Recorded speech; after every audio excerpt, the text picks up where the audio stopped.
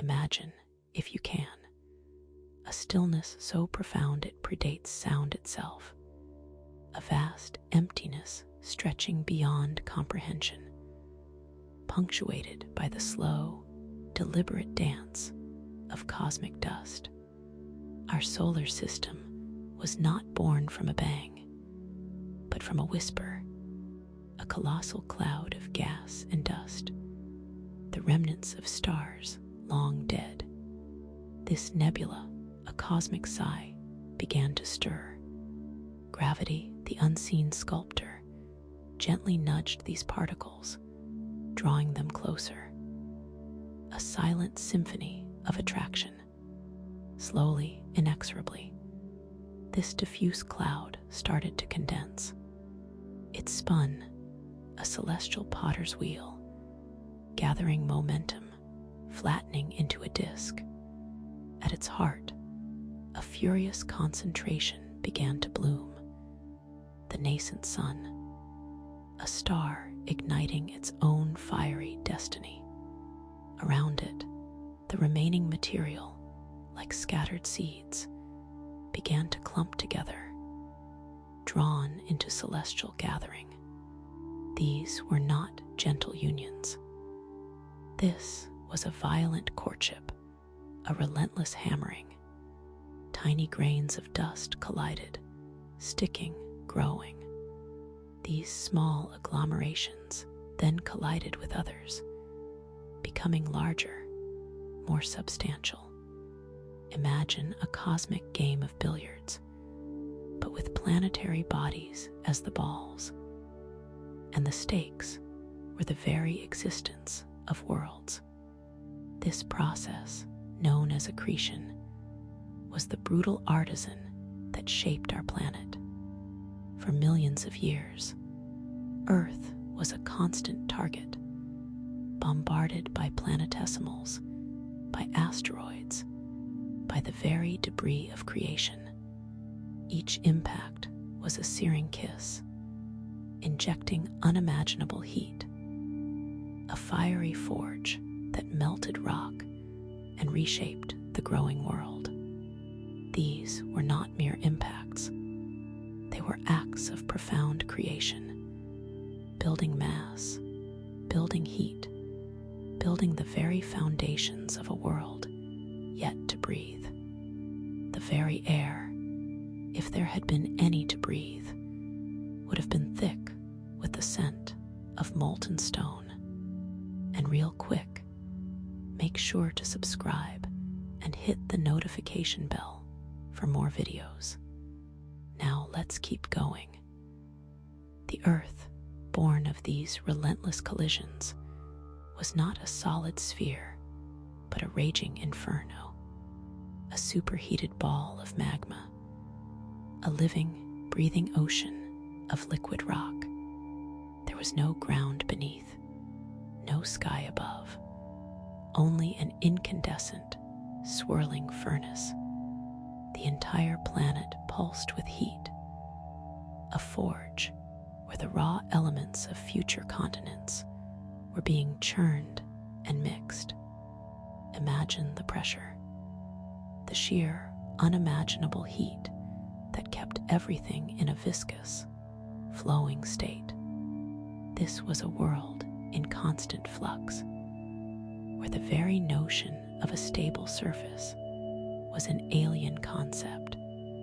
The building blocks of mountains, of the ocean floors, of the continents themselves, were being melted and reformed in this planetary crucible.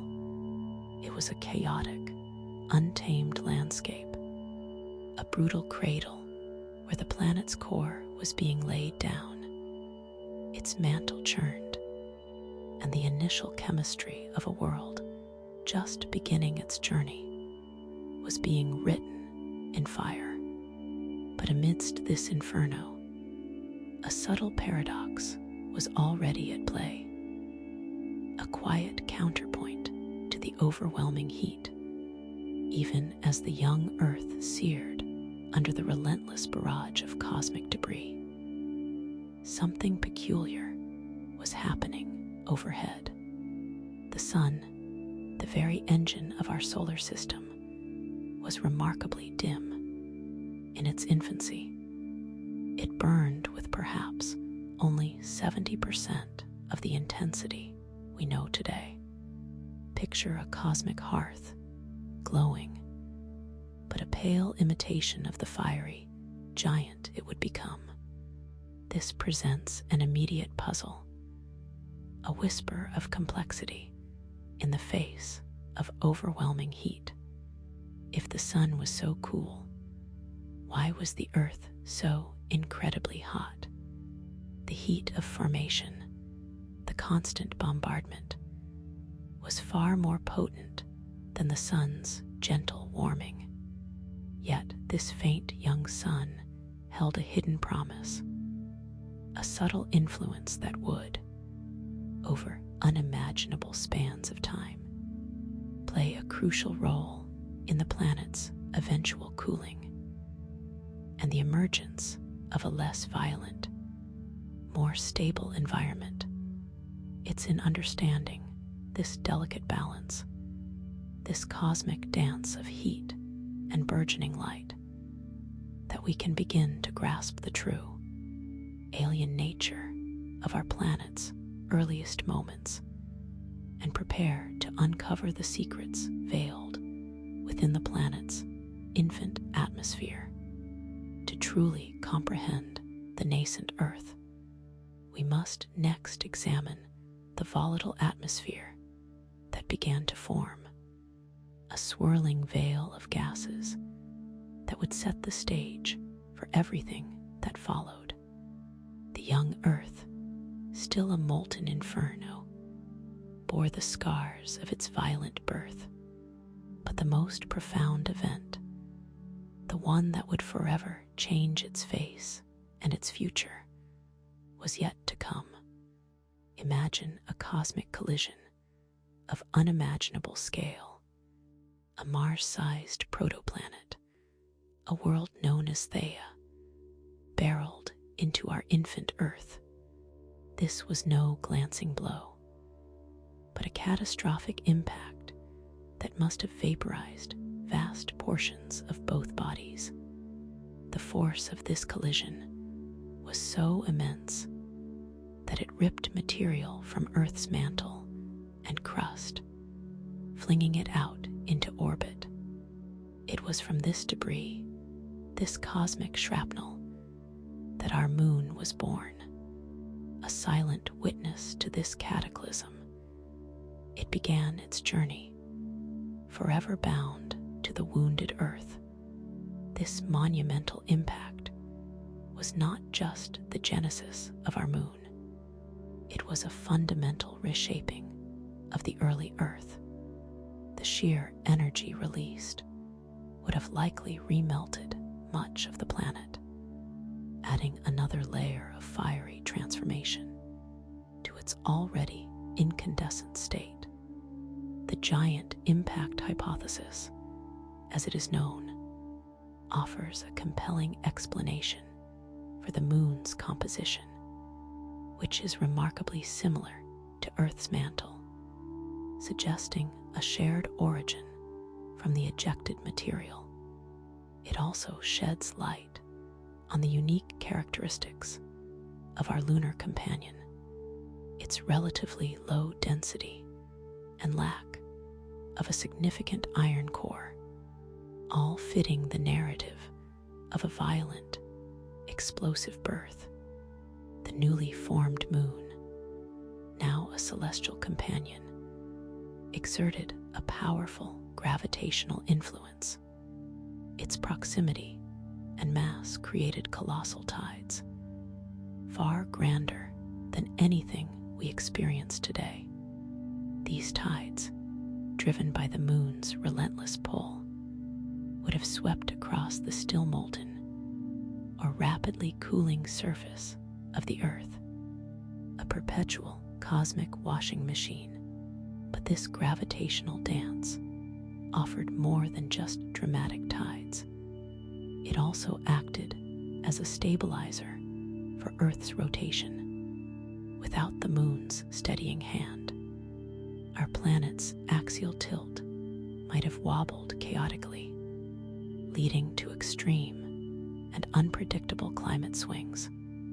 The moon, born of destruction, brought a crucial element of stability to the nascent world, setting a unique planetary rhythm that continues to this day. As the initial searing heat began to dissipate and the moon took its place in the sky, the very first hints of solidity began to appear. Over vast stretches of time, the molten surface, bombarded by asteroids and still radiating immense heat, began to cool and thicken. This was the birth of the Earth's first crust, a fragile and unstable shell. It was not a continuous, unbroken layer like the continents and ocean floors we know. Instead, imagine fragmented plates floating on a sea of molten rock, constantly fracturing and reforming. This early crust was likely thin, constantly being broken apart by tectonic forces and the ongoing volcanic activity, only to be remelted and incorporated back into the churning mantle. It was a world where the ground beneath your feet would have been a fleeting, ephemeral thing. This period of crustal formation was inextricably linked to, and indeed driven by, a cataclysmic level of volcanic activity, the internal heat of the Earth, a remnant of its formation, and the giant impact found its release through countless volcanoes. These were not the relatively small cones we see today. These were colossal eruptions, spewing forth not just molten rock, but vast quantities of gases. This process, known as outgassing, was the very beginning of Earth's atmosphere. It was a far cry from the air we breathe. This primordial atmosphere was thick with noxious compounds, carbon dioxide, methane, sulfur dioxide, and water vapor, but critically, very little free oxygen. This volcanic fury, while destructive, was also the architect of the world's first gaseous shroud, a vital step towards the planet's future evolution. To understand how this gaseous veil began to transform, we must now turn our attention to the Hadean Aeon's atmospheric evolution. This section delves into the Hadean Aeon, focusing on the extreme conditions, the formation of the moon, and the very first hints of a solidifying crust. The giant impact hypothesis explains the moon's genesis, and its gravitational pull stabilized Earth's rotation and created extreme tides. The first unstable crust began to form as the surface cooled, and intense volcanic activity released gases, beginning the formation of the early atmosphere. To understand how this volatile atmosphere began to evolve, we must now examine the chemical crucible of the early atmosphere as the violent phase of planetary formation began to recede. A subtle yet profound transformation took hold. The intense heat that had defined the Hadean Aeon, a blanket of fiery chaos, gradually yielded to a more temperate, though still alien, environment. The sky, once a perpetual inferno, began to shed its fiery cloak. The colossal volcanic outgassing, the very force that had birthed the early atmosphere also released something else in immense quantities: water vapor. This was a crucial ingredient, a silent promise held within the planet's burgeoning breath. As the surface of the Earth continued its slow, arduous process of cooling, this pervasive water vapor, once suspended high above, began its descent.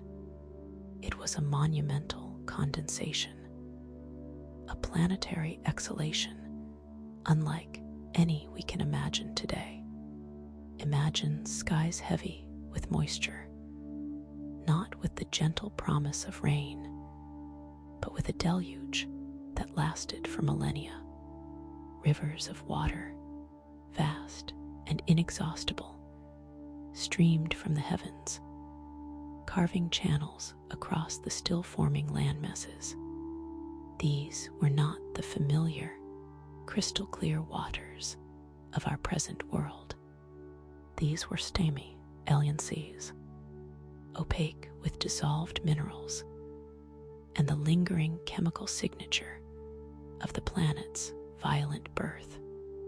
These oceans, born from the tears of a cooling earth, were the cradles of a new era. They were vast, steamy, and utterly alien, reflecting a sky that was still thick with volcanic haze and the faint, filtered light of a young sun.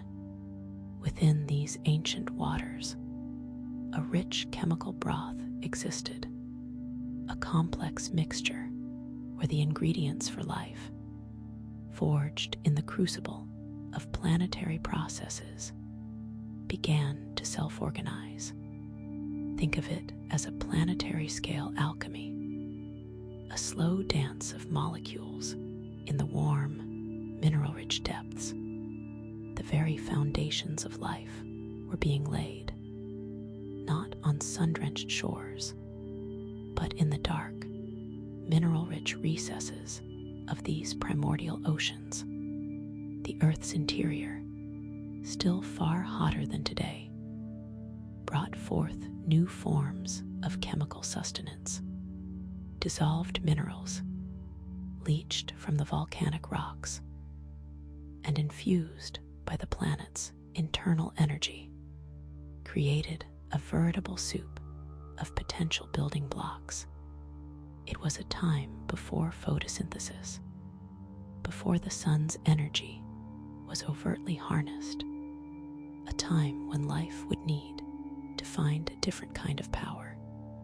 And in these deep, mineral-laden waters, far from the speculative sunlight that might have pierced the atmospheric haze, the first true spark of existence flickered into being. Simple single-celled organisms, prokaryotes, arose. These were not complex beings, but humble, self-replicating entities, the very first inhabitants of our planet. They were the culmination of eons of chemical evolution, the accidental and yet inevitable product of a world brimming with raw materials and hidden energy. These early prokaryotes found a unique and powerful niche in a most unlikely place: the hydrothermal vents that dotted the ocean floor. These vents, spewing superheated, mineral-rich water from the Earth's interior, were like oases in the deep. Here, life found a way to thrive, not by capturing the light of the distant sun, but by utilizing the chemical energy released from the planet itself. This process, known as chemosynthesis, was a profound testament to life's astonishing resilience and its capacity to adapt to almost unimaginable conditions. It was in these dark, scalding waters, powered by the Earth's own internal fires, that life truly took its first tenacious hold.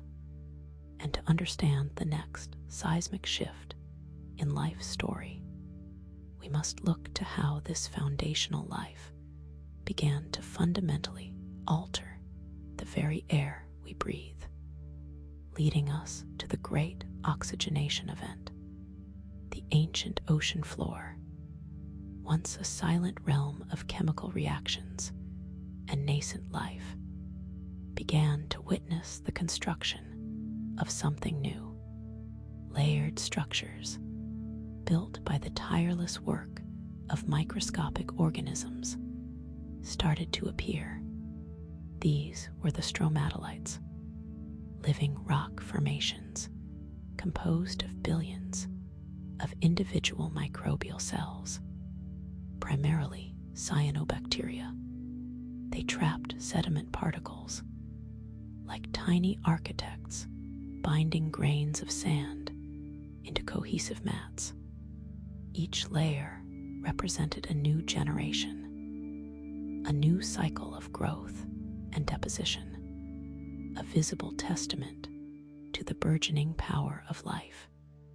These layered monuments, built by the smallest of beings, were the first true biosignatures, imprints of biological activity on a geological scale.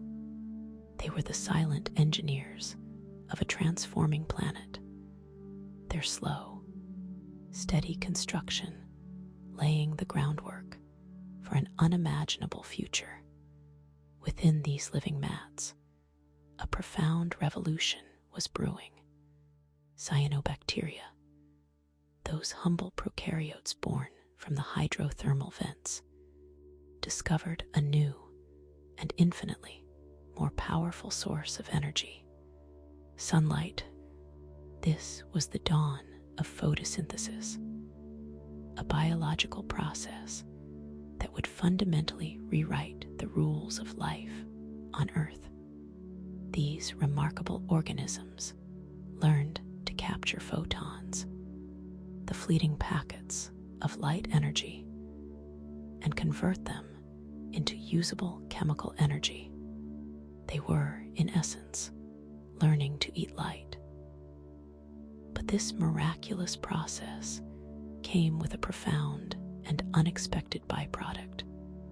As they split water molecules to fuel their new metabolism, they released a gas that had, until then, been largely absent from the planet's atmosphere: oxygen.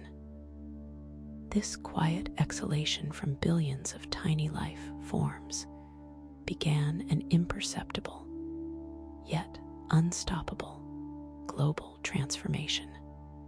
This newly liberated oxygen, however, was not a welcome guest for most of the life already struggling to exist. For the anaerobic organisms, those that had evolved in a world without free oxygen, and often found it a potent poison, the accumulating oxygen was a devastating threat. It was a chemical weapon, a corrosive agent that tore apart their delicate molecular machinery. Imagine a world in the early stages of industrialization, where a powerful new technology suddenly makes the air toxic to the established inhabitants. This was not an immediate cataclysm, but a slow, creeping dread. The byproduct of life's ingenuity became a widespread environmental hazard, forcing existing life forms to adapt, retreat to oxygen-free refuges, or face extinction. This silent war waged in the chemical soup of the oceans marked a critical turning point where biological innovation began to exert immense pressure on the planet's biosphere. Over vast stretches of time, measured in tens of millions, even hundreds of millions of years. This slow biological process continued its inexorable work. The oxygen produced by cyanobacteria, initially absorbed by dissolved iron in the oceans, eventually saturated the waters. Vast deposits of iron oxides, forming the banded iron formations we see in the geological record, stand as a silent testament to this oceanic detoxification. Once the oceans could hold no more, the oxygen began its slow escape into the atmosphere. It was a planetary-scale environmental shift, a gradual but fundamental alteration of the very air that life would eventually depend upon. This was the Great Oxidation Event, a period where the exhaled breath of microscopic organisms began to redecorate the entire planet, setting the stage for the evolution of more complex, oxygen-breathing life. And to truly grasp the profound implications of this atmospheric reshaping, we must delve into the consequences of oxygen's eventual rise and the strange new world it created, leading us into the age of dying continents. The Earth's crust, a restless skin, had begun its slow, deliberate dance. Forged in the primordial fires, it now fractured and reformed, pulled by the deep, unseen currents of the mantle. This was the Proterozoic Eon, a vast expanse of time where the foundations of continents were laid, and the very building blocks of life began to rearrange themselves into forms of staggering complexity. The stage was set for changes so profound they would echo through billions of years, shaping not just the planet's surface, but the very essence of what it means to be alive. Continental assemblages, like scattered rafts on a simmering sea, started to coalesce. These nascent landmasses, far smaller and more numerous than the continents we know today, drifted across the planet's surface, driven by the relentless motion of tectonic plates. They converged, scraped against each other, and then, in a process that would repeat endlessly across eons, tore themselves apart. The slow grinding of these plates generated immense heat and pressure, shaping mountain ranges that rose and fell with the passage of geological ages.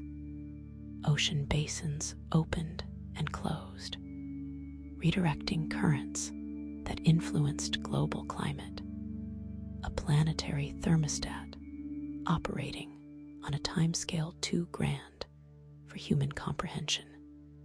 Within this grand cycle of continental drift, a new phenomenon began to emerge. For the first time, significant portions of the Earth's crust began to stitch themselves together.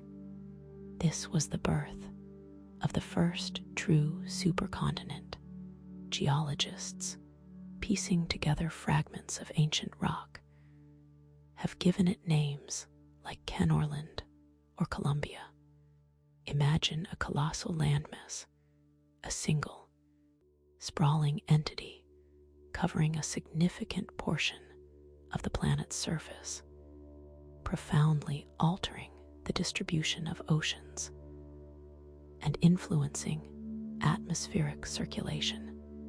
This immense continent acted as a planetary anchor, its sheer scale impacting global temperatures and the patterns of ocean currents, setting the stage for both climatic stability and dramatic shifts. But the Earth's story during this eon was not solely about the shifting of rock and water. Within the planet's watery realms, a revolution was brewing at the cellular level. Life, which had for so long consisted of simple prokaryotic cells, began to exhibit a remarkable leap in complexity. The advent of eukaryotes marked a monumental turning point.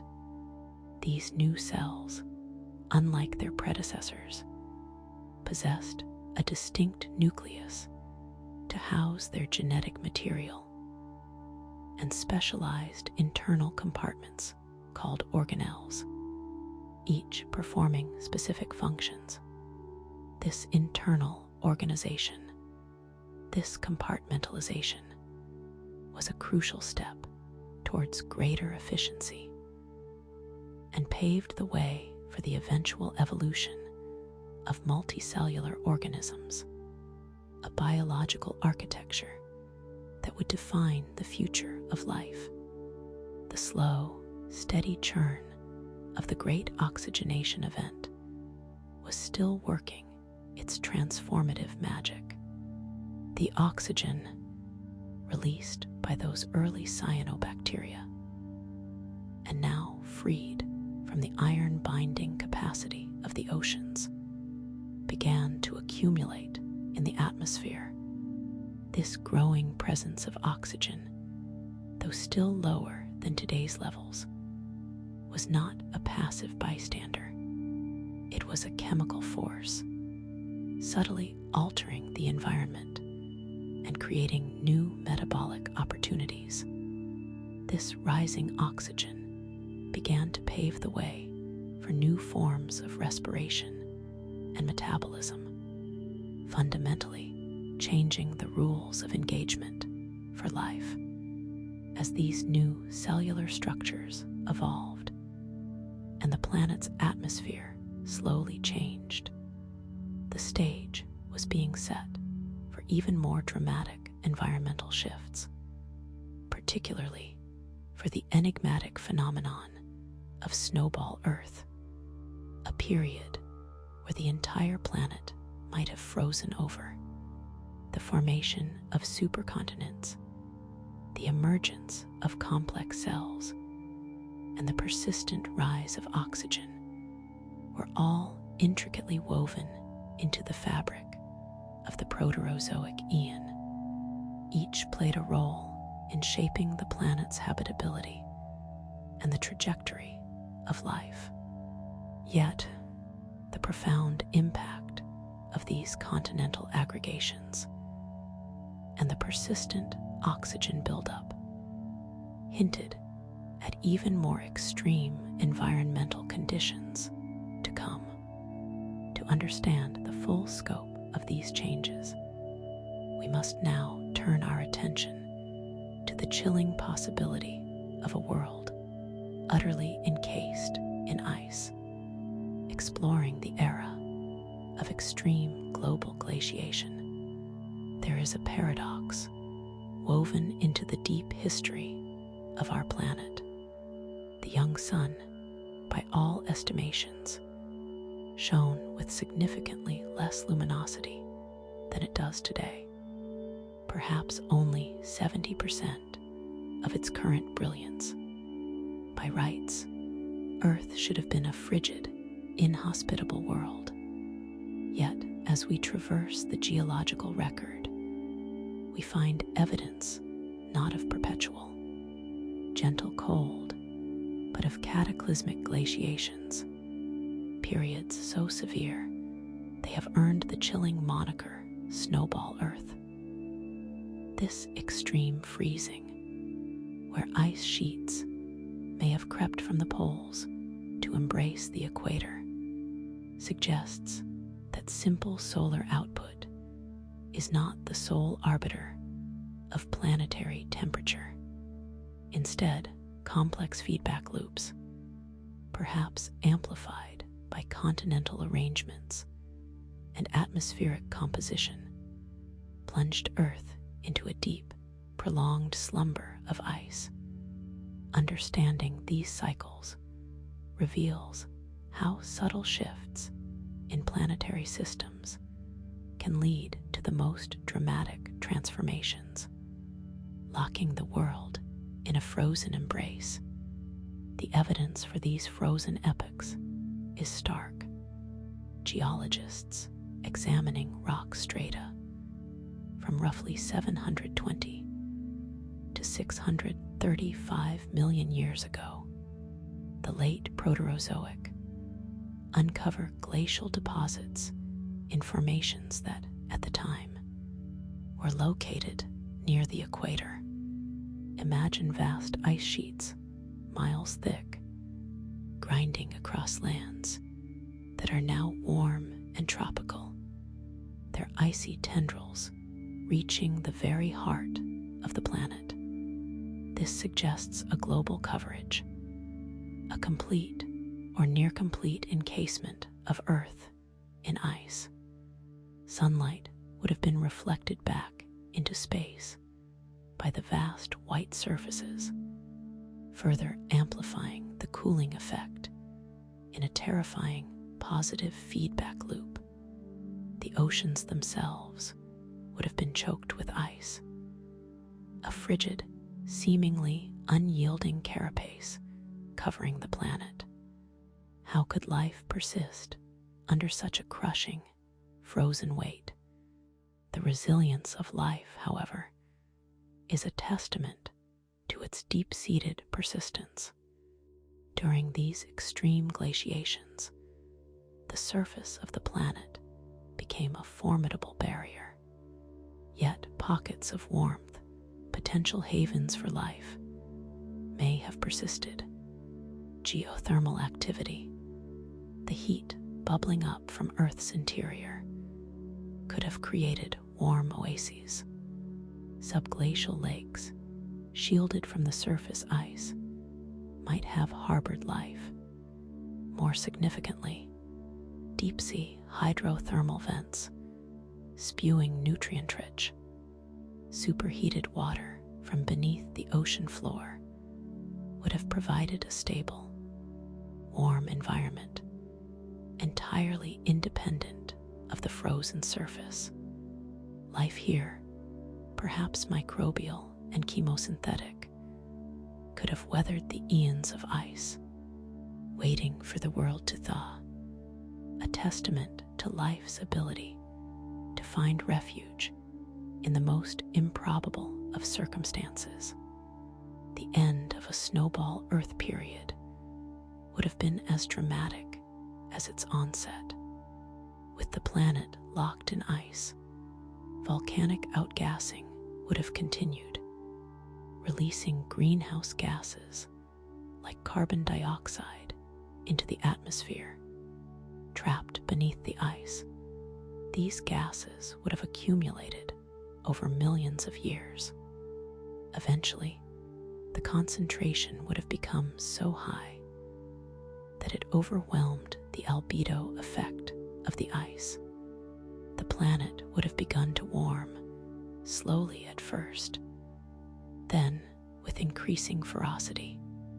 This eventual thaw would have unleashed colossal floods as ice sheets melted, reshaping landscapes with unimaginable force.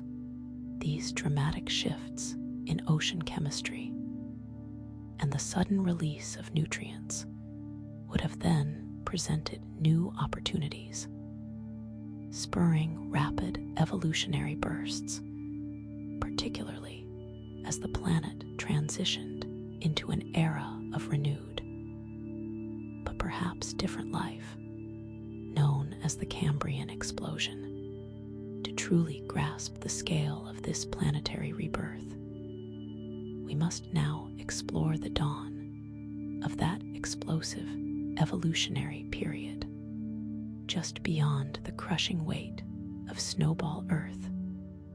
As the planet began its slow, turbulent exhale, something entirely new began to stir in the ancient seas. The geological record, which had been dominated by microbial mats and the silent, slow work of erosion and deposition, suddenly blooms with a vision of life, unlike any we had previously encountered.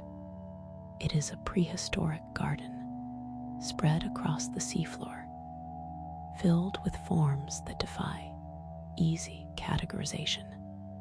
Imagine them not as bustling schools of fish or crawling invertebrates, but as ethereal tapestries spread out in the shallow marine environments. These are the Ediacaran biota, named for the Ediacara Hills in South Australia, where many of their most striking fossils were first discovered. They appear like phantasmagoric etchings in the ancient rock. Some resemble giant, quilted pillows, others delicate fronds of sea pens reaching upwards, and still others smooth, disc-like shapes, some no larger than a coin, others spanning nearly a meter across. They were soft-bodied, their forms impressed into the sediment by a fortunate convergence of preservation conditions. There are no signs of mouths, no guts, no limbs, no eyes. They seem to exist in a state of passive beauty, a riddle etched in stone. These strange beings were, for the most part, masters of the seafloor. They appear to have lived upon, or perhaps within, the nutrient-rich sediments. Many were sessile, anchored in place, absorbing dissolved organic matter directly from the surrounding water or the fine particles of the seabed. They were not hunters, nor were they prey in the way we typically understand it. Their existence seems to have been one of quiet, perpetual absorption, a living part of the geological landscape itself.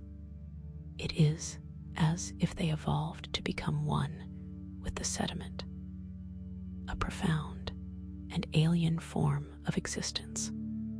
The most profound mystery surrounding these Ediacaran organisms is their relationship to the life that followed. Are they the true ancestors of the animal kingdom, the tentative first steps in a lineage that would eventually lead to ourselves? Or were they a grand experiment, a side branch of life that bloomed and faded, leaving only these enigmatic impressions as evidence of their fleeting reign? Their morphology is so unlike anything that appears in the subsequent Cambrian period that many scientists have struggled to place them. They are a biological parenthesis, a chapter in Earth's story that feels both utterly alien and tantalizingly familiar. A crucial piece of their strangeness lies in their timing and their form. These organisms evolved and thrived before the widespread development of hard parts, before shells, teeth, and bones became the dominant currency of the animal kingdom.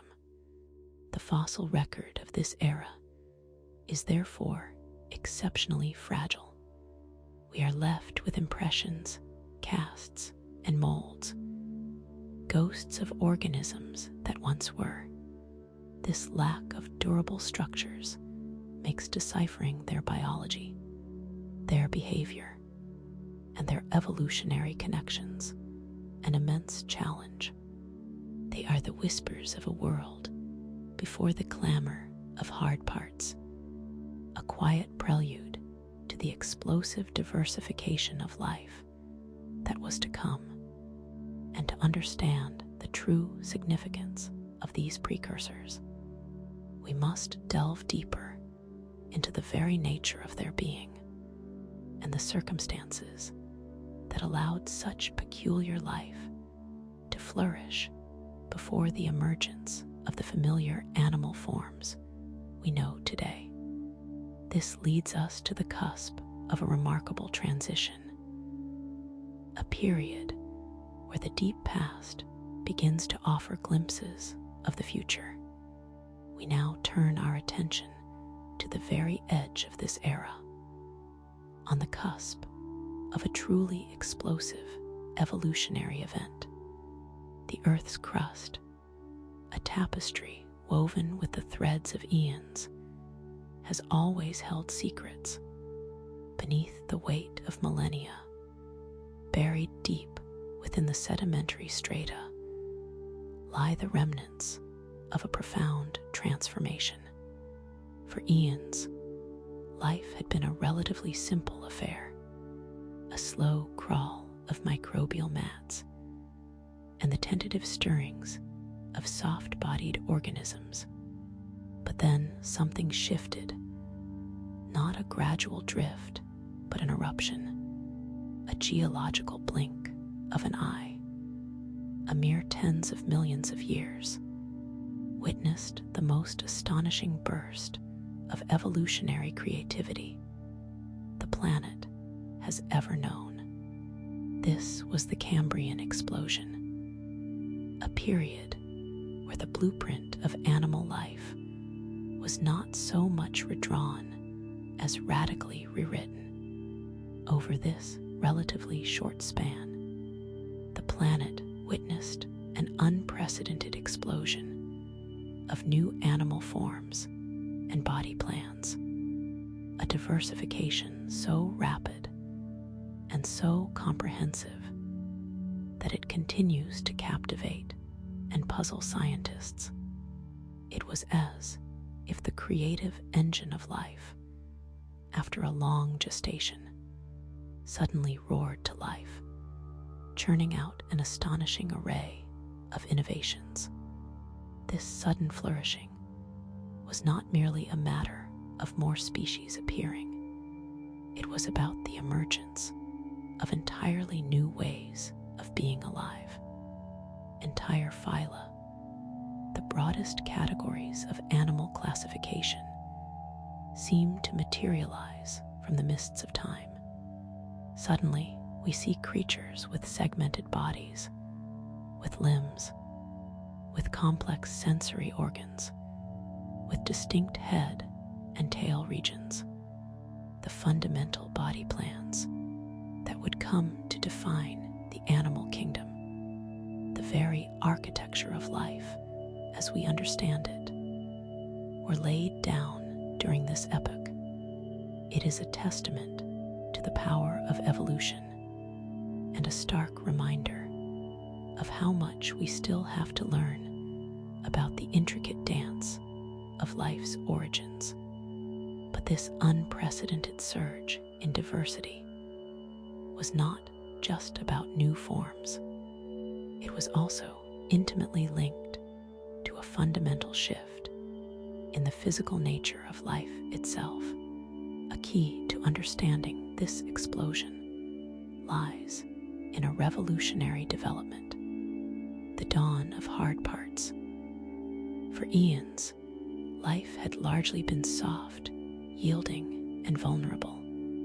Imagine a world where every creature was as soft and squishy as a jellyfish, where the only defenses were camouflage or retreat. Then, as if a switch had been flipped, animals began to evolve skeletons, shells, and exoskeletons. This was no minor adjustment. It was a seismic shift that dramatically changed the dynamics of survival, predation, and defense. These hard coverings provided crucial protection against the increasingly active and varied life forms emerging. They also offered structural support, allowing for larger sizes and more complex movements the very act of living became a different proposition. Consider the implications. A creature with a tough outer shell is no longer at the mercy of every passing wave or every clumsy predator. It can burrow, it can anchor itself, it can withstand impacts. This innovation opened up new ecological niches and new ways of interacting with the environment. The development of hard parts also meant that the fossil record would become far richer, far more detailed, instead of relying on faint impressions in the mud. We begin to find the actual skeletal remains of these ancient beings. This allowed for a more robust understanding of their anatomy and their relationships to each other. But for all the new possibilities, these hard parts also introduced new challenges, new arms races in the ongoing struggle for existence. The emergence of new defenses inevitably spurred the evolution of new ways to overcome them. And at the forefront of this ancient ocean, a particular group of creatures rose to unparalleled prominence, emerging from the shadows of earlier forms. The iconic trilobites became the undisputed champions of the Cambrian seas. These segmented arthropods, with their distinctive tripartite body and their intricate exoskeletons, appear in the fossil record with astonishing abundance. They were some of the most successful and widespread creatures of the Cambrian oceans, a testament to their efficient design and adaptability. Trilobites swam, they crawled, they burrowed. They occupied a vast range of ecological roles, from scavengers to predators, their diverse forms reflecting the dynamic environment they inhabited. Their presence is so pervasive in Cambrian strata that they are often considered the hallmark of this era, a living symbol of the Cambrian explosion's immense success. But the rise of the trilobites and the general proliferation of life were not happening in a vacuum. The Cambrian seas were becoming a fiercely competitive arena. The emergence of active predators, equipped with new predatory tools and behaviors, spurred a rapid evolution of defenses in their prey. This created a complex, interlocking web of ecological interactions, a biological arms race that accelerated evolutionary change. Creatures developed sharper spines, thicker shells, better camouflage, and more sophisticated escape mechanisms. The seas teemed with life, but also with danger. This constant pressure between predator and prey, between the hunter and the hunted, was a powerful driving force behind the astonishing diversification we observe. It fueled innovation, leading to the development of specialized forms and behaviors.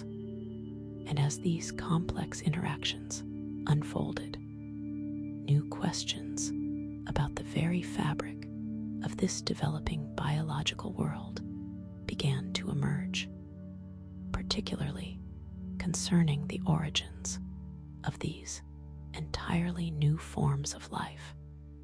To truly grasp the significance of this explosion, we must examine the earliest hints of these sophisticated body plans and the environmental conditions that allowed them to take hold. This leads us to consider the crucial period, just before this grand diversification, and the mysteries that still cling to its edges. The world emerged from the Cambrian not as a finished masterpiece, but as a canvas still being painted with vibrant, newly formed life. The explosive burst of the Cambrian had, in a sense, laid the groundwork. Now a new chapter began, one where the oceans, once merely populated, became truly inhabited by a complex, interconnected web of life. This was the Ordovician, a time when the planet continued its slow geological dance, and life responded with an astonishing expansion, a testament to the resilience and adaptability that had been forged in the crucible of the preceding eons. The very foundations of marine ecosystems were being reshaped, not by cataclysm, but by a subtle yet profound shift in the planet's embrace. As the Ordovician dawned, a noticeable cooling trend began to sweep across the globe. This was no sudden freeze, but a gradual embrace of a less feverish climate, a transition that, paradoxically, seemed to invigorate life in the shallow seas. The rising and falling of sea levels, a constant rhythm of geological time, played their part. As coastlines retreated and advanced, entirely new shelves of shallow water were exposed or inundated, creating a mosaic of ever-changing habitats. These fluctuating conditions, far from being a hindrance, fostered immense diversity. New niches opened, like nascent gardens awaiting seeds. Creatures that had been confined to specific environments found themselves with fresh territories to explore and exploit. The complexity of marine ecosystems deepened, becoming more intricate, more varied, and more dynamic than ever before. This was the opening act of a grand biological expansion, a time when the ocean's embrace nurtured a burgeoning abundance. But even as life reveled in this expanding frontier, a more formidable presence began to assert itself in the ancient waters, in the shadowy depths and sunlit shallows of the Ordovician seas. The evolutionary arms race reached new stratospheres.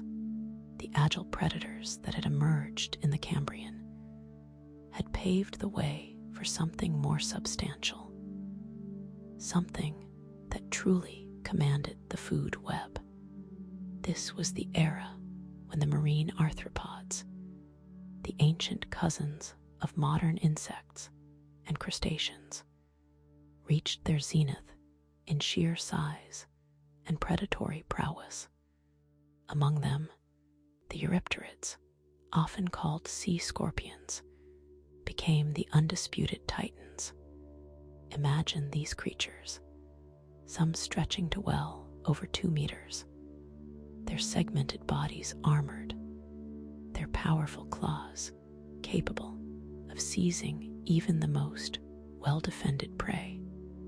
They were not merely participants in the ecosystem, they were its apex. Their presence sent ripples of caution through the waters, a silent, primal message that survival now demanded more than just passive defense. These formidable predators patrolled the seas, their very existence shaping the evolutionary pressures on other marine organisms. The defensive strategies that sufficed in the Cambrian were no longer enough. The proliferation of armor, spines, and faster escape mechanisms, already underway, now intensified under the relentless pressure of these formidable hunters. But the Ordovician was not a story of just one kind of life dominating. Alongside these fearsome predators, an astonishing proliferation of smaller, yet equally vital, life forms began to characterize the seas. These were the architects of the new marine world, building and filtering their way to abundance. Amidst the rise of the mighty sea scorpions, other creatures were quietly, yet effectively, building the very structure of the Ordovician seafloor. Two groups, in particular, stand out for their sheer abundance and their contribution to the evolving marine landscape. Graptolites and brachiopods. Graptolites, though now extinct, were colonial animals, often forming delicate, branching structures that drifted in the currents or attached themselves to surfaces. They were filter feeders, capturing tiny particles of organic matter from the water. Their abundance, often forming vast mats or floating forests, made them a crucial food source for many animals. Imagine vast swathes of the Ordovician Ocean carpeted by these ethereal, branching colonies, a silent testament to the generative power of life. And then there were the brachiopods. These bivalved marine animals, often mistaken for clams, were incredibly successful during the Ordovician. With intricate shells, they lived both attached to the seafloor and burrowing into sediment. They filtered food from the water, and their sheer numbers meant they played a fundamental role in nutrient cycling. And as a food source, the fossil record of the Ordovician is rich with brachiopod shells, a silent testament to their ubiquity. The sheer scale of their proliferation, alongside the colonial endeavors of the graptolites, speaks to a global flourishing, a diversification that extended to the very smallest and most numerous inhabitants of the ancient oceans. But what truly defined this era was not just the presence of these groups, but the explosion of entirely new forms, a testament to the fertile conditions that had been met. This period, often referred to as the Great Ordovician Biodiversification Event, stands as one of the most significant flourishing of life in Earth's history. Unlike the sudden, almost explosive appearance of new body plans in the Cambrian, the Ordovician saw a more sustained and perhaps more profound expansion of diversity at higher taxonomic levels. Families and genera of organisms appeared at rates that far outstripped any previous era. New types of corals began to form complex reef systems, altering seafloor topography and creating more diverse habitats. Primitive jawless fish, the earliest vertebrates, continued to evolve. New kinds of mollusks, echinoderms, and various other invertebrates filled the seas. It was a time of profound biological innovation, where the blueprint laid down in the Cambrian was being fleshed out with an astonishing array of forms and functions. This burst of diversification was not a random event. It was driven by a confluence of factors: the stable, relatively warm climate before a later cooling trend, fluctuating sea levels, creating new shallow marine environments, and the ecological pressures and opportunities presented by the evolving food webs, including the rise of specialized predators and the construction of new habitats by sessile organisms. The oceans, once relatively simple in their biological architecture, were becoming a complex, three-dimensional tapestry of life. Each new reef, each new depth, each new food source sparked further evolutionary innovation. The sheer novelty of forms appearing during this time hints at the vast, untapped potential of life, a potential that had been building for eons, finally unleashed in the fertile waters of the Ordovician. To truly understand the scale of this expansion, we must turn our gaze to the very end of this vibrant period, where a dramatic shift in planetary conditions would test life's newfound abundance. The Ordovician, for all its thriving, was building towards a sudden, profound reckoning. And to understand the prelude to this monumental change, we must look to the chilling winds that heralded a new chapter in Earth's deep history, a world in decline. The vibrant hum of life that had filled the Ordovician seas now carried an undertone of disquiet. The genial warmth that had fostered such explosive growth began to recede. A slow, creeping chill began to creep across the planet, heralding a change of profound consequence. This was no mere seasonal shift. It was a deep planetary cooling, a fundamental alteration of Earth's climate system. As temperatures dropped, vast ice sheets began to form, not just at the poles, but spreading across terrestrial landscapes.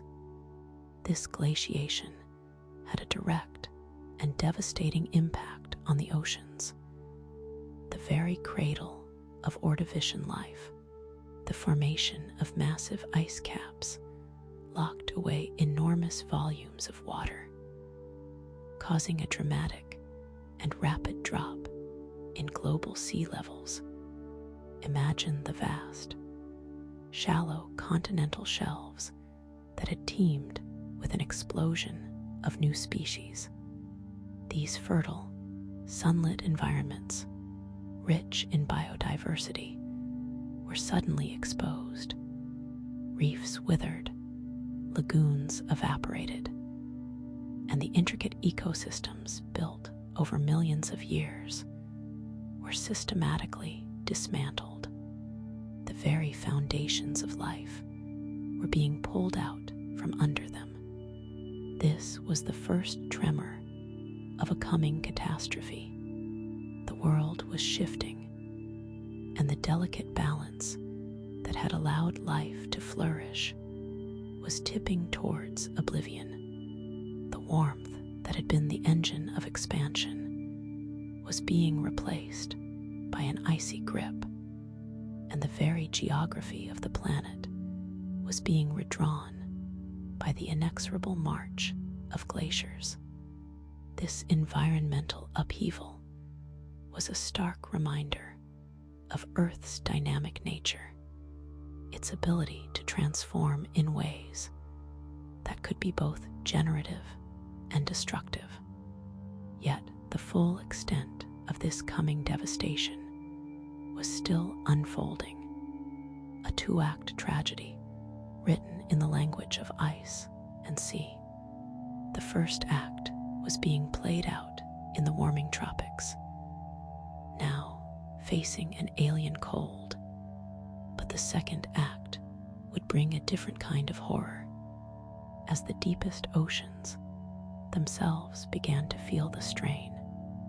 To truly grasp the scope of this loss, we must understand how this crisis unfolded in distinct, brutal phases. The extinction event at the close of the Ordovician was not a single, instantaneous cataclysm, but rather a devastating series of blows. It unfolded in at least two major pulses, each targeting different facets of the biosphere and leaving an indelible scar on the planet's history. The initial phase of devastation was directly linked to the onset of the global cooling and subsequent glaciation. As the Earth's climate shifted towards colder conditions, ice sheets began to expand, particularly in the high-latitude regions. This shift impacted life in the tropical and temperate zones most acutely. The shallow, warm seas that had been the epicenters of Ordovician biodiversity began to experience a chilling effect.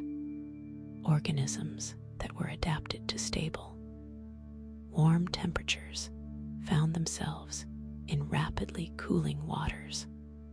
Many species, particularly those with limited mobility or specific physiological requirements, could not adapt quickly enough to the altered thermal regimes.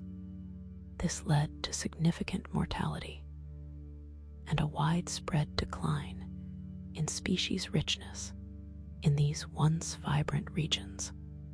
It was as if a vast, warm embrace had turned into an icy fist, squeezing the life out of vulnerable ecosystems. But the story does not end with the cooling of the tropics. As glaciation intensified, the planet's water budget was dramatically altered. The formation of massive ice sheets locked away vast quantities of water, causing a precipitous drop in global sea levels. This had a secondary and equally devastating effect. The extensive shallow marine environments, the continental shelves that had served as nurseries and thriving metropolises for countless species, were dramatically reduced in area or even completely exposed. Organisms living in these intertidal and shallow subtidal zones faced habitat loss on an unprecedented scale. Those that survived the initial cooling now faced ecological ruin as their homes disappeared. This dual assault, first the cold, then the vanishing sea, marked the first major wave of extinction, a profound culling of the Ordovician's diverse inhabitants. Yet the final blow, the one that would truly reshape the planet's future, was yet to come, and it arrived with a force almost beyond comprehension. While the dramatic shifts in climate and sea level provide a compelling explanation for the Ordovician extinction, some scientists have explored even more dramatic and speculative cosmic influences. The sheer scale and speed of the extinction event have led to contemplation of external forces that could have delivered such a devastating blow. One such intriguing, albeit unproven, theory involves the possibility of a nearby supernova or a gamma ray burst. Imagine our solar system traversing a particularly hazardous region of the Milky Way galaxy. If a massive star in close proximity were to explode as a supernova, or if a powerful gamma ray burst from a distant cosmic event were to be directed towards Earth. The consequences could be catastrophic. These events release immense amounts of high-energy radiation, including gamma rays and cosmic rays.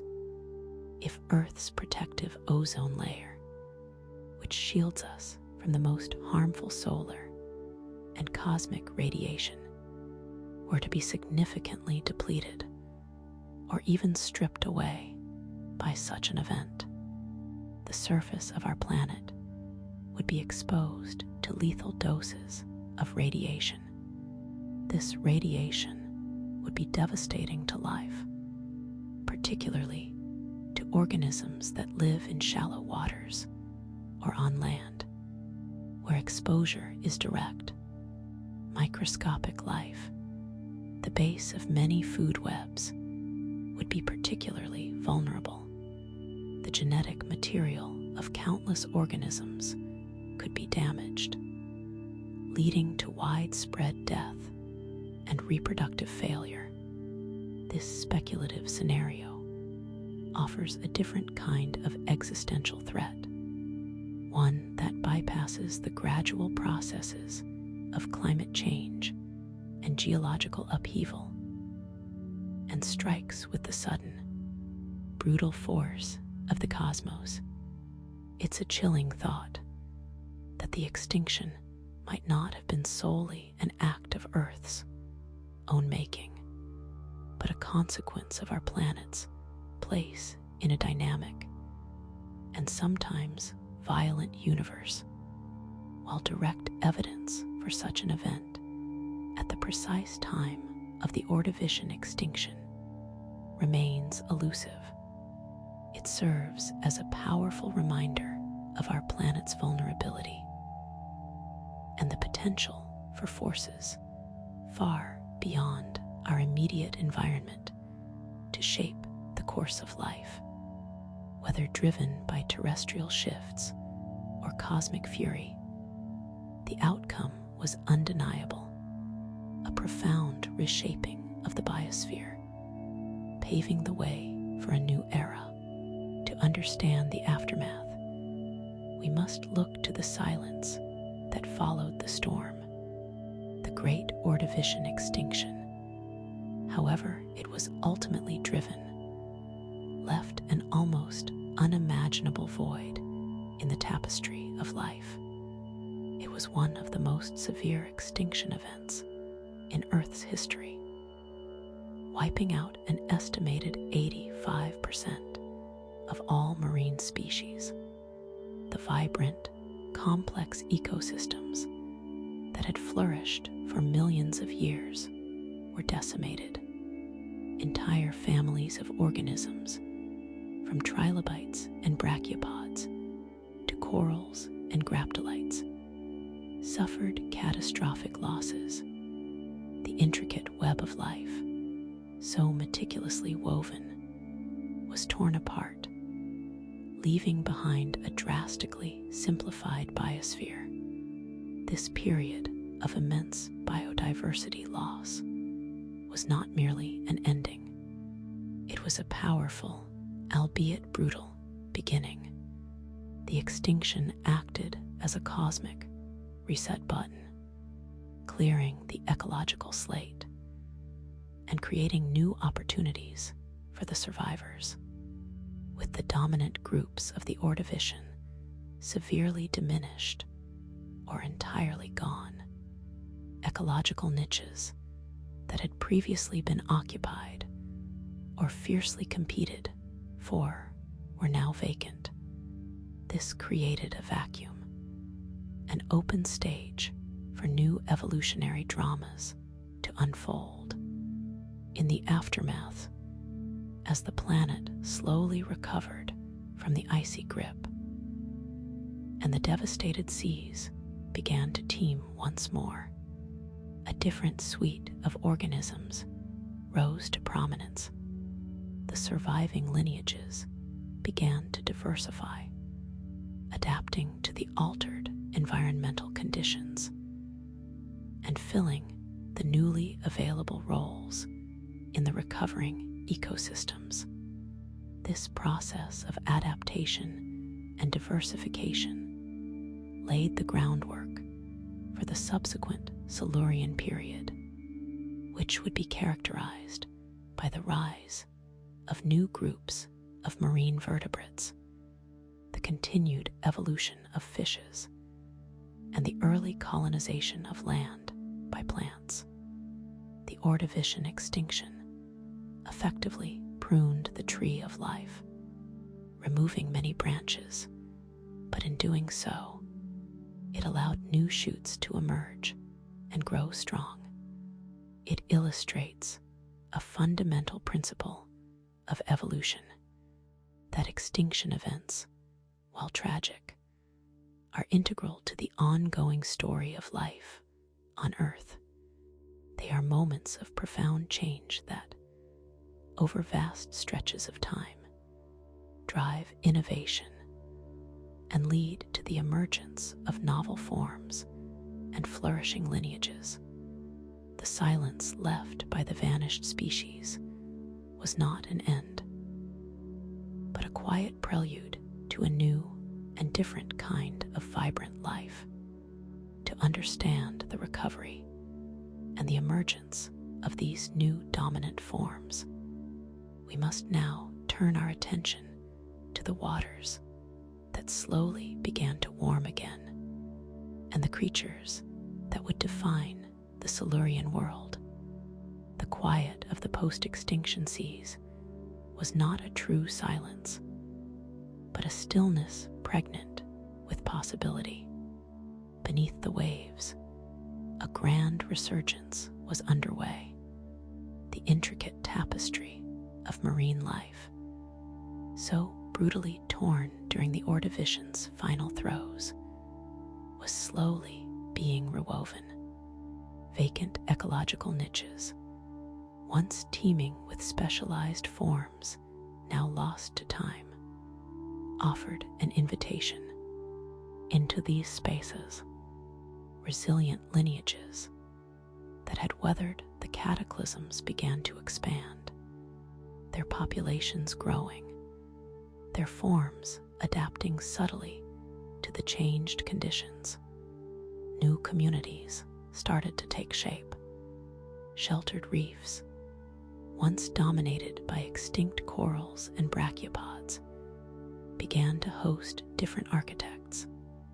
Graptolites, those ancient colonial organisms, though diminished, still drifted in the currents, while trilobites, the armored kings of the Paleozoic, continued their ancient dance, albeit with fewer species. But the real story of recovery was in the emergence of entirely new players, or rather, the reinvention of old ones. The crinoids, the sea lilies, began a significant radiation, their segmented bodies and feathery arms reaching out to sift the nutrient-rich waters.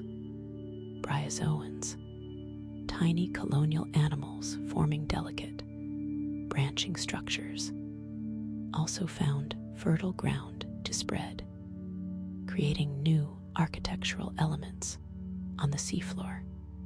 The stage was set for a period of renewed diversity. Life's fundamental drive to explore, to fill every available cranny, was in full effect. The oceans, still the dominant realm for complexity, were once again a laboratory of evolution.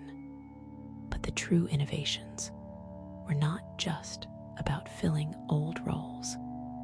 They were about developing new capabilities, new ways of interacting with the world. A profound shift in the predatory landscape was on the horizon, a development that would reshape the oceanic food web in ways that echoed across eons.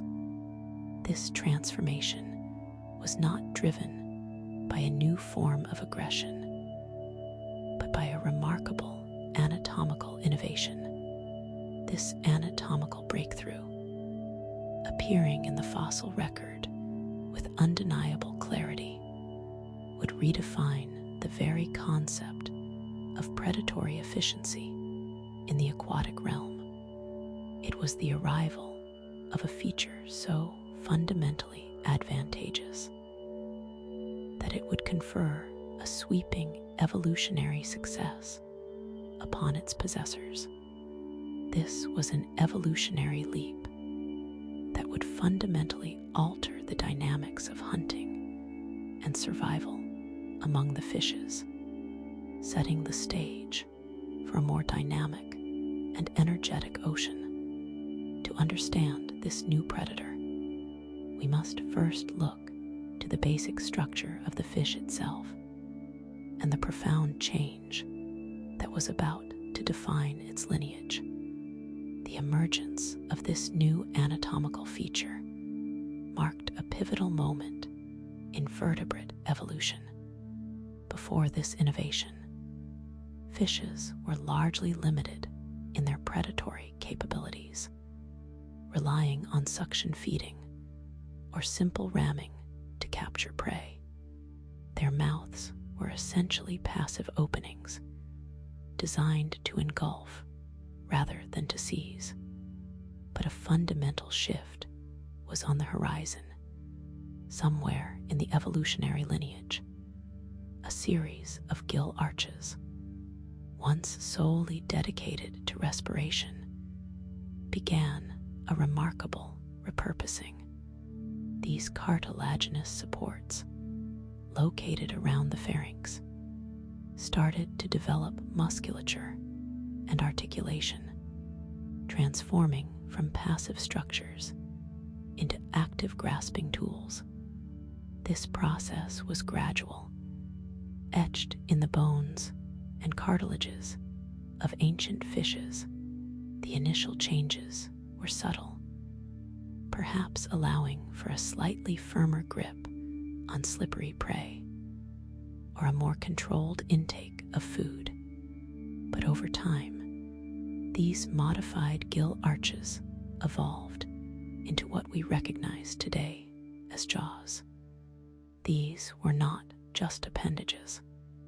They were complex structures of bone and muscle, equipped with teeth, capable of powerful biting and holding. This was a game changer. The ability to actively grasp, to bite down, and hold struggling prey opened up a universe of new possibilities. Jaws allowed fishes to pursue faster, more agile prey. They could now actively chase down smaller fish, crustaceans, and other invertebrates, rather than relying on passive ambush or engulfment. This increased predatory efficiency meant that fishes could access a wider range of food sources, leading to greater energy intake and, consequently, more robust growth and reproduction. The evolutionary arms race in the oceans intensified, with predators becoming more adept at hunting and prey species evolving new defenses. This simple, yet revolutionary anatomical development was a cornerstone of the Silurian marine world. It was a testament to life's ability to repurpose existing structures for novel and highly effective functions. The success of jawed fishes, the gnathostomes, was rapid and profound. They quickly diversified, filling a variety of ecological roles. Among these early jawed predators were the placoderms, heavily armored fishes that dominated many marine environments for a time. But the lineage that truly would define the future of vertebrate life was also taking shape during this period. The cartilaginous fishes the ancestors of sharks and rays, and the bony fishes, the ancestors of the vast majority of fish species alive today. The evolution of jaws was not just an improvement, it was a revolution, a fundamental reshaping of the aquatic ecosystem. And this profound change in the oceans was mirrored by a tentative, yet equally momentous, expansion onto the very land itself. While the oceans were buzzing with new predators and recovering life, a different kind of conquest was beginning. The damp edges of the land, the margins where water met soil, were slowly, almost imperceptibly, being claimed. These were the first true pioneers, organisms venturing beyond the safety of the sea. They were small, unpretentious, and bore little resemblance to the lush vegetation we see today. They were the earliest land plants, and their appearance marked a colossal step in the history of life. These first terrestrial flora were simple, akin to modern mosses and liverworts. They lacked true roots, stems, and leaves, those complex structures that would evolve much later. Instead, they were low-lying mats of green, clinging to moist surfaces, absorbing water and nutrients directly from their surroundings. Their reproductive strategies were also rudimentary, relying on spores dispersed by water or wind, which meant they were tethered to damp environments. They couldn't stray far from the life-giving moisture.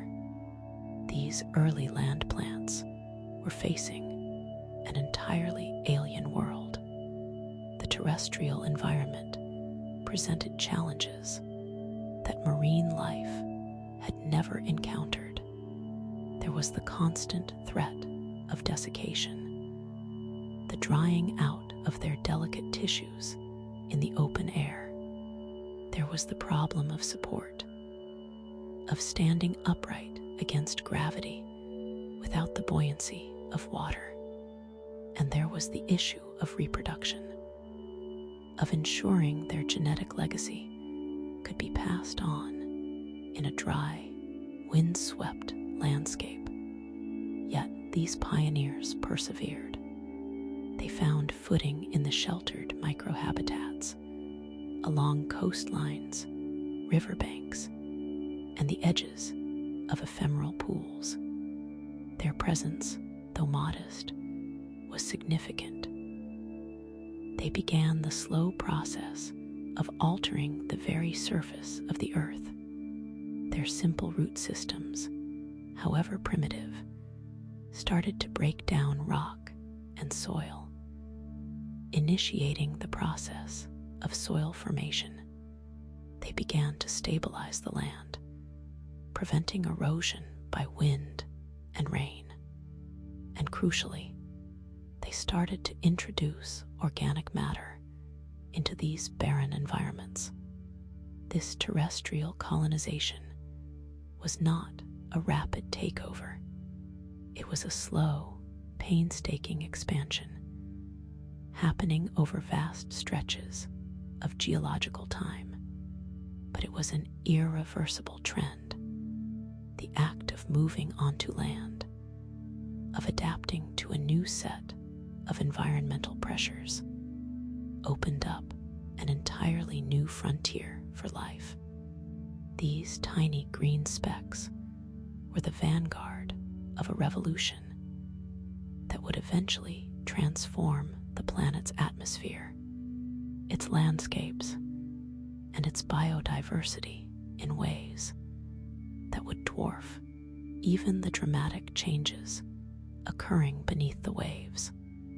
Their quiet persistence on damp earth was an act of profound evolutionary audacity, as life's tendrils reached for the land, the ancient seas continued to host their own formidable inhabitants.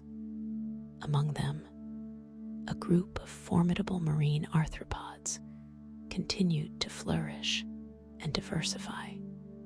The eurypterids, often called sea scorpions, these creatures, with their segmented bodies, jointed limbs, and formidable pincers, were already a significant presence in the late Ordovician, but they truly came into their own during the Silurian.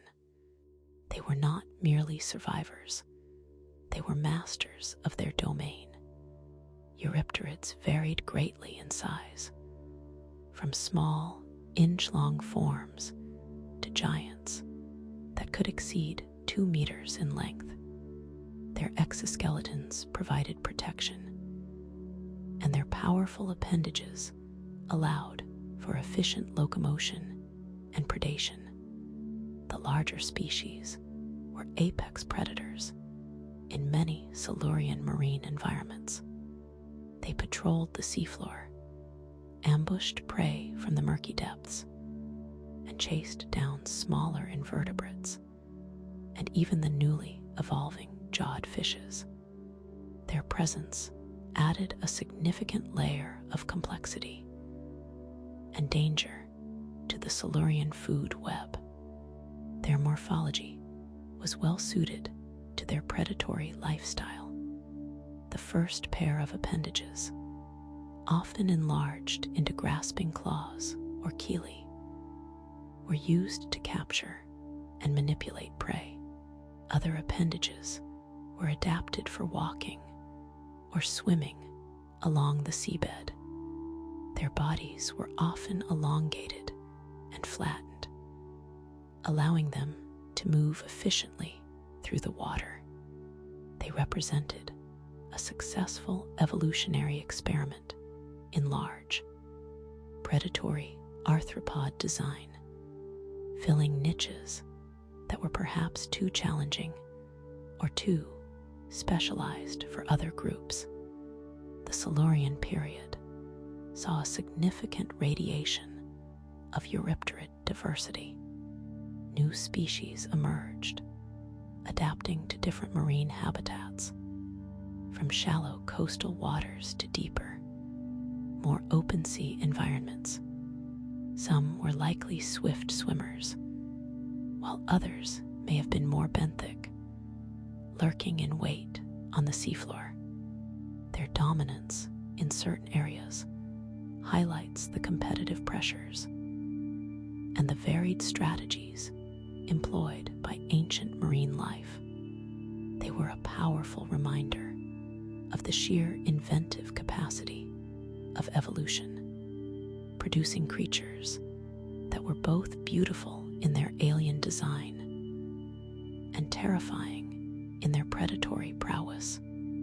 These formidable rulers of the Silurian seas were a testament to the enduring success of arthropod body plans.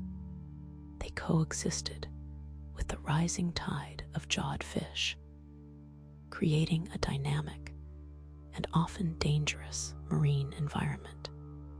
Their legacy is preserved in the fossil record, revealing a complex ecosystem where these ancient predators played a crucial role. But as life asserted itself on land and continued its vibrant evolution in the seas, a new atmospheric transformation, one driven by simple photosynthetic organisms, was about to fundamentally alter the planet's chemistry and set the stage for even greater evolutionary leaps. To understand this planetary shift, we must examine the changing composition of the very air we breathe. For ages, the oceans had been a canvas for slow, deliberate change. But as the Silurian ebbed, a new era dawned, one that would truly make the waters the cradle of innovation.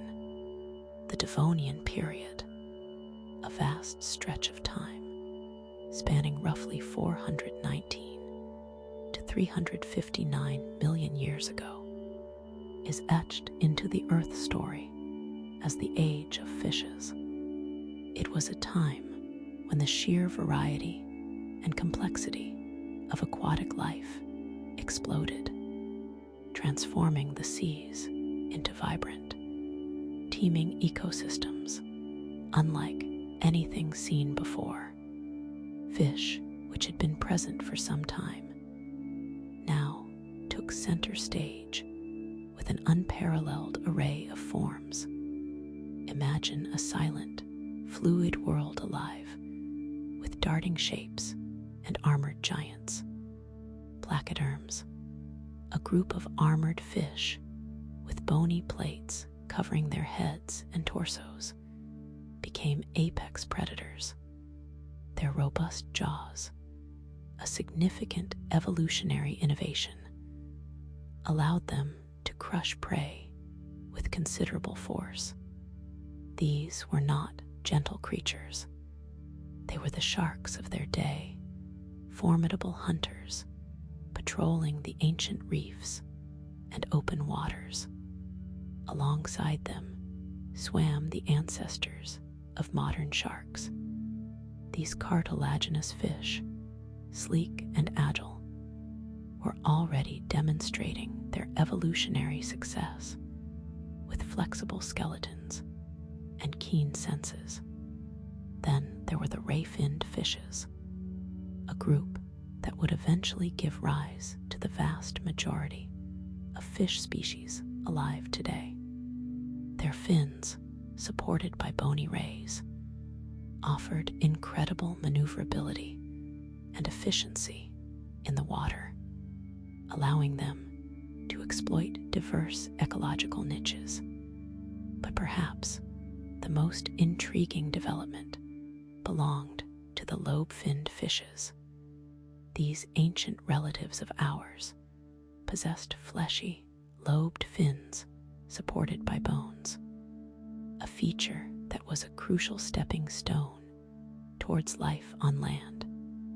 Their fins were more limb-like, suggesting a capacity for pushing or even dragging themselves along the seafloor.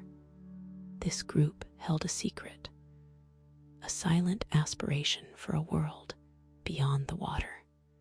As these diverse fish communities flourished, a parallel revolution was quietly unfolding on the continents. For eons, land had been largely barren, a stark place dominated by microbes and scattered plant-like organisms. The Devonian changed that. From the shallow waters, a profound evolutionary imperative was brewing. Many of these early fish, especially the lobe-finned types, began to experiment with a novel adaptation: the development of primitive lungs. These sacs, evolving from the swim bladder, an organ used for buoyancy, allowed them to gulp air from the surface.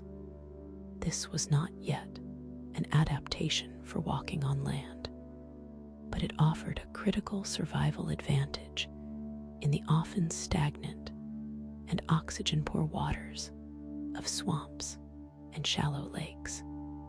Think of them, those ancient lobe-finned fish, surfacing in murky, stagnant pools. They would take a breath of air, that thin, gaseous substance that was becoming increasingly available.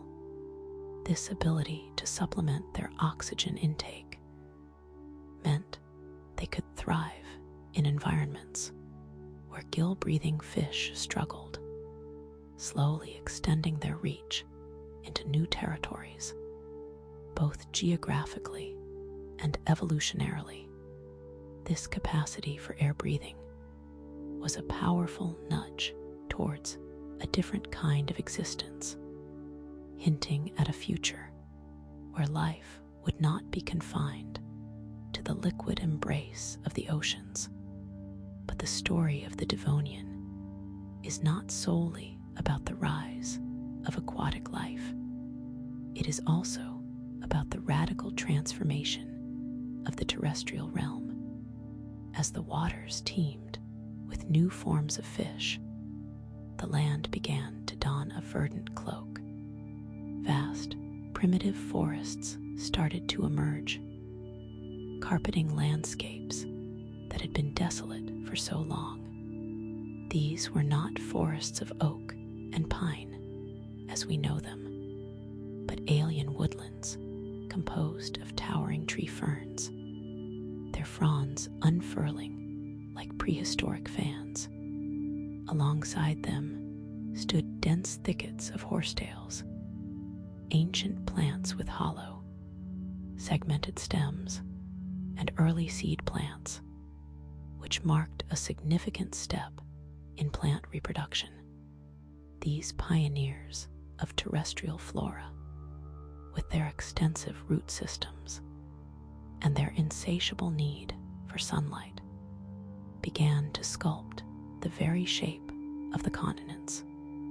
Their presence signaled a profound shift, a new chapter in the Earth's long history.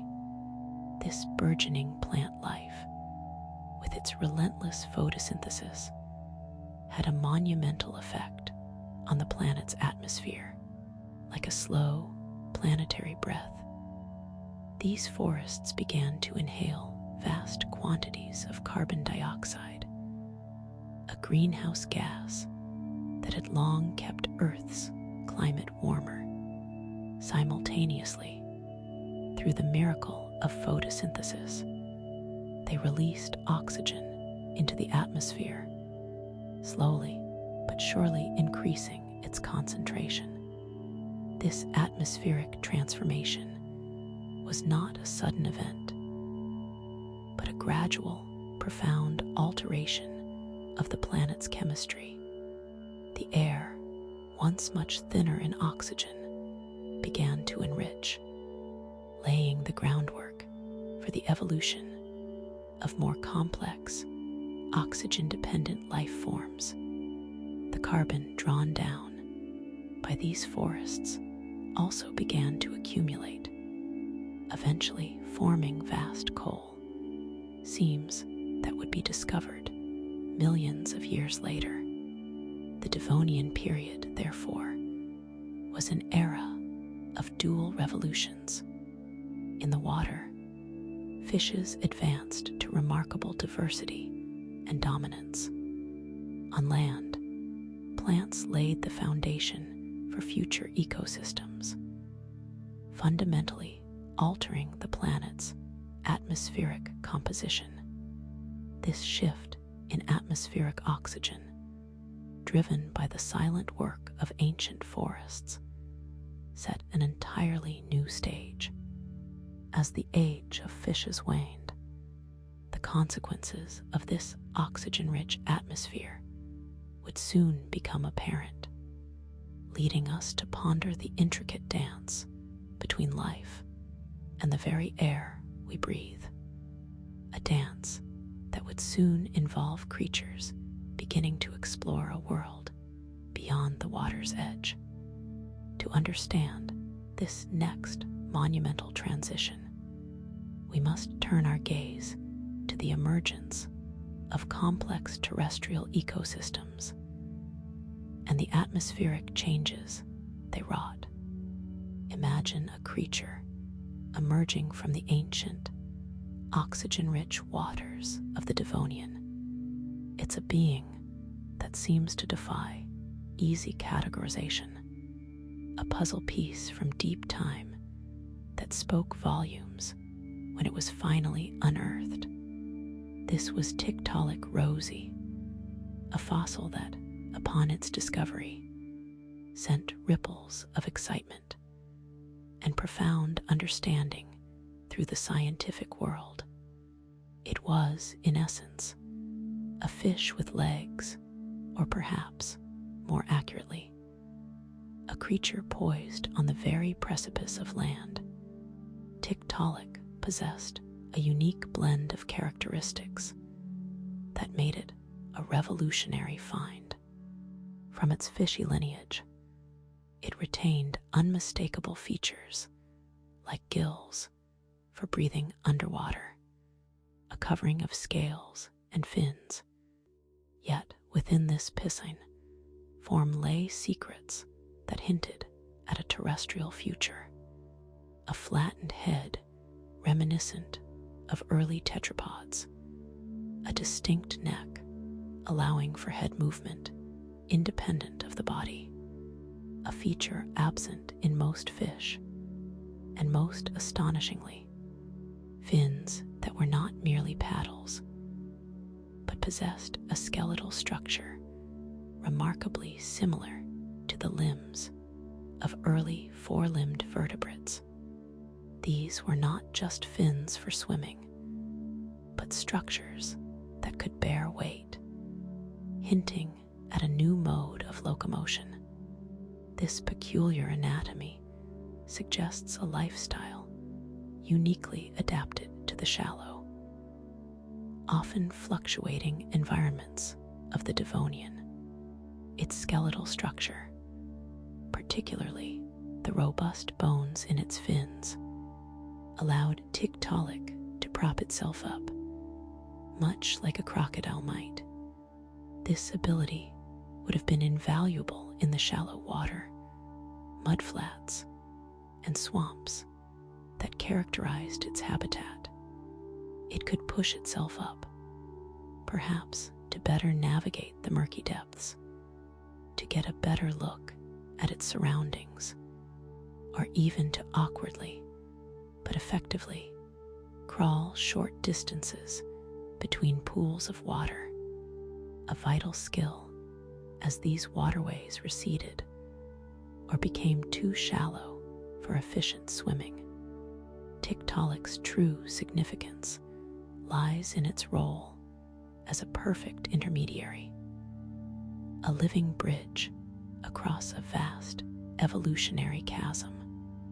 For eons, the fossil record had shown a clear lineage from lobe-finned fishes with their fleshy fins to the first amphibians, the earliest vertebrates to venture definitively onto land.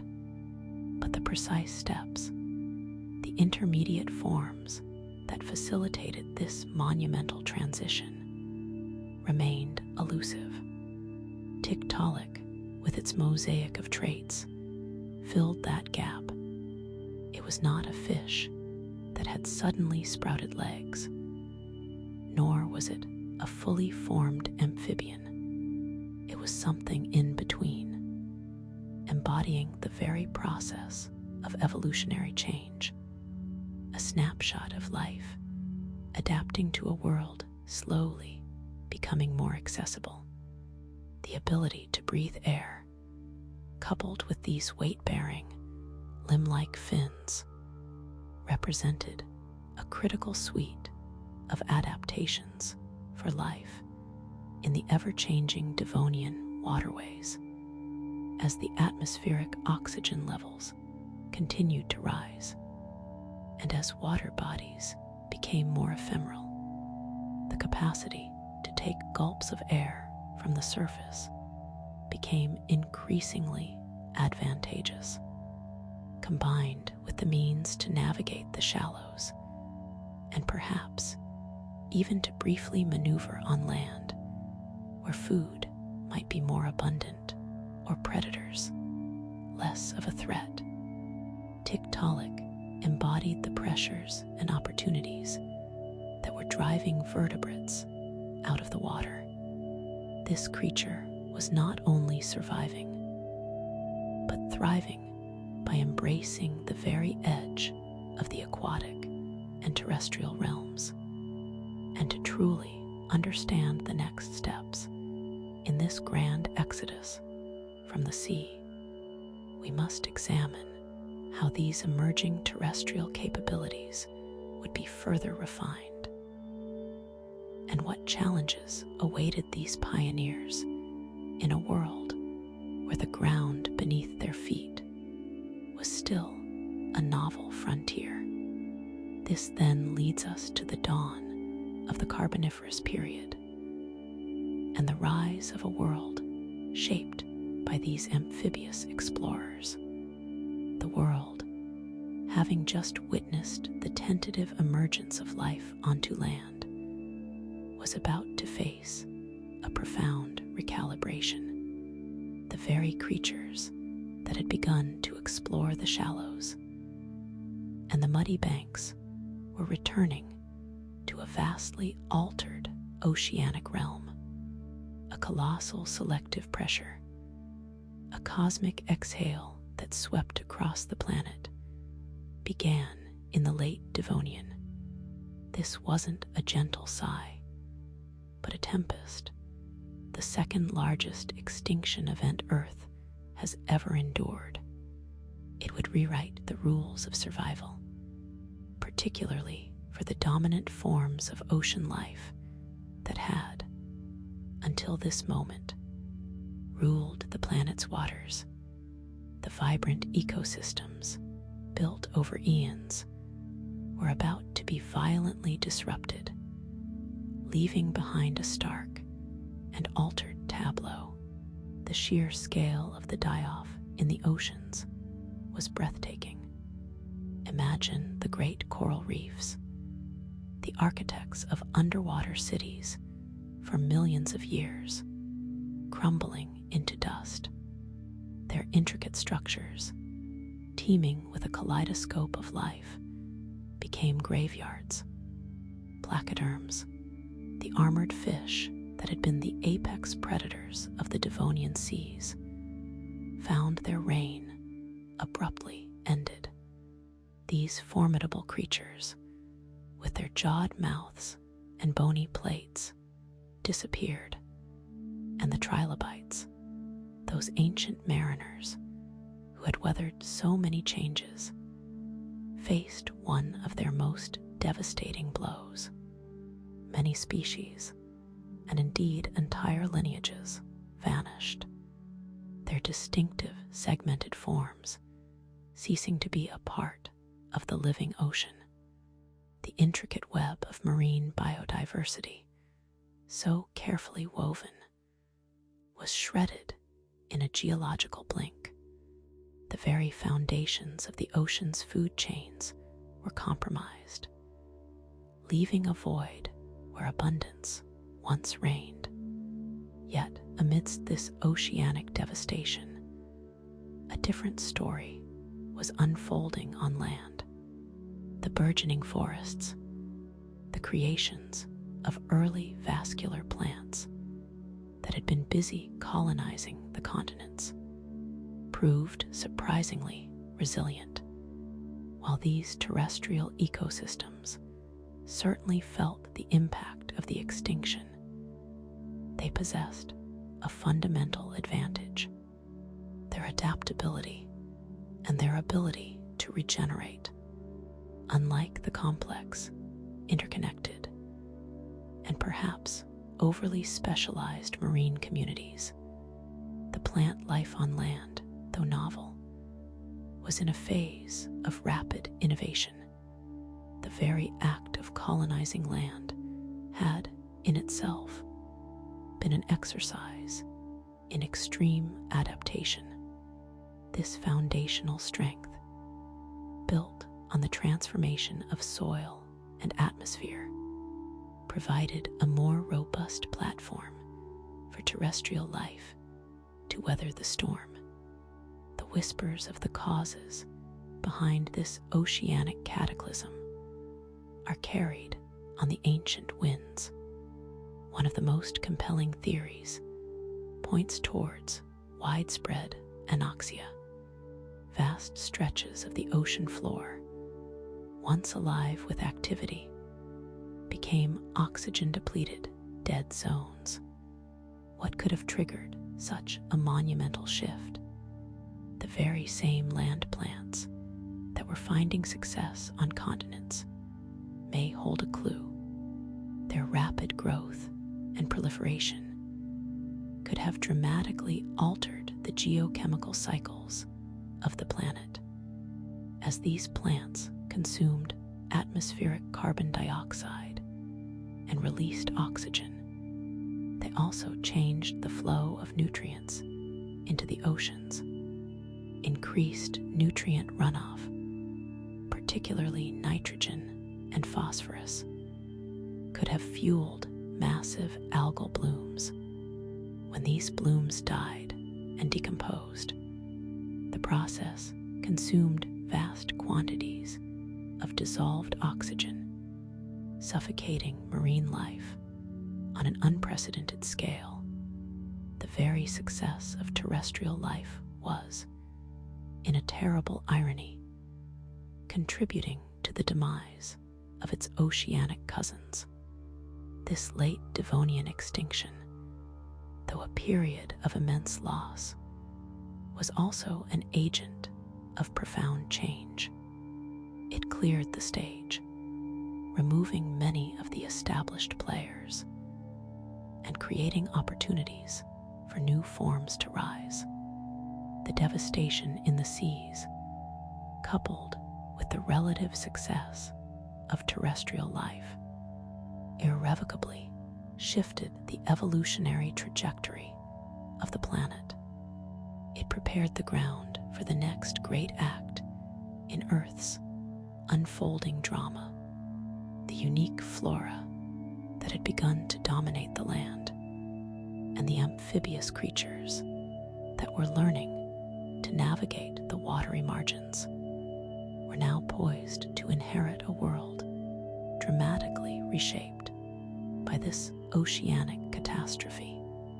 But to truly grasp the implications of this shift and to understand the world that was emerging from the ashes of the Devonian, we must turn our gaze to the swamps and forests that defined the dawn of the Carboniferous period. The late Devonian extinction, though a period of immense loss, was also an agent of profound change. It cleared the stage, removing many of the established players and creating opportunities for new forms to rise. The devastation in the seas, coupled with the relative success of terrestrial life, irrevocably shifted the evolutionary trajectory of the planet. It prepared the ground for the next great act in Earth's unfolding drama, the unique flora that had begun to dominate the land, and the amphibious creatures that were learning to navigate the watery margins were now poised to inherit a world dramatically reshaped by this oceanic catastrophe. To truly grasp the implications of this shift and to understand the world that was emerging from the ashes of the Devonian, we must turn our gaze to the swamps and forests that defined the dawn of the Carboniferous period. The world, just emerging from the shadow of the late Devonian's oceanic upheaval, found itself entering a new, verdant, and strangely humid age. This was the Carboniferous, a name whispered in the strata of Earth's history, a testament to the vast forests that would one day become the coal fueling so much of our modern world. Imagine a planet swathed in a perpetual, steamy embrace. Continents, still drifting through their slow tectonic ballet, presented vast, low-lying plains. These were not the sun-baked deserts or icy tundras of other eras, but sprawling, continental wetlands, a mosaic of shallow seas, sluggish rivers, and immense swamps. The air itself felt heavy, thick with moisture, and the rich scent of decay and new growth. Warm temperatures permeated these lowlands, encouraging a riot of plant life, unlike anything that had dominated before. The familiar trees of our modern forests were largely absent. Instead, the landscape was defined by alien forms, towering lycophytes, strange, scale-barked trees that bore little resemblance to their modern, tiny relatives, reached towards the humid skies. Ancient horsetails, their segmented stems and feathery fronds creating dense thickets, choked the marshy ground. Ferns in countless varieties carpeted the understory, their fronds unfurling in the dim, filtered light.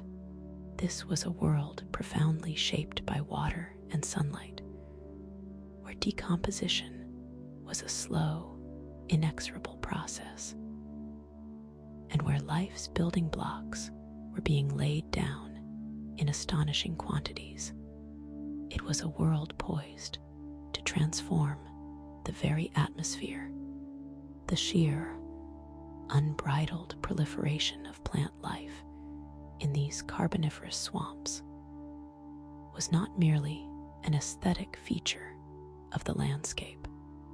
It was an engine of planetary change. Every fallen leaf, every decaying frond, every toppled lycophyte was being added to an ever-growing reservoir of organic material. Unlike today, where decomposition is relatively rapid in the oxygen poor, waterlogged conditions of these vast swamps, this plant matter was not fully broken down. Instead, it accumulated, piling up layer upon layer. This anaerobic environment, a perfect preservative, meant that the immense biomass generated by these primitive forests was effectively sequestered.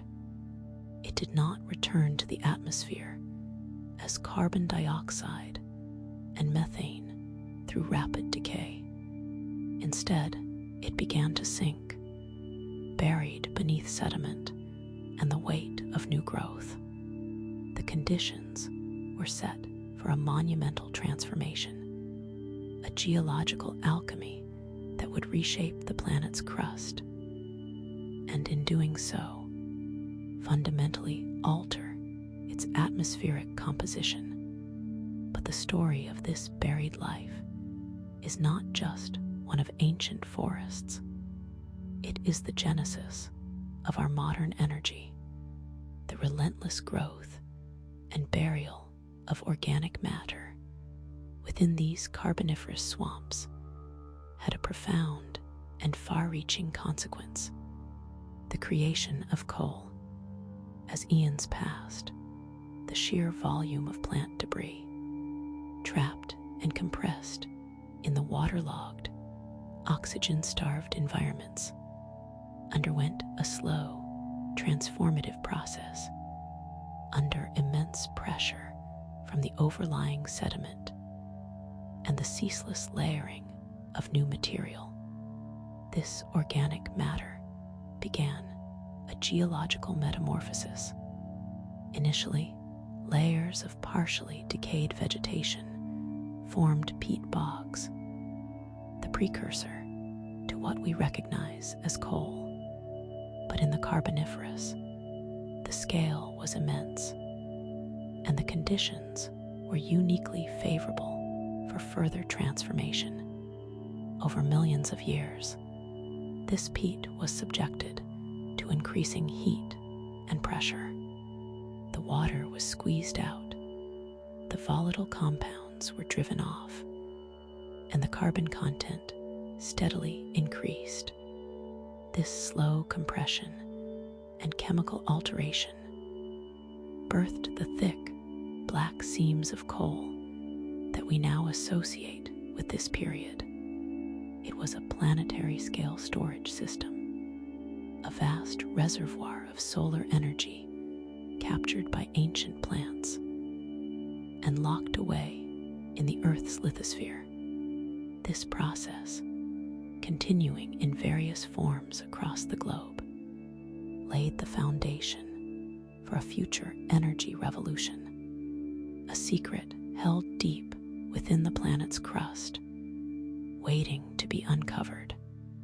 And this massive burial of carbon had another, perhaps even more dramatic, effect on the very air we breathe: the extensive burial of carbon in the swamps, coupled with the explosive growth of terrestrial plant life, led to a dramatic and unprecedented shift in the Earth's atmosphere. As plants photosynthesized, they absorbed carbon dioxide and released oxygen.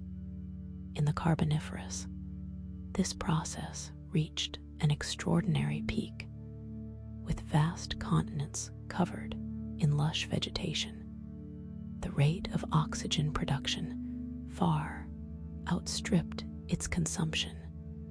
By respiration and decomposition, the atmospheric oxygen levels, which hover around 21% today, are estimated to have soared to perhaps 30% or even 50% during parts of the Carboniferous.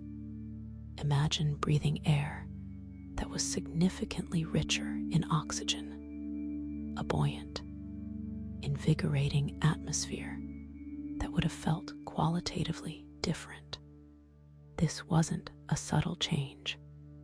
It was a fundamental alteration of the planet's gas envelope, a consequence of life's own relentless expansion. This oxygen-rich world, however, was not just a backdrop for burgeoning plant life. It was a catalyst for the evolution of life in entirely new and rather startling directions. The stage was set for creatures to emerge that defied our modern imaginations. But what kind of life could truly thrive in such an oxygenated world? And what bizarre forms might it take? The profound increase in atmospheric oxygen during the Carboniferous had a remarkable and somewhat astonishing effect on the invertebrate inhabitants of the planet.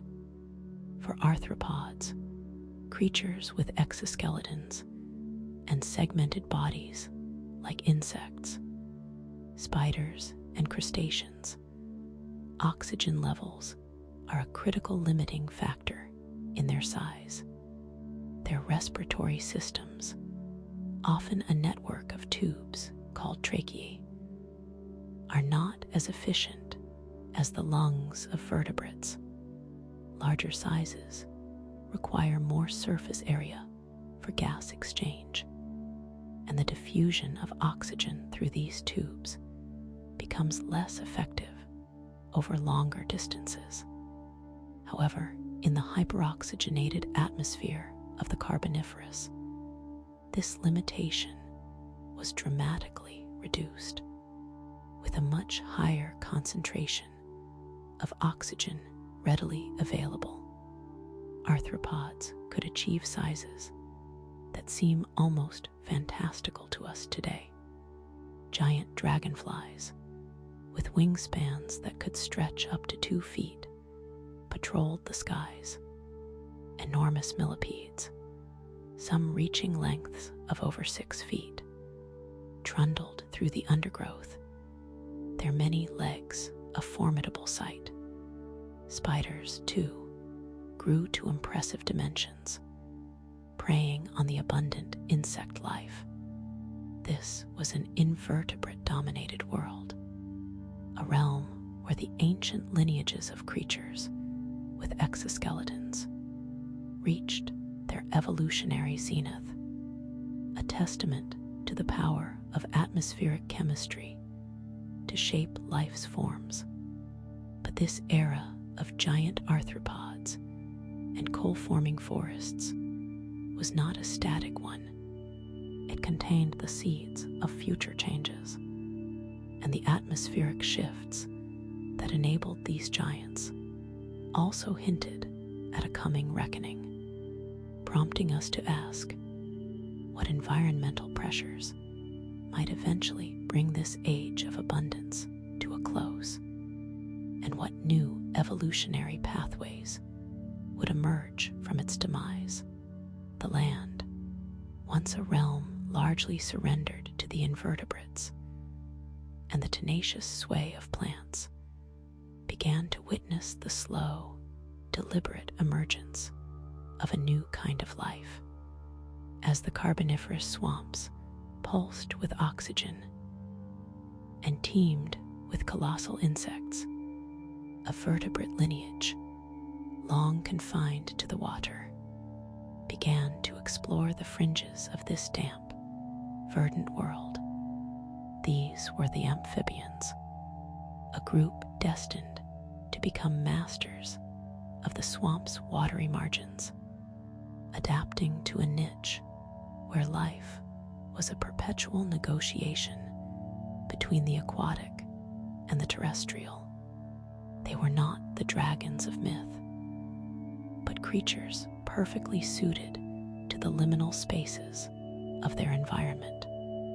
Large temnospondyls, with their broad heads and powerful limbs, moved with a deliberate grace through the shallow waters, their forms sculpted by the need to hunt and survive.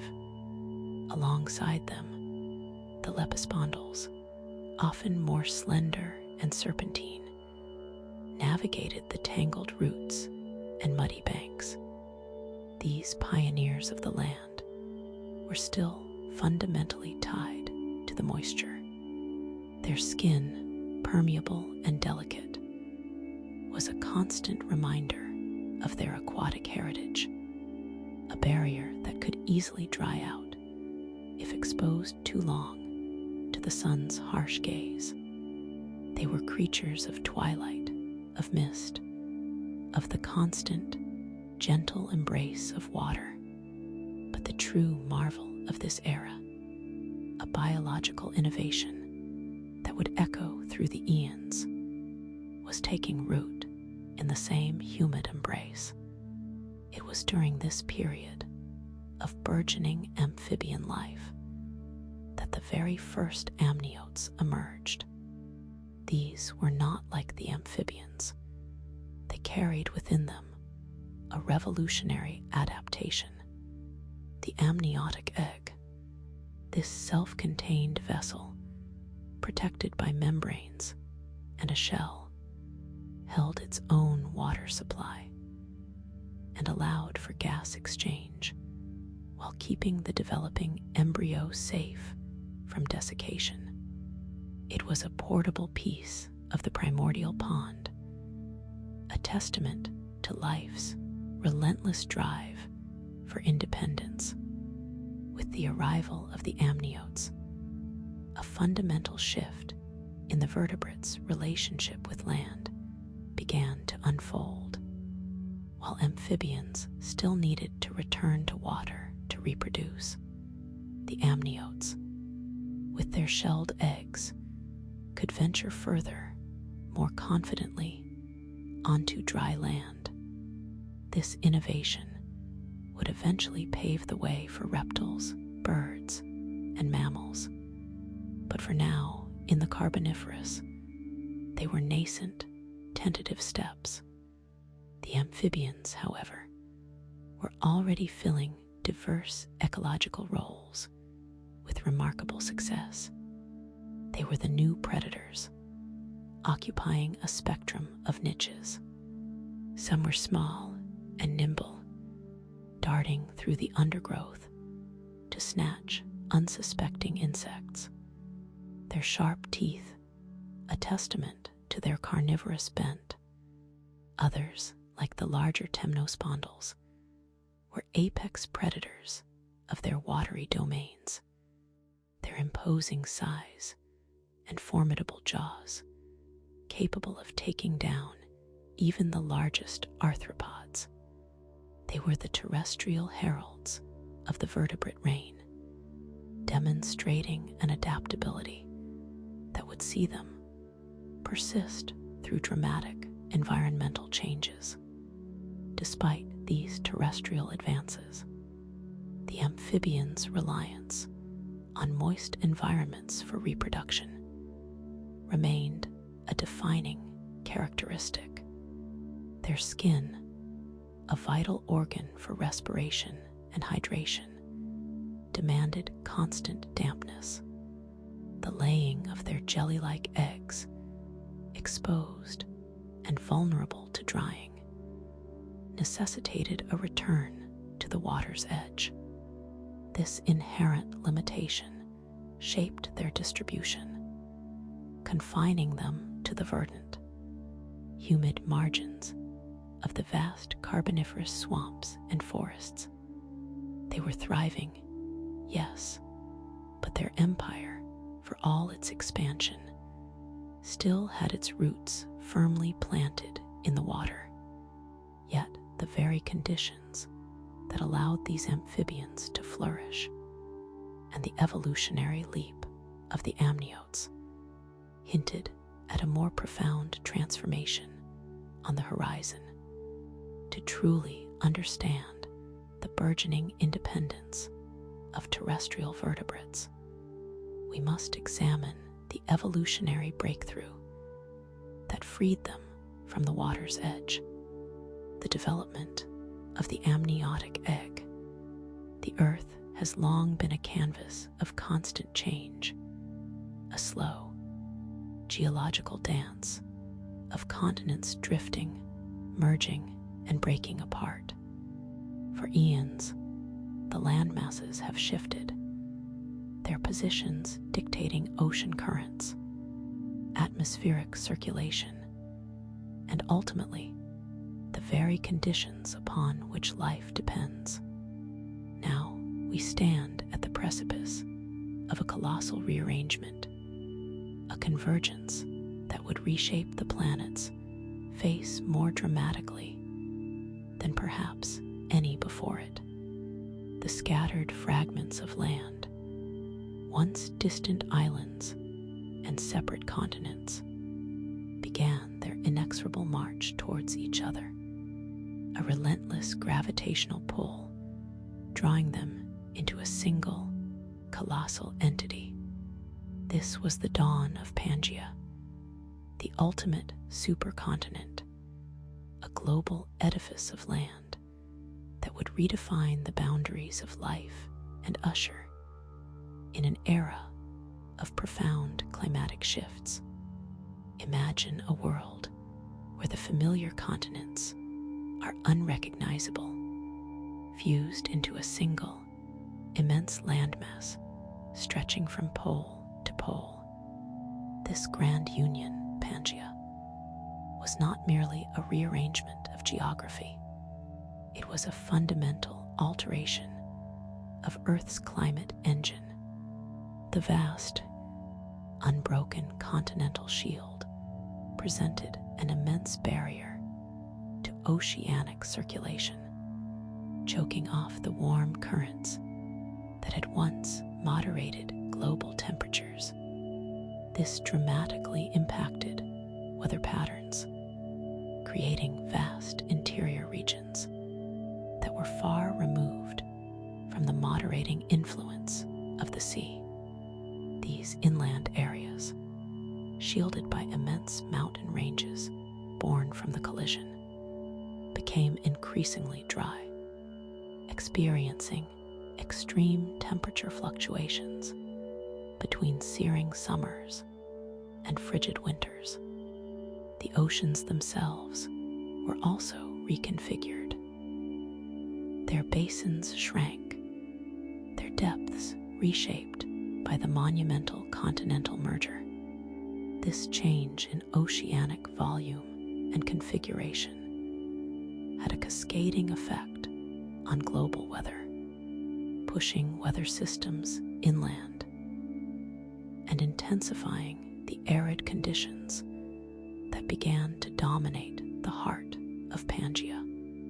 The world, for all its biological innovations, was entering a period of climatic austerity, and it was within this dramatically altered landscape, forged by the collision of continents, that a new group of life forms would finally shed their ancestral ties to the water, taking their first true steps into the arid heart of this emerging supercontinent. To witness this liberation, we must look to a revolutionary evolutionary development, the amniotic egg. The evolutionary success of terrestrial vertebrates had, until now, been tethered to the water. Amphibians, despite their pioneering colonization of land, remained bound to moist environments for reproduction. Their jelly-like eggs, lacking any protective covering, were utterly vulnerable to desiccation, forcing them to lay their spawn near rivers, lakes, and the ever-present dampness of the Carboniferous swamps. But the Permian dawned with a radical solution to this ancient dilemma. A single, ingenious innovation allowed a lineage of vertebrates to break free from the water's edge, to conquer the dry, sun-baked interiors of the burgeoning Pangaean landmass. This was the evolution of the amniotic egg. Unlike its amphibian predecessor, this remarkable structure featured a shell, a protective membrane, and a self-contained supply of nutrients and water. This terrestrial marvel, the amniotic egg, acted as a miniature, self-sufficient world. Its porous shell allowed for gas exchange, breathing the air while simultaneously keeping the embryo moist within. The yolk provided sustenance, and the allantois and amnion created a fluid-filled sac, a private, watery nursery that mimicked the conditions of the ancient seas from which life had first emerged. This was not simply an adaptation. It was a declaration of independence. With this profound evolutionary leap, the amniotes, as they came to be known, could finally venture far from the life-giving waters, their reproductive strategy no longer dictating their every move. They could explore the vast, hitherto inaccessible reaches of the terrestrial realm. And as these pioneering amniotes began to spread their wings, so to speak, their physiology also began to diverge, laying the groundwork for the great lineages of terrestrial vertebrates. Two major branches began to emerge, each with its own distinct evolutionary path. One lineage, characterized by a skull with a single temporal fenestra, a small opening on each side behind the eye socket, would eventually lead to the mammals. The other, with two such openings or none at all, would give rise to the diverse world of reptiles and birds.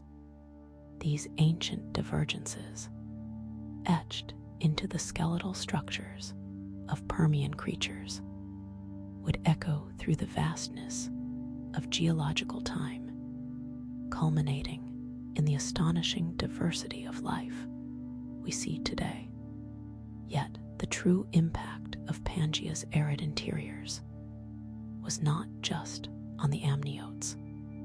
It was also signaling a profound shift away from the dominant amphibian life of the preceding era, pushing them to the margins of an increasingly harsh world, to understand the consequences of these arid interiors for the older life forms, we must delve deeper into the stark environmental pressures of the Permian. The vast interior of Pangaea was a realm of extremes, without the moderating influence of large bodies of water.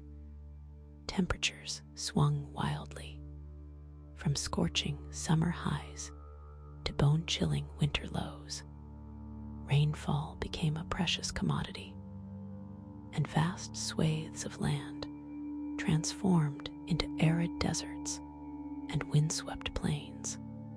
The lush, humid ecosystems of the Carboniferous, dominated by giant ferns and sprawling amphibians, began to recede, yielding to a new flora and fauna adapted to drought and heat. Plants evolved thicker cuticles, reduced leaf surface area, and deeper root systems to survive the dryness. In this new, harsher environment, the amphibians, still dependent on water for their reproduction, found their ancient domains shrinking. While some adapted to more coastal or riparian lifestyles, many were outcompeted or simply succumbed to the changing conditions.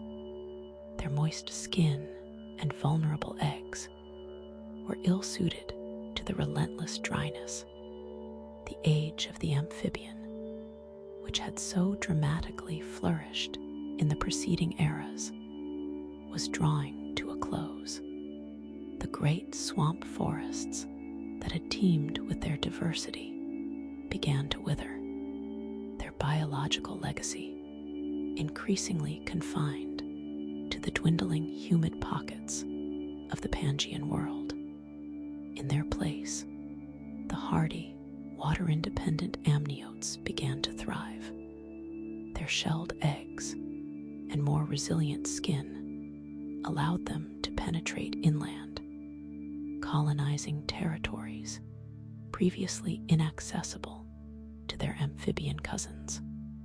They were the vanguard of a new terrestrial era, their evolutionary toolkit perfectly suited for the increasingly arid conditions.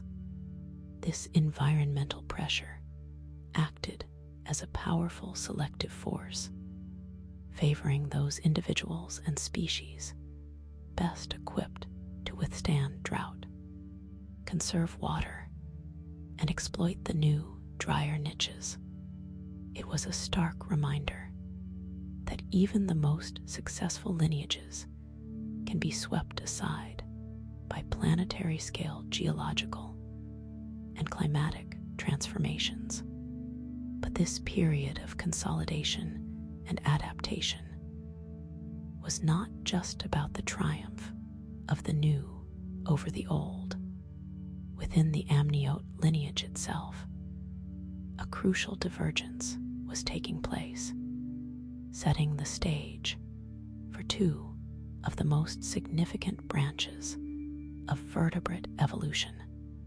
These were the synapsids and the sauropsids, and their distinct evolutionary paths, though subtly different at first, would ultimately lead to profoundly different futures.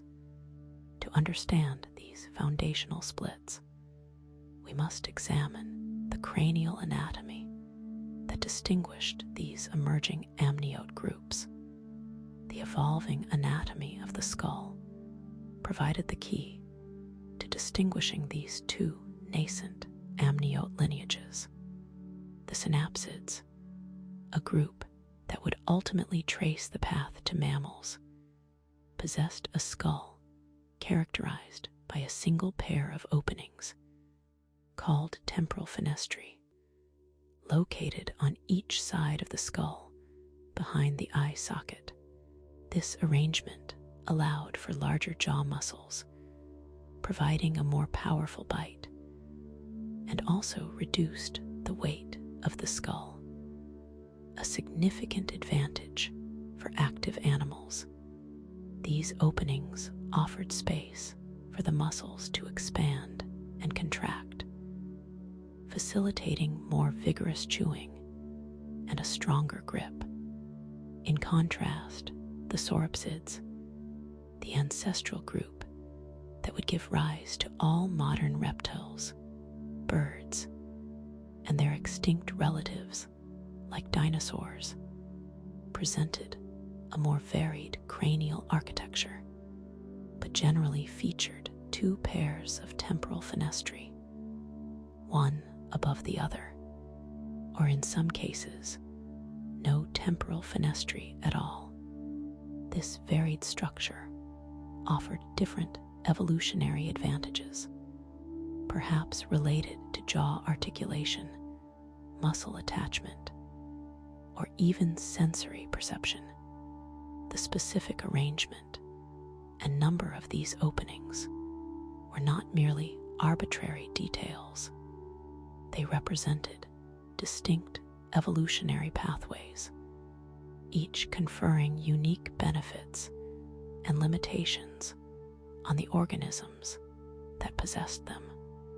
This early divergence in skull structure was a fundamental fork in the road for amniote evolution.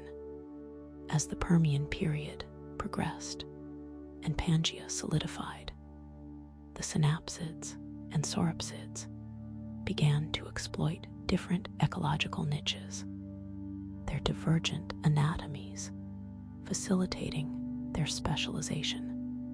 The synapsids, with their robust skulls and powerful jaws, often developed into formidable carnivores and omnivores, their adaptations hinting at a more active, energetically demanding lifestyle. Their lineage was on a trajectory that, over hundreds of millions of years, would lead to the warm-blooded, fur-covered mammals. The sauropsids, on the other hand, diversified into a vast array of forms, their varied cranial structures allowing for a wide range of diets and lifestyles, from small, agile insectivores to large, herbivorous forms. They began to populate the terrestrial landscapes in diverse ways. This group would eventually encompass the iconic dinosaurs, the elegant birds, and the cold-blooded reptiles that still dominate many ecosystems today.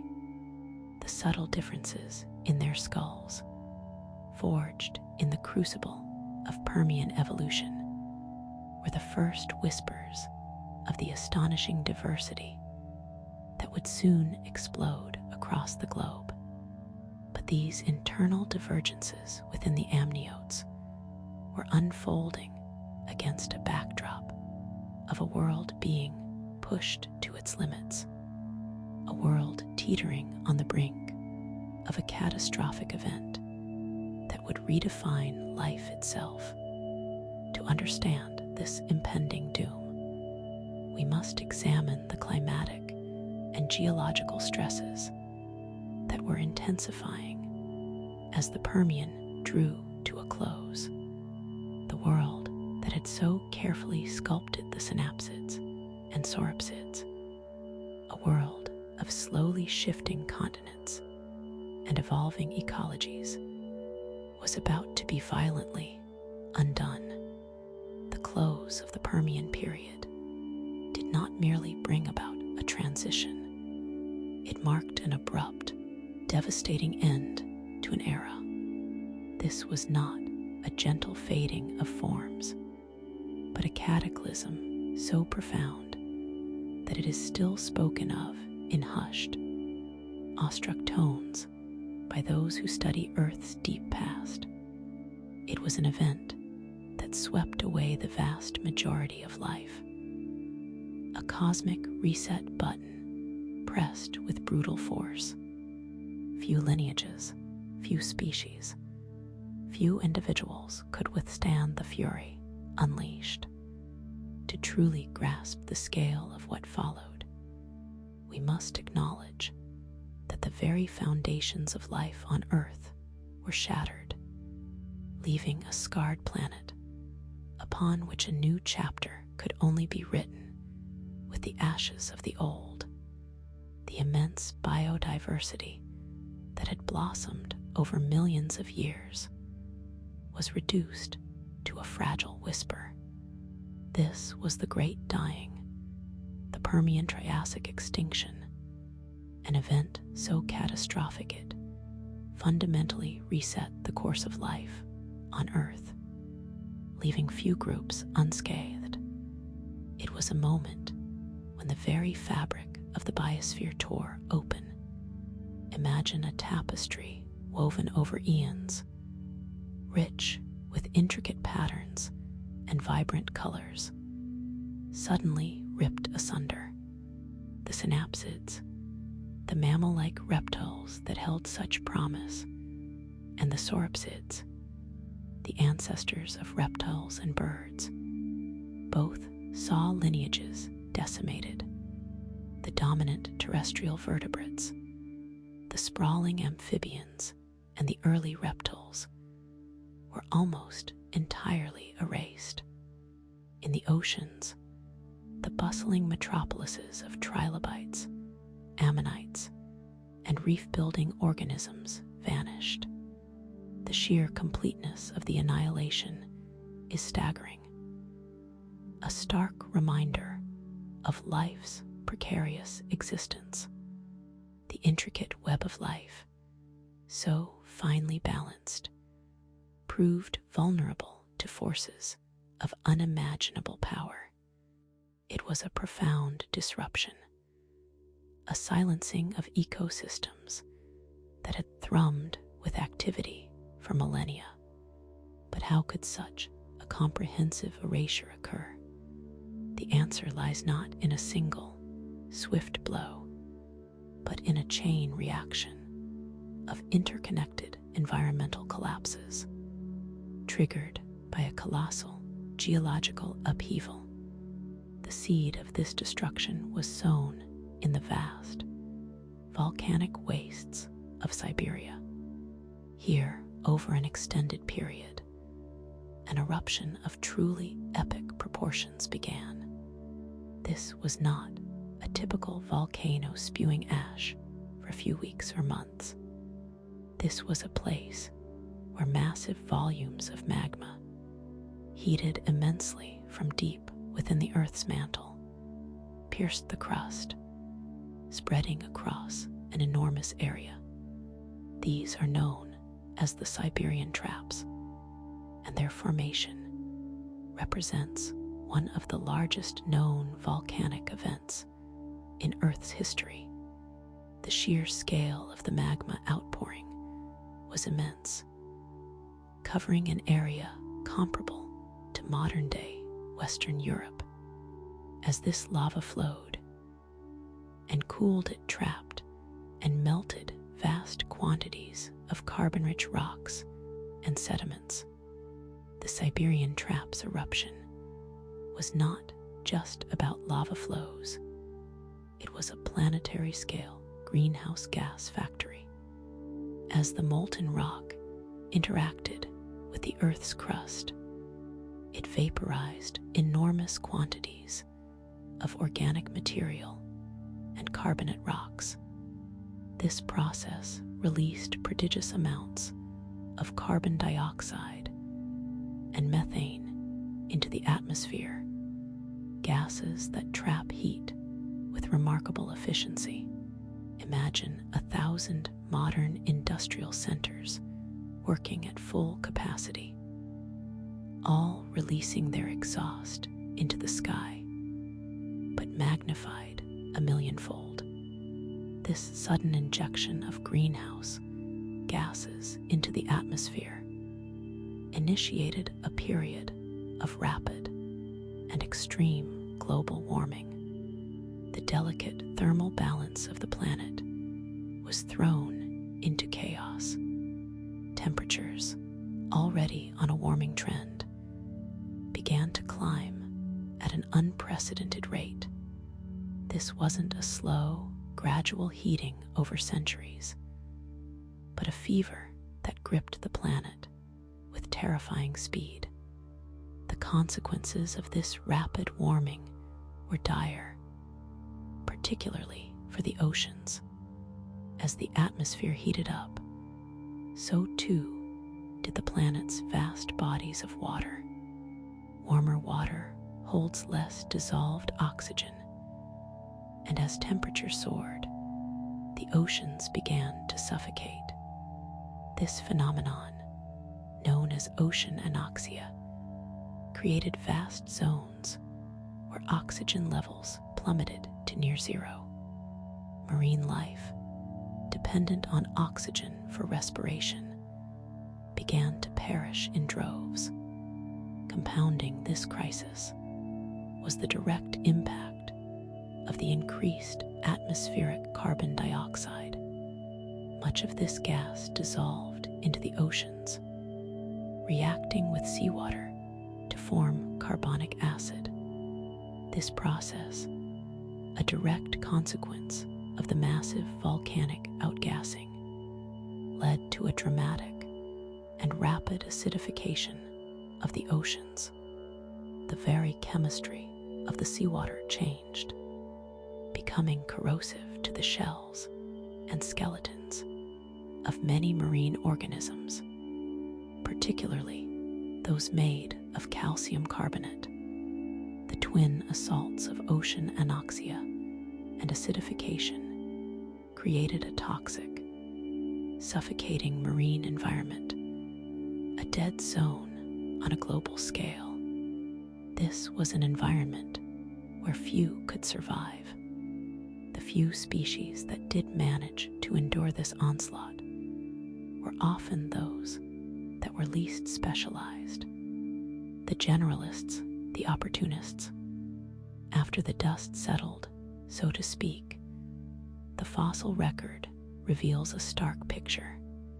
Rather than a rich diversity of recovered species, scientists find long stretches of rock dominated by a few types of organisms that could tolerate the harsh conditions.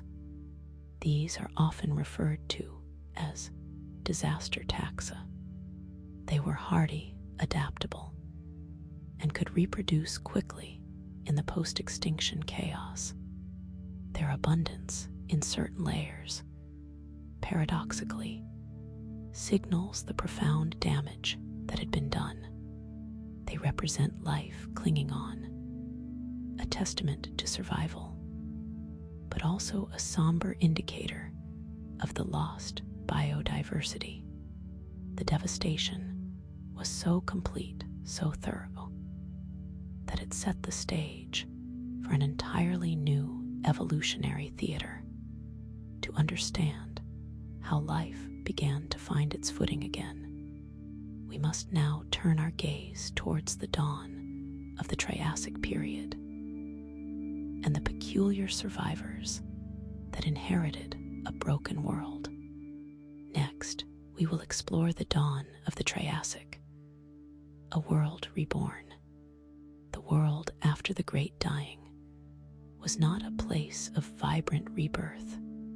At first, imagine a canvas, not just wiped clean, but scorched. The very pigments of life turned to ash. The early Triassic period, stretching out across millions of years, was an era defined by absence. The teeming oceans, once alive with a dazzling array of complex life, were now eerily quiet. The land masses, vast and scarred, offered little in the way of familiar forms. Life was not extinguished entirely, but it was profoundly diminished, reduced to a whisper of its former complexity.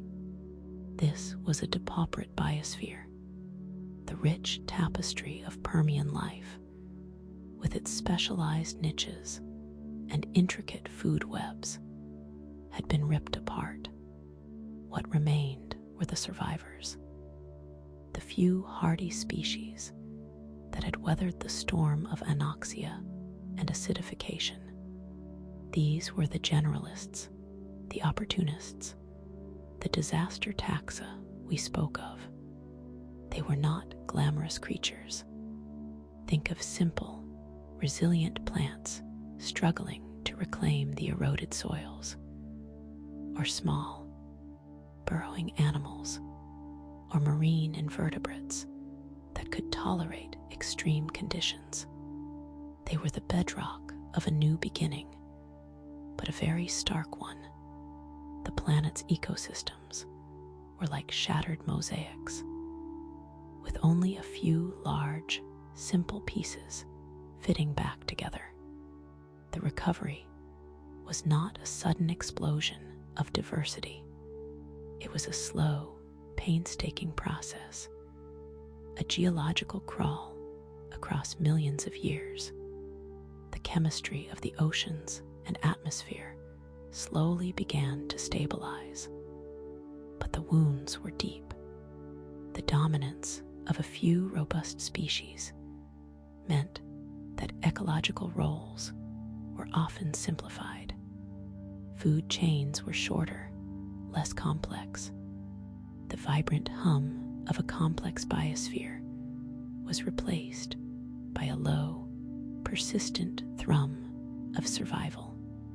This period was a stark reminder of life's fragility, but also its persistent drive to persist, to find a way forward, even in the most desolate of circumstances. But beneath this surface of simplicity, stirrings of change were already at play, hinting at the new forms that would soon walk the earth. As the world slowly healed, a group of ancient lineages began to reassert themselves, paving the way for the titans of the future. The vast, broken landscapes of the early Triassic began to see the reemergence of a significant group of vertebrates.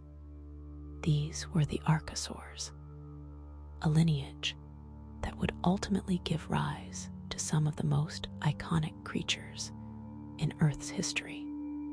These were not the giants of later epochs, but their ancestors, already exhibiting the key traits that would define their success.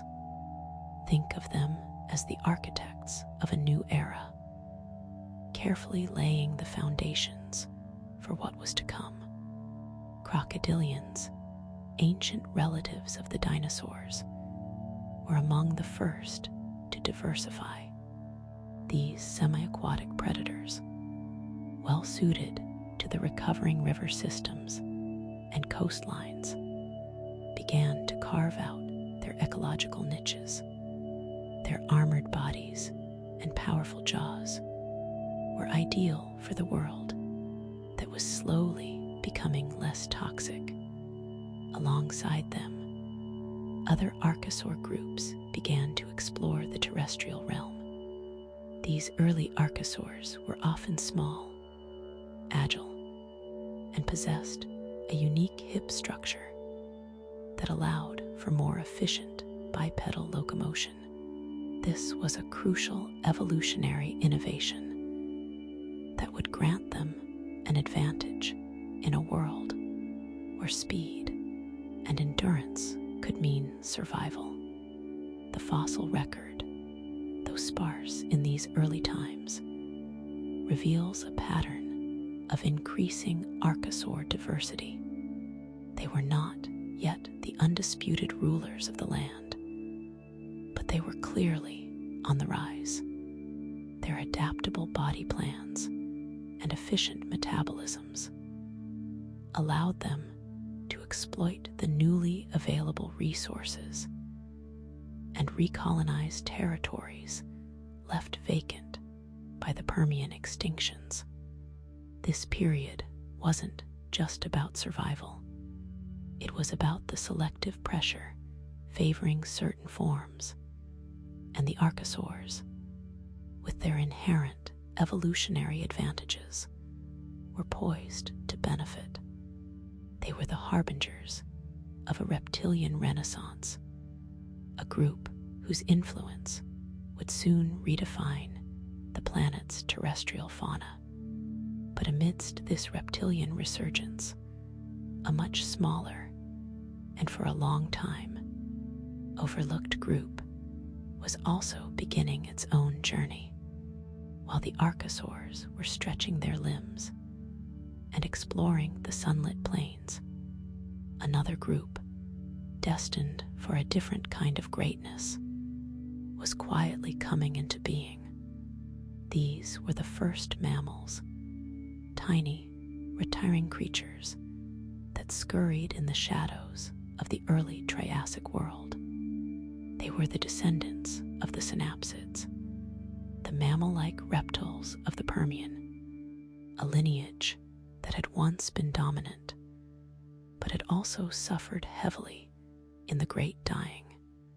These early mammals were not the diverse and powerful animals we know today. They were small, typically no larger than a shrew or a mouse. Their lives were likely nocturnal, a strategy that would have helped them avoid the attention of the larger, more dominant reptiles. Imagine them as furtive beings, their senses finely tuned to the rustling of leaves and the scent of insects in the dim light.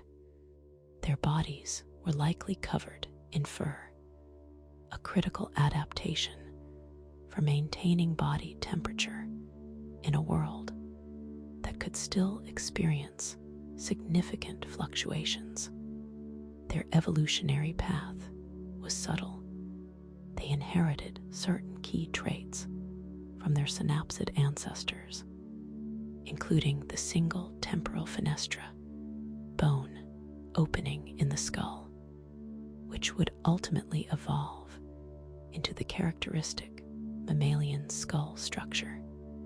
They likely possessed specialized teeth for processing insects and other small invertebrates, a dietary niche that was less contested by the larger reptiles. Their role in the ecosystem was that of an inconspicuous scavenger or insectivore, a creature that filled a small but vital role in the recovering food web. These early mammals were not yet a major force in the biosphere. They were a whisper in the grand symphony of life, a promise of a future that was still millions of years away. But their existence marked a critical branching point in the history of life on Earth. They represented a new experiment in vertebrate evolution, a lineage that, though small, possessed the potential for immense diversification and eventual global dominance.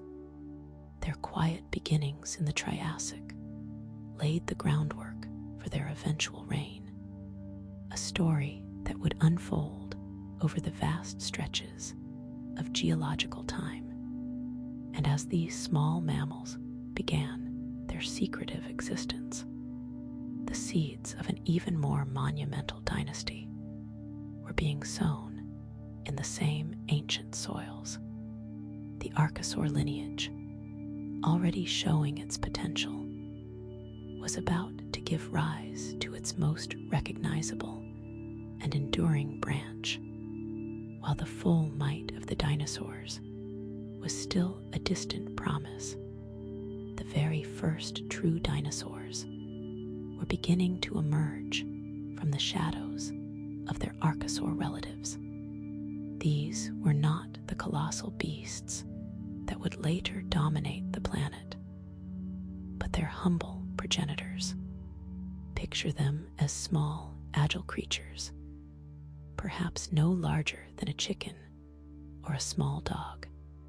Their bodies were likely lean and built for speed, characterized by a lightweight skeleton and a long tail for balance.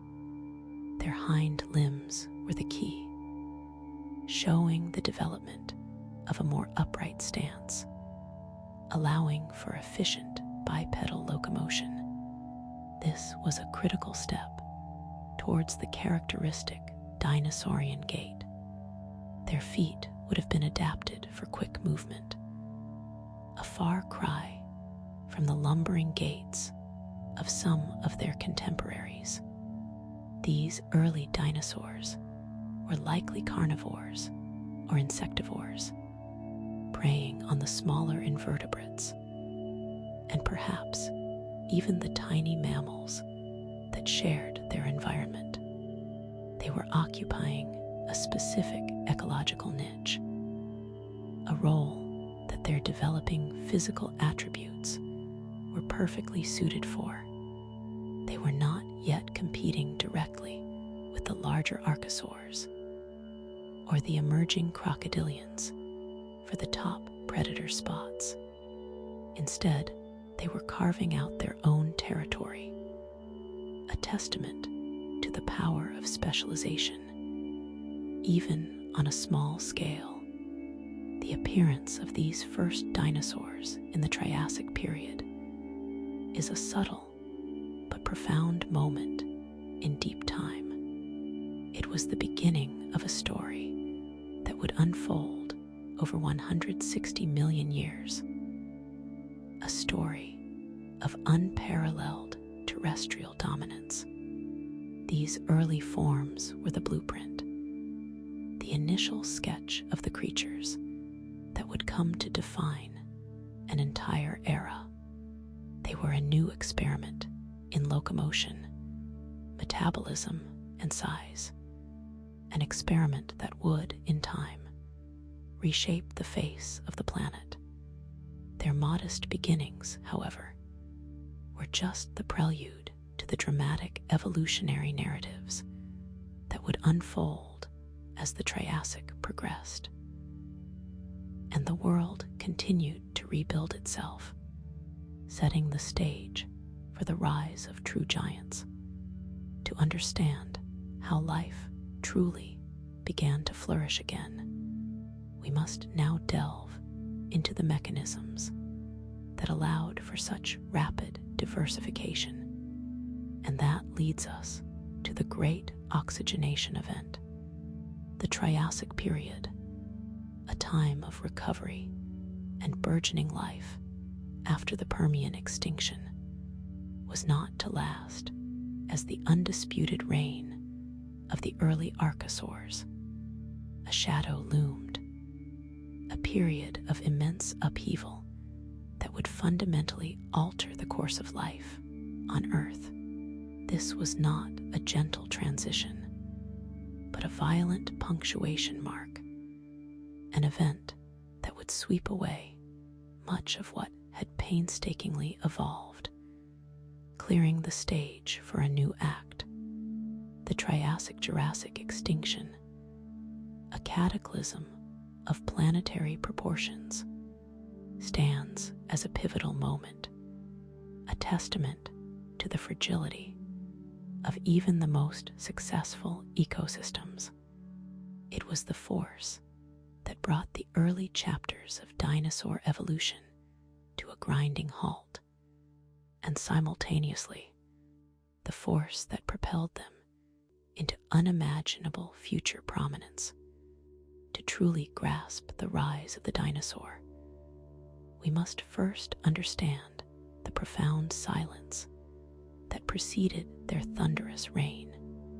This immense extinction event was a brutal culling, a dramatic reduction in the rich tapestry of life that had characterized the late Triassic.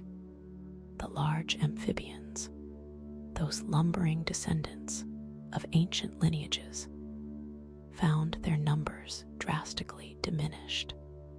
Many of the diverse reptile groups, including a significant portion of the crurotarsans, the formidable crocodile relatives that had, for millions of years, dominated many terrestrial predator roles, were profoundly impacted.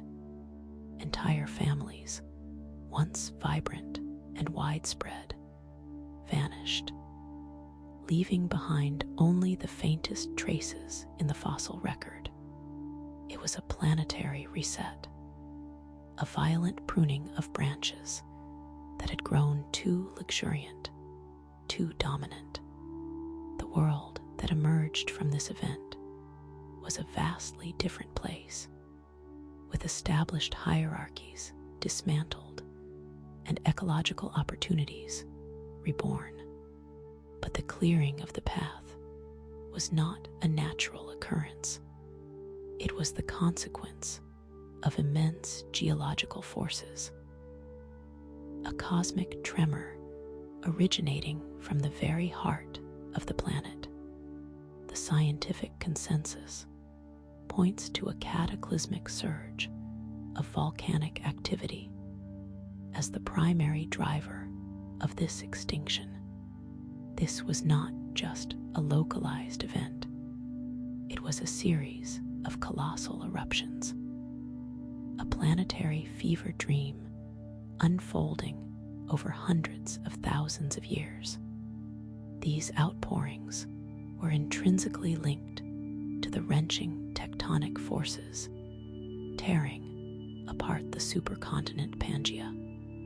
As the land masses began to rift and separate, vast quantities of magma rose to the surface, spewing forth unimaginable volumes of lava and ash. This geological violence released enormous amounts of greenhouse gases, particularly carbon dioxide and sulfur dioxide, into the atmosphere. The immediate impact was a drastic and rapid alteration of the global climate. Temperatures soared as the greenhouse effect intensified, while sulfur aerosols choked the skies, leading to periods of acid rain and further atmospheric disruption. The delicate balance of Earth's systems was violently overturned, creating an environment that few could survive. Within this maelstrom, a subtle advantage began to emerge for a group that was already present, but not yet ascendant, as the dominant large amphibians and many of the formidable crurotarsans faced extinction. The stage was set for a dramatic shift in terrestrial dominance. Dinosaurs, which had been evolving throughout the Triassic period, albeit in the shadow of these larger archosaurs, found themselves with a sudden and immense advantage, with their primary competitors dramatically reduced. Those niches that had been fiercely contested were now largely vacant. Dinosaurs, already possessing a unique suite of adaptations, efficient bipedalism, likely higher metabolic rates compared to some of their contemporaries, and a strong evolutionary drive, were perfectly positioned to exploit this newfound opportunity. They did not create the opportunity through aggressive competition, but rather they were able to seize it as it was presented by the dying embers of their rivals. They were the inheritors of a world made suddenly, terrifyingly empty. This extinction event, therefore, represents a critical turning point in Earth's history. It marks the definitive transition from an era where archosaur diversity, particularly among the crocodile-line relatives, held sway, to the dawn of the Dinosaurian Age. The Triassic-Jurassic extinction was not merely a destructive force. It was a transformative one, an event that reshaped the biosphere and paved the way for the unparalleled success of dinosaurs throughout the subsequent Jurassic and Cretaceous periods. The question now arises of how life, so profoundly disrupted, managed not only to recover, but to diversify so rapidly in the aftermath. To understand this resurgence, we must look to the very building blocks of life and the global environment that supported it. And that leads us to the Great Oxygenation Event. The air in the Jurassic was thick with life. Gone were the arid, volatile conditions of the late Triassic. Instead, a pervasive warmth settled over the planet, a global embrace that encouraged growth on an unprecedented scale. Temperatures were significantly higher than today, and the oceans, now fewer and farther between in their continental configuration, were teeming. Land masses were beginning to drift apart more distinctly, but the continents still shared a more interconnected climate, facilitated by the superocean Pangaea breaking into Laurasia and Gondwana. Imagine vast, verdant plains stretching to the horizon, not as we know them today with grasses, but a world dominated by ancient foliage. Towering cycads, with their palm-like fronds, formed dense groves. Conifers, the ancient relatives of pines and firs, reached skyward, their cones a rich source of sustenance. Beneath them, a verdant carpet of ferns and horsetails thrived in the humid, dappled shade. This was a world built for abundance, a verdant paradise where food was plentiful, and the sunlight, though filtered, was generous. This was the environment that would cradle the greatest terrestrial beings Earth has ever known. The sheer scale of life in the Jurassic is difficult to comprehend from our modern perspective. The warm, humid climate, coupled with the explosion of plant life, created an ecological engine of immense power. It was a world where herbivores could feast, and in turn, fuel the rise of even larger predators. The stage was set, not for a subtle shift, but for a dramatic crescendo in the symphony of life, a period where the very definition of terrestrial size would be rewritten. What colossal forms would emerge to graze upon these endless forests? The undisputed titans of this age were the sauropods. These were the long-necked, long-tailed giants, the embodiment of sheer mass and scale that still captures our imagination. Animals like Brachiosaurus, with its giraffe-like posture and towering height, and Diplodocus, with its incredibly long, whip-like tail, and a body, perhaps, stretching over 100 feet from snout to tail tip, became the dominant herbivores. They were living mountains, their immense bodies supported by pillar-like legs. Their size was not merely for show. It was a biological imperative, a strategy for survival in a world of abundant plant life. Their long necks allowed them to browse on vegetation that was inaccessible to smaller herbivores, reaching the tender leaves of tall conifers and cycads.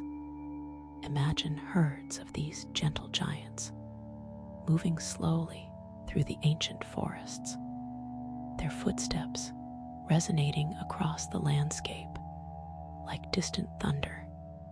Their sheer bulk provided a defense against most predators, a living fortress that discouraged all but the most determined attackers. The evolution of such enormous creatures suggests a remarkable efficiency in their physiology. They likely possessed sophisticated respiratory systems, possibly air sac systems similar to modern birds, to meet the oxygen demands of their colossal metabolisms.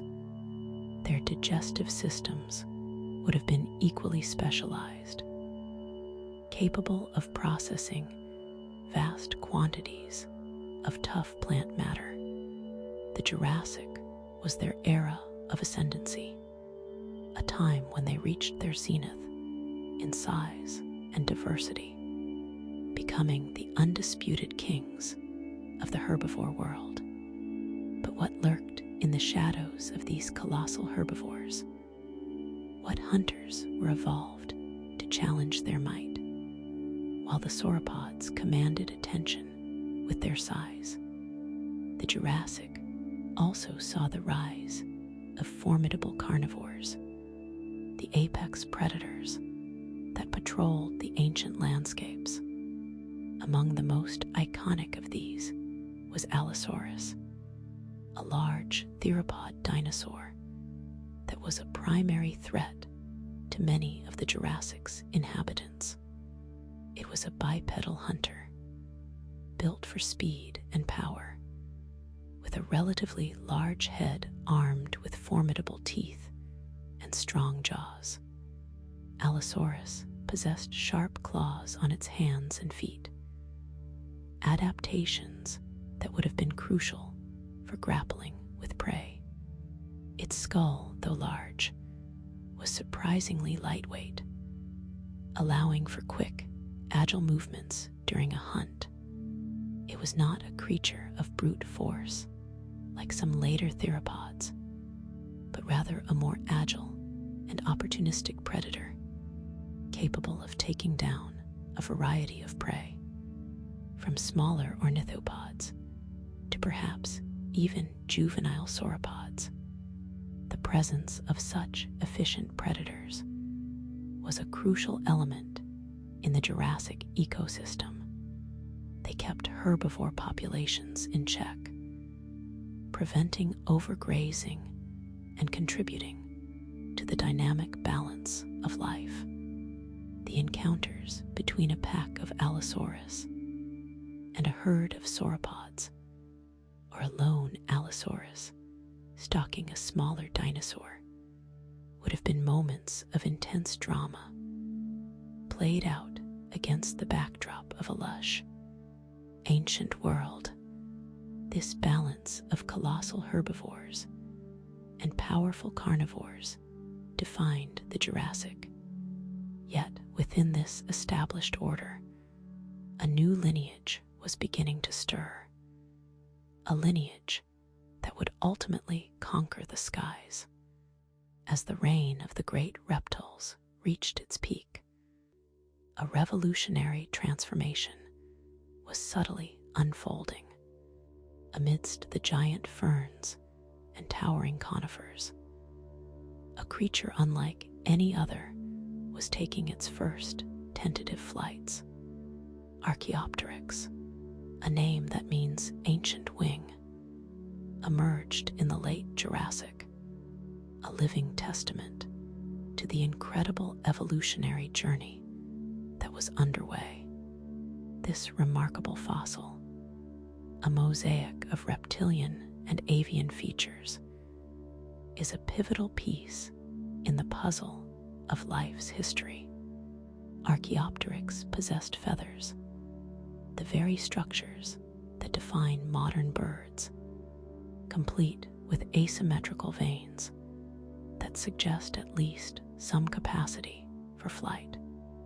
Yet it also retained a reptilian skeleton, featuring teeth in its jaws, claws on its wing digits, and a long, bony tail. It was a creature caught between two worlds, a feathered reptile that hinted at the profound evolutionary link between dinosaurs and birds. Its discovery fundamentally shifted our understanding of dinosaurian diversity and the origins of flight. It demonstrated that the traits we associate with birds were not a sudden invention, but rather a gradual development that began within the dinosaur lineage. Archaeopteryx was not a bird as we know it today, but rather a dinosaur that was experimenting with aerial locomotion. It represented the very beginning of a lineage that would eventually diversify into the myriad of bird species that fill our skies. The emergence of this feathered marvel in the age of giants signaled a new chapter in Earth's biological narrative, a testament to evolution's boundless creativity and its capacity for radical innovation. And to truly appreciate the significance of this feathered pioneer, we must understand the fundamental atmospheric forces that made such an evolutionary leap possible, which leads us to the profound changes wrought by the great oxygenation event. The seas of the Jurassic were not silent, empty expanses. They throbbed with a vibrant, almost overwhelming abundance of life, from the sunlit surface waters, where microscopic plankton bloomed in vast rafts, to the dim, mysterious depths. Life found a way to flourish. This was a world teeming, a kaleidoscope of forms and functions adapted to the rhythm of the tides and the currents that flowed through ancient oceans. Imagine the sheer volume of organisms. Microscopic algae, the base of the marine food web, would have formed ephemeral clouds, feeding legions of smaller creatures. Tiny crustaceans, the zooplankton, would have swarmed in immense numbers, a living soup providing sustenance for larger filter feeders. Even the seafloor, far from the sun's direct reach, pulsed with activity. Burrowing worms, sessile sponges, and corals built their structures, creating complex habitats for countless smaller invertebrates. It was a layered biosphere, each level dependent on the one below, a testament to the enduring power of life to fill every available niche.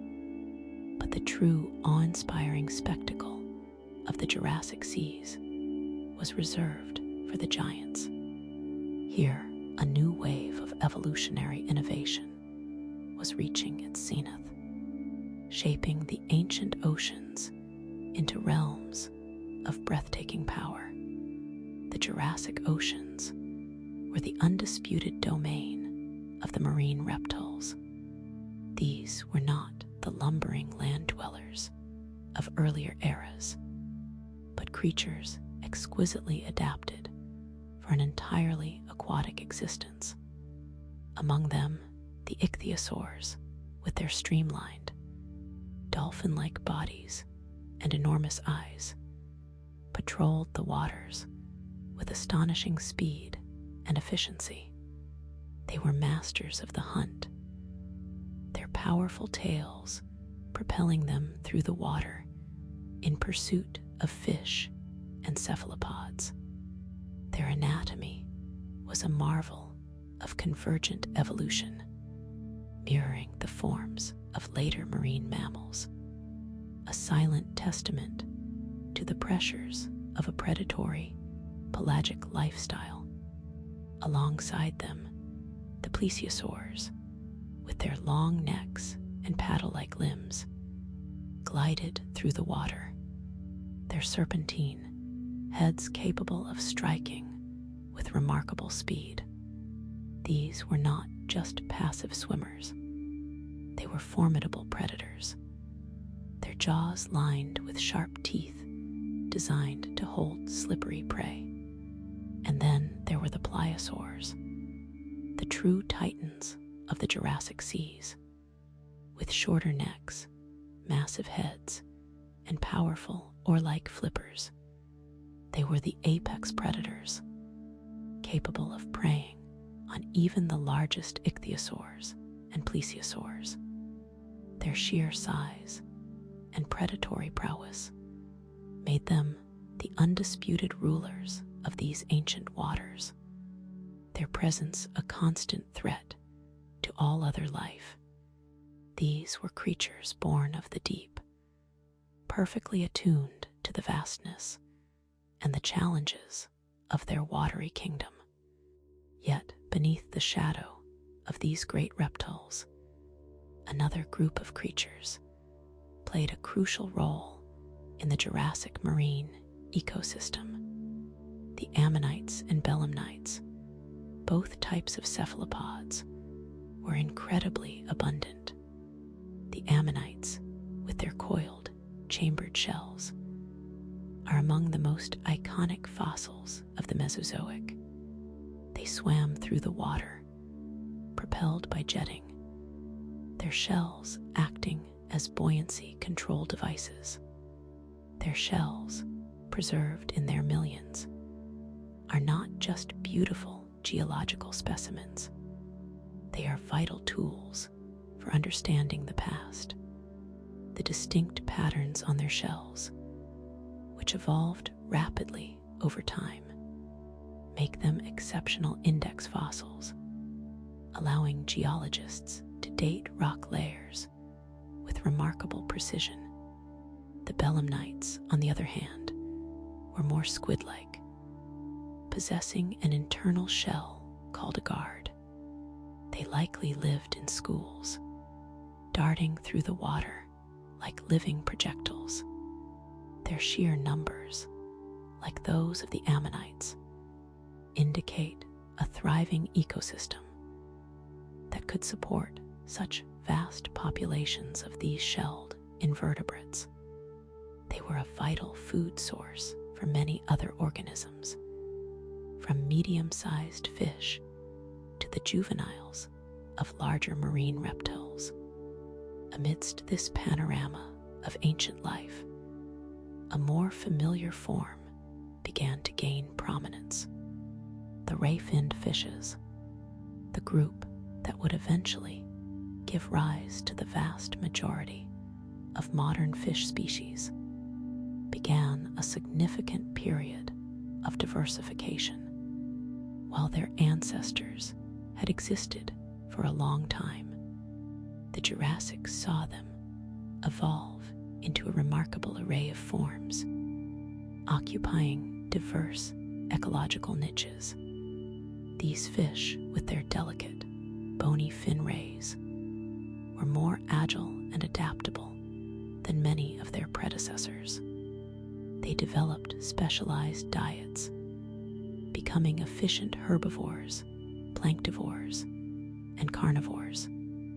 Some species developed powerful jaws for crushing shells, while others evolved long, needle-like teeth for snagging fast-moving prey. Their increasing abundance and diversity suggest a maturing marine environment, one capable of supporting a wider range of trophic levels. They were beginning to fill the spaces left by the decline of some older fish groups, foreshadowing the eventual dominance they would achieve in later epochs. But the true story of life's ascendance on this planet is not just written in the seas. It is also etched in the very air we breathe. And to understand that, we must turn our attention to the profound shift that reshaped the planet's atmosphere, the Great Oxygenation Event. The planet, under the lingering warmth of its nascent oceans, continued its grand, slow ballet of tectonic movement. Pangaea, the supercontinent that had once bound so much of the world together, was now a memory etched in the geological record. Its fragments, massive landmasses in their own right, drifted inexorably across the mantle. This continental drift was not a mere passive motion. It was a force that sculpted the very face of the earth and dictated the fate of its inhabitants. New oceans were born from the rifts that tore continents asunder. The South Atlantic began to widen, separating Africa and South America, establishing a distinct oceanic divide. The Indian Ocean expanded, a vast expanse of blue growing between India, now detached and embarking on its extraordinary northward journey, and the ancient Gondwanan remnants. This fragmentation created new coastlines, altered ocean currents, and with them, global climates. Warmer, wetter conditions prevailed in many regions, fostering lush, verdant landscapes. Yet the separation also meant isolation. Species that had once shared common ancestors were now confined to their own evolving worlds, leading to unique evolutionary pathways and the emergence of distinct faunas and floras on each diverging continent. It was a time of geographical redefinition, where the stage was being reset for new dramas of life. But the stage itself was undergoing a revolution. In the heart of these ancient forests, a quiet transformation, a botanical awakening, was taking place. It began with the subtle emergence of a new kind of plant, one that would fundamentally reorder terrestrial life. These were the angiosperms, the flowering plants. Their evolutionary beginnings were humble, perhaps even inconspicuous, but their impact was profound. They possessed a revolutionary reproductive strategy. The flower, this intricate structure, often alluring with vibrant colors and enticing scents, was not merely for show. It was a sophisticated trap, a siren song for early insects, promising nectar and pollen. In return for these sweet rewards, the insects became unwitting couriers, carrying pollen from one plant to another, ensuring fertilization and the continuation of the species. This co-evolutionary dance between flowering plants and insects, particularly bees and butterflies, was a partnership forged in mutual benefit. The plants gained a more efficient and targeted way to reproduce, breaking free from the vagaries of wind pollination. The insects, in turn, found a reliable and abundant food source. This innovation allowed angiosperms to spread with astonishing speed, colonizing diverse habitats, from damp forest floors to sun-drenched plains. They began to outcompete older plant groups. Their adaptability and reproductive success reshaping the green tapestry of the earth. The very air began to change subtly as these new plants interacted with the atmosphere in novel ways. But the true giants of this epoch were not confined to the flora. They were beings of bone and muscle, titans that still capture our imagination. The Cretaceous period was, for many, synonymous with the reign of the dinosaurs. And in this era, they reached their zenith, their diversity and sheer grandeur escalating to astonishing levels. While earlier periods had seen remarkable dinosaur forms, the Cretaceous showcased some of the most iconic and imposing creatures that ever walked the earth. The vast, open plains and dense forests provided ample territory for these colossal beings to thrive and evolve into specialized roles. Among them were the apex predators, the ultimate carnivores that inspired awe and terror in equal measure. Tyrannosaurus rex, a name that itself evokes primal fear, emerged as one of the most formidable hunters.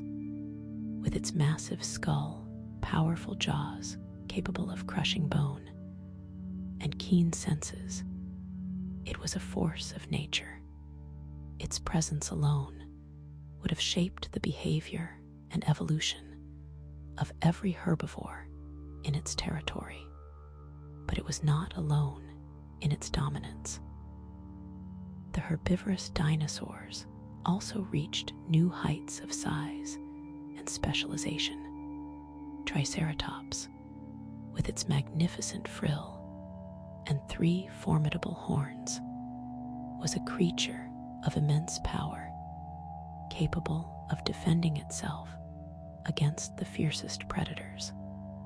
These ceratopsians, often found in herds, presented a formidable challenge to any carnivore. Then there were the hadrosaurs, the duck-billed dinosaurs. These were the grazers and browsers of the Cretaceous, evolving into a dazzling array of forms and sizes. Some were bipedal, while others could shift between bipedal and quadrupedal locomotion. Their distinctive beaks were perfectly adapted for cropping vegetation, and many possessed complex dental batteries, rows upon rows of teeth that allowed them to grind tough plant material with incredible efficiency. These herbivores formed the backbone of many Cretaceous ecosystems. Their sheer numbers and consumption patterns influencing vegetation dynamics across vast landscapes. The sheer scale of these creatures, their ecological significance, and the intricate relationships they formed with their environment paint a picture of a world dominated by these magnificent reptiles. But even as these terrestrial titans commanded the land, another lineage, one that traces its origins back to theropod dinosaurs, was becoming increasingly successful in a different domain. The skies of the Cretaceous were not solely the domain of insects and pterosaurs. The lineage of birds, which had begun its evolutionary journey from feathered dinosaurs in earlier times, continued its remarkable ascent. This was not a single monolithic group, but a burgeoning array of species, each adapted to its own particular niche. Their presence, though perhaps less ostentatious than the lumbering giants below, represented a significant evolutionary triumph, the conquest of the aerial realm. These avian forms, still bearing the echoes of their reptilian ancestry, displayed an astonishing range of adaptations. Some were ground dwellers, their wings perhaps less suited for sustained flight, and more for display or short bursts of evasive movement, much like some of their dinosaur cousins. Others were masters of the air, their wings shaped for soaring over vast distances, their keen eyesight scanning the landscape below for prey or safe nesting sites.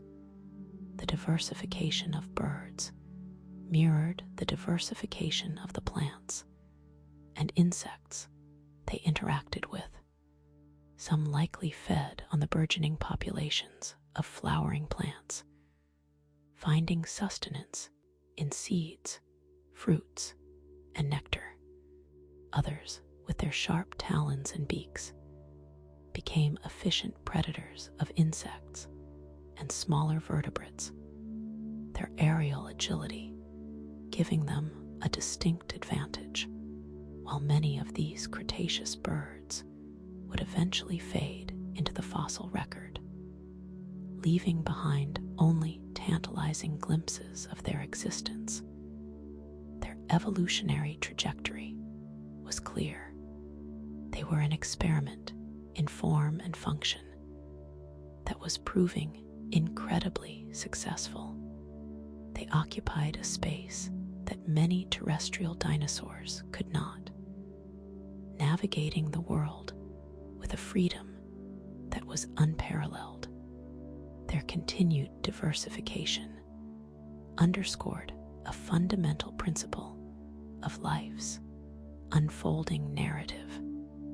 Adaptation and innovation lead to persistence. Yet the story of the Cretaceous, the era of these magnificent dinosaurs and evolving birds, was not one of endless progression. A profound and abrupt upheaval was on the horizon, one that would irrevocably alter the course of life on Earth. The question remains: what forces were powerful enough to end such a dominant dynasty and clear the stage for the next act? To understand this, we must venture towards the very end of this era, to the precipice of extinction. The vast, sunlit oceans of the Cretaceous teemed with life, a vibrant counterpoint to the terrestrial drama unfolding on the continents. These were not the placid seas of earlier epochs. New forms of life had emerged, and the old guards were either adapting or facing obsolescence.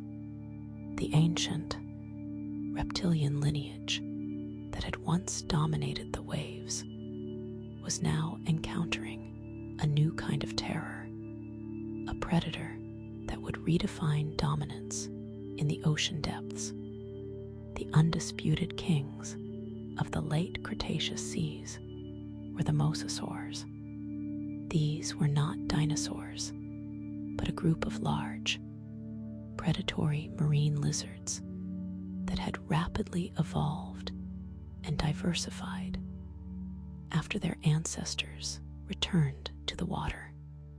Imagine a creature of immense power and efficiency, a serpentine body, perhaps 30, even 50 feet in length, propelled by a strong, paddle-like tail and flippers.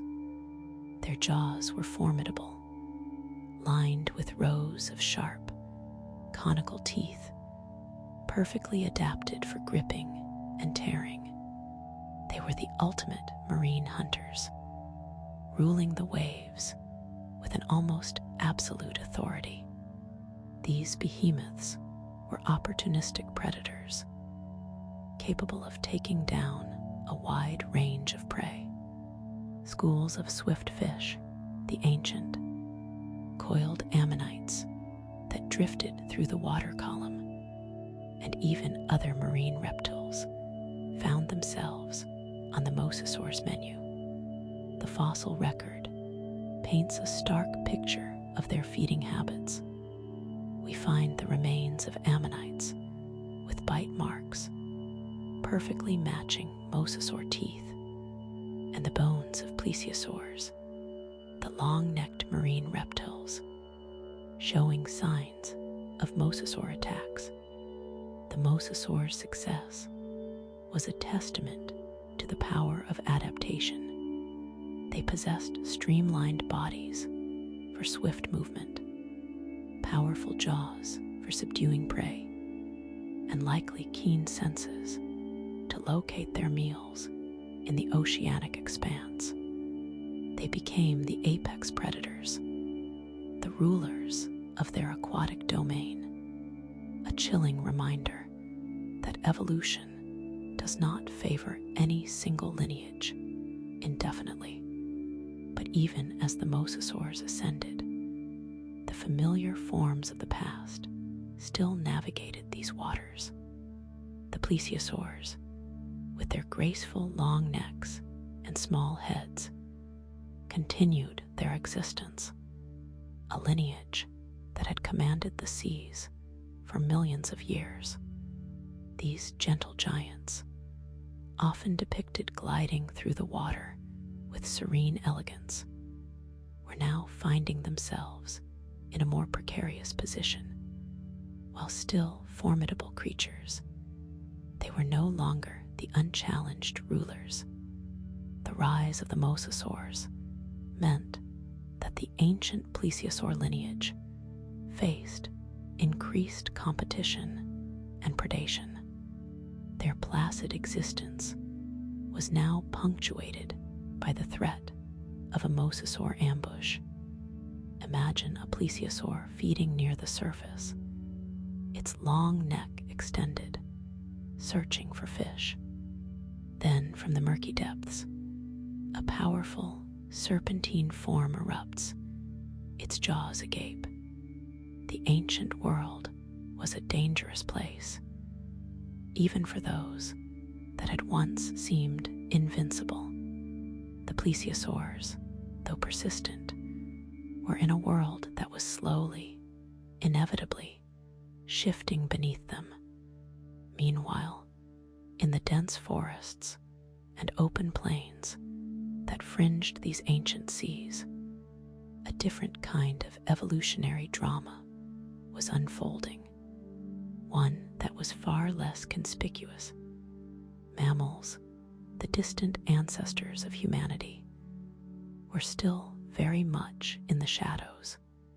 For millions of years, they had lived a life of quiet persistence, largely nocturnal and small in stature, their existence dictated by the overwhelming dominance of the dinosaurs. These early mammals were often shrew-like in appearance, with keen senses of smell and hearing, perfectly adapted for a life lived under the cloak of darkness. They scurried through the undergrowth, their tiny diets consisting primarily of insects, grubs, and perhaps the occasional small lizard or fallen fruit. They were opportunists, surviving by being small, quick, and unobtrusive. Yet, even in this seemingly humble state, a crucial process was underway. While they had not yet evolved into the diverse and dominant forms we know today, the groundwork was being laid. Different species were beginning to specialize, some becoming more adept at digging, others at climbing. This diversification, however subtle, was a testament to their resilience and their capacity to find niches even within a world ruled by giants. The shadow of the dinosaurs was a powerful constraint, but it also, in a strange way, fostered a unique evolutionary path for these small, persistent creatures. Beyond the large marine reptiles and the emerging mammals, the Cretaceous seas were also witnessing the genesis of familiar life.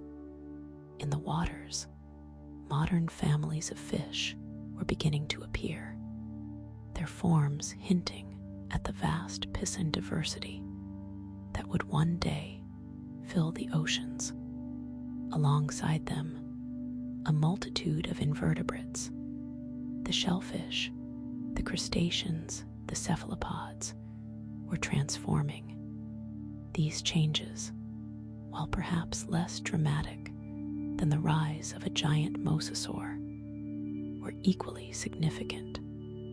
These evolving fish and invertebrates were not merely inhabitants of the Cretaceous ocean. They were the architects of future ecosystems.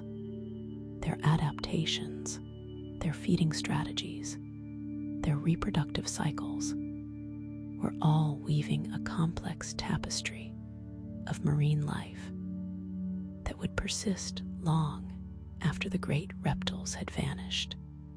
The ammonites, though abundant, were a lineage nearing its end, while new forms of mollusks and bony fish were establishing their place.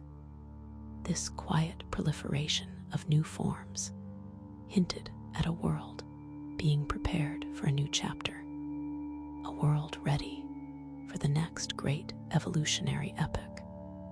But as we observe the magnificent mosasaurs dominating the waves, and the early mammals quietly diversifying in the undergrowth, a profound question lingers.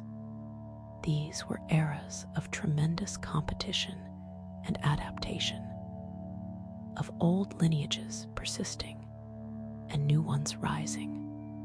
Yet the narrative of the Cretaceous is ultimately one of abrupt cessation. What was the force, so immense and so sudden, that could silence the roars of the dinosaurs and reshape the oceans so completely?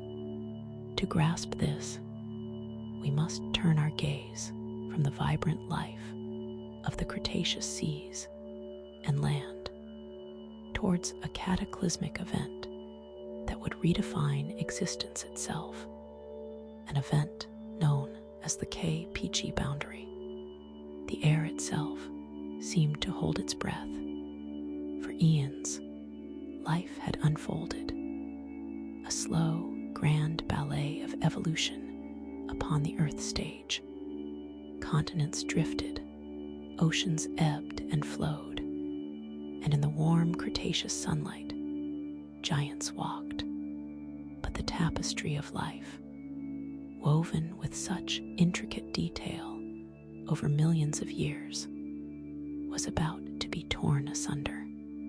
The epoch of the great reptiles, the reign of the dinosaurs, was drawing to an unimaginable close, not by slow decline, but by an instantaneous, cosmic violence. Imagine a visitor from the void, smaller than most planets, but carrying an energy beyond comprehension. This was the Chicxulub impactor, an asteroid roughly 10 kilometers across, a stony messenger from the outer reaches of the solar system.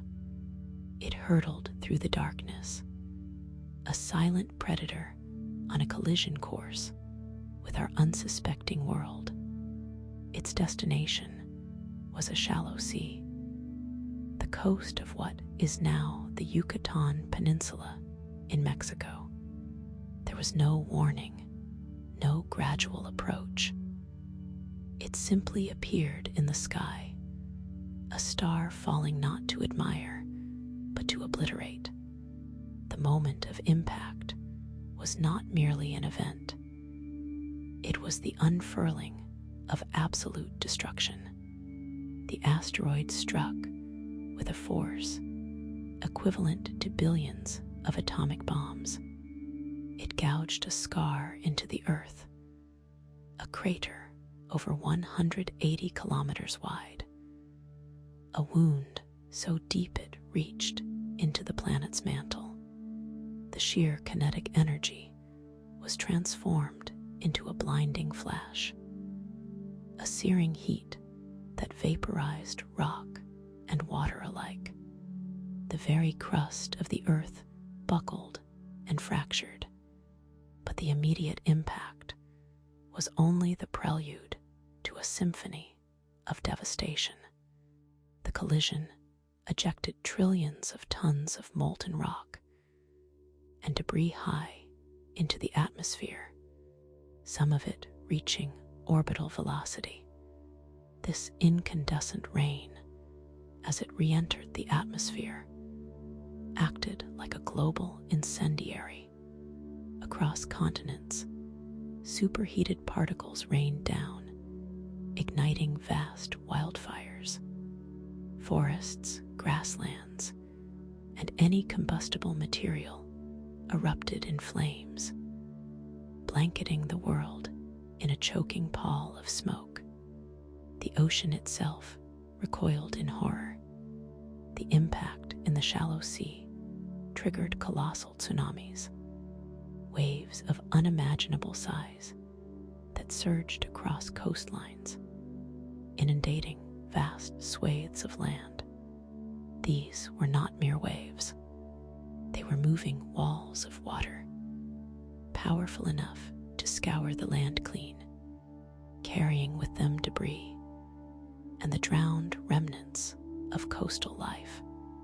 Imagine coastal cities, vibrant ecosystems, instantly submerged and annihilated by forces beyond human or even animal comprehension. The shockwave from the impact rippled outward, a seismic pulse that traveled around the globe. It tore through the air and the earth, flattening everything in its path. The initial blast was followed by a searing heat pulse that sterilized the immediate surroundings. Anywhere the ejected material landed, it burned intensely. The air became thick with dust and vaporized rock, obscuring the sun even in areas far from the impact site. The catastrophic release of energy continued for days. Earthquakes of unprecedented magnitude racked the planet. Volcanic systems, perhaps already stressed, may have been further activated by the shock, adding their own pyroclastic flows and ash clouds to the growing chaos. The very air, once breathable, became a toxic, superheated soup, then choked with soot and ash as the dust and aerosols settled, or rather, as they were flung high into the stratosphere. A new menace emerged. Not fire, but a chilling darkness descended. These fine particles, suspended miles above the surface, formed a perpetual shroud, effectively dimming the sun's rays. For months, perhaps even years, the earth was plunged into a twilight gloom. Photosynthesis, the very foundation of most life on earth, began to collapse. Plants withered and died without light. Herbivores starved, and in turn, the carnivores that preyed upon them found their food sources vanishing. The immediate heat of the impact was replaced by a profound global cooling. Temperatures plummeted as sunlight was unable to penetrate the atmospheric veil. Oceans deprived of solar energy grew colder. Marine life, dependent on phytoplankton, which in turn needed sunlight, began to suffer. the delicate balance of the biosphere, so finely tuned over millions of years, was shattered by this abrupt environmental assault. The planet, once a vibrant green and blue, was rapidly turning into a cold, dark, and barren world. This sustained darkness and cold was more devastating than the initial blast. It fundamentally altered the energy balance of the planet, creating conditions that life, as it had existed, could not endure. The stage was set for a mass extinction, a winnowing of species on an epic scale. And to understand the full scope of this biological reset, we must examine the specific lineages that were so decisively extinguished, and in their place, the quiet survivors that would inherit a radically altered Earth. The dust settled, but the world it revealed was profoundly changed. The reign of the non-avian dinosaurs, a story that had unfolded for over 160 million years, was abruptly over. Their thunderous footsteps were silenced. The great flying reptiles, the pterosaurs that had soared through Cretaceous skies, vanished. The mighty marine reptiles, the mosasaurs and plesiosaurs that had ruled the ancient oceans, were gone.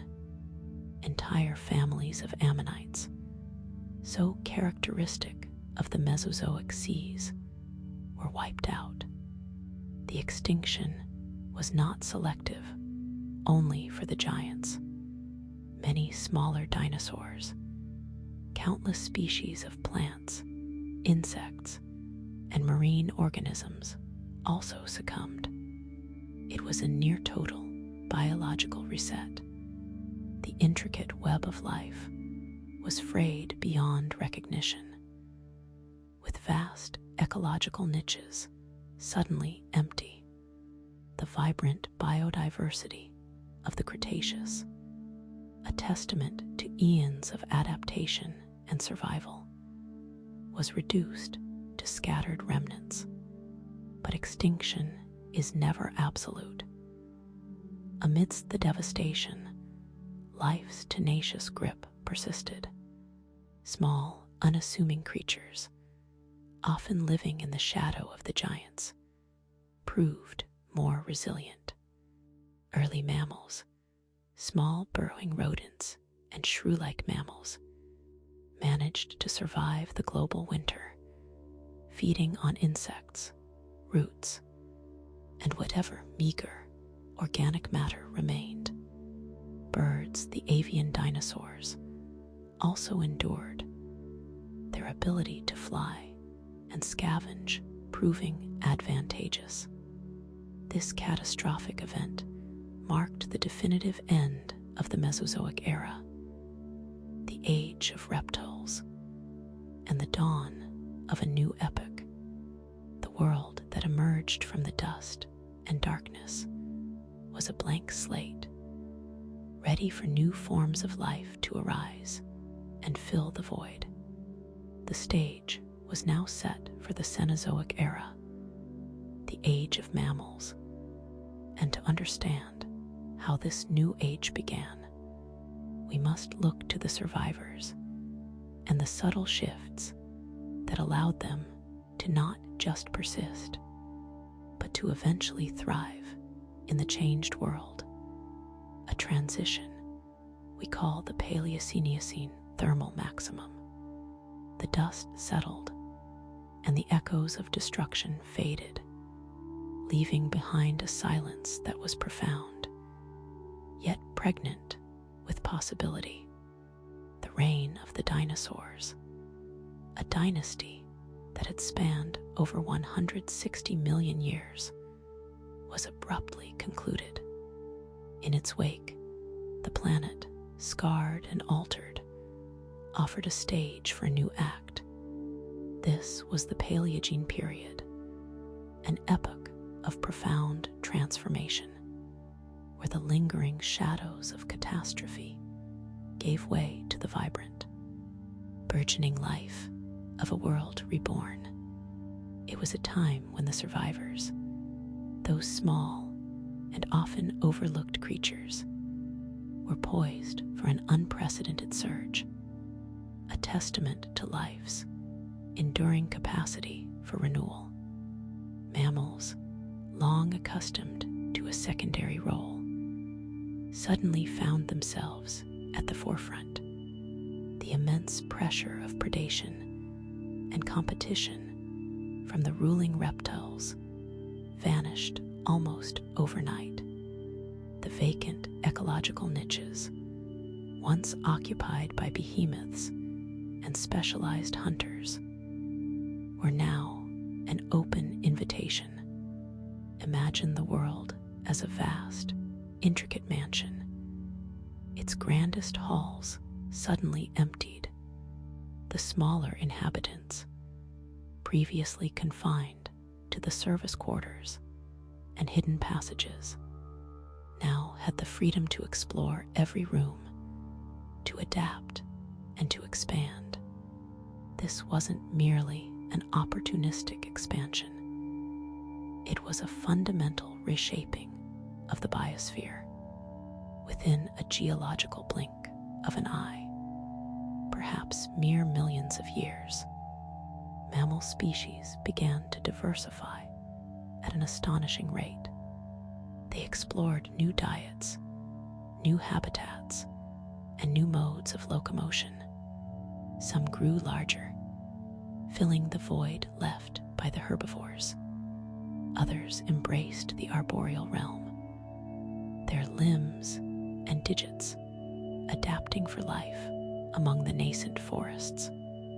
The shrew-like ancestors that had scurried in the undergrowth during the time of tyrants now began to branch into a breathtaking array of forms. This explosive radiation, this sudden flourishing, was a direct consequence of the Great Culling, a dramatic biological inheritance. But the mammals were not alone in this resurgence. The birds, the direct descendants of feathered dinosaurs, also experienced a magnificent adaptive radiation.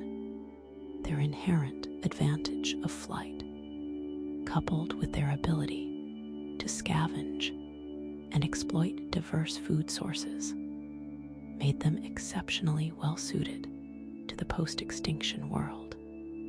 They too began to fill the newly opened territories. Some evolved into towering, flightless forms, apex predators, or formidable herbivores in their own right, echoing the giants that had preceded them, but in avian guise. Others diversified into the myriad shapes and sizes we recognize today, filling the skies with their calls and their presence. The world, however, was not simply a passive recipient of this biological upswing. The very fabric of the planet was in flux, following the fiery impact and the ensuing global winter. The Earth began a long, inexorable journey towards a cooler climate. This gradual cooling trend, a significant departure from the generally warmer conditions of the Mesozoic, had profound implications. It altered precipitation patterns, shifted vegetation zones, and favored the evolution of new adaptations. Forests that had once flourished in warm, humid climes began to recede, giving way to more open woodlands and eventually grasslands in some regions. This changing environment, coupled with the evolutionary pressures of newfound freedom, spurred the development of distinct mammalian lineages. The early primate ancestors, with their grasping hands and forward-facing eyes, began their journey towards complex social structures and intelligence. Rodents, with their insatiable drive to gnaw and reproduce, established themselves as a dominant force, and the ungulates, the hoofed mammals, the future grazers and browsers that would come to define many terrestrial ecosystems, began to take shape. Their bodies adapting for swiftness and endurance across the expanding landscapes. To truly grasp the scale of this rebirth, we must delve deeper into the burgeoning diversity of these early mammals and the specific pressures that shaped their remarkable evolutionary trajectories.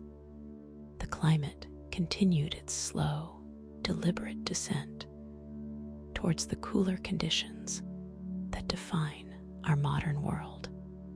This ongoing cooling, a subtle but persistent force, began to redraw the planet's verdant tapestry.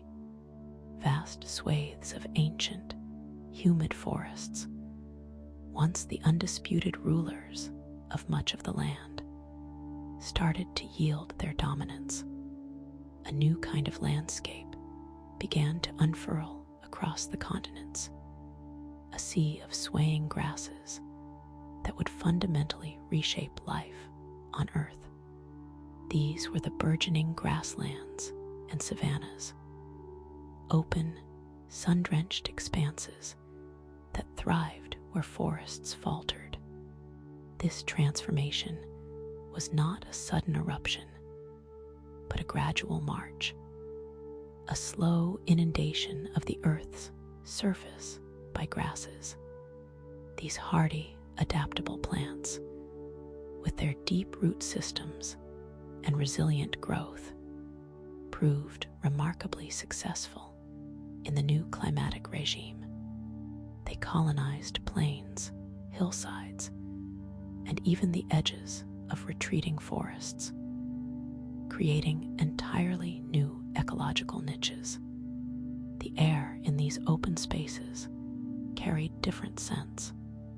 The sounds were of rustling stalks and distant calls, and the very texture of the land changed from the dense, enclosed world of forests to the wide-open vistas of the savanna. This greening of the earth was a profound shift, a silent revolution that set the stage for immense evolutionary innovation. But the verdant expansion was only one act in a larger geological drama. Beneath the shifting grasslands, the very continents continued their stately, unhurried dance. The immense, tectonic plates that form Earth's crust were never still. Their slow, inexorable drift continued through the Neogene, nudging continents closer to their modern configurations. These cosmic cartographical shifts were not mere geological curiosities. As landmasses rearranged themselves, they carved new pathways for oceans and redirected the massive currents that act as the planet's circulatory system. This redirection of ocean currents had profound downstream effects, influencing weather patterns across vast distances, fostering new climates, and creating or severing land bridges that would dictate the flow of life.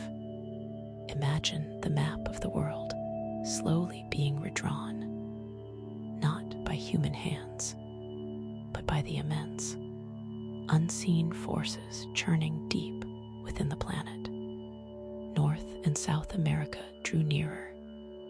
The Isthmus of Panama was yet to form, allowing for a dramatic exchange of fauna that that would reshape ecosystems on both continents.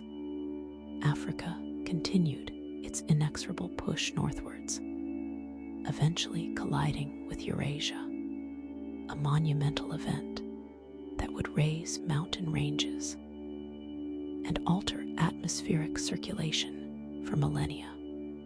India, long an island continent, was now firmly suched into Asia, contributing to the colossal uplift of the Himalayas, a testament to the raw, unyielding power of geological collision. These continental movements, like the slow breathing of a colossal entity, were orchestrating the global climate and shaping the very stage upon which life would play out its most crucial dramas. But the shifting continents were not just influencing climate, they were also fostering new forms of life adapted to the very landscapes they were helping to create. The expanding grasslands provided a boundless new buffet for herbivores. The tough, fibrous nature of grass, a diet so different from the softer leaves and fruits of the forest, demanded specialized tools for survival. This is where we see the remarkable evolution of the grazers. These were not the lumbering beasts of the earlier epochs. Instead, a new wave of mammals emerged, perfectly adapted to this arid, open world.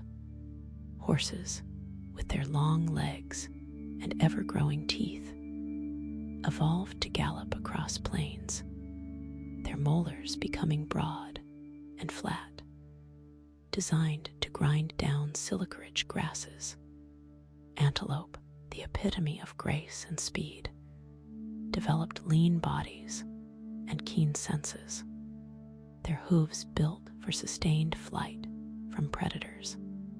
Even rhinoceroses, though less reliant solely on grass, adapted their digestive systems to cope with the new vegetation. These grazing mammals were not just passive consumers of the new vegetation. They became agents of change themselves. Their grazing patterns influenced the composition and growth of grasslands, and their migrations helped to disperse seeds and nutrients across vast territories. The evolution of these grazers is a story of adaptation, a testament to life's ability to exploit new opportunities. Their bodies became marvels of natural engineering, shaped by the relentless pressure of finding sustenance and evading danger in the open savanna. But as these animals thrived in the open, a lineage closer to ourselves was also beginning to chart its unique evolutionary course. The story of these new grazers is a prelude to understanding a much more intimate evolutionary journey. In the ancient cradle of Africa, the ongoing environmental shifts were also setting the stage for one of the most profound evolutionary stories in Earth's history. While the continents drifted and grasslands spread, a particular branch of the primate family tree began to diverge. The forests, which had long nurtured our ape ancestors, were beginning to shrink, pushing some populations into the newly emerging savannas. This transition from a primarily arboreal existence to one that increasingly involved life on the ground was a pivotal moment. It was in these transitional environments, at the fringes of forests and the open plains, that the earliest hominins began to emerge. These were not humans as we know them, but our earliest ancestors, creatures distinctly different from the apes that remained in the shrinking forests. They were taking tentative steps onto the savanna, their bodies slowly adapting to a bipedal gait, freeing their hands for new tasks. The challenges were immense, navigating open spaces, finding new food sources, and facing new predators. But these pressures also spurred innovation, driving the evolution of larger brains, more complex social behaviors, and the beginnings of tool use. The story of the Neogene is not just about the reshaping of continents and the greening of the earth, but about the very origins of our own lineage. To understand our place in this grand narrative, we must look more closely at the evolutionary experiments that unfolded in Africa during this vital period, and how the burgeoning grasslands influenced the path of our earliest ancestors. The world, after the dynamic shifts of the Neogene, entered a new, starkly different chapter. This era, the Quaternary, is the most recent slice of geological time, a period defined not by grand continental rearrangements or the slow bloom of new forests, but by the rhythmic pulse of ice. It is a story written in frost and stone, a testament to Earth's capacity for dramatic climate swings. The very landscapes we inhabit today were sculpted by these colossal forces, a constant ebb and flow of frozen might. The defining characteristic of the Quaternary is its glacial cycles. For millions of years, the planet has been caught in a dance between warmth and extreme cold, a geological pendulum swinging with profound consequences. These were not mere cold snaps, but periods of immense glaciation, where vast ice sheets, miles thick, advanced and retreated across the northern hemisphere like slow, inevitable tides. Imagine continents being pushed and pulled, their very surfaces scraped clean by the immense weight of ice. These frozen expanses dramatically reshaped landscapes, carving out fjords in Scandinavia, grinding mountains into dust, and pushing coastlines outward as water was locked away in glacial ice. Sea levels plummeted, revealing land bridges that connected continents, allowing for the migration of life across previously separated realms. But even as ice advanced, there were periods of interglacial warmth, brief respites where the ice retreated, allowing life to flourish anew, only for the chill to return with relentless certainty. This constant oscillation created a dynamic, ever-changing environment, a testing ground for life's resilience. Within this icy theater, a cast of extraordinary creatures roamed the earth. The Pleistocene epoch, often called the Ice Age, was the age of megafauna. These were the giants of their time, woolly mammoths with their shaggy coats and imposing tusks, saber-toothed cats with fangs like daggers, giant ground sloths that dwarfed modern bears, and powerful cave bears. These massive mammals were perfectly adapted to the cold. Their thick fur and specialized physiologies allowing them to thrive in the harsh, open landscapes. They grazed on the sparse vegetation of the tundra and the fringes of the struggling forests, their numbers a testament to the abundance of the post-Neogene world. But their reign was not eternal, as the climate continued its relentless shifts, and as new forces began to exert their influence.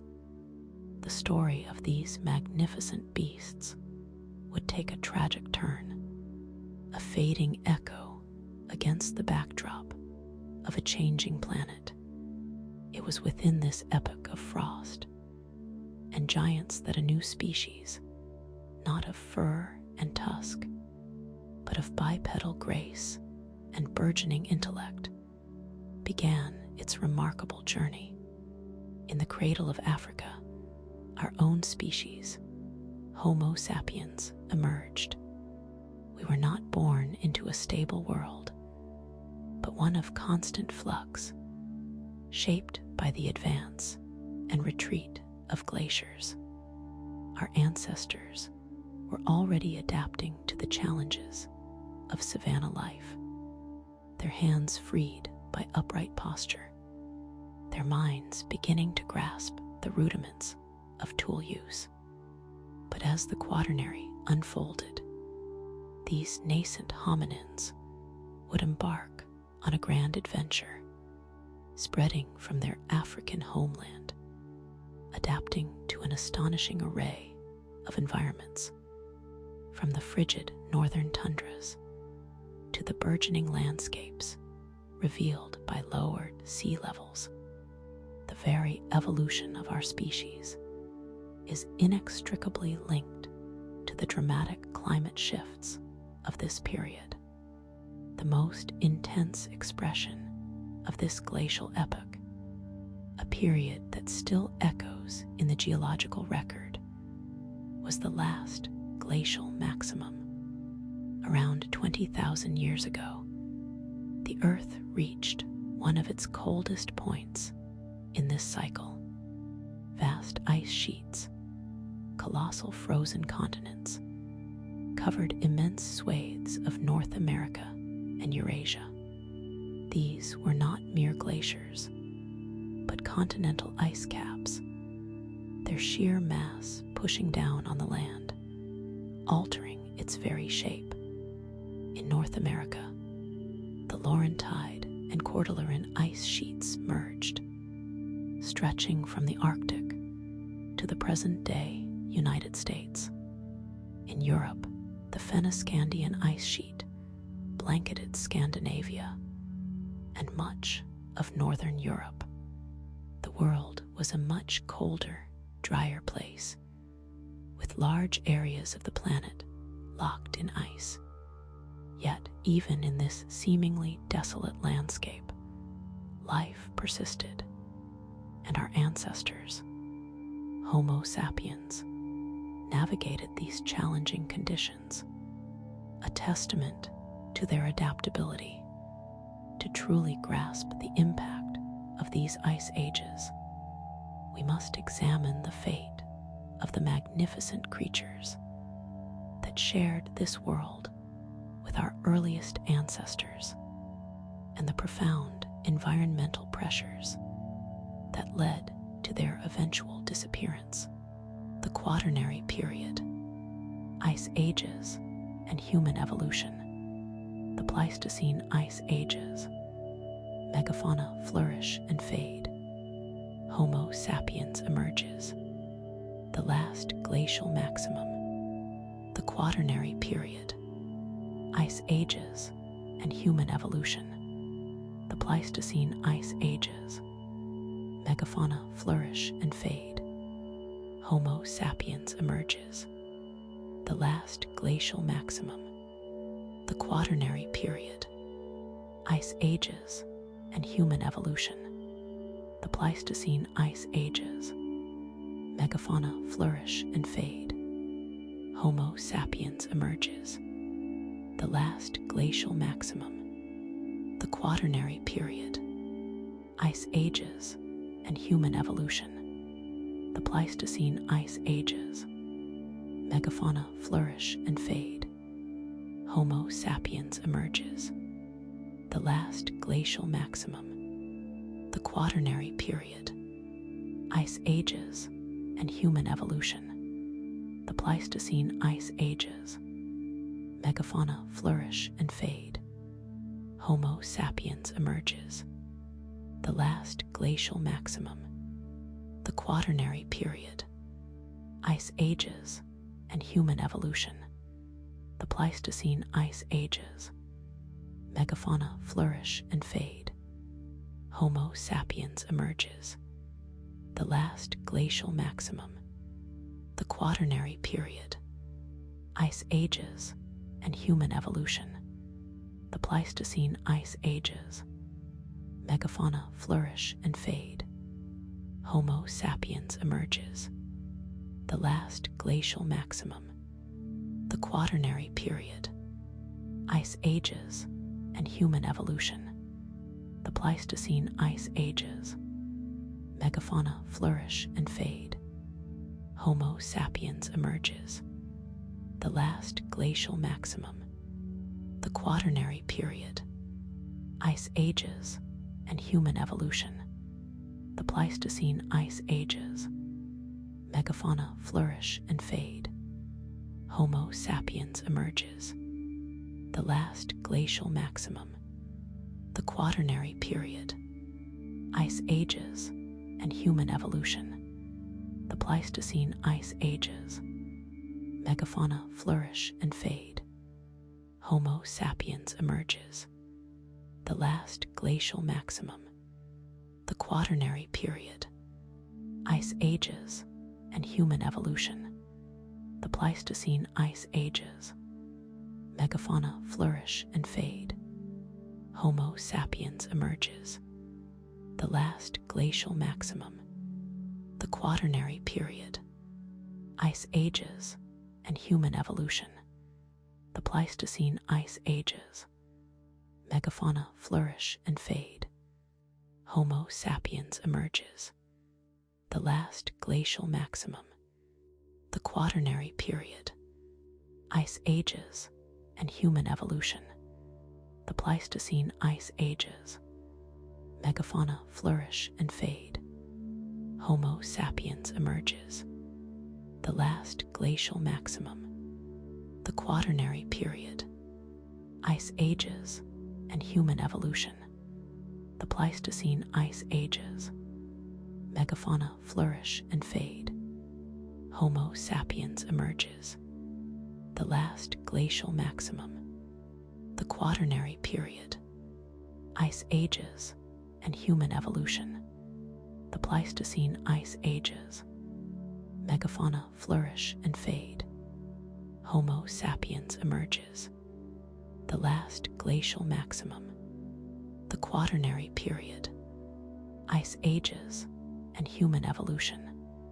The Pleistocene Ice Ages. Megafauna flourish and fade. Homo sapiens emerges. The last glacial maximum. The Quaternary Period. Ice Ages and human evolution. The Pleistocene Ice Ages. Megafauna flourish and fade. Homo sapiens emerges. The last glacial maximum. The Quaternary Period. Ice Ages and human evolution. The Pleistocene Ice Ages. Megafauna flourish and fade. Homo sapiens emerges. The last glacial maximum. The Quaternary Period. Ice Ages and human evolution. The Pleistocene Ice Ages. Megafauna flourish and fade. Homo sapiens emerges. The last glacial maximum. The Quaternary Period. Ice Ages and human evolution. The Pleistocene Ice Ages. Megafauna flourish and fade. Homo sapiens emerges. The last glacial maximum. The Quaternary Period. Ice Ages and human evolution. The Pleistocene ice ages. Megafauna flourish and fade. Homo sapiens emerges. The last glacial maximum. The Quaternary period. Ice ages and human evolution. The Pleistocene ice ages. Megafauna flourish and fade. Homo sapiens emerges. The last glacial maximum. The Quaternary period. Ice ages and human evolution. The Pleistocene ice ages. Megafauna flourish and fade. Homo sapiens emerges. The last glacial maximum. The Quaternary period. Ice ages and human evolution. The Pleistocene ice ages. Megafauna flourish and fade. Homo sapiens emerges. The last glacial maximum. The Quaternary period. Ice ages and human evolution. The Pleistocene ice ages. Megafauna flourish and fade. Homo sapiens emerges. The last glacial maximum. The Quaternary period. Ice ages and human evolution. The Pleistocene ice ages. Megafauna flourish and fade. Homo sapiens emerges. The last glacial maximum. The Quaternary period. Ice ages and human evolution. The Pleistocene ice ages. Megafauna flourish and fade. Homo sapiens emerges. The last glacial maximum. The Quaternary period. Ice ages and human evolution. The Pleistocene ice ages. Megafauna flourish and fade. Homo sapiens emerges. The last glacial maximum. The Quaternary period. Ice ages and human evolution. The Pleistocene ice ages. Megafauna flourish and fade. Homo sapiens emerges. The last glacial maximum. The Quaternary period. Ice ages and human evolution. The Pleistocene ice ages. Megafauna flourish and fade. Homo sapiens emerges. The last glacial maximum. The Quaternary period. Ice ages and human evolution. The Pleistocene ice ages. Megafauna flourish and fade. Homo sapiens emerges. The last glacial maximum. The Quaternary period. Ice ages and human evolution. The Pleistocene ice ages. Megafauna flourish and fade. Homo sapiens emerges. The last glacial maximum. The Quaternary period. Ice ages and human evolution. The Pleistocene ice ages. Megafauna flourish and fade. Homo sapiens emerges. The last glacial maximum. The Quaternary period. Ice ages and human evolution. The Pleistocene ice ages. Megafauna flourish and fade. Homo sapiens emerges. The last glacial maximum. The Quaternary period. Ice ages and human evolution. The Pleistocene ice ages. Megafauna flourish and fade. Homo sapiens emerges. The last glacial maximum. The Quaternary period. Ice ages and human evolution. The Pleistocene ice ages. Megafauna flourish and fade. Homo sapiens emerges. The last glacial maximum. The Quaternary period. Ice ages and human evolution. The Pleistocene ice ages. Megafauna flourish and fade. Homo sapiens emerges. The last glacial maximum. The Quaternary period. Ice ages and human evolution. The Pleistocene Ice Ages. Megafauna flourish and fade. Homo sapiens emerges. The last glacial maximum. The Quaternary Period. Ice Ages and human evolution. The Pleistocene Ice Ages. Megafauna flourish and fade. Homo sapiens emerges. The last glacial maximum. The Quaternary Period. Ice Ages and human evolution. The Pleistocene Ice Ages. Megafauna flourish and fade. Homo sapiens emerges. The last glacial maximum. The Quaternary Period. Ice Ages and human evolution. The Pleistocene Ice Ages. Megafauna flourish and fade. Homo sapiens emerges. The last glacial maximum. The Quaternary Period. Ice Ages and human evolution. The Pleistocene Ice Ages. Megafauna flourish and fade. Homo sapiens emerges. The last glacial maximum. The Quaternary Period. Ice Ages and human evolution. The Pleistocene Ice Ages. Megafauna flourish and fade. Homo sapiens emerges. The last glacial maximum. The Quaternary Period. Ice Ages and human evolution. The Pleistocene Ice Ages. Megafauna flourish and fade. Homo sapiens emerges. The last glacial maximum. The Quaternary Period. Ice Ages and human evolution. The Pleistocene Ice Ages. Megafauna flourish and fade. Homo sapiens emerges. The last glacial maximum. The Quaternary Period. Ice Ages and human evolution. The Pleistocene Ice Ages. Megafauna flourish and fade. Homo sapiens emerges. The last glacial maximum. The Quaternary Period. Ice Ages and human evolution. The Pleistocene Ice Ages. Megafauna flourish and fade. Homo sapiens emerges. The last glacial maximum. The Quaternary Period. Ice Ages and human evolution. The Pleistocene Ice Ages. Megafauna flourish and fade. Homo sapiens emerges. The last glacial maximum. The Quaternary Period. Ice Ages and human evolution. The Pleistocene Ice Ages. Megafauna flourish and fade. Homo sapiens emerges. The last glacial maximum. The Quaternary Period.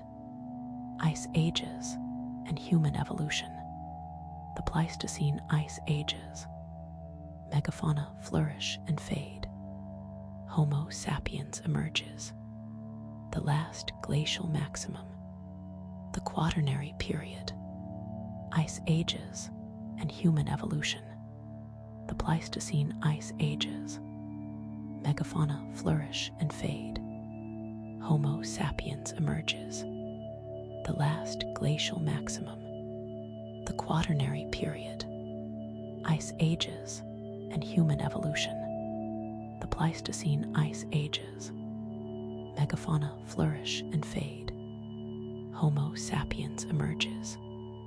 The last glacial maximum. The Quaternary Period.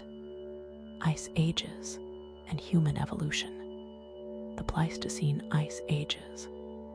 Megafauna flourish and fade. Homo sapiens emerges. The last glacial maximum. The Quaternary Period. Ice Ages and human evolution. The Pleistocene Ice Ages. Megafauna flourish and fade. Homo sapiens emerges. The last glacial maximum. The Quaternary Period. Ice Ages and human evolution. The Pleistocene Ice Ages.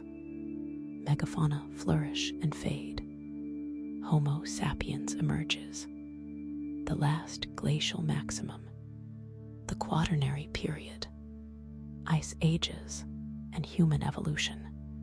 The Pleistocene ice ages. Megafauna flourish and fade. Homo sapiens emerges. The last glacial maximum. The Quaternary period. Ice ages and human evolution. The Pleistocene ice ages. Megafauna flourish and fade. Homo sapiens emerges. The last glacial maximum. The Quaternary period. Ice ages and human evolution. The Pleistocene ice ages. Megafauna flourish and fade. Homo sapiens emerges. The last glacial maximum. The Quaternary period.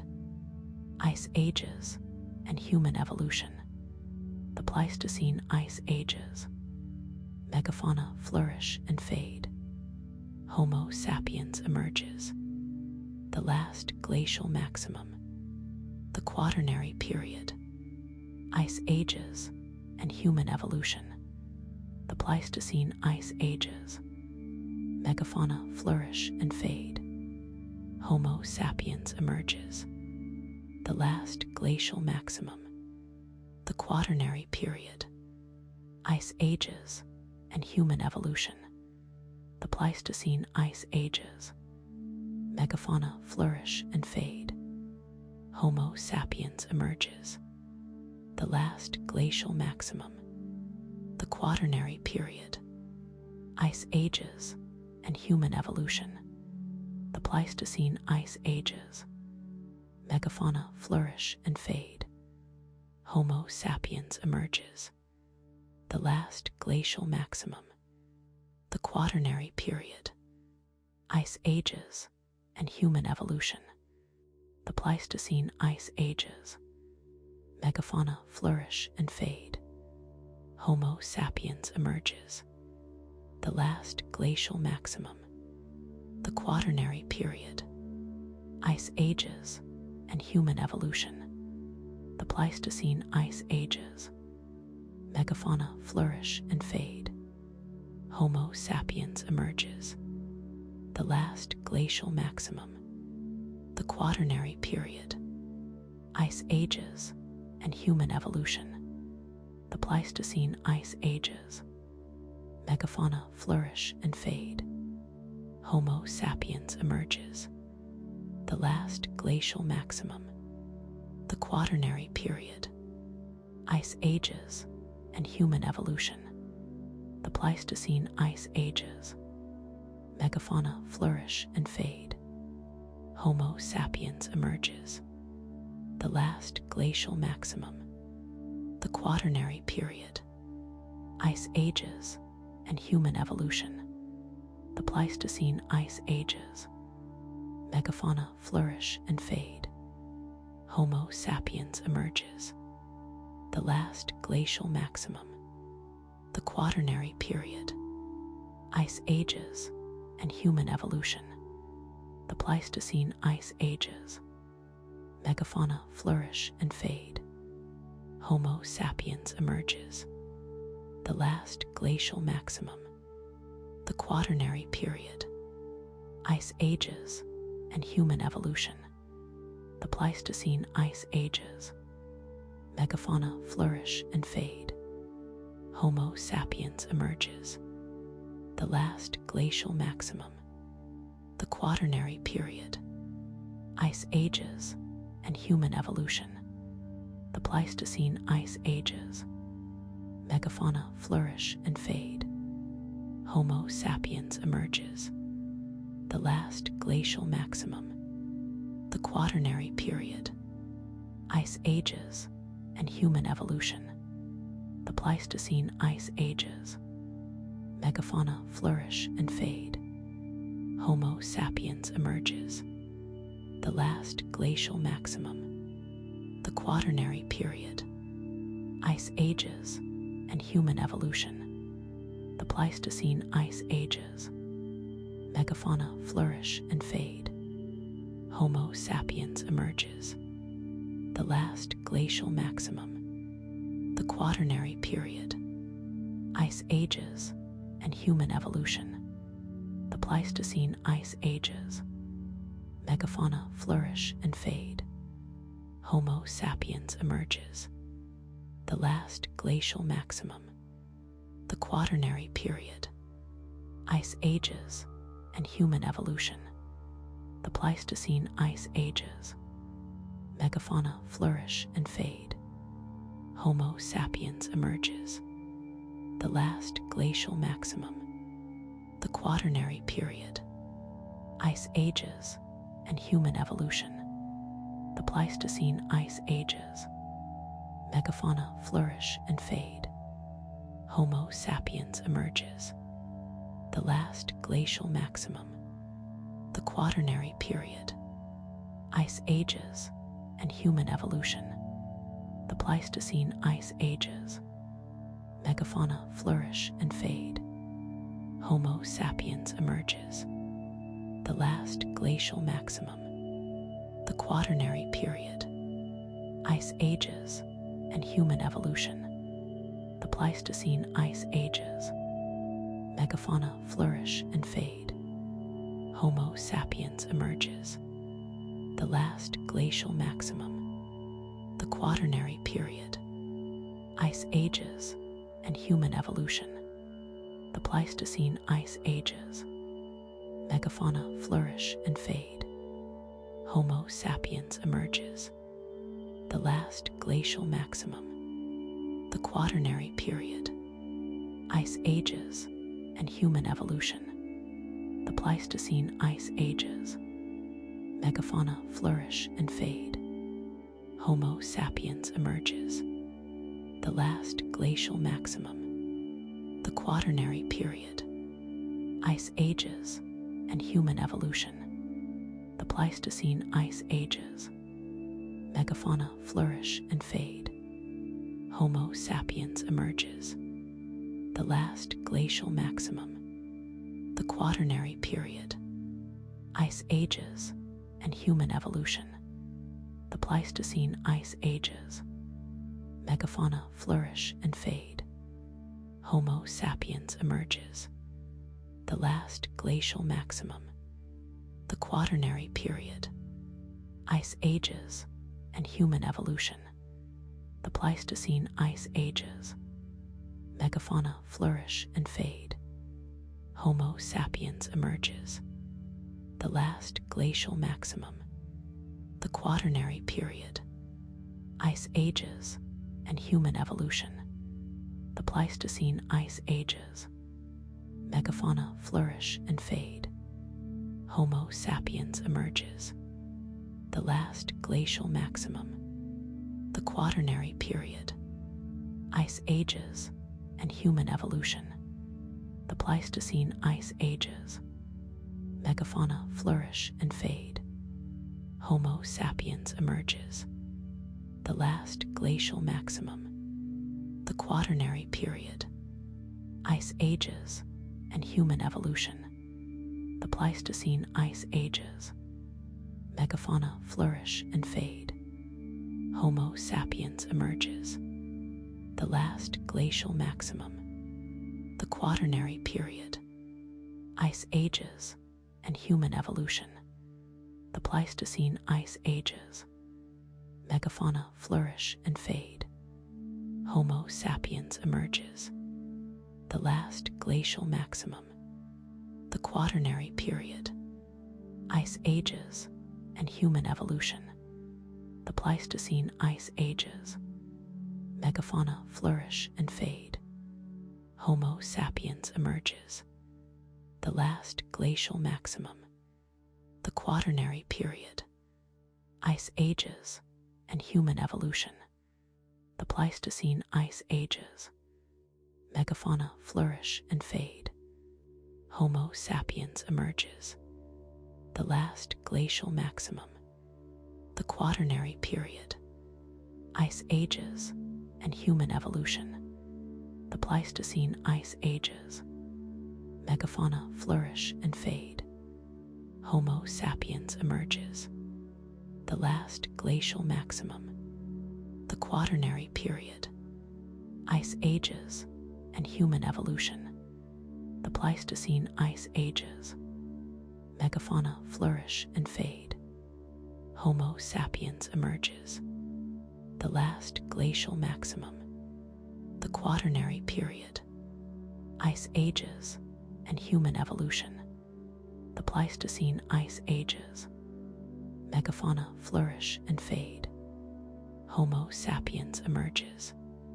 The last glacial maximum. The Quaternary period. Ice ages and human evolution. The Pleistocene ice ages. Megafauna flourish and fade. Homo sapiens emerges. The last glacial maximum. The Quaternary period. Ice ages and human evolution. The Pleistocene ice ages. Megafauna flourish and fade. Homo sapiens emerges. The last glacial maximum. The Quaternary period. Ice ages and human evolution. The Pleistocene ice ages. Megafauna flourish and fade. Homo sapiens emerges. The last glacial maximum. The Quaternary period. Ice ages and human evolution. The Pleistocene ice ages. Megafauna flourish and fade. Homo sapiens emerges. The last glacial maximum. The Quaternary period. Ice ages and human evolution. The Pleistocene ice ages. Megafauna flourish and fade. Homo sapiens emerges. The last glacial maximum. The Quaternary period. Ice ages and human evolution. The Pleistocene ice ages. Megafauna flourish and fade. Homo sapiens emerges. The last glacial maximum. The Quaternary period. Ice ages and human evolution. The Pleistocene ice ages. Megafauna flourish and fade. Homo sapiens emerges. The last glacial maximum. The Quaternary period. Ice ages and human evolution. The Pleistocene ice ages. Megafauna flourish and fade. Homo sapiens emerges. The last glacial maximum. The Quaternary period. Ice ages and human evolution. The Pleistocene ice ages. Megafauna flourish and fade. Homo sapiens emerges. The last glacial maximum. The Quaternary period. Ice ages and human evolution. The Pleistocene ice ages. Megafauna flourish and fade. Homo sapiens emerges. The last glacial maximum. The Quaternary period.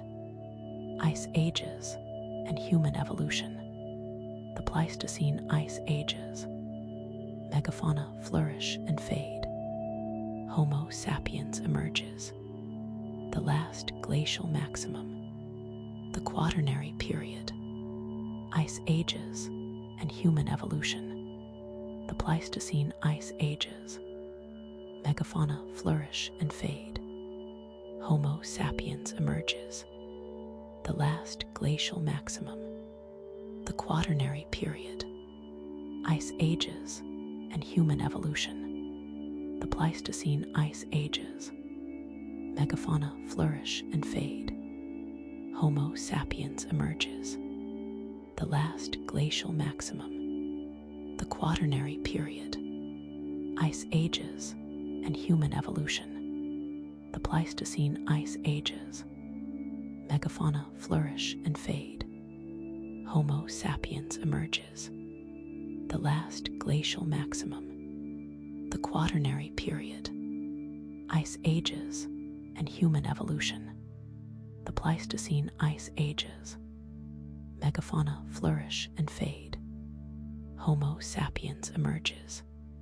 The last glacial maximum, the Quaternary period, ice ages and human evolution, the Pleistocene ice ages, megafauna flourish and fade, Homo sapiens emerges, the last glacial maximum, the Quaternary period, ice ages and human evolution, the Pleistocene ice ages, megafauna flourish and fade, Homo sapiens emerges, the last glacial maximum, the Quaternary period, ice ages and human evolution, the Pleistocene ice ages, megafauna flourish and fade, Homo sapiens emerges, the last glacial maximum, the Quaternary period, ice ages and human evolution,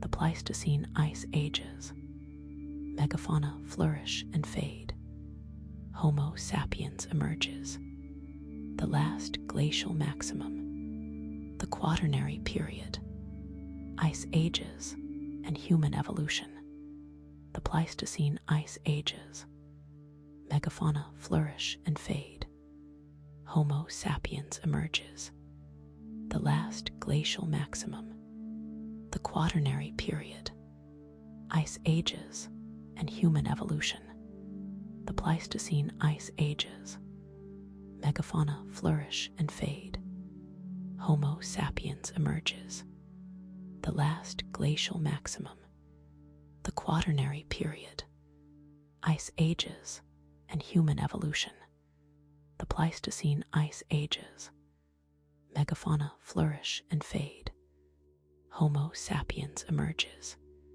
the last glacial maximum, the Quaternary period, ice ages and human evolution, the Pleistocene ice ages, megafauna flourish and fade, Homo sapiens emerges, the last glacial maximum, the Quaternary period, ice ages and human evolution, the Pleistocene ice ages, megafauna flourish and fade, Homo sapiens emerges, the last glacial maximum, the Quaternary period, ice ages and human evolution, the Pleistocene ice ages, megafauna flourish and fade, Homo sapiens emerges, the last glacial maximum, the Quaternary period, ice ages and human evolution, the Pleistocene ice ages, megafauna flourish and fade, Homo sapiens emerges, the last glacial maximum, the Quaternary period, ice ages and human evolution, the Pleistocene ice ages, megafauna flourish and fade, Homo sapiens emerges, the last glacial maximum, the Quaternary period, ice ages and human evolution, the Pleistocene ice ages, megafauna flourish and fade, Homo sapiens emerges, the last glacial maximum, the Quaternary period, ice ages and human evolution, the Pleistocene ice ages, megafauna flourish and fade, Homo sapiens emerges, the last glacial maximum, the Quaternary period, ice ages and human evolution, the Pleistocene ice ages, megafauna flourish and fade, Homo sapiens emerges, the last glacial maximum, the Quaternary period, ice ages and human evolution, the Pleistocene ice ages, megafauna flourish and fade, Homo sapiens emerges, the last glacial maximum, the Quaternary period, ice ages and human evolution, the Pleistocene ice ages, megafauna flourish and fade, Homo sapiens emerges, the last glacial maximum, Quaternary period, Ice Ages and human evolution. The Pleistocene Ice Ages. Megafauna flourish and fade. Homo sapiens emerges. The last glacial maximum. The Quaternary period, Ice Ages and human evolution. The Pleistocene Ice Ages. Megafauna flourish and fade. Homo sapiens emerges. The last glacial maximum. The Quaternary period, Ice Ages and human evolution. The Pleistocene Ice Ages. Megafauna flourish and fade. Homo sapiens emerges. The last glacial maximum. The Quaternary period, Ice Ages and human evolution. The Pleistocene Ice Ages. Megafauna flourish and fade. Homo sapiens emerges. The last glacial maximum. The Quaternary period, Ice Ages and human evolution. The Pleistocene Ice Ages. Megafauna flourish and fade. Homo sapiens emerges. The last glacial maximum. The Quaternary period, Ice Ages and human evolution. The Pleistocene Ice Ages. Megafauna flourish and fade. Homo sapiens emerges. The last glacial maximum. The Quaternary period, Ice Ages and human evolution. The Pleistocene Ice Ages. Megafauna flourish and fade. Homo sapiens emerges. The last glacial maximum. The Quaternary period, Ice Ages and human evolution. The Pleistocene Ice Ages. Megafauna flourish and fade. Homo sapiens emerges. The last glacial maximum. The Quaternary period, Ice Ages and human evolution. The Pleistocene Ice Ages. Megafauna flourish and fade. Homo sapiens emerges. The last glacial maximum. The Quaternary period, Ice Ages and human evolution. The Pleistocene Ice Ages. Megafauna flourish and fade. Homo sapiens emerges. The last glacial maximum. The Quaternary period, Ice Ages and human evolution. The Pleistocene Ice Ages. Megafauna flourish and fade. Homo sapiens emerges. The last glacial maximum. The Quaternary period, Ice Ages and human evolution. The Pleistocene Ice Ages. Megafauna flourish and fade. Homo sapiens emerges. The last glacial maximum. The Quaternary period, Ice Ages and human evolution. The Pleistocene Ice Ages. Megafauna flourish and fade. Homo sapiens emerges. The last glacial maximum. The Quaternary period, Ice Ages and human evolution. The Pleistocene Ice Ages. Megafauna flourish and fade. Homo sapiens emerges. The last glacial maximum. The Quaternary period, Ice Ages and human evolution. The Pleistocene Ice Ages. Megafauna flourish and fade. Homo sapiens emerges. The last glacial maximum. The Quaternary period, Ice Ages and human evolution. The Pleistocene Ice Ages. Megafauna flourish and fade. Homo sapiens emerges. The last glacial maximum. The Quaternary period, Ice Ages and human evolution. The Pleistocene Ice Ages. Megafauna flourish and fade. Homo sapiens emerges. The last glacial maximum. The Quaternary period, Ice ages and human evolution. The Pleistocene ice ages. Megafauna flourish and fade. Homo sapiens emerges. The last glacial maximum. The Quaternary period.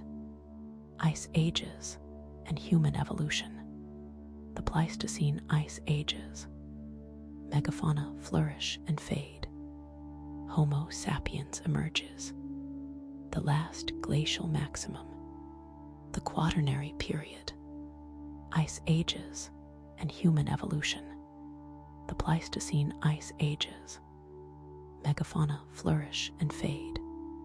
Homo sapiens emerges. The last glacial maximum.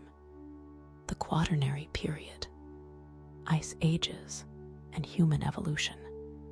The Pleistocene ice ages. Megafauna flourish and fade. Homo sapiens emerges. The last glacial maximum. The Quaternary period. Ice ages and human evolution. The Pleistocene ice ages. Megafauna flourish and fade. Homo sapiens emerges. The last glacial maximum. The Quaternary period.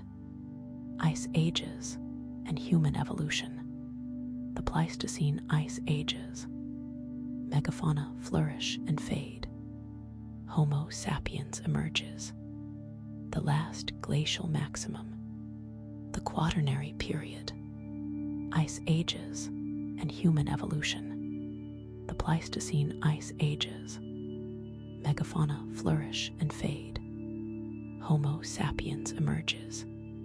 The last glacial maximum. The Quaternary period. Ice ages and human evolution. The Pleistocene ice ages. Megafauna flourish and fade. Homo sapiens emerges. The last glacial maximum. The Quaternary period. Ice ages and human evolution. The Pleistocene ice ages. Megafauna flourish and fade. Homo sapiens emerges. The last glacial maximum. The Quaternary period. Ice ages and human evolution. The Pleistocene ice ages. Megafauna flourish and fade. Homo sapiens emerges. The last glacial maximum. The Quaternary period. Ice ages and human evolution. The Pleistocene ice ages. Megafauna flourish and fade. Homo sapiens emerges. The last glacial maximum. The Quaternary period. Ice ages and human evolution. The Pleistocene ice ages. Megafauna flourish and fade. Homo sapiens emerges. The last glacial maximum. The Quaternary period. Ice ages and human evolution. The Pleistocene ice ages. Megafauna flourish and fade. Homo sapiens emerges. The last glacial maximum. The Quaternary period. Ice ages and human evolution. The Pleistocene ice ages. Megafauna flourish and fade. Homo sapiens emerges. The last glacial maximum. The Quaternary period. Ice ages and human evolution. The Pleistocene ice ages. Megafauna flourish and fade. Homo sapiens emerges. The last glacial maximum. The Quaternary period. Ice ages and human evolution. The Pleistocene ice ages. Megafauna flourish and fade. Homo sapiens emerges. The last glacial maximum. The Quaternary period. Ice ages and human evolution. The Pleistocene ice ages. Megafauna flourish and fade. Homo sapiens emerges. The last glacial maximum. The Quaternary period. Ice ages and human evolution. The Pleistocene ice ages. Megafauna flourish and fade. Homo sapiens emerges. The last glacial maximum. The Quaternary period. Ice ages and human evolution. The Pleistocene ice ages. Megafauna flourish and fade. Homo sapiens emerges. The last glacial maximum. The Quaternary period. Ice ages and human evolution. The Pleistocene ice ages. Megafauna flourish and fade. Homo sapiens emerges. The last glacial maximum. The Quaternary period. Ice ages and human evolution. The Pleistocene ice ages. Megafauna flourish and fade. Homo sapiens emerges. The last glacial maximum. The Quaternary period. Ice ages and human evolution. The Pleistocene ice ages. Megafauna flourish and fade. Homo sapiens emerges. The last glacial maximum. The Quaternary period. Ice ages and human evolution. The Pleistocene ice ages. Megafauna flourish and fade. Homo sapiens emerges. The last glacial maximum. The Quaternary period.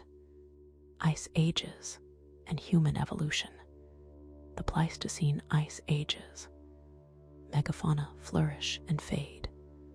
Homo sapiens emerges. The last glacial maximum. The Quaternary period. Ice ages and human evolution. The Pleistocene ice ages. Megafauna flourish and fade. Homo sapiens emerges. The last glacial maximum. The Quaternary period. Ice ages and human evolution. The Pleistocene ice ages. Megafauna flourish and fade. Homo sapiens emerges. The last glacial maximum. The Quaternary period. Ice ages and human evolution. The Pleistocene ice ages. Megafauna flourish and fade. Homo sapiens emerges. The last glacial maximum. The Quaternary period. Ice ages and human evolution. The Pleistocene ice ages. Megafauna flourish and fade. Homo sapiens emerges. The last glacial maximum. The Quaternary period. Ice ages and human evolution. The Pleistocene ice ages. Megafauna flourish and fade. Homo sapiens emerges. The last glacial maximum. The Quaternary period. Ice ages and human evolution. The Pleistocene ice ages. Megafauna flourish and fade. Homo sapiens emerges. The last glacial maximum. The Quaternary period. Ice ages and human evolution. The Pleistocene ice ages. Megafauna flourish and fade. Homo sapiens emerges. The last glacial maximum. The Quaternary period.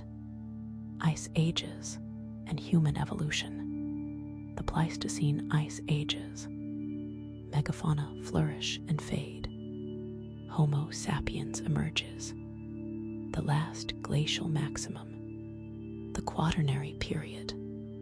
Ice ages and human evolution. The Pleistocene ice ages. Megafauna flourish and fade. Homo sapiens emerges. The last glacial maximum. The Quaternary period.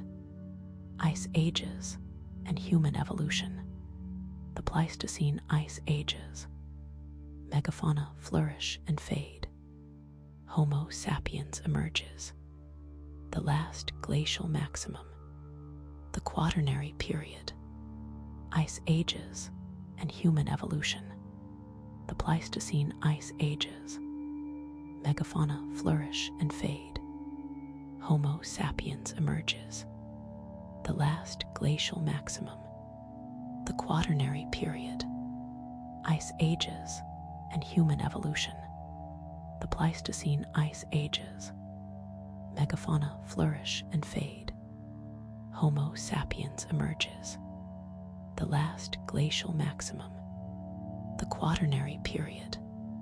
Ice Ages and human evolution. The Pleistocene Ice Ages. Megafauna flourish and fade. Homo sapiens emerges. The last glacial maximum. The Quaternary Period. Ice Ages and human evolution. The Pleistocene Ice Ages.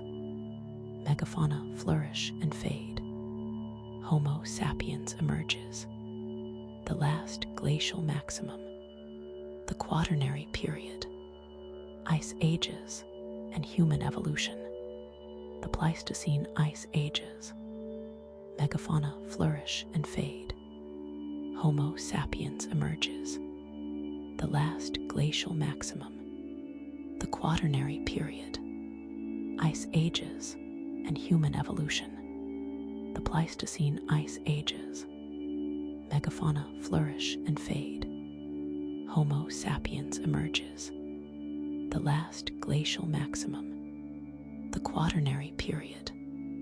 Ice Ages and human evolution. The Pleistocene Ice Ages. Megafauna flourish and fade. Homo sapiens emerges. The last glacial maximum. The Quaternary Period. Ice Ages and human evolution. The Pleistocene Ice Ages. Megafauna flourish and fade. Homo sapiens emerges. The last glacial maximum. The Quaternary Period.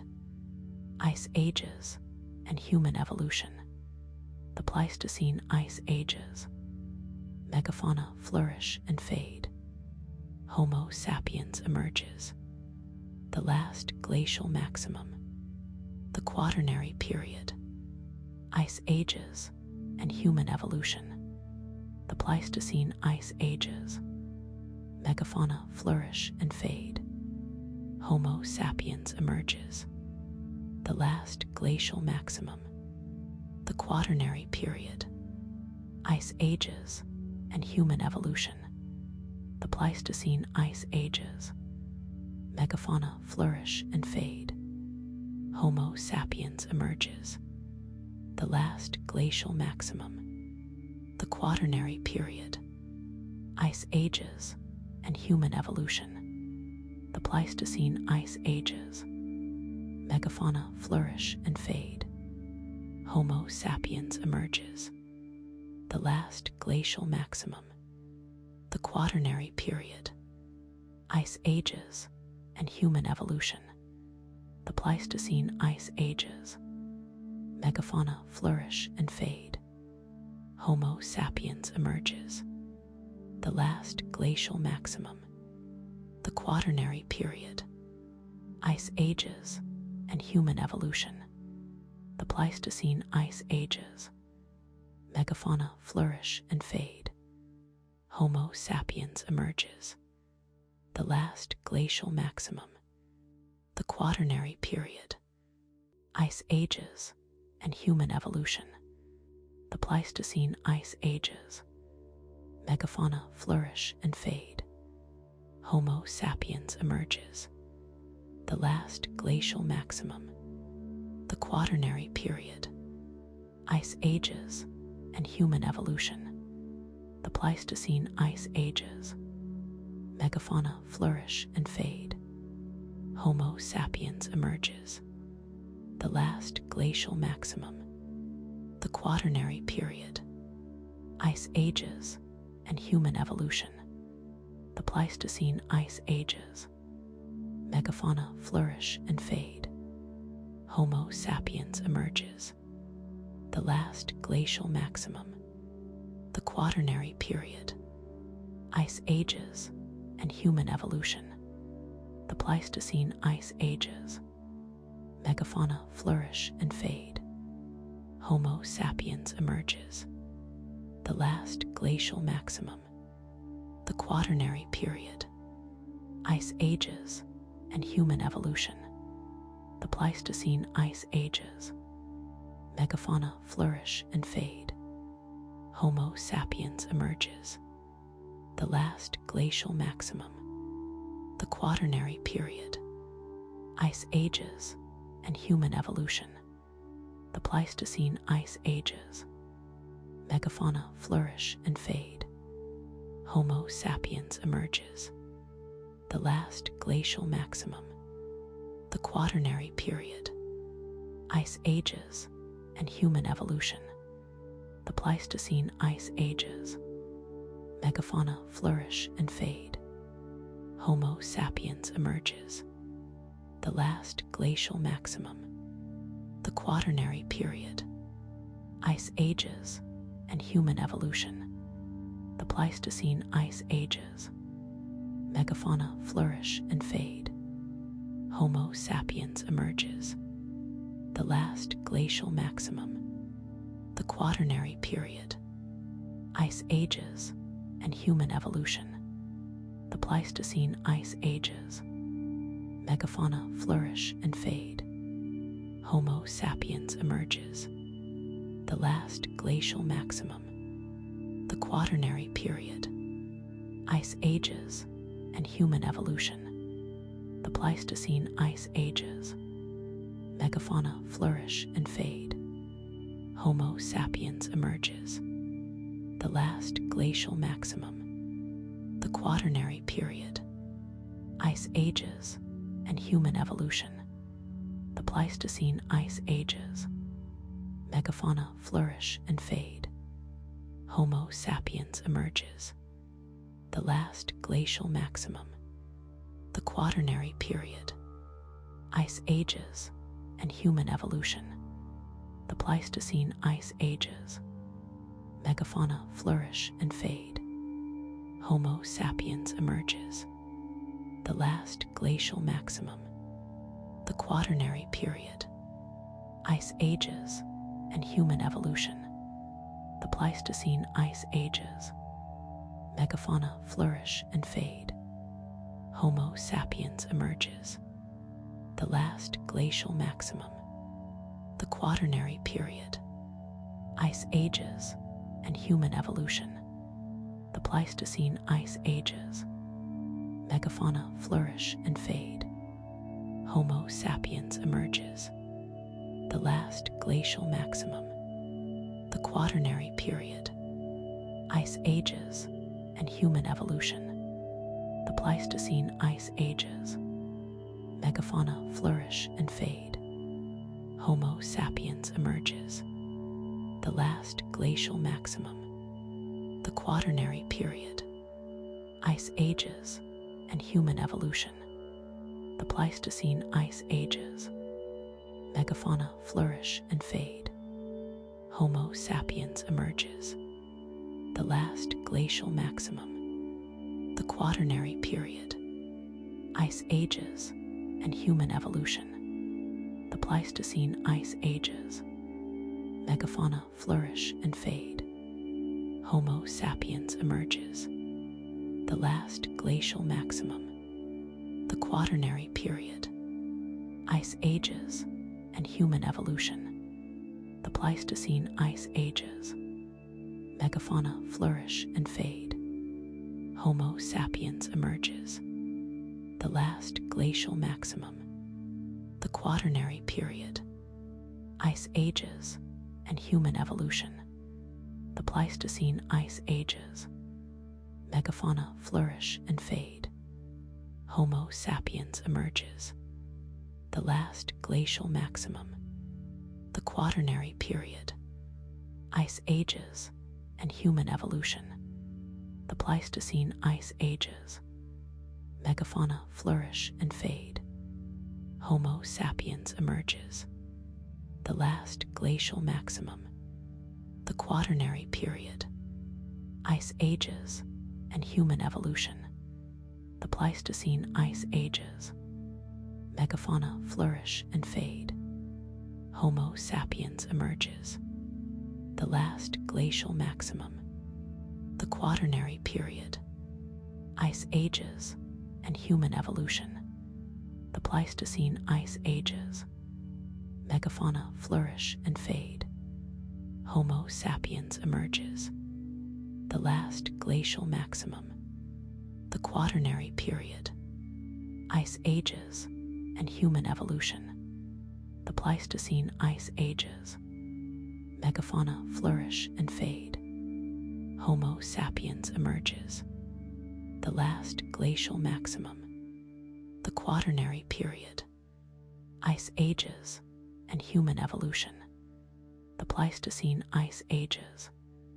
Megafauna flourish and fade. Homo sapiens emerges. The last glacial maximum. The Quaternary period. Ice ages and human evolution. The Pleistocene ice ages. Megafauna flourish and fade. Homo sapiens emerges. The last glacial maximum. The Quaternary period. Ice ages and human evolution. The Pleistocene ice ages. Megafauna flourish and fade. Homo sapiens emerges. The last glacial maximum. The Quaternary period.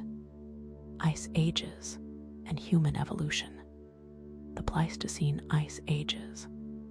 Megafauna flourish and fade. Homo sapiens emerges.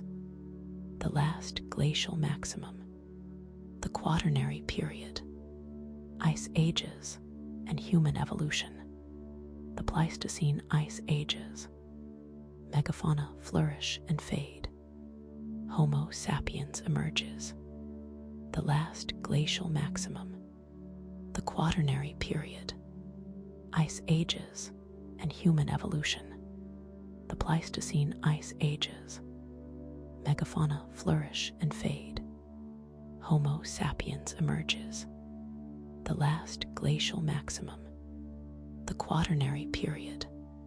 Ice ages and human evolution.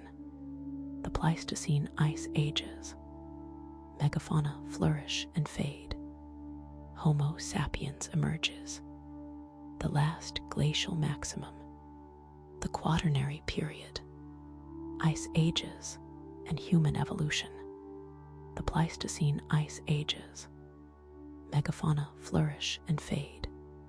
Homo sapiens emerges. The last glacial maximum. The Quaternary period. Ice ages and human evolution. The Pleistocene ice ages. Megafauna flourish and fade. Homo sapiens emerges. The last glacial maximum. The Quaternary period. Ice ages and human evolution. The Pleistocene ice ages. Megafauna flourish and fade. Homo sapiens emerges.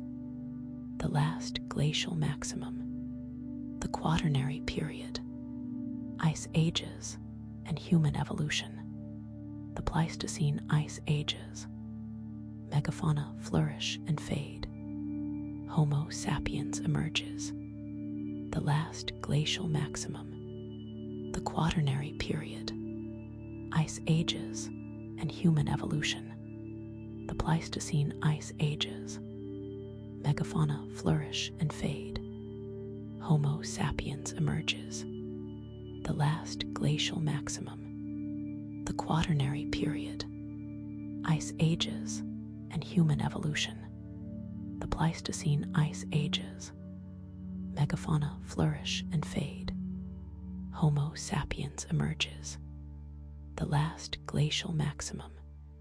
The Quaternary period. Ice ages and human evolution. The Pleistocene ice ages. Megafauna flourish and fade. Homo sapiens emerges. The last glacial maximum. The Quaternary period. Ice ages and human evolution. The Pleistocene ice ages. Megafauna flourish and fade. Homo sapiens emerges.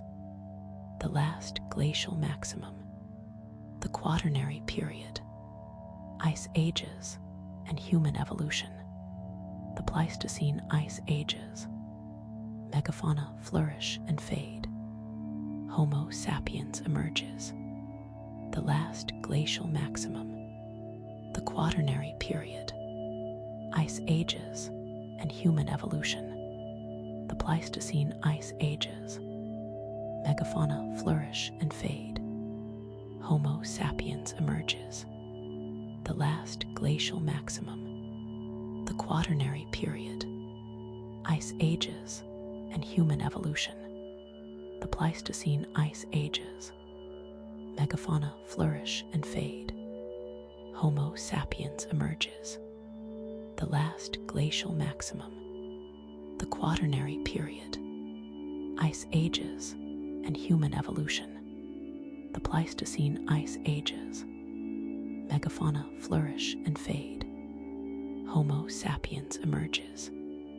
The last glacial maximum, the Quaternary period, ice ages and human evolution. The Pleistocene ice ages, megafauna flourish and fade. Homo sapiens emerges. The last glacial maximum, the Quaternary period, ice ages and human evolution. The Pleistocene ice ages, megafauna flourish and fade. Homo sapiens emerges. The last glacial maximum, the Quaternary period, ice ages and human evolution. The Pleistocene ice ages, megafauna flourish and fade. Homo sapiens emerges. The last glacial maximum, the Quaternary period, ice ages and human evolution. The Pleistocene ice ages, megafauna flourish and fade. Homo sapiens emerges. The last glacial maximum, the Quaternary period, ice ages and human evolution. The Pleistocene ice ages, megafauna flourish and fade. Homo sapiens emerges. The last glacial maximum, the Quaternary period, ice ages and human evolution. The Pleistocene ice ages, megafauna flourish and fade. Homo sapiens emerges. The last glacial maximum, the Quaternary period, ice ages and human evolution. The Pleistocene ice ages, megafauna flourish and fade. Homo sapiens emerges. The last glacial maximum, the Quaternary period, ice ages and human evolution. The Pleistocene ice ages, megafauna flourish and fade. Homo sapiens emerges. The last glacial maximum, the Quaternary period, ice ages and human evolution. The Pleistocene ice ages, megafauna flourish and fade. Homo sapiens emerges. The last glacial maximum, the Quaternary period, ice ages and human evolution. The Pleistocene ice ages, megafauna flourish and fade. Homo sapiens emerges. The last glacial maximum, the Quaternary period, ice ages and human evolution. The Pleistocene ice ages, megafauna flourish and fade. Homo sapiens emerges. The last glacial maximum, the Quaternary period, ice ages and human evolution. The Pleistocene ice ages, megafauna flourish and fade. Homo sapiens emerges. The last glacial maximum, the Quaternary period, ice ages and human evolution. The Pleistocene ice ages, megafauna flourish and fade. Homo sapiens emerges. The last glacial maximum, The Quaternary Period, Ice Ages and Human Evolution. The Pleistocene Ice Ages. Megafauna flourish and fade. Homo sapiens emerges. The last glacial maximum. The Quaternary Period, Ice Ages and Human Evolution. The Pleistocene Ice Ages. Megafauna flourish and fade. Homo sapiens emerges. The last glacial maximum. The Quaternary Period, Ice Ages and Human Evolution. The Pleistocene Ice Ages. Megafauna flourish and fade. Homo sapiens emerges. The last glacial maximum. The Quaternary Period, Ice Ages and Human Evolution. The Pleistocene Ice Ages. Megafauna flourish and fade. Homo sapiens emerges. The last glacial maximum. The Quaternary Period, Ice Ages and Human Evolution. The Pleistocene Ice Ages. Megafauna flourish and fade. Homo sapiens emerges. The last glacial maximum. The Quaternary Period, Ice Ages and Human Evolution. The Pleistocene Ice Ages. Megafauna flourish and fade. Homo sapiens emerges. The last glacial maximum. The Quaternary Period, Ice Ages and Human Evolution. The Pleistocene Ice Ages. Megafauna flourish and fade. Homo sapiens emerges. The last glacial maximum. The Quaternary Period, Ice Ages and Human Evolution. The Pleistocene Ice Ages. Megafauna flourish and fade. Homo sapiens emerges. The last glacial maximum. The Quaternary Period, Ice Ages and Human Evolution. The Pleistocene Ice Ages. Megafauna flourish and fade. Homo sapiens emerges. The last glacial maximum. The Quaternary Period, Ice Ages and Human Evolution. The Pleistocene Ice Ages. Megafauna flourish and fade. Homo sapiens emerges. The last glacial maximum. The Quaternary Period, Ice Ages and Human Evolution. The Pleistocene Ice Ages. Megafauna flourish and fade. Homo sapiens emerges. The last glacial maximum. The Quaternary Period, Ice Ages and Human Evolution. The Pleistocene Ice Ages. Megafauna flourish and fade. Homo sapiens emerges. The last glacial maximum. The Quaternary Period, Ice Ages and Human Evolution. The Pleistocene Ice Ages. Megafauna flourish and fade. Homo sapiens emerges. The last glacial maximum. The Quaternary Period, Ice Ages and Human Evolution. The Pleistocene Ice Ages. Megafauna flourish and fade. Homo sapiens emerges. The last glacial maximum.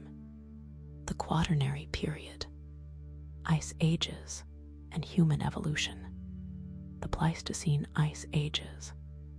Megafauna flourish and fade. Homo sapiens emerges. The last glacial maximum. The Quaternary Period, Ice Ages and Human Evolution.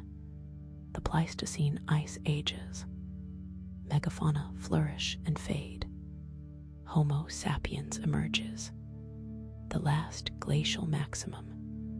The Quaternary Period, Ice Ages and Human Evolution. The Pleistocene Ice Ages. Megafauna flourish and fade. Homo sapiens emerges. The last glacial maximum. The Quaternary Period, Ice ages and human evolution. The Pleistocene ice ages. Megafauna flourish and fade. Homo sapiens emerges. The last glacial maximum. The Quaternary period. Ice ages and human evolution. The Pleistocene ice ages. Megafauna flourish and fade. Homo sapiens emerges. The last glacial maximum. The Quaternary period.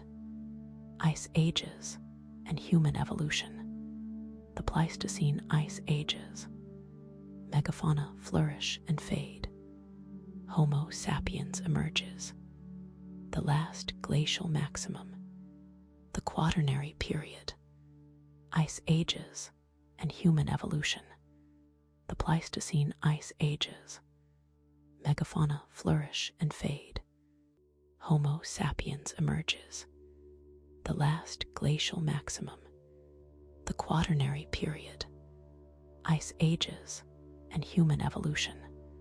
The Pleistocene ice ages. Megafauna flourish and fade. Homo sapiens emerges. The last glacial maximum. The Quaternary period. Ice ages and human evolution. The Pleistocene ice ages. Megafauna flourish and fade. Homo sapiens emerges. The last glacial maximum. The Quaternary period. Ice ages and human evolution. The Pleistocene ice ages. Megafauna flourish and fade. Homo sapiens emerges. The last glacial maximum. The Quaternary period. Ice ages and human evolution. The Pleistocene ice ages. Megafauna flourish and fade. Homo sapiens emerges. The last glacial maximum. The Quaternary period. Ice ages and human evolution. The Pleistocene ice ages. Megafauna flourish and fade. Homo sapiens emerges. The last glacial maximum. The Quaternary period. Ice ages and human evolution. The Pleistocene ice ages. Megafauna flourish and fade. Homo sapiens emerges. The last glacial maximum. The Quaternary period. Ice ages and human evolution. The Pleistocene ice ages. Megafauna flourish and fade. Homo sapiens emerges. The last glacial maximum. The Quaternary period. Ice ages and human evolution. The Pleistocene ice ages. Megafauna flourish and fade. Homo sapiens emerges. The last glacial maximum. The Quaternary period. Ice ages and human evolution. The Pleistocene ice ages.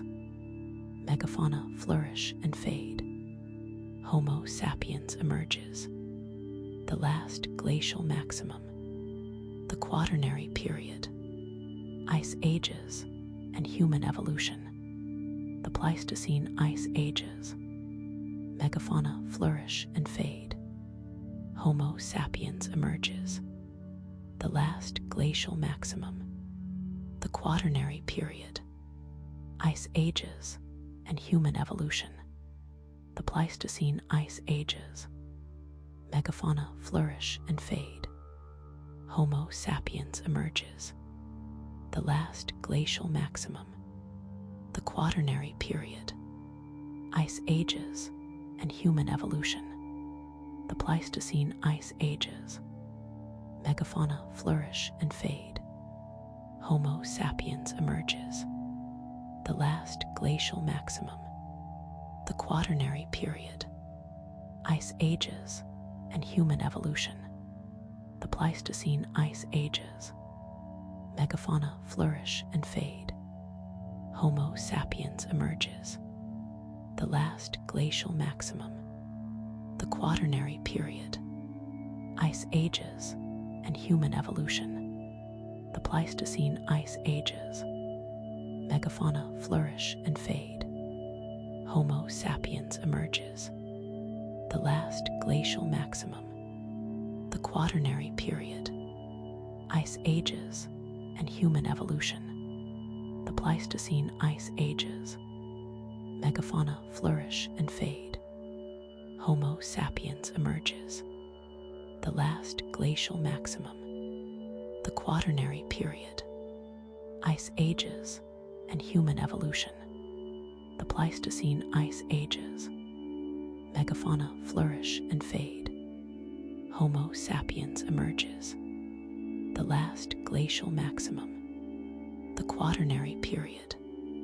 Ice ages and human evolution. The Pleistocene ice ages. Megafauna flourish and fade. Homo sapiens emerges. The last glacial maximum. The Quaternary period. Ice ages and human evolution. The Pleistocene ice ages. Megafauna flourish and fade. Homo sapiens emerges. The last glacial maximum. The Quaternary period. Ice ages and human evolution. The Pleistocene ice ages. Megafauna flourish and fade. Homo sapiens emerges. The last glacial maximum. The Quaternary period. Ice ages and human evolution. The Pleistocene ice ages. Megafauna flourish and fade. Homo sapiens emerges. The last glacial maximum. The Quaternary period. Ice ages and human evolution. The Pleistocene ice ages. Megafauna flourish and fade. Homo sapiens emerges. The last glacial maximum. The great ice sheets that defined the Pleistocene epoch were not a static force. They were dynamic entities, advancing and retreating over millennia in a series of cycles, each leaving its indelible mark on the planet's surface. These glacial periods, known as glaciations or ice ages, were punctuated by warmer intervals called interglacial periods, where the ice receded and more temperate conditions prevailed. This rhythmic expansion and contraction of ice dramatically influenced global climate patterns, ocean currents, and atmospheric composition. The sheer volume of water locked up in glacial ice caused global sea levels to drop significantly, sometimes by more than 100 meters. This dramatic reduction in sea level exposed vast land bridges, most notably the Bering Land Bridge connecting Siberia and Alaska, facilitating the migration of flora and fauna, including our own ancestors, across continents. Conversely, during interglacial periods, sea levels rose, submerging these land bridges and fragmenting land masses. The landscape itself was a canvas upon which the glaciers painted and repainted. Massive ice sheets, kilometers thick, carved out valleys, scoured bedrock, and deposited enormous quantities of sediment as they advanced and retreated, forming features like moraines, drumlins, and eskers that shape our modern topography. This constant sculpting and reshaping created a mosaic of environments, from the barren, windswept tundra directly at the ice margins to more habitable regions further south, all of which served as arenas for evolutionary adaptation. Even within a single glaciation, there could be fluctuations, shorter cold spells, and brief warm periods, adding further complexity to the environmental pressures faced by life. One cannot overstate the profound impact of these recurring cycles. They were the primary drivers of environmental change during the Quaternary, dictating where life could exist and how it would evolve to survive. The relentless advance and retreat of ice were not just geological events. They were powerful selective forces, favoring those organisms best equipped to endure extreme cold, fluctuating resource availability, and dramatically altered habitats.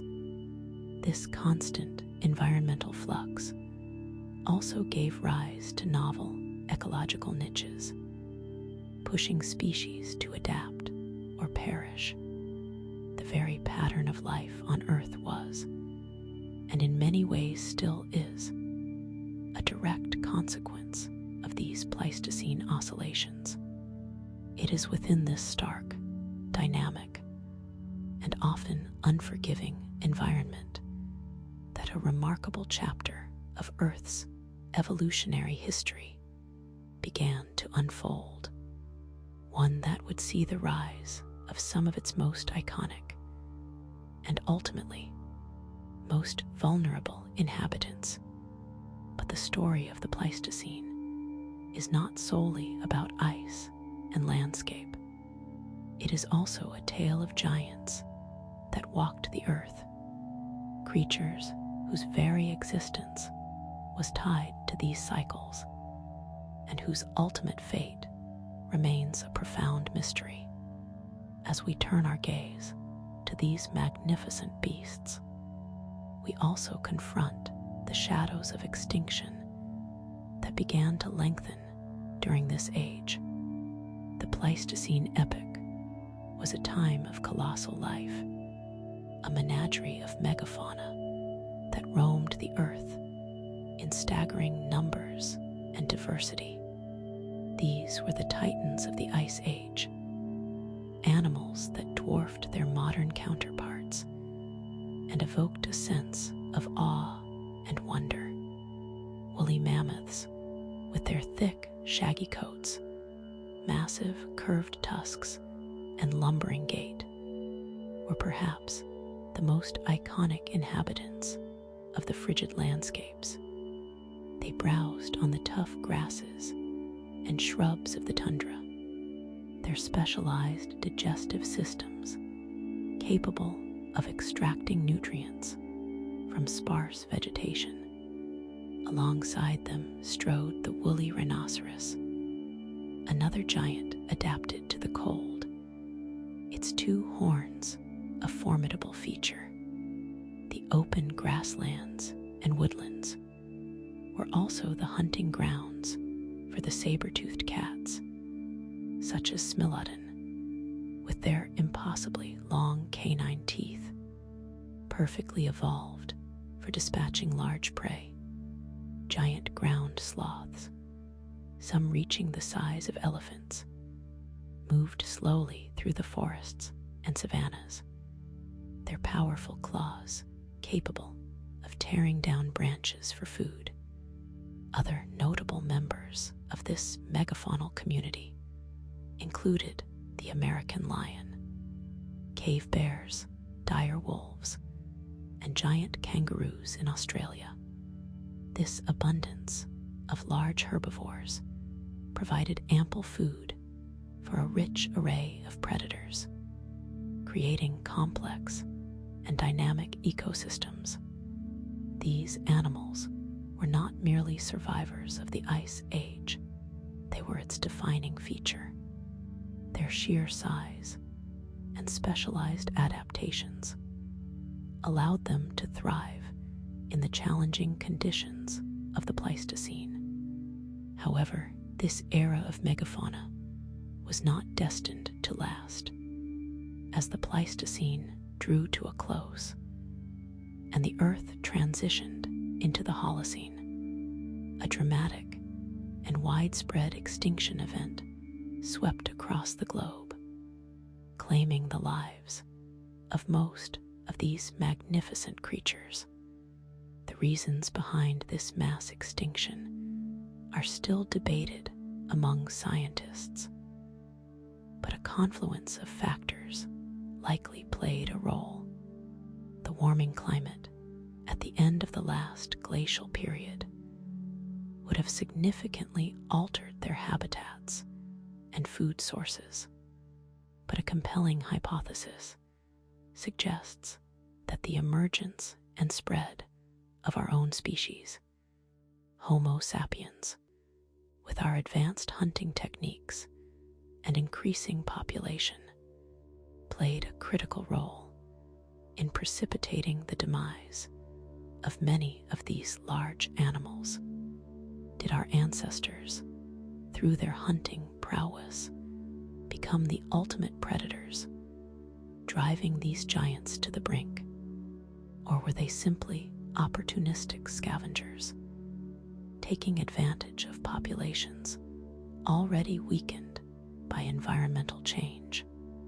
The question of how these magnificent beasts vanished and what role humanity played in their disappearance continues to cast a long shadow over our understanding of this ancient world and our place within it. Indeed, the fading echoes of the megafauna serve as a somber prelude to our own species' ascent, a stark reminder of the delicate balance of life on Earth and the profound impact of evolutionary pressures. As we consider the fate of these giants, we must also contemplate the very origins of our own kind, the species that emerged to witness and perhaps to cause the end of their reign.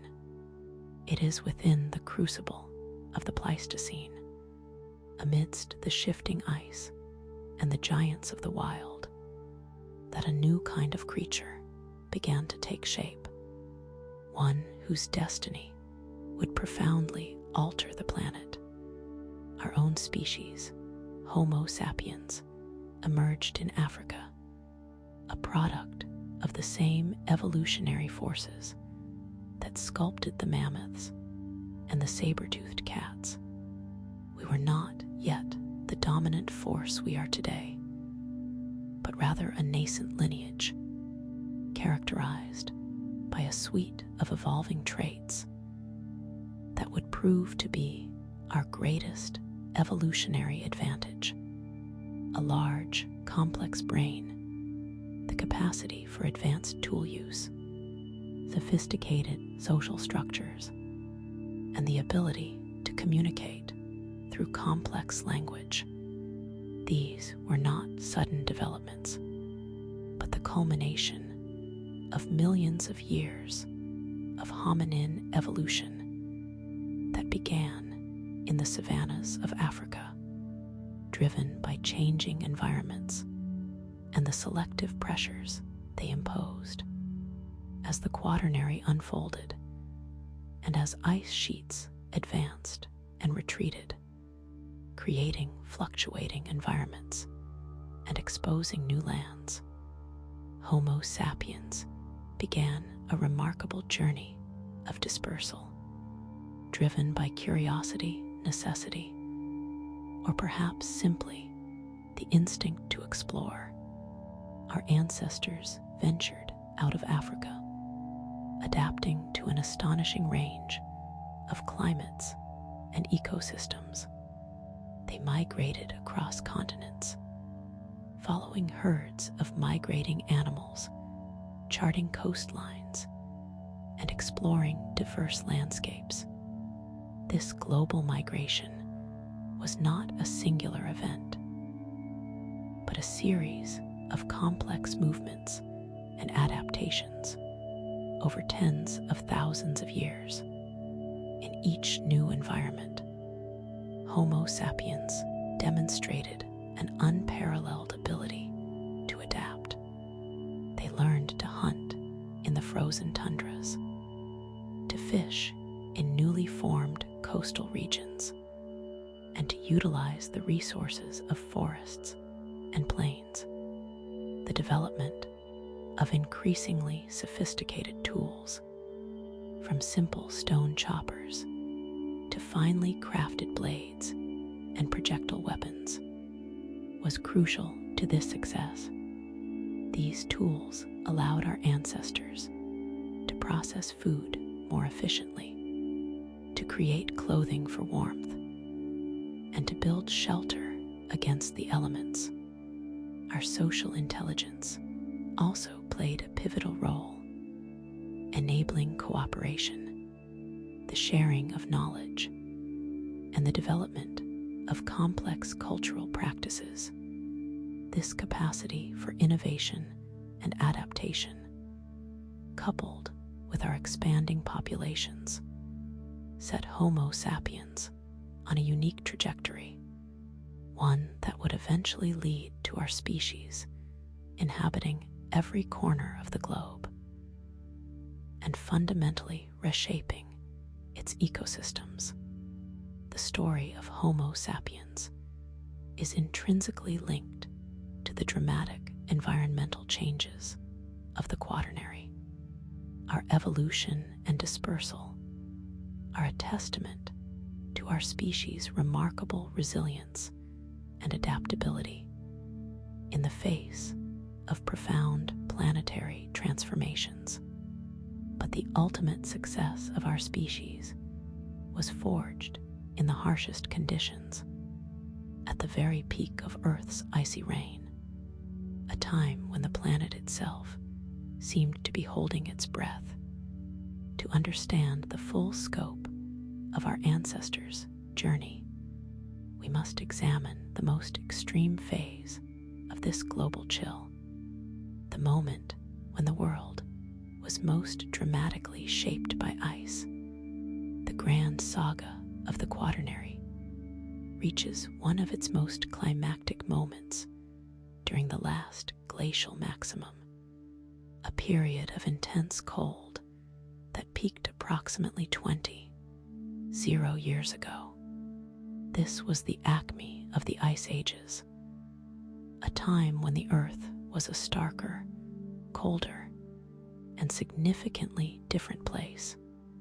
Vast continental ice sheets, the remnants of millennia of accumulated snowfall, stretched across enormous swathes of the northern hemisphere. In North America, the massive Laurentide ice sheet covered much of Canada and extended deep into the present-day United States, reaching as far south as the Ohio River. The Cordilleran ice sheet covered the western mountain ranges. These colossal bodies of ice, some reaching depths of over 2 kilometers, acted as immense sculptors of the landscape, their unimaginable weight-grinding mountains, carving out fjords and depositing vast moraines that would become familiar geological features. Similarly, in Eurasia, the Fennoscandian ice sheet dominated the northern regions, enveloping Scandinavia and much of northern Europe. These immense ice masses locked away so much of Earth's water that global sea levels plummeted by as much as 120 meters below present levels. This dramatic drop exposed land bridges, most notably the Bering Land Bridge, allowing for the migration of animals and humans between Asia and North America, and connecting Britain to mainland Europe. The world beyond the ice was not the lush, temperate landscape we know today. Much of the land was transformed into frigid, windswept tundra or arid steppes. Forests, where they existed, were often restricted to more southerly latitudes or sheltered valleys. While the overall climate was frigid, there were regional variations. In some areas, the cold was accompanied by extreme dryness, while in others, precipitation was higher, feeding the massive glaciers. It was within this challenging and dramatically altered world that Homo sapiens not only survived, but thrived. Our ancestors, equipped with increasingly sophisticated stone tools, warm clothing fashioned from animal hides, and a deep understanding of their environment, navigated these cold, open landscapes. They hunted the megafauna that still roamed these regions, such as mammoths and woolly rhinoceros, their survival dependent on their ingenuity and cooperation. The last glacial maximum was not merely a period of extreme cold. It was a testament to the adaptability and resilience of our species. It was a time when the very earth was a grand, frozen canvas, and humanity, a nascent artist, learned to paint its survival onto its surface, using the tools of adaptation and endurance. But as the ice began its slow, inevitable retreat after this peak, new opportunities and new challenges would emerge, setting the stage for the dramatic shifts that would lead to the world as we know it. The story of the Quaternary is far from over, and as we emerge from the shadows of the great ice, we step into a period of profound change, a time when the very foundations of our planet would continue to shift. This transition from glacial to interglacial conditions would usher in a new era, one that would see both the flourishing of life and, as we shall see, the continuation of powerful evolutionary forces shaping our world. The coming sections will illuminate these transformative shifts, revealing how the Earth continued its grand, inexorable dance through time. The great ice sheets that had defined the planet for millennia began their slow, inexorable retreat. The crushing weight of the glaciers lessened, and the land, once frozen solid, began to awaken. This was not a sudden thaw, but a gradual warming, a gentle exhale from the earth after a long, frigid breath. This period, which we now call the Holocene Epoch, is our epoch. It is a time characterized by a remarkably stable and warm climate, a stark contrast to the dramatic swings of the Pleistocene.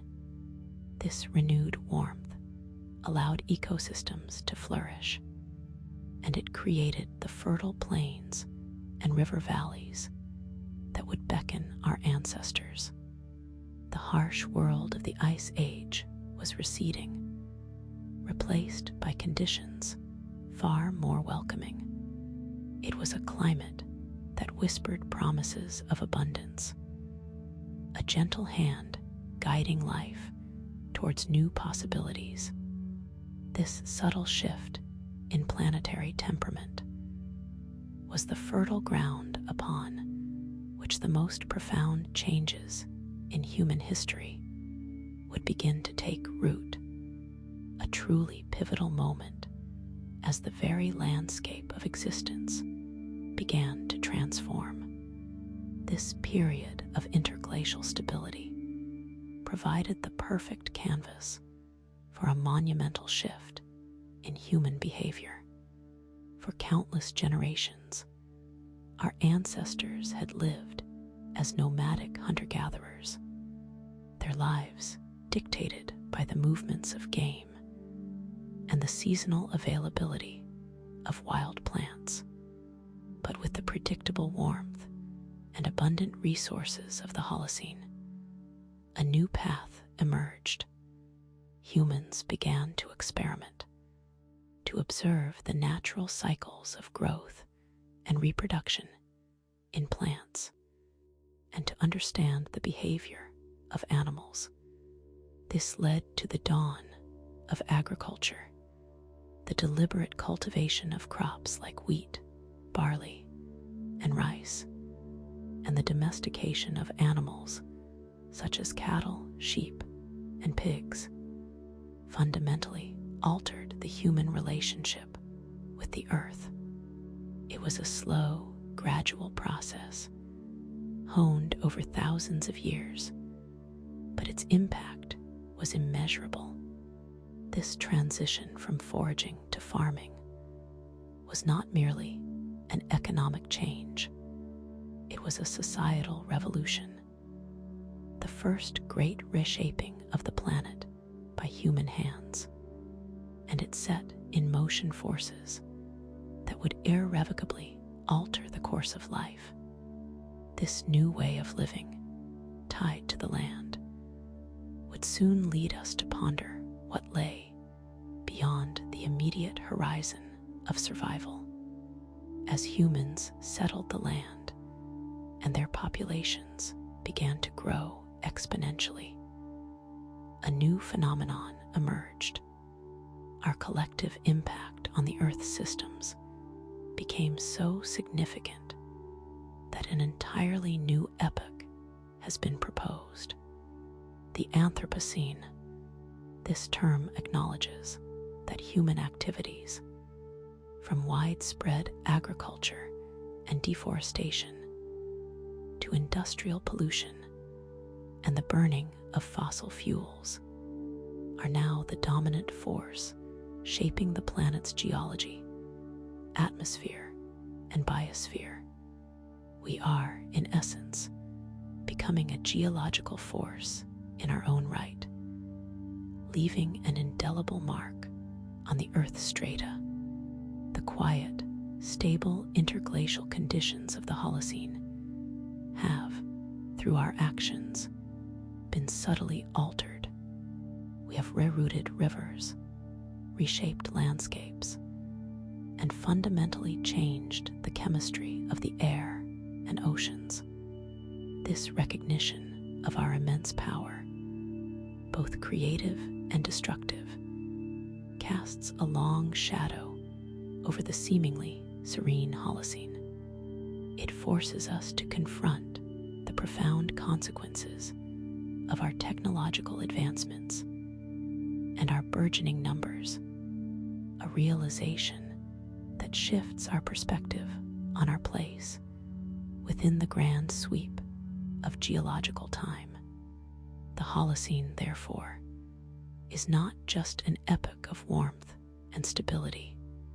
It is the epoch of civilization. Across the millennia, human societies have bloomed and faded like ephemeral flowers, from the earliest agricultural settlements to the great empires of antiquity and the sprawling metropolises of today. We have built, innovated, and debated. We have sculpted mountains with our cities, carved continents with our roads, and filled the air with the echoes of our triumphs and our follies. These civilizations, like the geological layers beneath our feet, tell stories of ambition, ingenuity, and the perennial human struggle for meaning and survival. Their rise and fall are etched into the landscape and into the very fabric of our collective memory. Yet, as we look upon the enduring legacy of these past societies, a pressing question arises. Are these patterns of flourishing and decline merely cycles of history, or are they harbingers of something far more profound, hinting at the very future of our planetary experiment in this new, modern age. As we continue to trace the contours of this epoch, we must also begin to grapple with the growing weight of our own influence, a precursor to understanding the truly transformative forces that continue to shape our world, and what the future might hold for the Earth itself. And to understand the full scope of this human-driven transformation, we must delve into the deeper implications of our impact on the planet's most fundamental systems. We have traced the rise of civilizations, the ephemeral bloom of human endeavor upon the fertile ground of the Holocene. Yet our gaze, fixed for so long on the surface of this world, must now expand, must stretch beyond our atmospheric veil and the faint glow of our own star.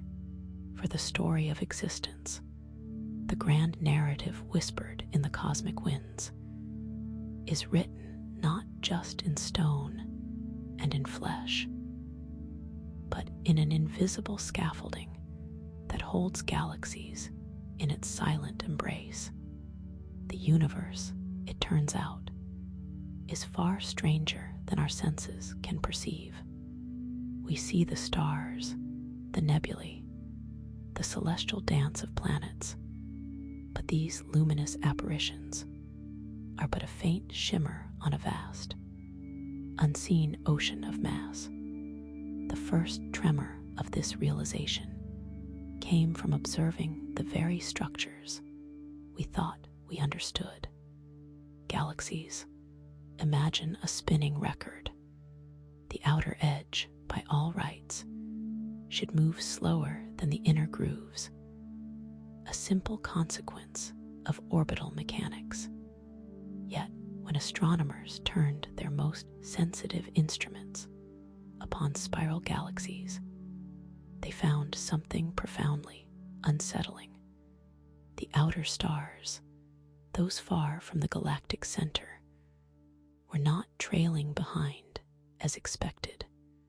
They were whirling with a speed that defied the gravitational pull of all the visible stars and gas combined.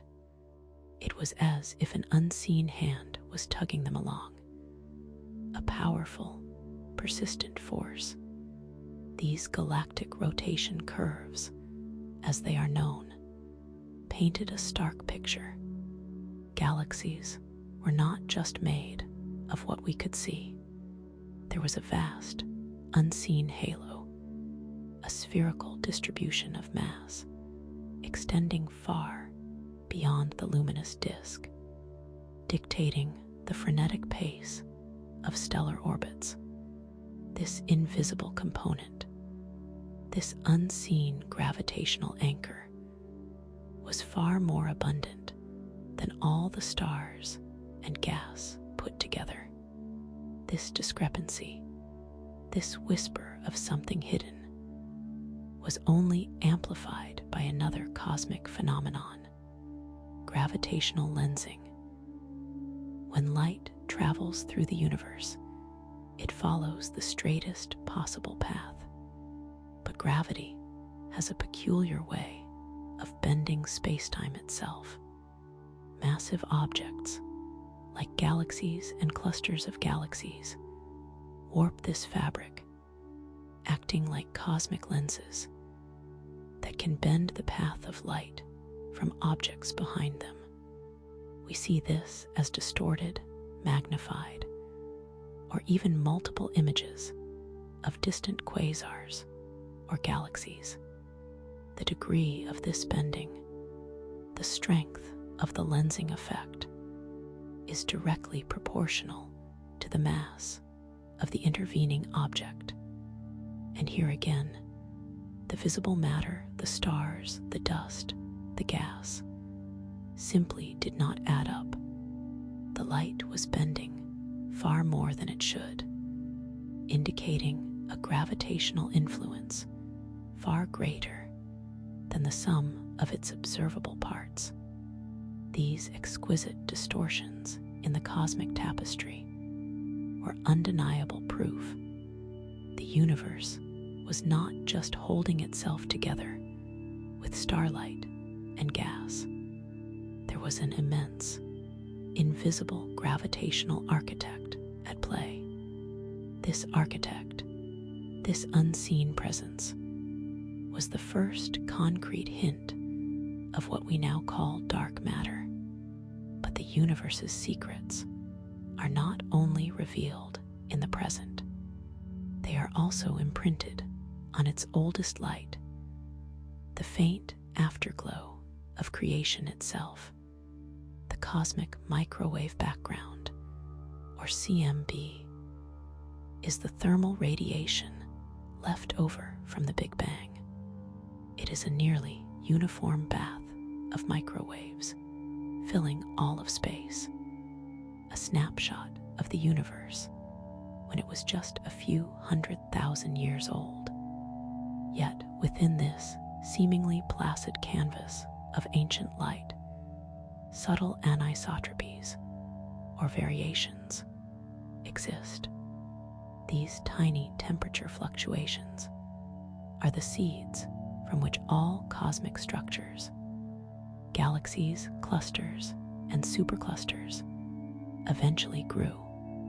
And when cosmologists analyzed these patterns, they found that the distribution and scale of these primordial seeds were not entirely explained by the visible matter alone. The rapid formation of these early structures, the very scaffolding of the cosmos, required a gravitational scaffolding that was already in place, a dark matter scaffolding that could clump and form potential wells much earlier than ordinary matter, which was still tied to the radiation of the early universe. The subtle patterns in the CMB, these cosmic fingerprints from creation, whispered of dark matter's foundational role, influencing the very fabric of the nascent universe. So we have observed its gravitational signature in the furious spin of galaxies, in the distorted light of distant quasars, and in the primordial patterns of creation. We know it is there, a silent, omnipresent force shaping the cosmos. But the most profound enigma remains. What is it? The visible universe, the matter that makes up stars, planets, and ourselves, is composed of protons, neutrons, and electrons. This is baryonic matter. But dark matter, by definition, does not interact with light, or at least not in any way we can readily detect. It is not composed of stars that have gone dark or planets that are too dim to see. It is something fundamentally different. One of the leading candidates for dark matter is the theorized weakly interacting massive particle, or WIMP. These hypothetical particles would be heavy, hence massive, and would interact with ordinary matter only through gravity and the weak nuclear force, making them incredibly difficult to detect. Another intriguing possibility is the axion, a much lighter hypothetical particle proposed to solve a different problem in particle physics. And there are many other exotic ideas, from sterile neutrinos to primordial black holes. Each candidate offers a potential solution, a glimpse into the nature of this cosmic unseen. But the evidence remains tantalizingly incomplete. The universe holds its breath, waiting for us to uncover its deepest, most invisible secret, and to truly understand the universe's invisible architecture. We must peer even deeper into the very formation of these cosmic structures, examining the ethereal dance that began in the universe's fiery youth. That journey takes us to the very edges of our understanding, to the epoch before the first whisper of light, into the realm of the inflationary epoch. The cosmos, once thought to be gracefully decelerating under its own gravitational pull, has revealed a far more astonishing secret. For decades, astronomers painstakingly measured the distances to faraway galaxies and the redshift of their light, expecting to see the fabric of space-time stretching at a rate that was gradually slowing down. It was a natural assumption, a consequence of the immense gravitational attraction between all the matter in the universe. Yet the data, particularly from observations of type Ia supernovae, standard candles whose intrinsic brightness is known, painted a different, almost unbelievable picture. These celestial explosions, when observed at vast distances, appeared dimmer than they should be if the universe were slowing. This slight dimness, magnified across billions of light years, could only signify one thing. The expansion wasn't just continuing, it was accelerating. The universe was not winding down, it was speeding up. This observation, one of the most profound in modern cosmology, was a cosmic revelation that rippled through our understanding of everything. It suggested a force at play that actively pushed galaxies apart, a counterpoint to gravity's relentless embrace. This startling acceleration points to an invisible influence, a pervasive force that defies our everyday intuition about how the universe should behave. We call it dark energy. Unlike dark matter, which clumps together and exerts a gravitational pull, dark energy seems to possess a kind of negative pressure, acting as a cosmic anti-gravity. It is a repulsive force, subtly but inexorably pushing the very fabric of space-time outwards at an ever-increasing rate. Imagine a balloon being inflated not by a steady stream of air, but by a force that makes the inflation itself accelerate. This is the cosmic stage we now find ourselves on. The implications of such a force are staggering. It means that the ultimate fate of the universe might not be a slow, cooling collapse into a big crunch, but rather an unending, accelerating expansion, a cosmic diaspora where galaxies are forever pushed beyond each other's reach. But the true nature of this cosmic pusher remains one of the greatest enigmas we face. When we tally up the cosmic inventory, the numbers are truly eye-opening. Ordinary matter, the stuff of stars, planets, and ourselves, accounts for a mere 5% of the universe's total energy density.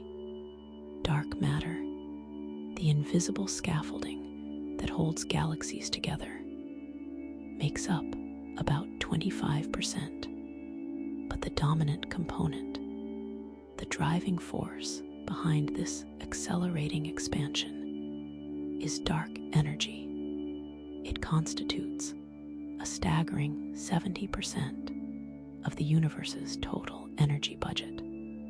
This means that the vast majority of reality, the unseen engine that dictates the universe's ultimate destiny, is something we understand even less about than dark matter. It's as if we've been trying to understand a magnificent engine by only examining a few of its smallest gears, while the colossal, unseen power source remains a profound mystery. This overwhelming dominance of dark energy begs the question, what exactly is it? The leading candidate for dark energy is the cosmological constant, a concept first introduced by Albert Einstein himself, though he later famously called it his biggest blunder. In its modern interpretation, the cosmological constant represents the energy density of empty space itself. Even a vacuum, devoid of all matter and radiation, is thought to possess an intrinsic energy. If this energy density is indeed constant, then, as the universe expands, more space is created, and with it, more of this inherent energy. This would naturally lead to an accelerating expansion. However, theoretical calculations of this vacuum energy, based on quantum field theory, yield a value that is astronomically larger by a factor of 10^120 than what is observed. This colossal discrepancy is known as the cosmological constant problem, one of the most significant unsolved puzzles in physics. Is dark energy truly a constant? Or is it a dynamic field that changes over time, perhaps evolving as the universe ages? The universe holds its breath, waiting for us to unravel this most fundamental of its secrets and to truly grasp the implications of this accelerating cosmic tide. We must confront the deepest questions about the very fabric of space-time and its inherent energetic potential. That journey leads us to the profound and unsettling possibility of a universe filled with an energy that defies our common understanding of existence. Into the heart of the vacuum itself and the enigma of its hidden power, the universe whispers with the echoes of creation, a cosmic symphony played out across billions of years and trillions of stars. We look up at the night sky, a canvas painted with the dust of nebulae and the distant gleam of suns, and we ask a question that has echoed through human thought since we first grasped the immensity above. Are we alone? The numbers themselves seem to argue against it.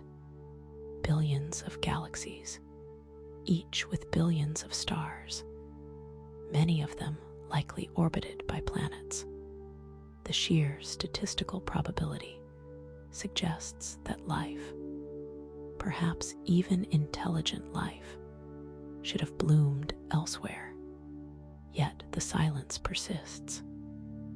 No radio signals, no alien artifacts, no cosmic visitors.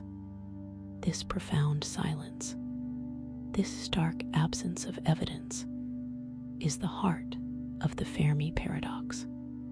It is a riddle wrapped in a cosmic mystery, a question that gnaws at our assumptions about life, intelligence, and our place in the grand tapestry of existence. What are we missing? What invisible hand is muffling the cosmic choir? One of the most compelling explanations for this silence is the concept of the great filter. Imagine a series of hurdles, each one incredibly difficult for life to overcome, for life to emerge, to evolve complexity, to develop intelligence, and then to reach a technological stage capable of interstellar communication. It must pass through these filters. If the great filter lies in our past, it means that one of these steps was so improbable that we are among the very few, perhaps the only ones, to have successfully navigated it. Perhaps the origin of life itself is an almost insurmountable barrier, or maybe the jump from single-celled to complex multicellular organisms is so rare that it is effectively a cosmic lottery win. The sobering thought is that if the filter is behind us, our existence is a testament to an extraordinary fluke, a near impossible triumph against astronomical odds. This perspective can instill a sense of profound privilege, but also a deep loneliness. But what if the great filter lies not in our past, but in our future? This is a far more unsettling prospect. It suggests that there is a barrier ahead of us, a challenge that most, if not all, advanced civilizations eventually encounter and fail to overcome. This could be a technological hurdle, such as the development of artificial intelligence that turns on its creators, or an environmental catastrophe brought on by unsustainable practices. It could even be a fundamental limitation of physics that prevents widespread interstellar travel or communication. If this is the case, then our current technological progress, our aspirations for reaching the stars, might be leading us directly towards this universal existential threat. The silence then would not be the absence of life, but the sound of civilizations that have reached a certain point and then vanished. The implications are chilling. We might be accelerating towards an inevitable universal doom, a fate shared by countless others who have come before us. This leads us to another possibility, the rare Earth hypothesis. It posits that the specific set of conditions that allowed for the emergence and persistence of complex, multicellular life on Earth are far more unusual than we might initially assume. Our planet is uniquely situated within the habitable zone of a stable star. Our moon stabilizes our axial tilt, preventing extreme climate swings, and we possess plate tectonics that regulate our atmosphere and carbon cycle. Even the precise composition of our atmosphere, the presence of a strong magnetic field, and the fortuitous impact that created our moon are all considered by some to be exceptionally rare occurrences. If all these factors, and many more, must align perfectly for intelligent life to arise, then Earth might indeed be a cosmic oasis, a solitary island of complex existence in an ocean of infertile worlds. This hypothesis offers a less terrifying, though still isolating, answer to the paradox. Then there is the more speculative, yet intriguing, zoo hypothesis. This idea suggests that advanced extraterrestrial civilizations may indeed be aware of our existence, but have chosen to deliberately avoid contact. They might be observing us, perhaps for scientific study, or perhaps because they have ethical guidelines against interfering with less developed species. We could be like animals in a cosmic zoo, carefully protected and monitored, but never directly engaged with. This implies a level of intergalactic organization and restraint that is difficult for us to comprehend. A vast cosmic preserve where burgeoning civilizations are allowed to develop undisturbed. The silence in this scenario is not an absence, but a deliberate act of non-interference, a cosmic policy of non-intervention. It raises further questions. What is the ultimate purpose of such observation? And what would it take for us to be discovered or deemed worthy of contact? Finally, we must consider the possibility of technological or existential divergences that render other civilizations undetectable to us. Perhaps advanced civilizations inevitably transcend their physical forms, evolving into beings of pure energy or consciousness, existing in dimensions or states of being that we cannot perceive or interact with. Or perhaps, as touched upon with the Great Filter, technological advancement inherently carries the seeds of self-destruction. Civilizations might reach a point where they develop technologies capable of immense creation or utter annihilation, and more often than not, choose the latter.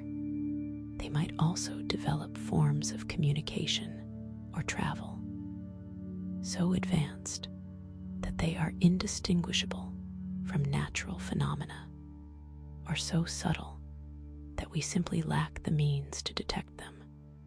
Could it be that we are shouting into a void that is already filled with whispers we cannot yet decipher? And to understand the profound implications of such a universe, one where advanced life might exist, but remains unseen and unheard, we must delve deeper into the theoretical possibilities of cosmic communication and the ultimate fate of technological civilizations. That journey leads us to consider the very nature of existence beyond our current comprehension, to the potential evolution of intelligence and the boundaries of what we can even conceive as life. The relentless march of progress, a rhythm felt deep in the bedrock of our existence, hints at a future shaped by forces we are only beginning to grasp. We look to the stars, to the silent giants in the cosmic dark, wondering about their stories, their civilizations, and their silence. But the most profound mysteries might not lie in the vastness between galaxies, but within the accelerating curves of our own creation. To truly understand where we stand and where we might be headed, we must turn our gaze inward toward the very nature of intelligence itself, and to comprehend the potential trajectories of life and consciousness in the cosmos. we must now confront the idea of the singularity and the future of intelligence. The path we tread is one of accelerating innovation. For decades, we have observed a consistent trend, an almost uncanny predictability in the exponential growth of our technological capabilities. This is famously captured in Moore's Law, which describes the doubling of transistors on a microchip roughly every 2 years, leading to a corresponding increase in computing power and a decrease in cost. But this is not merely a story of silicon and circuits.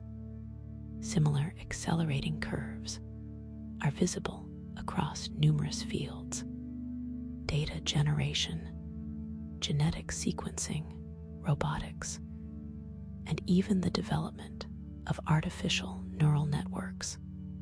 Each advance builds upon the last, creating a feedback loop of innovation that gains momentum with every turn. It is as if the very fabric of possibility is being stretched, allowing for ever more complex and powerful creations to emerge. This relentless climb means that the future, in terms of our technological capacity, may arrive far sooner than we anticipate.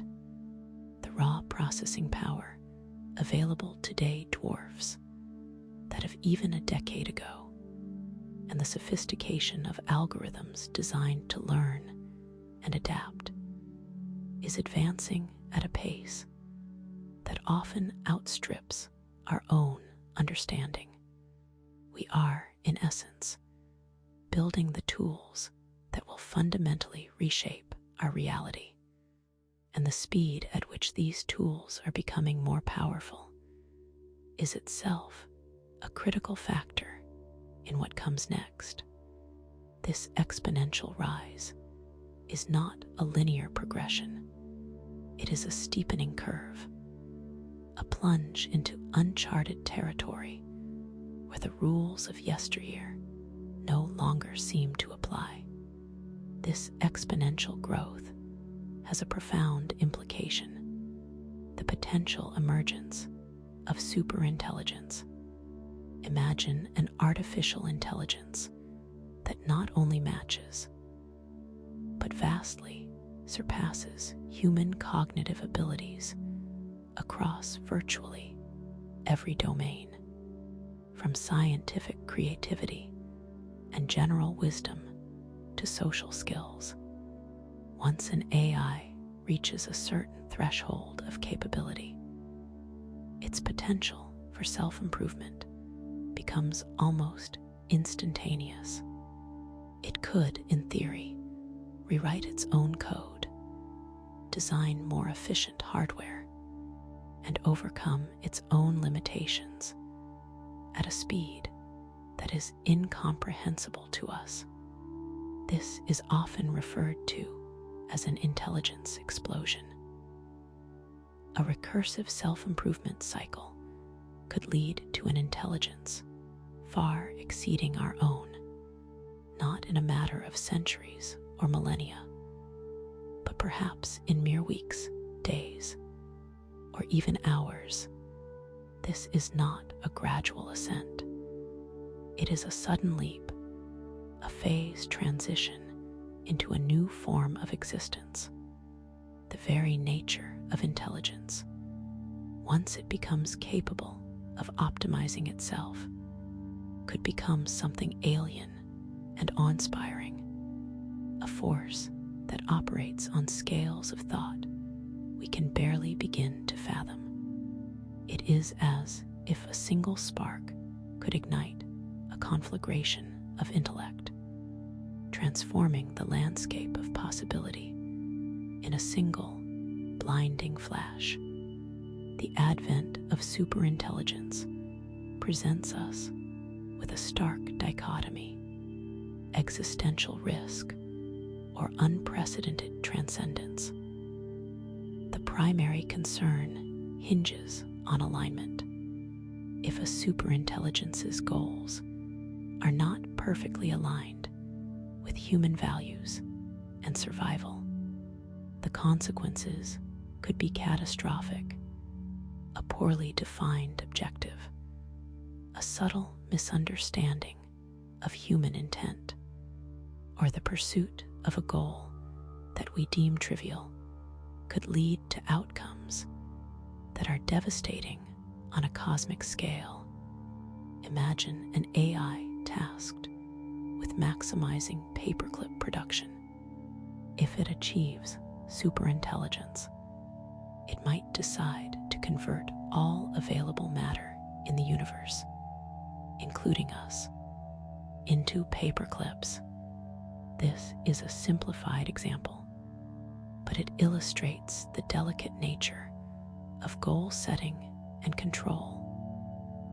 When dealing with intelligences that operate beyond our comprehension, yet on the other side of this precipice lies the potential for unparalleled progress. A superintelligence, if aligned with humanity's best interests, could solve problems that have plagued us for millennia: disease, poverty, environmental collapse, even the limitations of our own biology.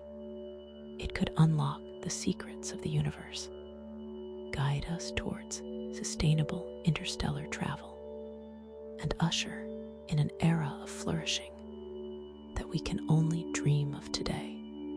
The difference between these two outcomes rests on a razor's edge, a delicate balance of design, control, and perhaps a little bit of luck. But the true profundity of the singularity lies in its inherent unpredictability. We are venturing into territory where our current models of understanding may simply break down. The nature and consequences of a post-singularity world represent the ultimate unknown unknown.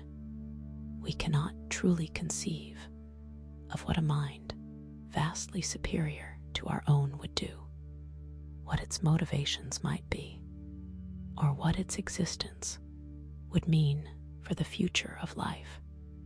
It is a horizon beyond our current perceptual and intellectual grasp, a realm of pure speculation. Could it lead to a future where human consciousness is uploaded and integrated into a digital substrate, transcending biological limitations? Or might it lead to a scenario where humanity is deemed irrelevant or even a nuisance by a superior intellect? The very questions we ask about it reveal the limits of our own foresight.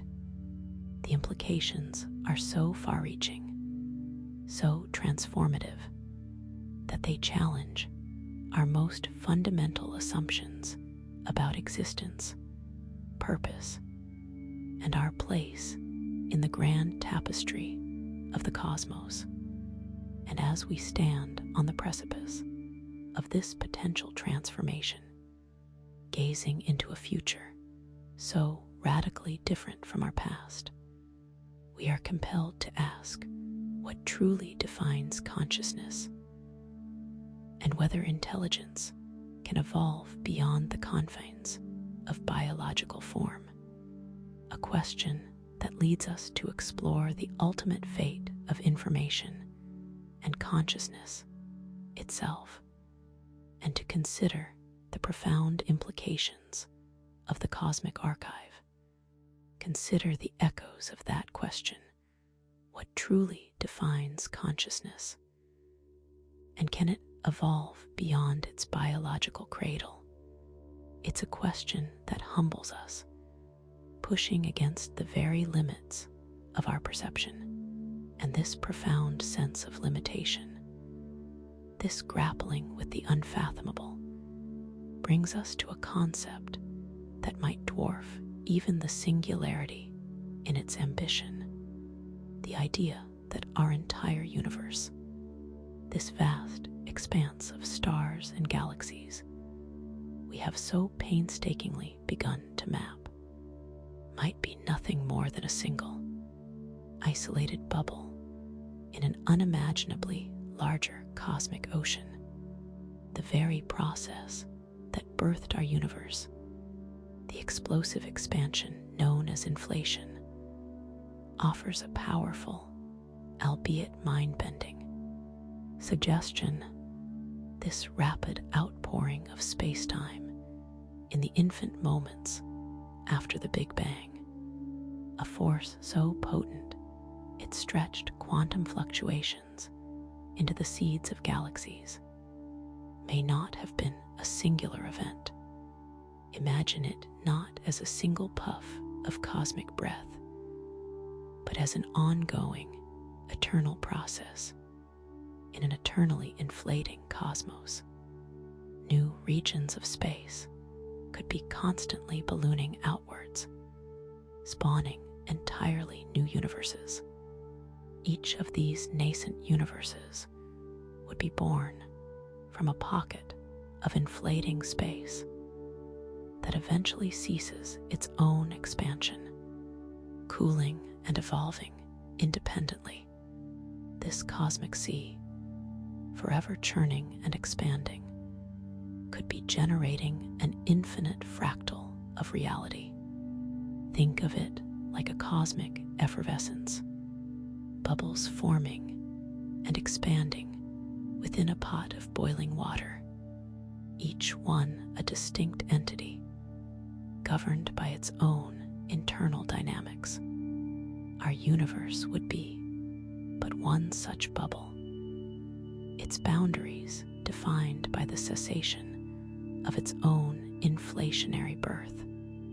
And within this infinite proliferation, each bubble might not share the same fundamental characteristics, the very constants that govern our reality, the strength of gravity, the charge of an electron, the speed of light, could be wildly different in neighboring universes. It is a truly dizzying prospect that the rules of existence might not be universal, but merely local.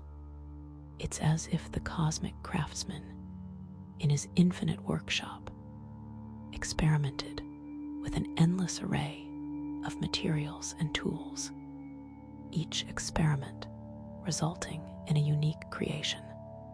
But the implications for multiple realities don't solely rest on the grand pronouncements of cosmology. Even at the most fundamental quantum level, our current understanding hints at a fractured existence. The peculiar nature of quantum mechanics, the realm of the impossibly small, suggests a universe that perpetually branches. The famous double-slit experiment, for instance, shows particles behaving as both waves and particles until observed. What happens to the other possibilities when an observation is made? The many worlds interpretation, a prominent theory, proposes that rather than collapsing into a single outcome, the universe splits. Every quantum event, every choice, every interaction causes a schism, creating an entirely new universe where the alternative outcome unfolds. So, with every decision we make, every electron that tunnels through a barrier, an unseen cosmic fork appears. In one universe, you are listening to this very word. In another, you are not. In one, a star collapses into a black hole. In another, perhaps it undergoes a different, unimaginable transformation. This constant, silent blooming of realities, each a perfect replica of the last, save for one infinitesimally small difference, paints a picture of an existence that is not singular, but endlessly manifold. The sheer scale of this branching is almost impossible to comprehend. A veritable cosmic tree, its branches extending into an infinite number of parallel groves. This constant splitting, this proliferation of possibility, hints that the universe itself is less a solid edifice and more a shimmering, ever-expanding tapestry of potential. This idea of countless universes, each with potentially different physical laws, offers a starkly elegant solution to a deeply perplexing puzzle, the fine-tuning of our own universe. Scientists have long marveled at how remarkably precise the fundamental constants of physics appear to be. If gravity were even slightly stronger or weaker, stars wouldn't form, or they would burn out too quickly. If the electromagnetic force were different, atoms would not hold together.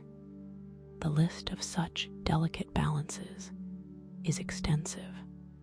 It seems as though the universe was specifically crafted, exquisitely balanced, to allow for the existence of stars, planets, and ultimately life. But if our universe is the only one, this seems like an extraordinary coincidence, bordering on the miraculous. How could such a precise arrangement of physical laws come to be by chance? The multiverse hypothesis offers an answer. It's not a coincidence. It's a matter of probability. If there are an immense, possibly infinite, number of universes, each with randomly assigned physical constants, then it is statistically inevitable that at least one universe would possess the precise conditions necessary for life to emerge. We simply find ourselves in one of the universes that can support observers like us. The apparent fine-tuning is not a testament to design, but a consequence of selection bias. We are here because the universe allows us to be. It's a cosmic lottery where we are destined to win. This perspective shifts the question from why is our universe so perfect to, given a universe capable of observers, why wouldn't it be one with the right constants for their existence? Yet, despite the compelling theoretical elegance of the multiverse, it remains a concept firmly rooted in speculation. The fundamental challenge is one of empirical verification. By definition, these other universes are causally disconnected from our own. We cannot send probes to visit them, nor can we receive signals from them.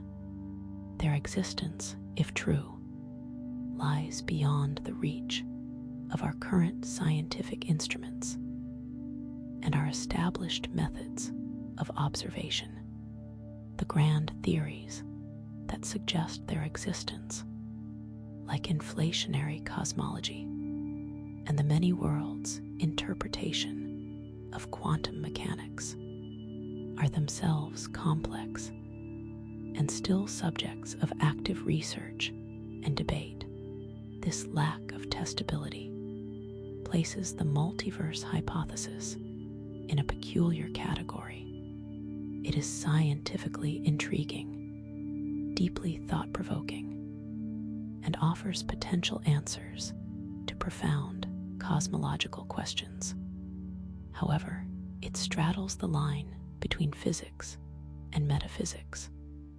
While some physicists see it as a logical extension of our current theories, others remain skeptical, arguing that science must remain tethered to observable phenomena. The universe we can see and measure is vast enough to inspire awe. The idea that it might be merely one speck in an infinite cosmic tapestry is almost too much to bear. But as we continue to probe the deepest mysteries of existence, from the quantum foam to the furthest reaches of observable space, the notion of these hidden sister realities continues to beckon, a tantalizing thought that perhaps our cosmic solitude is not so solitary after all. And to truly grasp the implications of this vastness, we must turn our attention to the ultimate repository of all existence, the theoretical record of everything that has ever been and ever could be, the cosmic archive. The echoes of creation, fainter than any whisper, still resonate. We gaze at the cosmic microwave background, a uniform glow bathing the entire sky. It's a picture of the universe when it was just a few 100,000 years old, a baby bathed in the light of its own birth. Yet this uniformity poses a profound puzzle. How can 2 points on opposite sides of the sky, separated by billions of light years now, have such a similar temperature if they were never in a position to exchange heat or influence each other? The standard Big Bang model struggles to answer this, suggesting that these regions were once causally disconnected. They couldn't have talked to each other, but they clearly did, or something ensured they arrived at the same thermal equilibrium. This is the horizon problem, a deep mystery etched into the very fabric of the light we observe.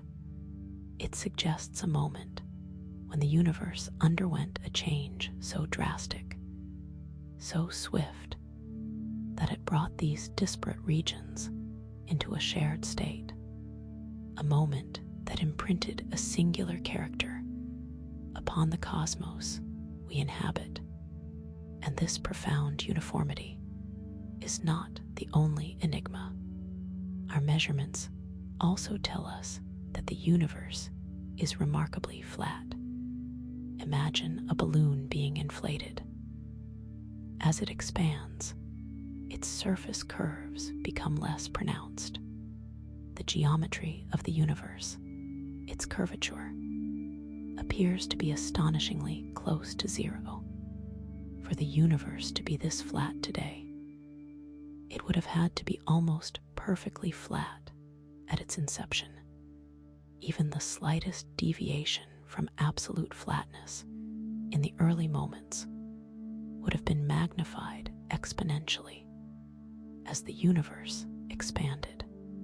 The Big Bang, as traditionally understood, doesn't provide a mechanism to explain such exquisite initial flatness.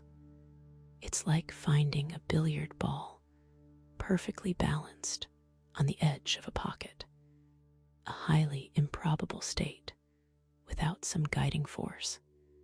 But what force could have imposed such perfect geometry on such a nascent reality?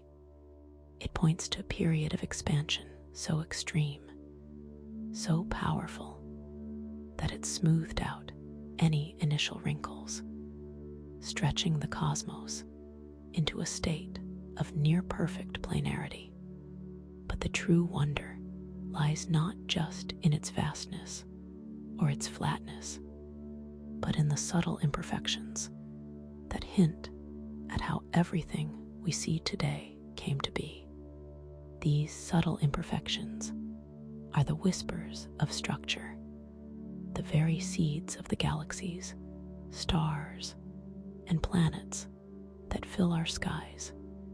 The theory of cosmic inflation offers a captivating explanation. In the first fraction of a second after the Big Bang, the universe is thought to have undergone a period of hyperacceleration, expanding at an astonishing rate. During this inflationary epoch, the universe was not a smooth, featureless void. Quantum mechanics, the bizarre laws governing the very small, were at play. Tiny, random fluctuations, inherent to the quantum realm, flickered in and out of existence. These were not massive events, but infinitesimally small deviations in energy density. Inflation, however, acted like a cosmic bellows, stretching these microscopic quantum jitters to unimaginable scales. What was once smaller than an atom was stretched to become the blueprint for structures spanning millions of light years. These tiny variations became the gravitational seeds around which matter would eventually clump, forming the cosmic web of galaxies we observe today. It's a profound thought that our own existence, the very stars we marvel at, began as quantum froth. Inflation is not merely an addendum to the Big Bang. It reframes our understanding of the universe's genesis. It proposes a distinct phase, an exponential expansion that occurred in the first 10 to 10 seconds of existence. This wasn't just a gradual unfolding. It was an explosive, runaway growth. The standard Big Bang model describes the aftermath, the cooling and formation of particles. Inflation describes the trigger, the initial impulse that set those conditions in motion. It provides a robust framework for understanding why the universe is so large, so uniform, and so flat. It offers a physical mechanism for the origin of cosmic structure, transforming a seemingly empty vacuum into a fertile ground for complexity. Without inflation, the universe we observe would be a far stranger, less ordered place, perhaps even incapable of supporting life. It's a theory that addresses fundamental questions about our cosmic origins, turning speculative physics into a narrative of creation that is both elegant and awe-inspiring. And as we contemplate this explosive beginning, we must also consider the ultimate fate of such expansion, a question that leads us to ponder the very nature of time itself and the possibility of what lies beyond the observable horizon in the era of the eternal inflation. The universe, born in a flash and expanded through eras of cosmic metamorphosis, unfolds before us. Yet, as we trace the grand narrative of existence, a more profound enigma arises. We speak of time as if it were a river, a steady current carrying us from what was to what will be. But what if this perception, so deeply ingrained in our experience, is merely a trick of the light, a consequence of our limited vantage point? What if time itself is not a relentless march forward, but a landscape we traverse, or perhaps a dimension as fixed as the stars above? This question cuts to the core of our reality, challenging the very fabric of our existence. Einstein's revelations shattered our intuitive understanding of time.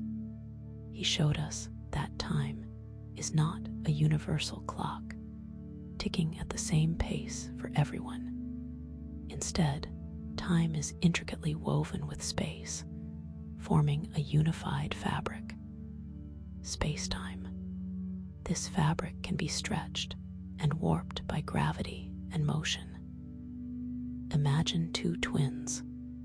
One stays on Earth, while the other travels at near light speed. Upon returning, the traveling twin will have aged less. This is not science fiction.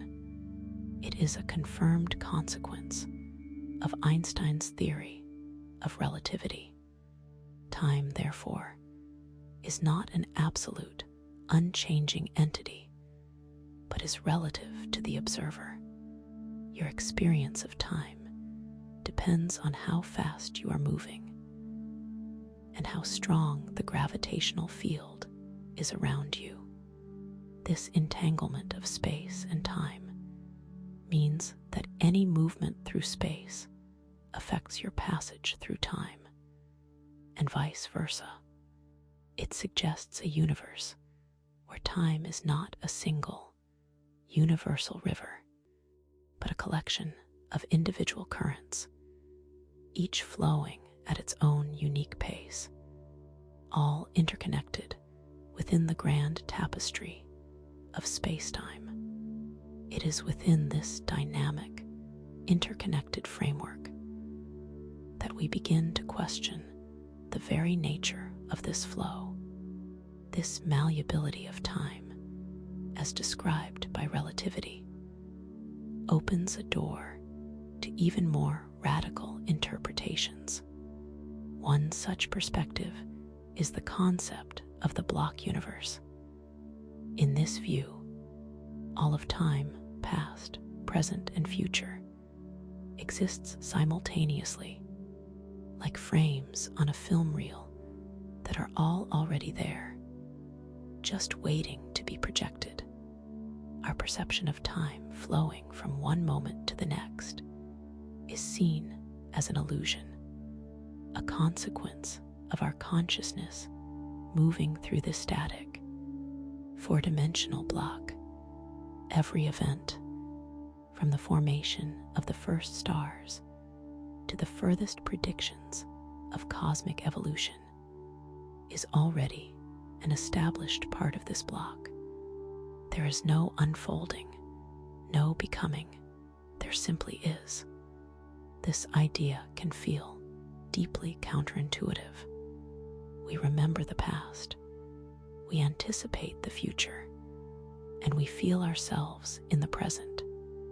But if the block universe is correct, these memories and anticipations are simply our conscious awareness encountering different points within this pre-existing continuum. The future is not yet to happen. It is already there, just as the past is. This presents a profound challenge to our notions of free will and causality, suggesting a universe where every moment is eternally fixed. But if all is indeed set, what then gives time its apparent direction, its relentless forward march? The answer, in part, seems to lie with entropy, the second law of thermodynamics. A fundamental principle of physics states that in any closed system, disorder, or entropy, always increases over time. Think of a perfectly ordered deck of cards. If you shuffle it many times, it becomes disordered. It is extraordinarily unlikely that shuffling will ever return the deck to its original ordered state. This increase in disorder acts as a kind of cosmic arrow, pointing in a single direction. The universe began in a state of incredibly low entropy, a highly ordered state after the Big Bang. Since then, processes like the formation of stars, the expansion of galaxies, and the decay of matter have all contributed to an overall increase in entropy. This ever-increasing disorder is what gives time its perceived directionality. It is why we remember the past and not the future, why eggs break but do not spontaneously reassemble. Entropy provides a physical basis for the arrow of time, distinguishing the past from the future. Yet, even with this arrow, the fundamental question of what is moving along it remains. It leads us to ponder the ephemeral, yet so central, experience of the present moment. What then defines the elusive now? Our entire experience of reality is anchored in this fleeting present. It is the only moment we directly perceive, interact with, and feel ourselves to be truly alive within. But is this now a fundamental property of reality, a distinct point in space-time that is somehow special? Or is it merely a subjective illusion, our consciousness's way of creating a narrative? By experiencing the block universe, one frame at a time. If the block universe is real, then every moment, past, present, and future, exists equally. The now, for an observer billions of years in the past, was just as real as our now. This implies that the present is not a universal phenomenon, but a personal one, tied to our individual consciousness. It raises the unsettling possibility that the vividness of our current experience is a personal spotlight moving through an eternally existing expanse. This brings us to a pivotal question. If time itself is this complex tapestry, are we merely observers, or do we somehow shape its perceived unfolding? As we navigate the mysteries of the eternal inflation, the present moment, a shimmering point we inhabit, leads us to ponder the grandest structures in the cosmos, those that warp the very fabric of existence. We have journeyed through the slow breath of epochs, the cosmic dance of stars, and the intricate dance of entropy. Now we turn our gaze to phenomena that defy our everyday intuition, places where gravity reigns supreme, bending space and time to its will. These are the black holes, cosmic enigmas that are both the ultimate end and, perhaps, a mysterious beginning. They are not mere objects, but absences, voids that consume light and matter, leaving behind only profound questions about the nature of reality itself.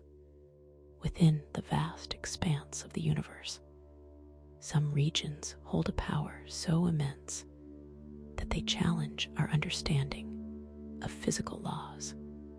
Imagine a place where the gravitational pull is so overwhelming that nothing, not even the fastest entity in the cosmos, light itself, can escape its clutches. This is the essence of a black hole. They are the universe's ultimate traps, formed from the collapsed remnants of massive stars. When a star far larger than our sun exhausts its nuclear fuel, it can no longer support itself against its own immense gravity. It implodes, crushing itself down into an unimaginably small point. This dramatic collapse creates a region where gravity is so concentrated that it warps space-time into an inescapable well. The boundary of such a region is perhaps its most defining feature. It is known as the event horizon. This is not a physical surface, but rather a conceptual limit, a one-way membrane. Think of it as the edge of a waterfall. Once you drift past that edge, there is no turning back, no matter how powerfully you paddle. Anything that crosses the event horizon is destined to fall inwards, into the heart of the black hole, the light that illuminates our universe. The very messenger of distant galaxies is thus imprisoned. This makes black holes inherently dark, invisible to direct observation, their presence revealed only by their gravitational influence on their surroundings. The closer you get to this boundary, the stronger the pull becomes, a silent, inexorable siren call beckoning you into the unknown. But the true nature of what lies beyond this point of no return remains one of the universe's most profound secrets. At the very center of a black hole, beyond the event horizon, lies a concept that strains the limits of human comprehension. Here, all the matter that has ever fallen into the black hole is thought to be compressed into an infinitesimally small point.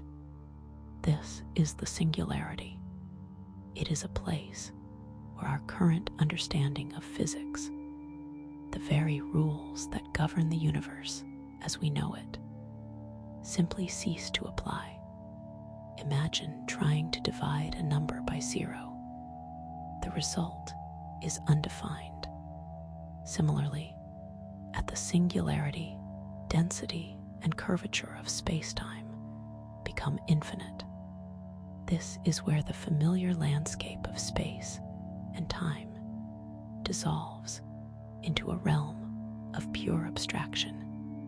It is a point where gravity dominates entirely, a cosmic crucible where the laws of nature are rewritten, or perhaps simply unwritten. This ultimate compression presents a mind-bending paradox.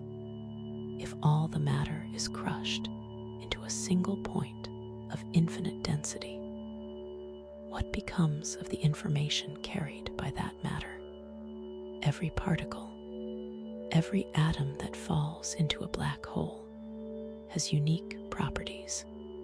Does this information simply vanish from the universe? This question leads us to the enigmatic concept known as the information paradox.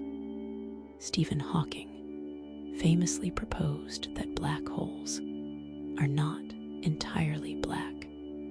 He theorized that they emit a faint radiation, now known as Hawking radiation, as a consequence of quantum effects near the event horizon. This radiation carries energy away, causing the black hole to slowly evaporate over vast timescales.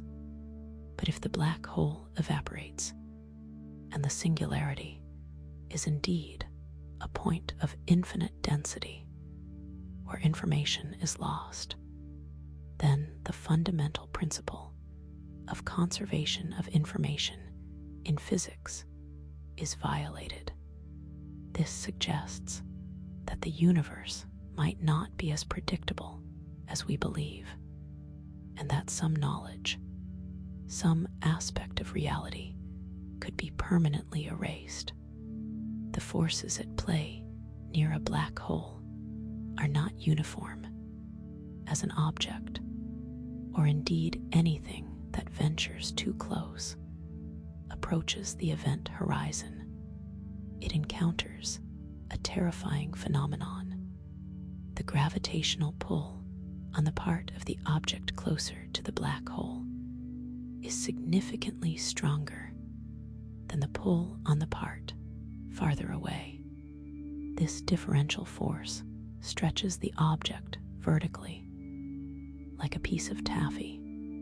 Simultaneously, the intense gravity squeezes the object from the sides, compressing it horizontally. The result is a grotesque elongation, transforming a three-dimensional object into a long, thin strand. This process, graphically and aptly named spaghettification, illustrates the extreme and destructive power of a black hole's gravity. It's a stark reminder that even the most robust structures are no match for these cosmic titans. And as we contemplate this stretching and tearing, this ultimate dissolution, we must confront the deeper mystery of what truly happens to the substance and the essence of that which is consumed. What happens to the information of matter as it succumbs to the overwhelming embrace of a black hole? And is this information truly lost forever? Or does it persist in some form we cannot yet comprehend?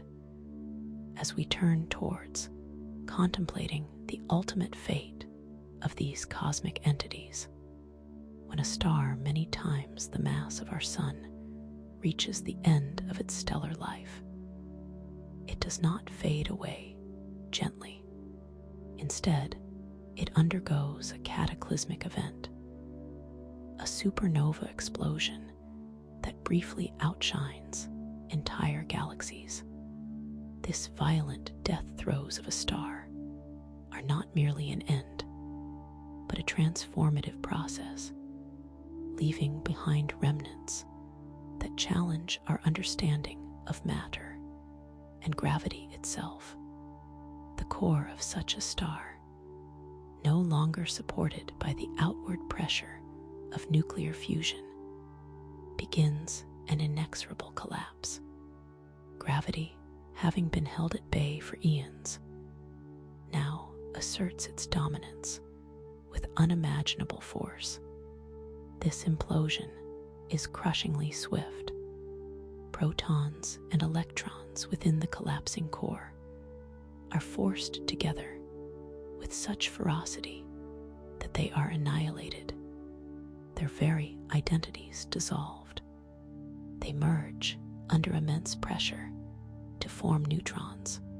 Imagine the fundamental building blocks of matter being forced to change their very nature, to become something else. This is the birth of a neutron star, a celestial body composed almost entirely of neutrons, packed together with an intensity that borders on the unbelievable. The sheer violence of this collapse, the shattering of stellar structure, and the transmutation of matter is a profound spectacle etched into the fabric of the cosmos.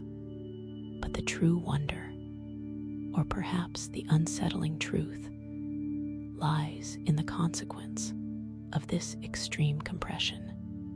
The density achieved within a neutron star is perhaps the most staggering aspect of these objects.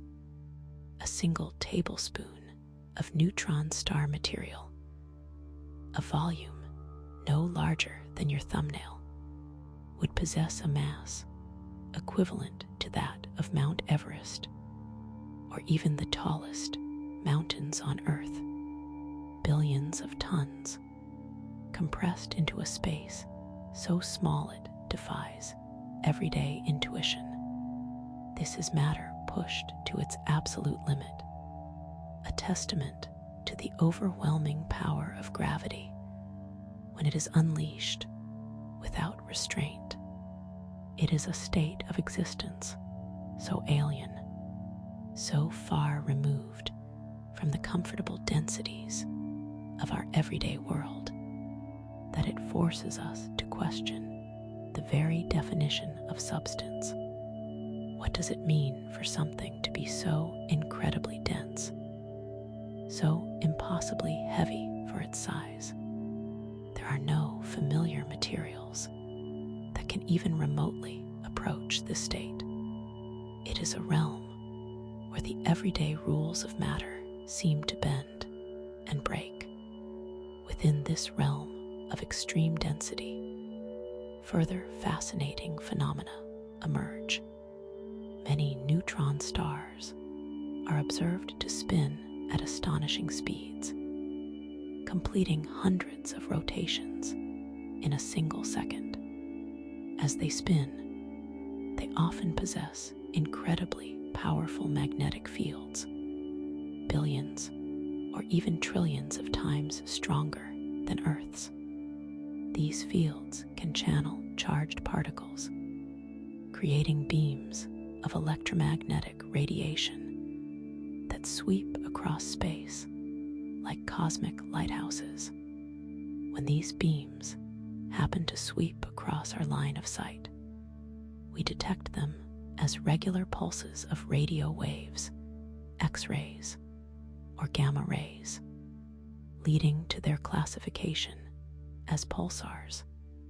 These celestial clocks, ticking with incredible regularity, offer us a way to measure time on cosmic scales and probe the extreme conditions around these stellar remnants.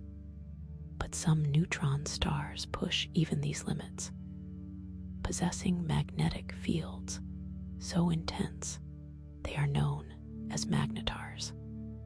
These are the most powerfully magnetic objects known in the universe, capable of unleashing catastrophic bursts of energy that can affect entire galaxies.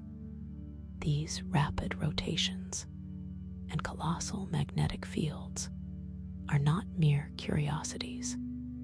They are direct consequences of the violent, compacting forces that forged these stars, and they offer us unique windows into physics under conditions we can only dream of replicating on Earth.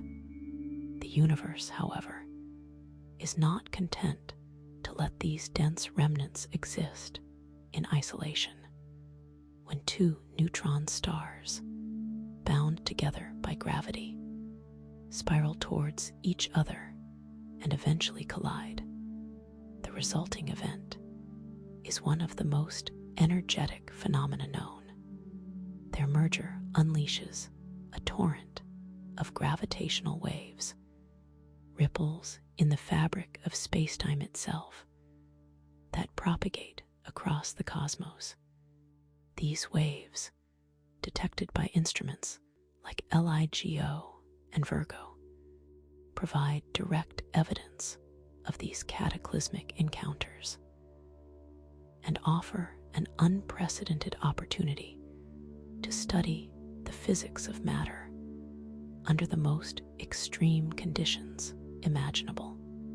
Furthermore, these collisions are now understood to be the primary cosmic forges for many of the heavy elements in the universe, including gold and platinum, the very atoms that make up our bodies, our planet, and the stars themselves may have been born in the fiery aftermath of such a monumental stellar marriage. As we continue to listen to the symphony of gravitational waves and unravel the secrets of these dense remnants, we are prompted to wonder what further revelations lie hidden within the hearts of these collapsed stars, and what other fundamental forces might be at play. As we consider the ultimate impact of these cosmic collisions on the grand tapestry of the universe, the immense energies and extreme physics we've glimpsed in neutron stars, and their explosive mergers are profound, yet they represent only one facet of the cosmos's deep mysteries. These cataclysms, while awe-inspiring, are still natural phenomena, born from the predictable, albeit violent, laws of physics. But what if the universe holds not just natural wonders, but also the echoes of intelligence far exceeding our own? What if the silence we perceive is not an absence of life, but an absence of our ability to recognize its presence? This is the precipice upon which we now stand, looking out into the vast unknown, not just for life itself, but for the tangible signs of its constructs. We begin our exploration by considering the grandest of these hypothetical constructions, the Dyson sphere. Imagine a civilization so advanced, so capable, that it could encircle an entire star. This is the concept of a Dyson sphere, a theoretical megastructure proposed by physicist Freeman Dyson. It's not necessarily a solid shell, but rather a vast swarm of orbiting habitats or solar collectors designed to capture a star's total energy output. The sheer scale of such an undertaking beggars belief, far beyond anything humanity could currently conceive. Yet, from a purely energetic perspective, it is an illogical step for a civilization seeking to sustain itself indefinitely. The detectable signature of such a colossal undertaking would be peculiar. A Dyson sphere, by its very nature, would absorb visible light from its star and re-emit that energy as waste heat in the infrared spectrum. This infrared excess, a glow invisible to our naked eyes, but detectable by sensitive telescopes, is the primary way we might hope to spot such a megastructure. It's a subtle whisper in the cosmic background, a potential signpost left by a civilization that has mastered its environment on a stellar scale. The search for these infrared anomalies is ongoing, a patient sifting of starlight for a hint of the artificial. But the question lingers: are we looking for the right kind of whisper beyond static structures like Dyson spheres? Consider the possibility of active exploration. If advanced civilizations exist, they might employ self-replicating machines, a concept known as von Neumann probes. These autonomous probes, equipped with sophisticated AI and manufacturing capabilities, would travel to star systems, utilize local resources to build copies of themselves, and then send those copies onward. In essence, a single probe could, over vast stretches of time, colonize an entire galaxy. The potential traces of such probes are fascinating to contemplate. They might be detected by their propulsion systems, their mining activities, or perhaps even by the remnants of their self-replication processes. Imagine discovering a star system with peculiar orbital mechanics, or unusual concentrations of specific elements not explained by natural geological processes. These could be the subtle breadcrumbs left by a galactic network of automated explorers, a silent testament to their tireless journey. The thought that our own solar system might have been visited, its resources quietly exploited by machines from elsewhere, is both wondrous and unsettling. It implies a cosmic history far richer and perhaps far more populated than we currently understand. The sheer persistence of such probes, their ability to adapt and reproduce, makes them a particularly intriguing, if speculative, target in our search for extraterrestrial intelligence. And then there are the signals themselves. For decades, SETI projects have scanned the skies, listening for deliberate transmissions from other civilizations.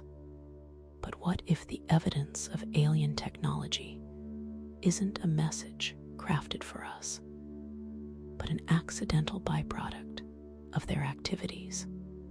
Unusual radio signals that defy natural explanation, patterns that seem too ordered to be random, or even unexplained celestial phenomena might be the inadvertent broadcasts of alien engineering.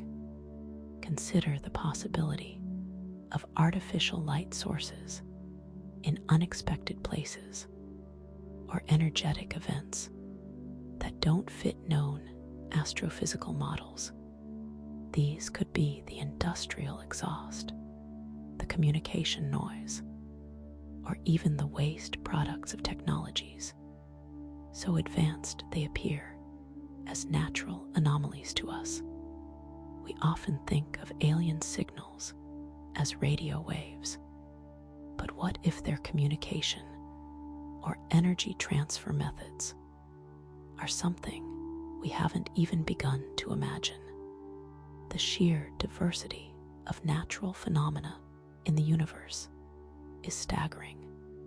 It's entirely possible that we're simply misinterpreting an anomalous natural event for an artificial one, or vice versa.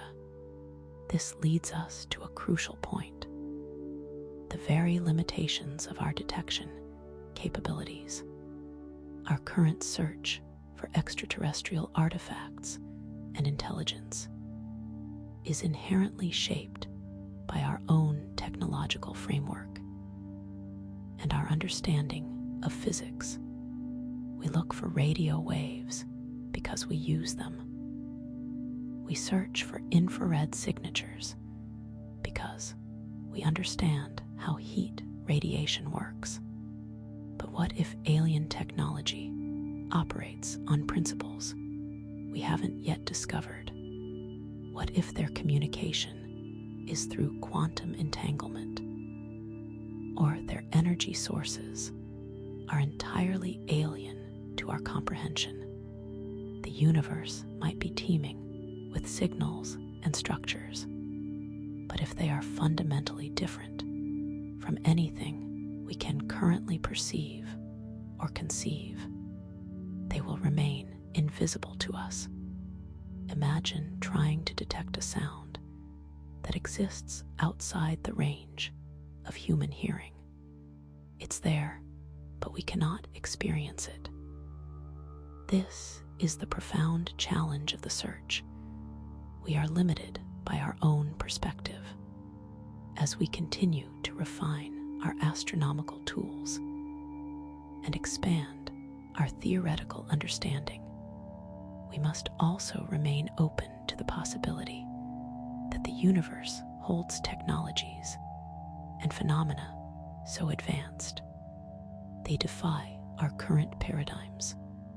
And to truly grasp the potential scope of what we might encounter, we must delve deeper into the very nature of intelligence and its potential manifestations across the cosmic expanse, considering the possibility of intelligence that does not even resemble our own. The search for extraterrestrial artifacts, from the grand Dyson sphere to the subtle hum of a von Neumann probe, pushes the boundaries of our imagination and our scientific inquiry.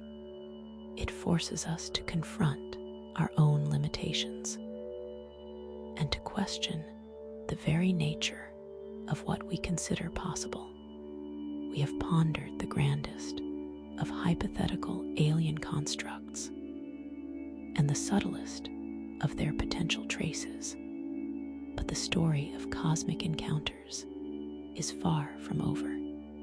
The universe may yet hold an even more profound testament to intelligence, one that is woven into the very fabric of space-time itself, a possibility we will explore as we turn our attention to the whispers of the gravitational wave sky. The silence of the cosmos, once a source of wonder, now carries a weight of profound implication. We are drawn back to a question that haunts the fringes of our understanding. When we consider the sheer scale of the universe and the apparent absence of other intelligent life, the Fermi paradox. Within this paradox lies a chilling concept, the great filter. This is not a physical barrier, but rather a theoretical hurdle, a stage in the evolution of life or civilization that is exceedingly difficult to overcome. The fundamental question now becomes, where does this filter lie? Has humanity already passed it? Or is it a perilous challenge that lies directly ahead, a looming shadow over our future? If the great filter is a trial that awaits us, then our very existence, our capacity for advancement, becomes a stark warning. Consider the relentless march of our own technology. We have unlocked powers that were once the stuff of myth and legend. Weapons capable of leveling cities, artificial intelligences that might one day surpass our own capacity for reason, and the capacity to irrevocably alter our planet's delicate ecosystems. Each of these advancements, while promising progress, also carries the seed of our potential undoing. Could it be that the development of advanced technology is itself the filter, a crucible from which few civilizations emerge unscathed? The very tools that allow us to explore the stars might also be the instruments of our own demise. The inherent instability of unchecked technological growth presents a chilling possibility. Imagine a civilization reaching a point where its understanding of physics allows for the creation of weapons of unimaginable destructive power. The temptation to use them, the miscalculation, the accidental unleashing of a self-replicating nanoplague. These are not mere science fiction tropes. They are potential endpoints for any species that achieves a certain level of technological mastery without an equal measure of wisdom and control. The leap from understanding the atom to harnessing its power was a monumental one, and with each subsequent leap, the stakes become ever higher. The great filter might simply be the challenge of surviving our own ingenuity. But the challenges to a civilization's longevity are not confined to its own creations. The universe itself, in its immense and indifferent glory, presents dangers that dwarf those we can conjure. We look to the stars and see beauty, but we also see the scars of cosmic violence. Supernovae, the explosive deaths of stars, can bathe entire star systems in lethal radiation. Gamma ray bursts, the most energetic explosions known, can strip away the atmospheres of planets light years away. Even our own solar neighborhood harbors threats, like rogue asteroids or comets, whose unpredictable trajectories could bring about an extinction event as profound as any our planet has witnessed in its long history. These cosmic catastrophes are not rare occurrences in the grand tapestry of cosmic time. They are, in fact, recurring events that punctuate the epochs of galactic history.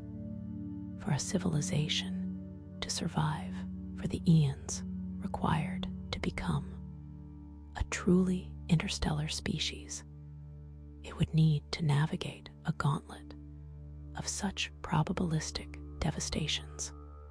Perhaps the filter is simply the overwhelming statistical unlikelihood of a species enduring the endless barrage of cosmic hazards.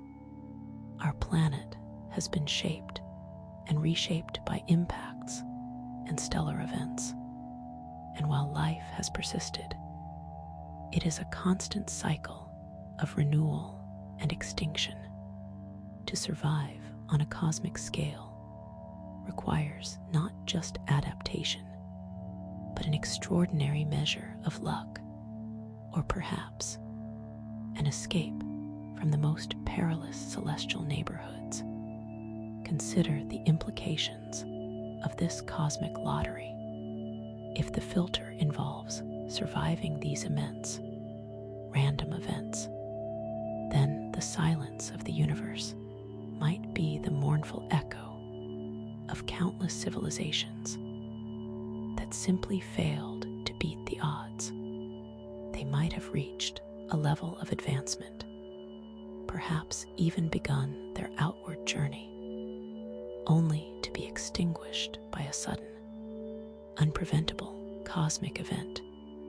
The absence of other advanced civilizations then becomes a testament to the sheer difficulty of achieving interstellar longevity. It suggests that the path to becoming a truly enduring, spacefaring species is not a well-trodden one, but a precarious tightrope walk over an abyss of cosmic annihilation. We strain our ears, listening for a reply, but only hear the vast, indifferent hum of the universe, a hum that may be punctuated by the silent screams of countless lost possibilities. This is the heart of the anxiety, the gnawing question that arises from the profound silence. If the great filter truly lies ahead of us, and if it is comprised of the existential threats we have discussed, then the outlook for humanity can appear bleak. The absence of evidence for other intelligent life could be interpreted as evidence of inevitable extinction.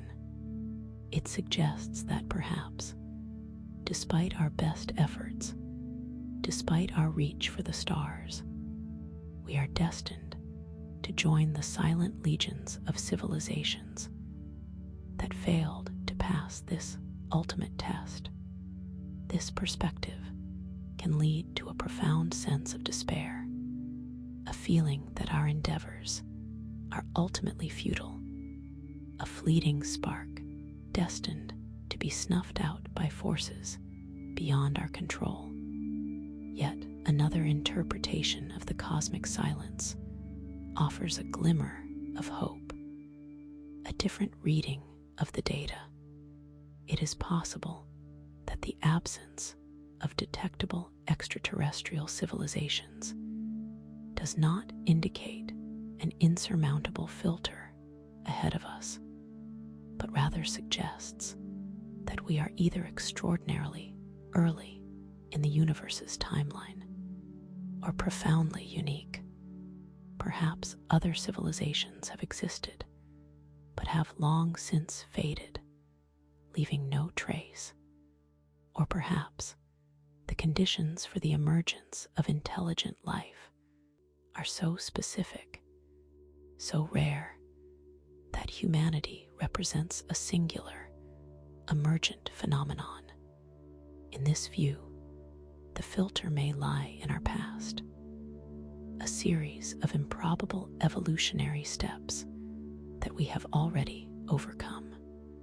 The silence then becomes not a harbinger of doom, but a blank canvas for our own potential, a testament to our hard-won existence. The possibility that we are the first, or among the very first, carries its own immense responsibility and its own unique awe. But to truly understand our place in this cosmic silence, we must continue to examine the subtle signals that permeate the universe, signals that might tell us even more about the fabric of reality itself, leading us to ponder the exotic signatures of the early universe, the colossal impact that shaped our early solar system, a cataclysm so profound it birthed the moon itself, left an indelible mark not just on Earth, but on its silent companion. This twin born of violence is a relic of a time when planetary bodies were not the stable, serene spheres we see today, but rather volatile entities in constant flux. The prevailing theory, the giant impact hypothesis, posits that a Mars-sized protoplanet, often called Theia, collided with proto-Earth. This collision was not a glancing blow, but a near head-on impact, a searing embrace that vaporized vast portions of both bodies. The resulting debris, a swirling inferno of molten rock and vaporized elements, was flung into orbit around the nascent Earth. Over time, this cosmic ballet of incandescent dust and gas coalesced, driven by gravity, to form the moon we know. Its composition, surprisingly similar to Earth's mantle, yet depleted in iron, directly supports this violent genesis. The moon's orbit, too, is a testament to this event, a precise celestial dance dictated by the momentum transfer of that singular, universe-altering collision. But the story of our moon is far more than just its birth. It is a chronicle etched in rock and shadow, a history that still holds profound secrets. This newly formed moon was not the pockmarked, desiccated world we observe today. For much of its early existence, it was a dynamic, geologically active body. Evidence suggests that the moon experienced a prolonged period of intense volcanism, a fiery era that sculpted its surface and gave rise to the features that have captivated human imagination for millennia. Vast plains of dark, solidified basaltic lava, known as the lunar maria, or seas, cover a significant portion of the moon's near side. These are not oceans of water, but rather the cooled remnants of colossal volcanic eruptions, flows that once spread across hundreds of thousands of square kilometers. Imagine a sky choked with ash, the ground trembling with eruptions of molten rock, a landscape eerily reminiscent of Earth's own tumultuous beginnings. These Maria, so prominent and dark against the brighter, heavily cratered highlands, are a visual record of a fiery past, a testament to the internal heat that once churned within our celestial neighbor.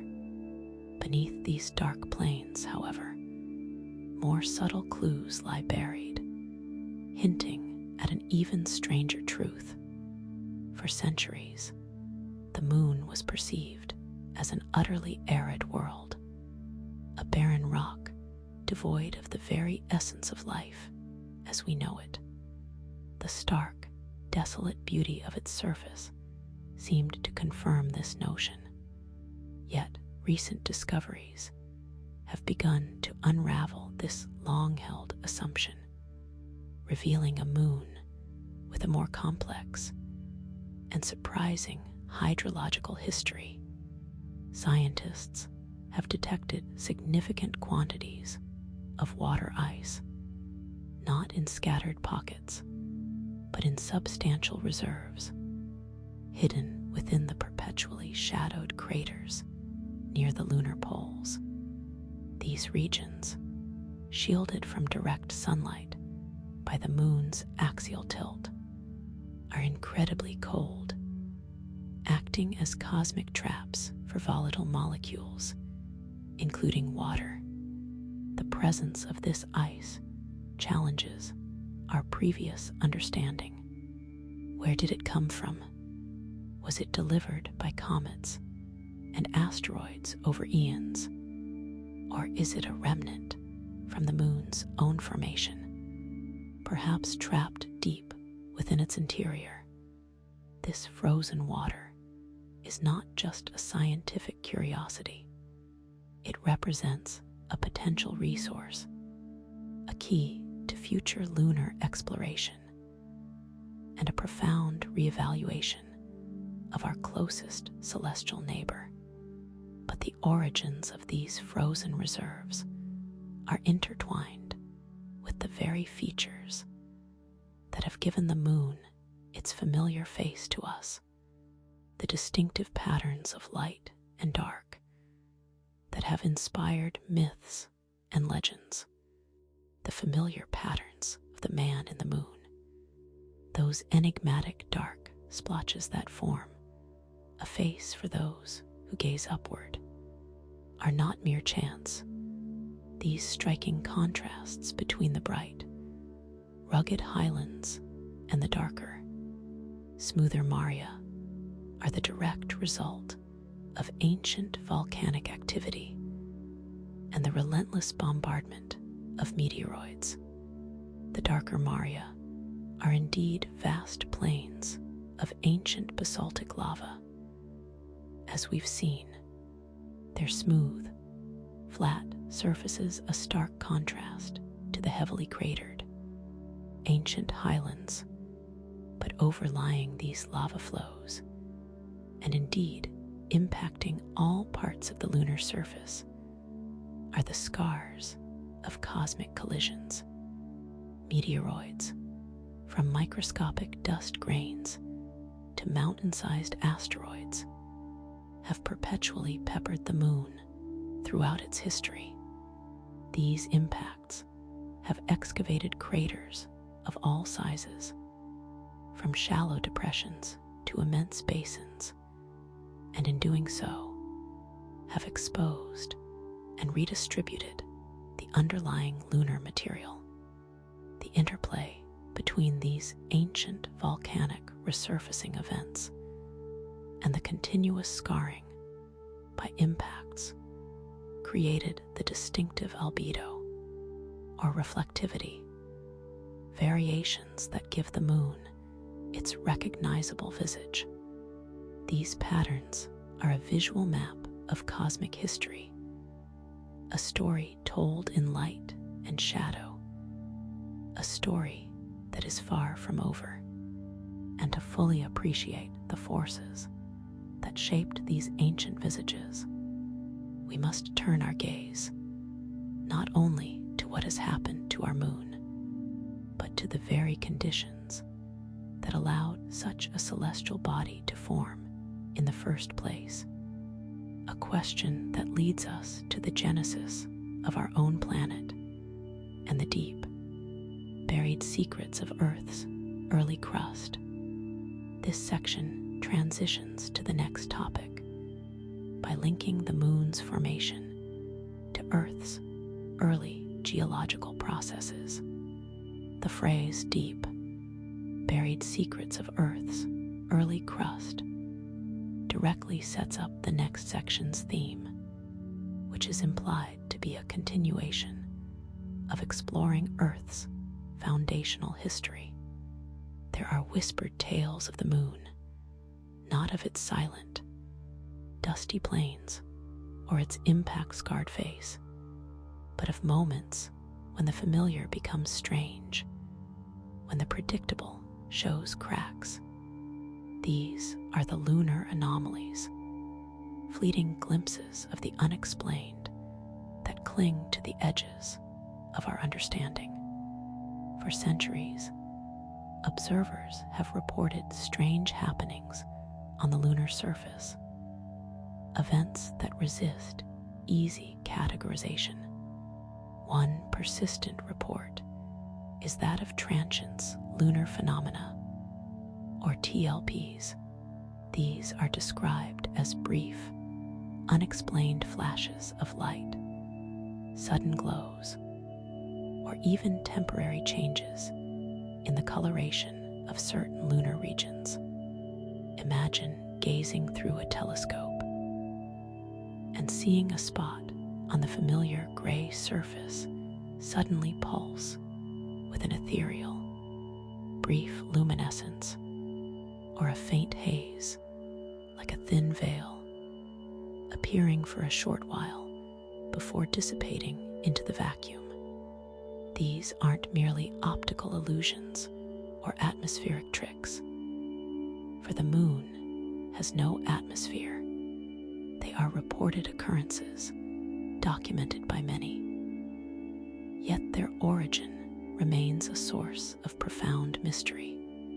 Could they be the result of gas escaping from the lunar interior, briefly interacting with sunlight, or perhaps something far stranger, a telltale sign of ongoing geological or even more enigmatic processes? The very idea that a seemingly dead world can still exhibit such dynamic, unpredictable behavior is enough to stir a deep sense of wonder and a touch of unease. To ponder these lights is to acknowledge the vastness of what we don't yet grasp about our closest celestial neighbor. But the strangeness doesn't end with fleeting illuminations. The moon has a face it perpetually turns away from us, a hemisphere forever hidden. This is the far side, a place shrouded not only by its physical orientation, but by a veil of speculation and scientific intrigue. Because of its perpetual hiding, we know less about it, and what we do know is often more puzzling. The far side's crust is significantly thicker than its near side, a geological anomaly in itself. This thicker crust seems to have shielded it from the massive lava flows that smoothed large portions of the near side, leaving it more heavily pockmarked with ancient impact basins.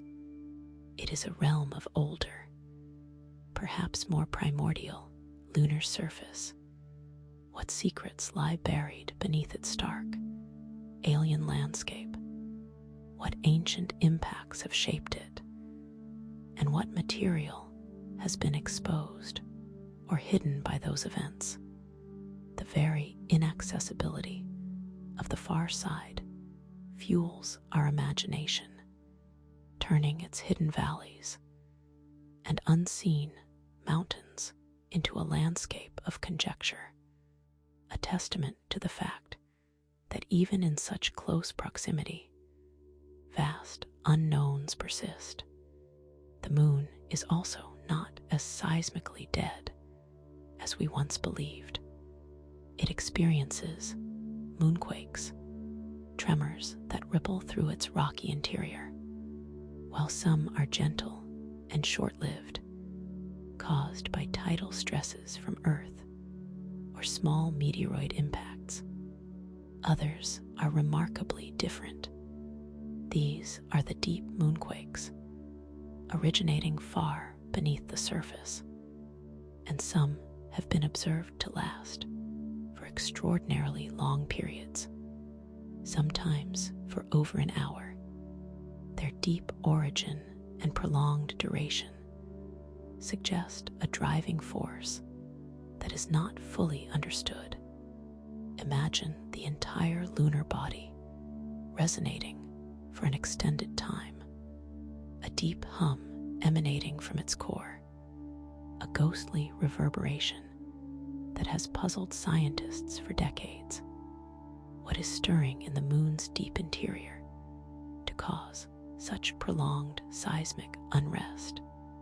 The persistence of these deep moonquakes hints at internal processes that are far more active, or perhaps far more complex, than our current models can fully accommodate.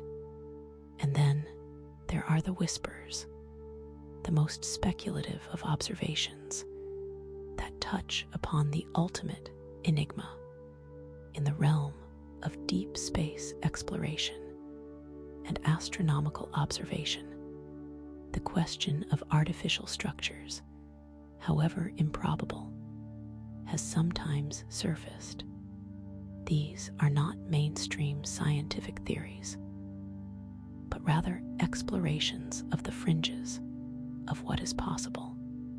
Discussions born from anomalous formations or patterns that defy simple geological explanations. Could certain precisely geometric features or unusual alignments ever be interpreted as something other than the random work of nature?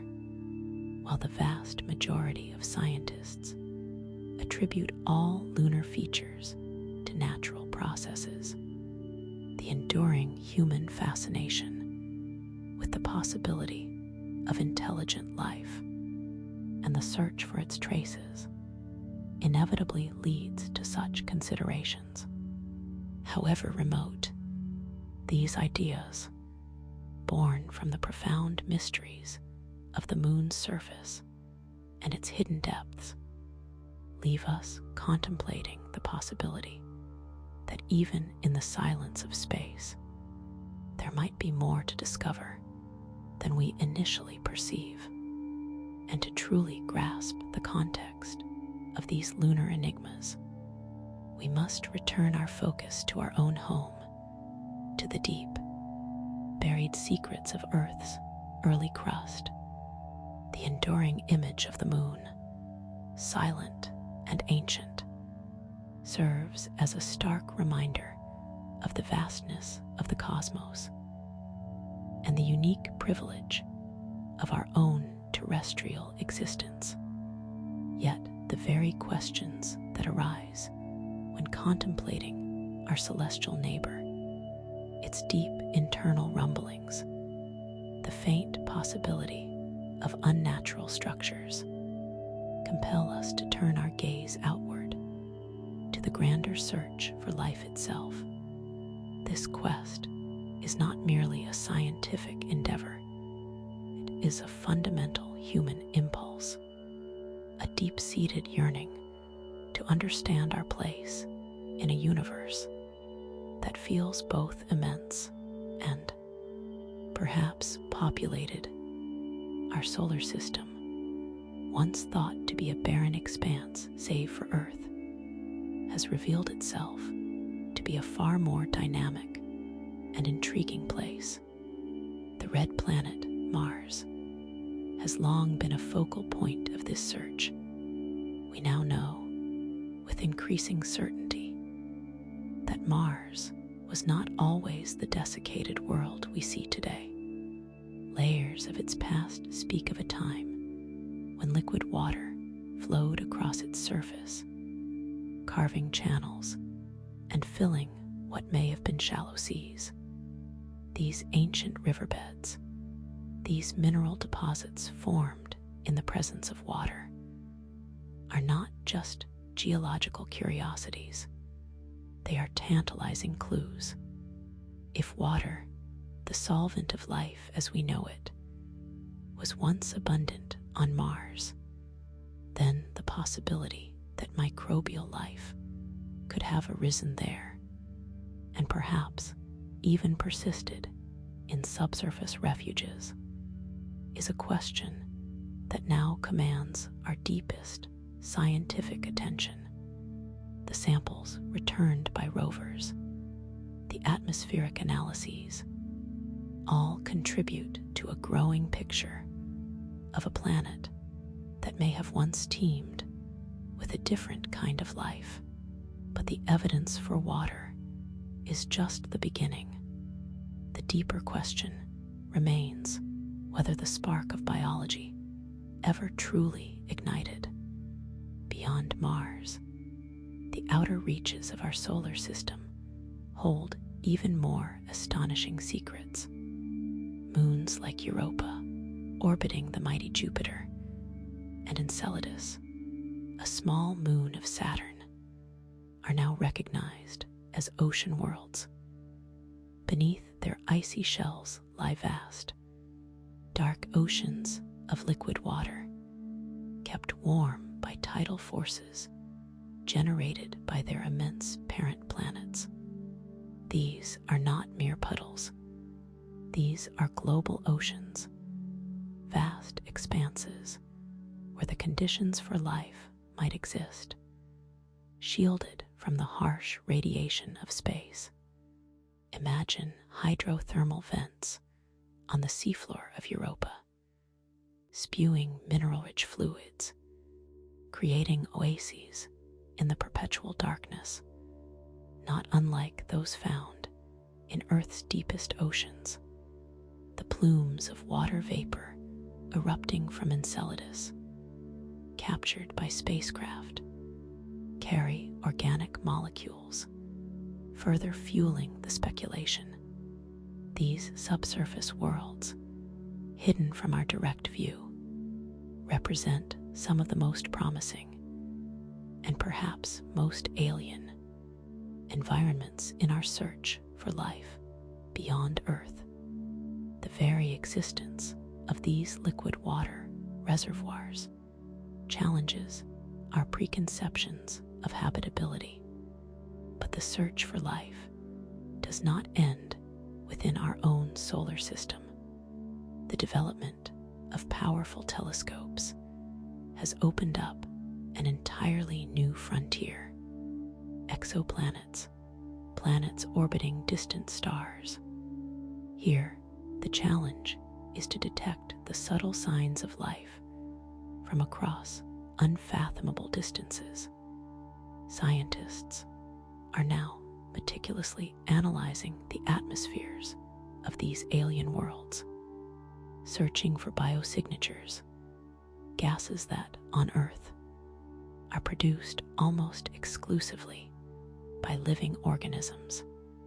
Imagine detecting an abundance of oxygen or methane in an exoplanet's atmosphere in combinations that natural geological processes struggle to explain. This would be a monumental discovery, a potential beacon from another world. The meticulous observation of starlight filtering through an exoplanet's atmosphere, revealing its chemical composition, is at the forefront of this cosmic detective work. It is a slow, painstaking process, but each new observation brings us closer to answering whether we are truly alone.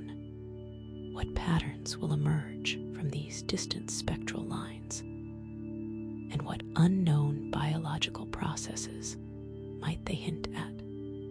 The sheer scale of this endeavor, the contemplation of countless stars and their orbiting worlds, inevitably leads to profound philosophical and statistical questions.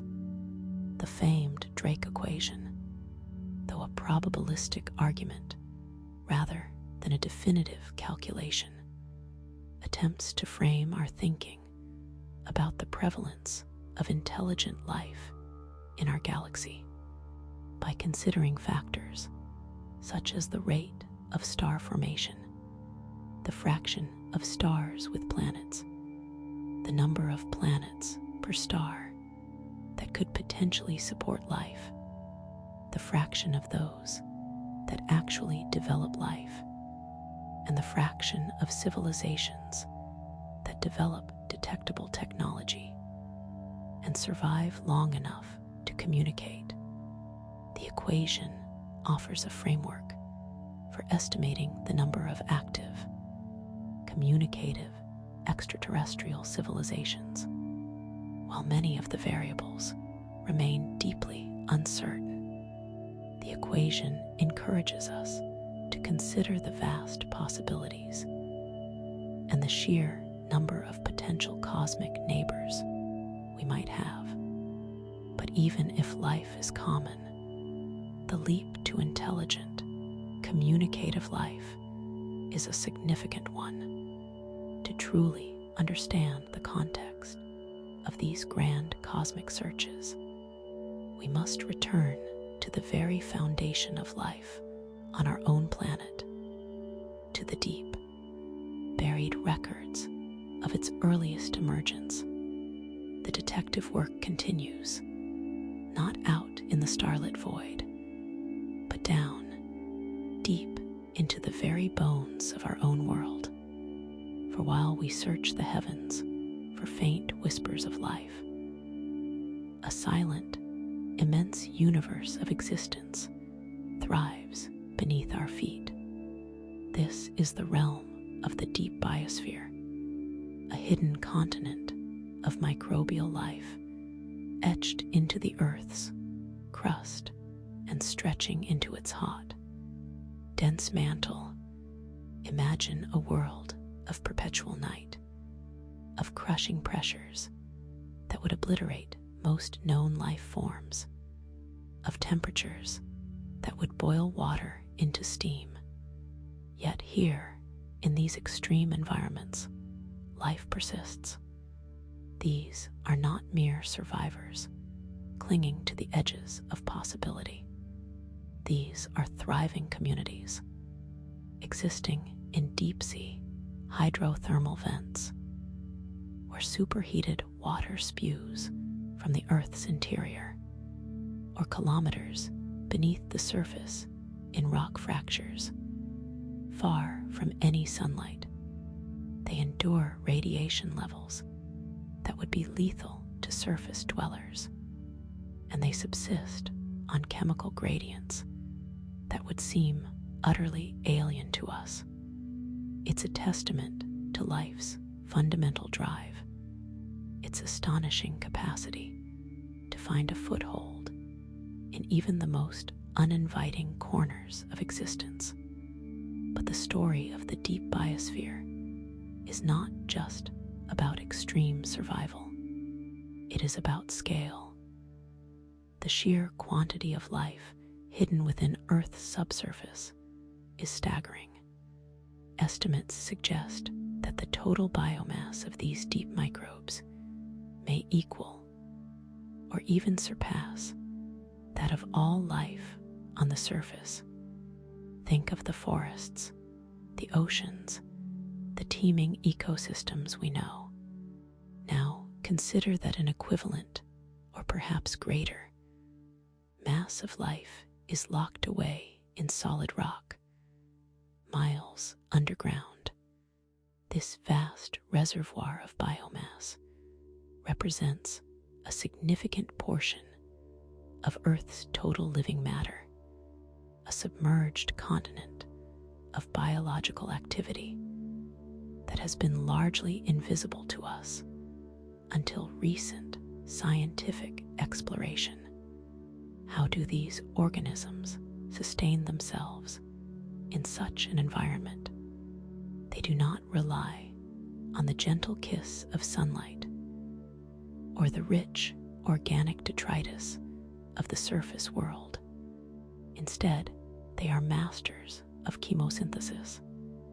They derive their energy from chemical reactions, breaking down inorganic compounds like hydrogen sulfide, methane, and iron. It is a form of metabolism that predates photosynthesis, a deep, ancient pathway to life.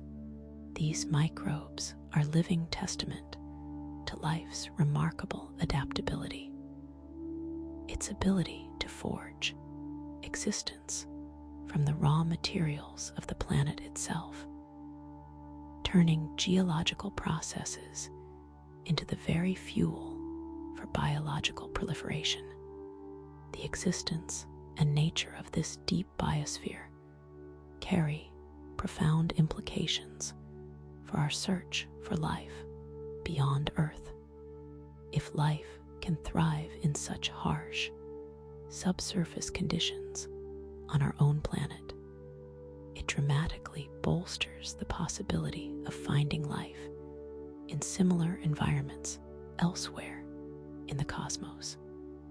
Moons like Europa and Enceladus, with their subsurface oceans of liquid water beneath icy shells, or even the deep crusts of Mars, become even more compelling targets for astrobiological investigation. The sheer tenacity of life we find within our own planet's crust suggests that the boundaries of habitability may be far broader than we once imagined. But to truly grasp the cosmic implications of this deep hidden life, we must first understand the foundational processes that allowed life to take root here within the Earth's ancient, fiery heart. And that journey leads us into the very genesis of our planet's living essence. Far below the sunlit surface, in the crushing darkness of the deep ocean, an alien world thrives. Here, where sunlight has never reached, and the pressure would instantly obliterate unprotected life, exist hydrothermal vents. These are not barren chasms, but vibrant oases, teeming with organisms that have carved a life from the planet's internal fires. It is a testament to life's insistence, its ability to bloom in the most unexpected gardens. These ecosystems are built not on photosynthesis, the sun-drenched engine of most surface life, but on a more ancient and mysterious force, chemosynthesis.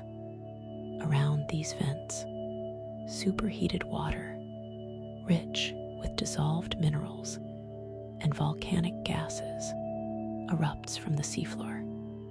Specialized bacteria residing in the plume or within the very rocks are the architects of this life.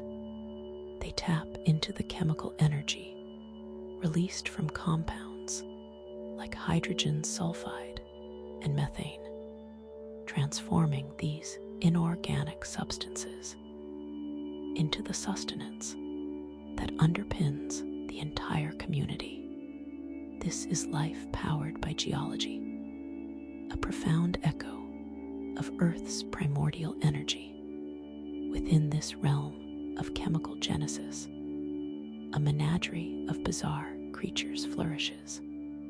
Giant tube worms, their crimson plumes waving like banners in the stark currents, anchor themselves near the vents.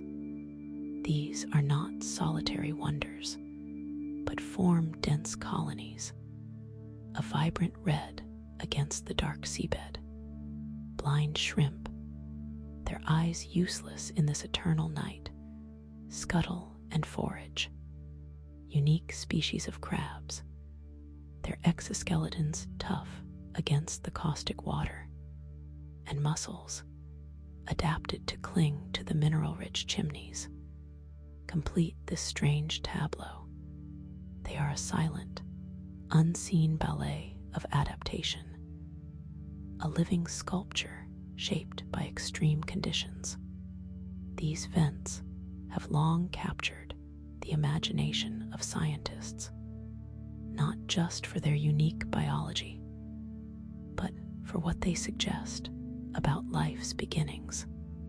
On early Earth, a planet racked by volcanic activity and lacking a protective atmosphere, conditions were arguably more similar to these deep-sea vents than to our current sunlit world. The constant supply of chemical energy and essential compounds found here provides a compelling hypothesis for where life first sparked into existence. It is plausible that the very first cells emerged within these vents, drawing sustenance from reactions that now power their descendants. The implications extend beyond our own planet's past. These remarkable environments offer a tantalizing glimpse into what life might look like on other worlds. Moons like Jupiter's Europa or Saturn's Enceladus are believed to harbor vast subsurface oceans of liquid water, insulated by thick ice shells. If hydrothermal activity exists beneath these icy crusts, as many scientists suspect, then these alien seas could be home to ecosystems eerily similar to those found around our planet's undersea vents. Could similar chemosynthetic communities be thriving there, hidden from our sight? To truly understand these possibilities, we must delve deeper into the forces that shape these alien oases, and that brings us to the crushing power of the abyssal plains, the crushing weight of the ocean depths, a force that could pulverize steel, gives way to an equally profound stillness on the abyssal plains. These are not the vibrant, turbulent zones of hydrothermal vents. Instead, imagine an endless expanse, a desert of fine sediment stretching for thousands of kilometers. They are the vast, largely unexplored territories of our planet, covering more than half of the Earth's surface, yet remaining some of the least understood. The seafloor here lies at depths of 3,000 to 6,000 meters, a realm where sunlight has never penetrated. It is a world painted in shades of eternal midnight, where the pressure is so immense it reshapes our very understanding of what living tissue can endure. These plains are not barren wastelands, though they might appear so from a distance. Beneath the sediment, a complex history is buried, layers upon layers of organic detritus, mineral dust, and the skeletal remains of creatures that once lived in the sunlit waters above. This slow rain of material from the upper ocean is the primary source of sustenance here, a meager offering that dictates the very rhythm of life. The sheer scale of these plains is difficult to comprehend, dwarfing even the largest continents.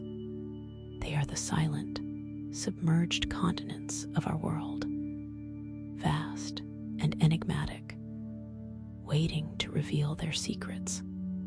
The immensity of it all, the sheer volume of this dark, quiet realm, poses its own kind of question.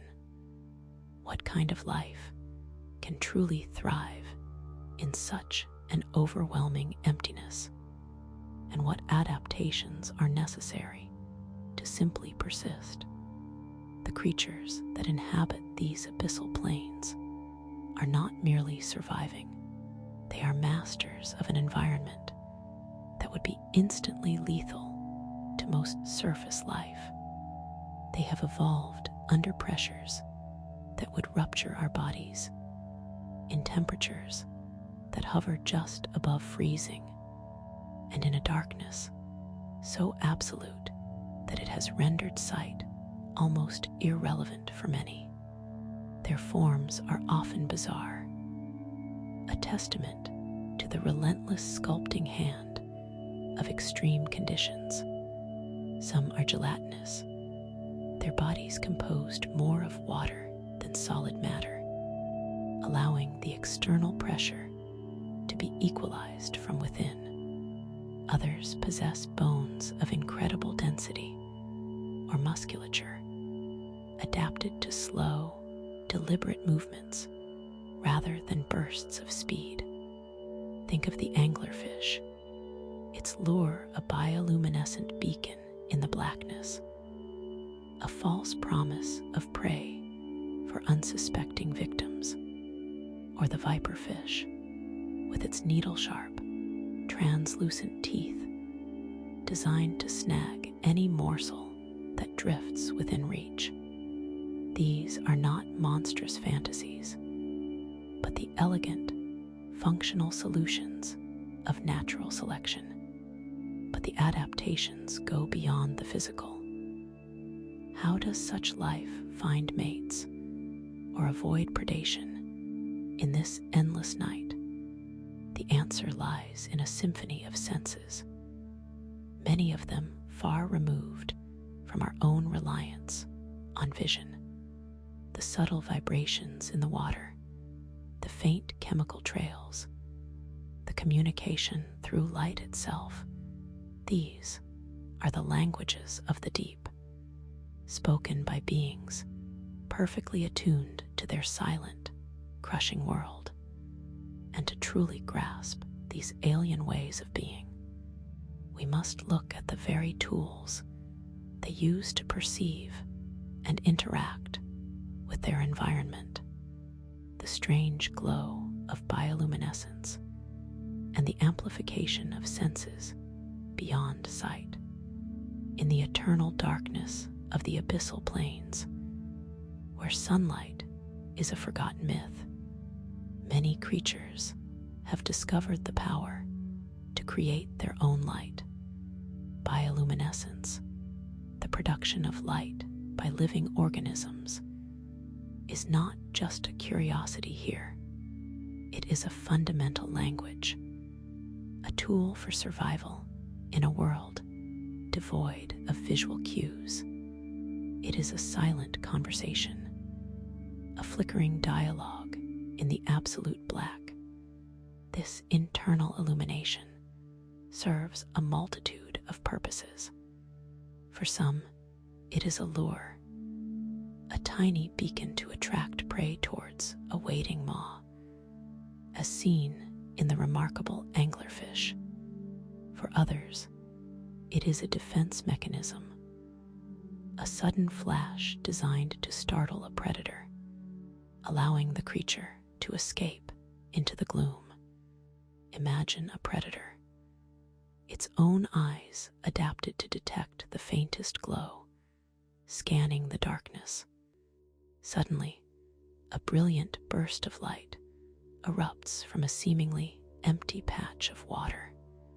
This sudden illumination can blind, confuse, or simply draw the predator's attention away from the source, giving it a crucial moment to vanish. Some creatures even use bioluminescence as a form of camouflage, mimicking the faint light filtering down from the surface in slightly shallower waters to break up their outline against the faint gloom. But there are also those who use their internal light for communication, signaling to potential mates in the vast, lonely expanse, or warning rivals away from their territory. The patterns, colors, and timing of these light displays are as varied and complex as any spoken language, though we are only beginning to decipher their meaning. Beyond light, other senses are amplified to an astonishing degree. The lateral line system, which detects changes in water pressure and movement, becomes incredibly sensitive, allowing organisms to sense the approach of prey or predators from great distances. Chemical detection or olfaction is also highly developed, enabling animals to follow scent trails for food or to find mates across the immense, featureless plains. This reliance on non-visual senses paints a picture of a world perceived not through images, but through vibrations, currents, and the subtle chemistry of the water. It is a sensory landscape utterly alien to our own. And to understand life here, we must explore how these senses shape existence and how life itself moves at a pace dictated by such profound scarcity. The slow pace of life in the abyss. Food is a precious commodity on the abyssal plains. The constant, slow drizzle of organic matter from the upper ocean is the primary energy source, and it is a sparse offering. This scarcity has shaped life here in profound ways, leading to an existence characterized by a remarkable slowness. Organisms often exhibit incredibly slow metabolic rates, conserving energy with every movement. Their digestive systems are designed to extract every last nutrient from the meager food they consume. This leads to a life of patience, of waiting, and of extraordinary longevity. Some deep-sea creatures are estimated to live for centuries, their lifespans far exceeding those of their shallow water counterparts. Reproduction is often a rare and infrequent event, timed to coincide with the scarce opportunities for successful brooding or fertilization. Consider the Greenland shark, a creature known to live for perhaps 400 years or more, moving with an almost glacial pace through the frigid waters. Its growth is incredibly slow, and its reproductive cycle is equally drawn out. This is life measured in geological timescales, not biological sprints.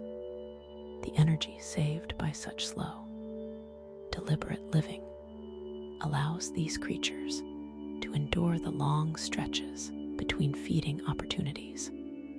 They are not built for speed or for constant activity, but for enduring, for waiting, for the long haul.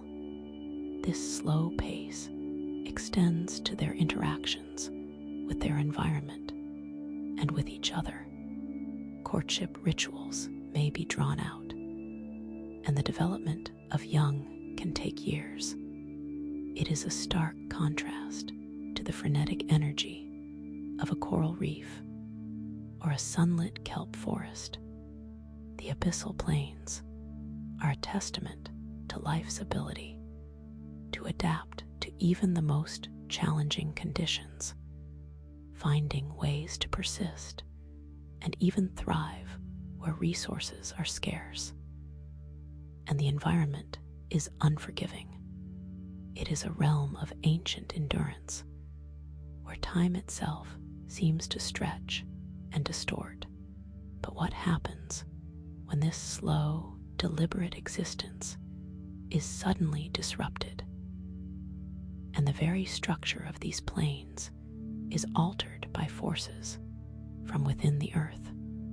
To understand this, we must turn our attention to the immense geological forces that lie beneath the surface, forces that shape not only the oceans, but the very continents themselves. This immense living structure, the Great Barrier Reef, is a testament to the slow, persistent work of tiny organisms over millennia. It is not a single entity, but a sprawling metropolis of calcium carbonate, built by generations of coral polyps. Imagine a city that grows, not upward with steel and glass, but outward with intricate calcium carbonate skeletons, a constantly expanding architecture sculpted by the sea. This living tapestry is a supernova of biodiversity, a place where life has exploded in a riot of color and form. Thousands of species of fish, mollusks, sea stars, turtles, and marine mammals call this underwater kingdom home. It is a place of staggering complexity, where every niche is filled and every interaction forms a thread in a grand, intricate web. The sheer abundance of life here is almost overwhelming, a vibrant testament to the generative power of warm, clear waters. Think of the patterns etched into the coral itself, fractal designs that mimic the branching of trees or the delicate veins of a leaf. These structures are not merely decorative. They provide shelter, hunting grounds, and nurseries for an astonishing array of creatures. The sunlight filters down, illuminating a scene of constant motion and quiet interdependence. It is a world built on a foundation of slow, continuous construction, a slow breath of life, creating something magnificent. But beneath this surface of breathtaking beauty, a profound vulnerability stirs, a quiet unease that whispers of a changing world. The corals themselves are the architects, but they are also the most sensitive inhabitants. Their survival is inextricably linked to microscopic algae called zooxanthellae, which live within their tissues. These algae are not just passive residents, they are vital partners. They perform photosynthesis, providing the coral with up to 90% of its energy in the form of sugars and oxygen. In return, the coral provides the algae with a protected environment and essential compounds for photosynthesis. This symbiotic relationship is the engine that drives the reef's growth and its incredible productivity. It is a pact forged over eons, a perfect balance of mutual benefit. But this delicate partnership is easily disrupted when ocean temperatures rise. Even by a degree or two, the corals become stressed. This stress causes them to expel their colorful, life-sustaining algae. The coral turns stark white, a ghostly pale shadow of its former self. This phenomenon is known as coral bleaching. It is not the death of the coral itself, not yet, but it is a severe weakening. Without their primary food source, the bleached corals begin to starve. If the water temperatures return to normal quickly enough, the corals can regain their algae and recover. But if the stress persists, if the heat wave is prolonged, the bleached corals will die, leaving behind stark white skeletons that will eventually erode. This bleaching is becoming more frequent and more severe, a direct consequence of a warming planet. The vastness of the Great Barrier Reef means that these events can have catastrophic regional impacts. Entire sections of this vibrant ecosystem can turn white in a matter of months. A silent, eerie transformation. Imagine a city suddenly stripped of its color, its life force drained away, leaving only the bare bones. It is a chilling spectacle, a stark visual representation of the profound changes occurring in our oceans. This is not a localized problem. It is a global symptom of an imbalance that stretches far beyond the reef itself. The vibrant hues of healthy coral, teeming with life, are fading, replaced by a stark and somber warning. Added to this thermal stress is another insidious threat: ocean acidification. As the atmosphere absorbs more carbon dioxide from human activities, particularly the burning of fossil fuels, the oceans absorb a significant portion of this excess, CO2. When CO2 dissolves in seawater, it undergoes a chemical reaction that forms carbonic acid. This process lowers the pH of the ocean, making it more acidic. It is a slow, continuous chemical assault on the marine environment. This acidification directly impacts organisms that build their shells and skeletons from calcium carbonate, including corals, clams, oysters, and plankton. As the water becomes more acidic, it becomes harder for these creatures to extract the carbonate ions they need to build and maintain their hard structures. Imagine trying to build a house with crumbling bricks and dissolving cement, the very foundation of the reef. The calcium carbonate skeletons of the corals is being weakened. For the corals, this means slower growth rates and weaker skeletons. It makes them more vulnerable to physical damage from storms and erosion. For other shelled organisms, like larval stages of fish or the tiny plankton that form the base of the food web, acidification can be devastating. Their ability to survive and reproduce is compromised, sending ripples of disruption throughout the entire ecosystem. The very building blocks of marine life are becoming harder to obtain.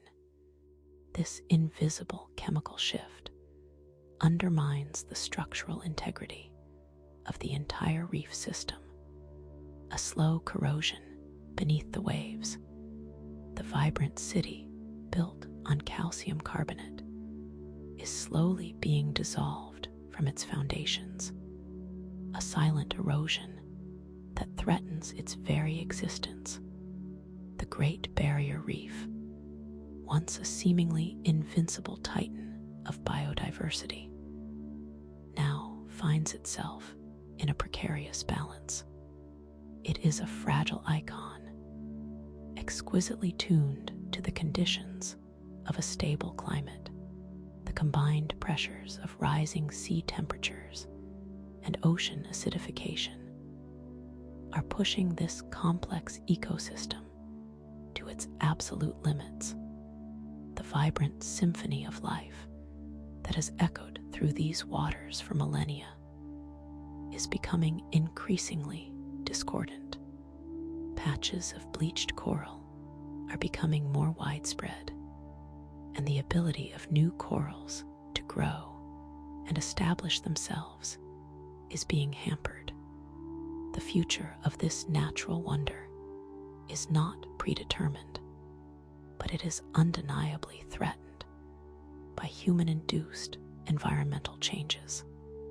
We are witnessing, in real time, the impact of our actions on a landscape of unparalleled natural beauty and ecological importance. The steady rhythm of geological time, which allowed this reef to flourish, is being overridden by the rapid pace of anthropogenic change. It is a confrontation between deep time and our present-day choices.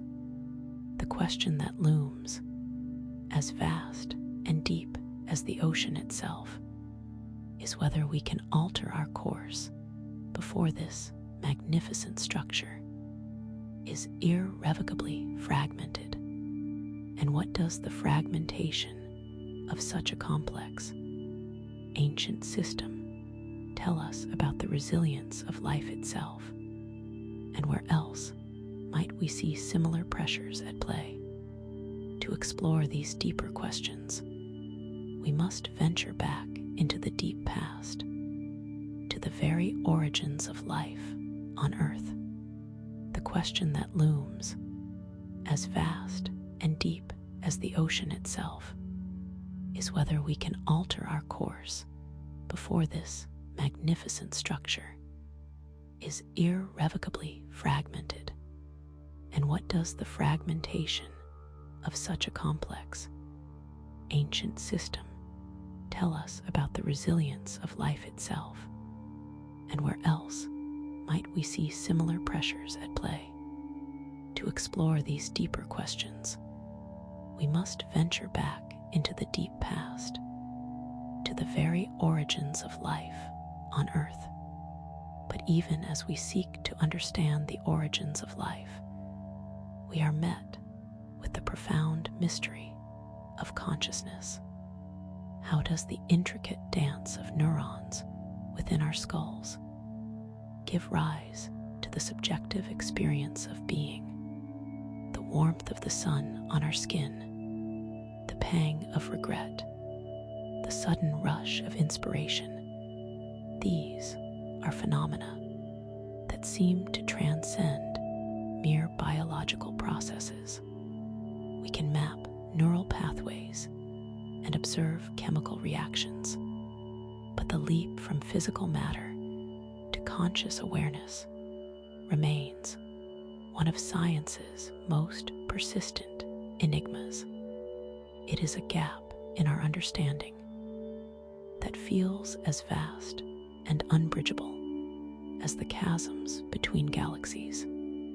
This fundamental puzzle of consciousness is not a recent concern. It has echoed through human thought for millennia, a whisper of the unknown that persists even as our scientific tools become ever more sophisticated. We can dissect the brain. We can stimulate specific regions.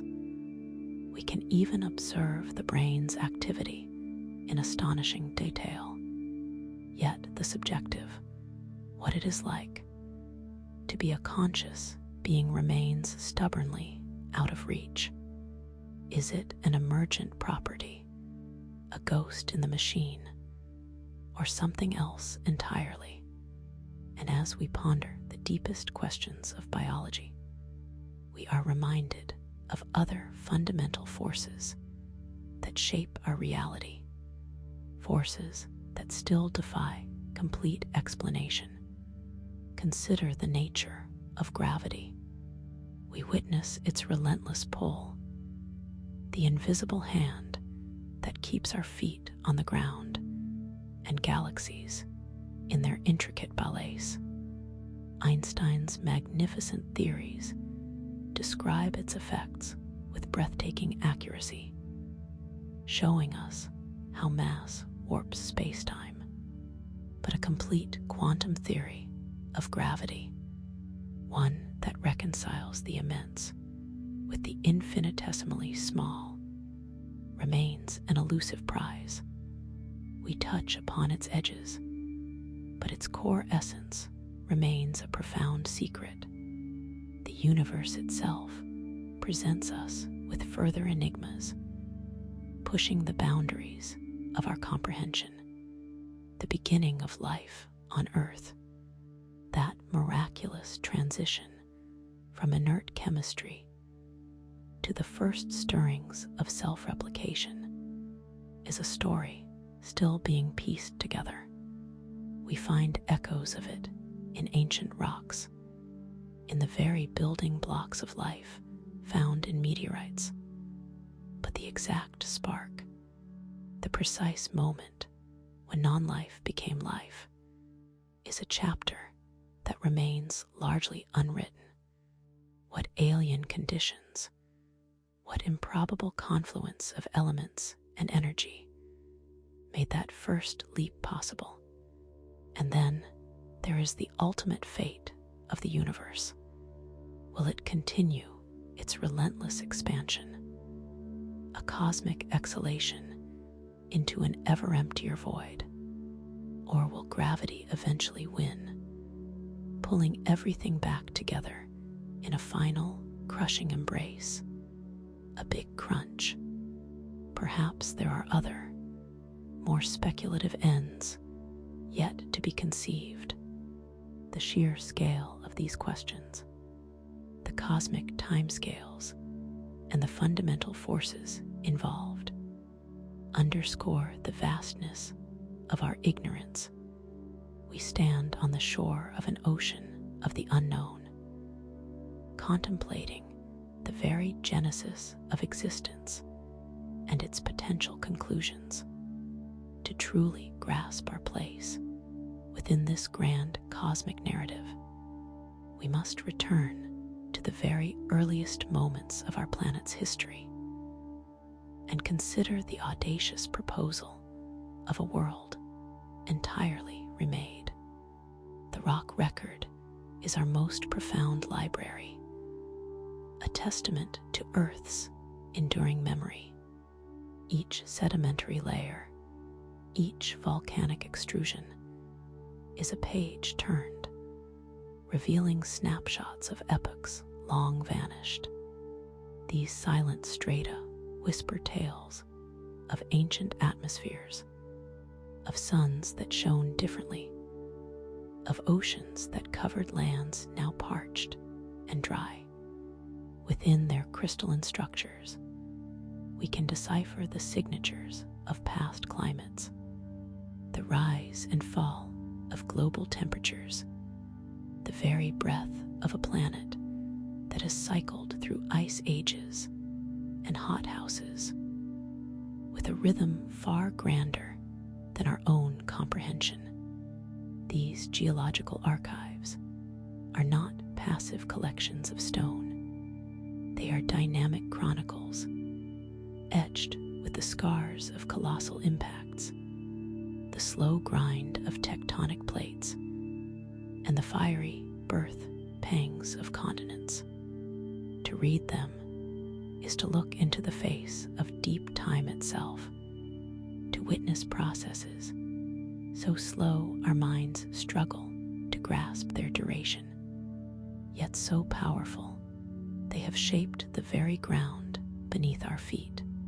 But even within this vast repository, the faintest echoes of life's earliest stirrings are what truly captivate, hinting at a world more alien than we can readily imagine.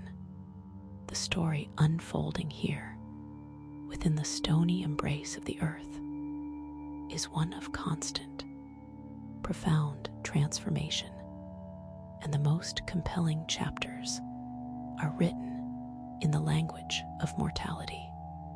Fossils are the hieroglyphs of lost worlds, the petrified remnants of life that once teemed across our planet. They are the silent witnesses to evolution's grand experiment. Each bone, each imprint, a chapter in the unfolding saga of life. From the microscopic forms that first dared to exist in primordial oceans to the colossal beasts that once roamed continents now lost to time. Fossils chart a relentless march, a testament to adaptation, survival, and the inevitable dance of extinction.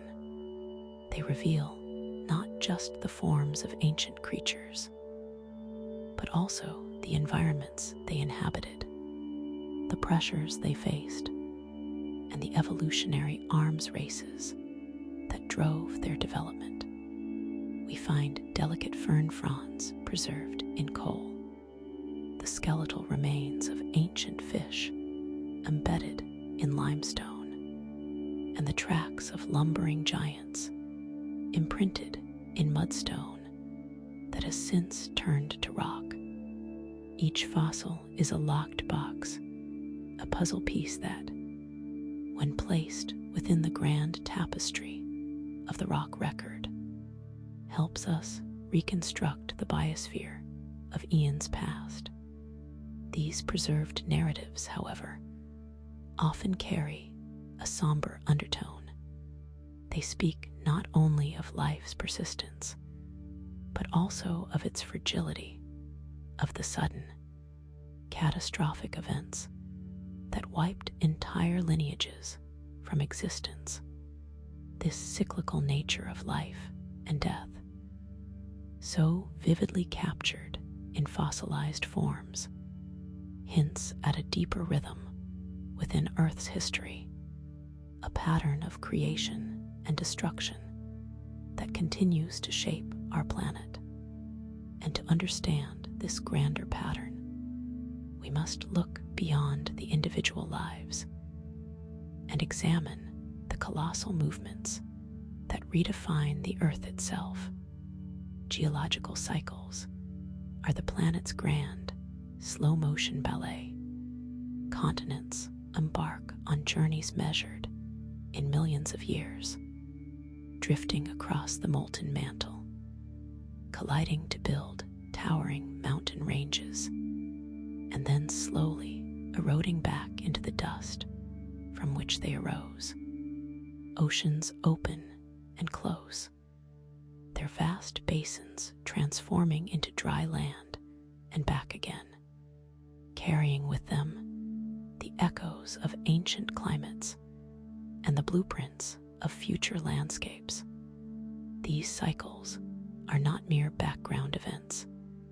They are the fundamental engines of change that sculpt our world, influencing everything from atmospheric composition to the distribution of life itself. The slow, inexorable creep of tectonic plates, a process so gradual we perceive it only through its cumulative effects, has repeatedly redrawn the face of Earth. Supercontinents have assembled and fractured, ushering in periods of intense volcanic activity and dramatic climate shifts. Mountain belts, like the Himalayas or the Andes, rise as testament to colossal forces, only to be slowly worn down by wind and rain over geological epochs. These vast, recurring patterns ensure that Earth is never static, but perpetually remaking itself. And within these immense geological transformations, our own existence appears as a fleeting shimmer. Our moment on this planet, the entirety of human history, is an infinitesimal flicker against the backdrop of Earth's eons.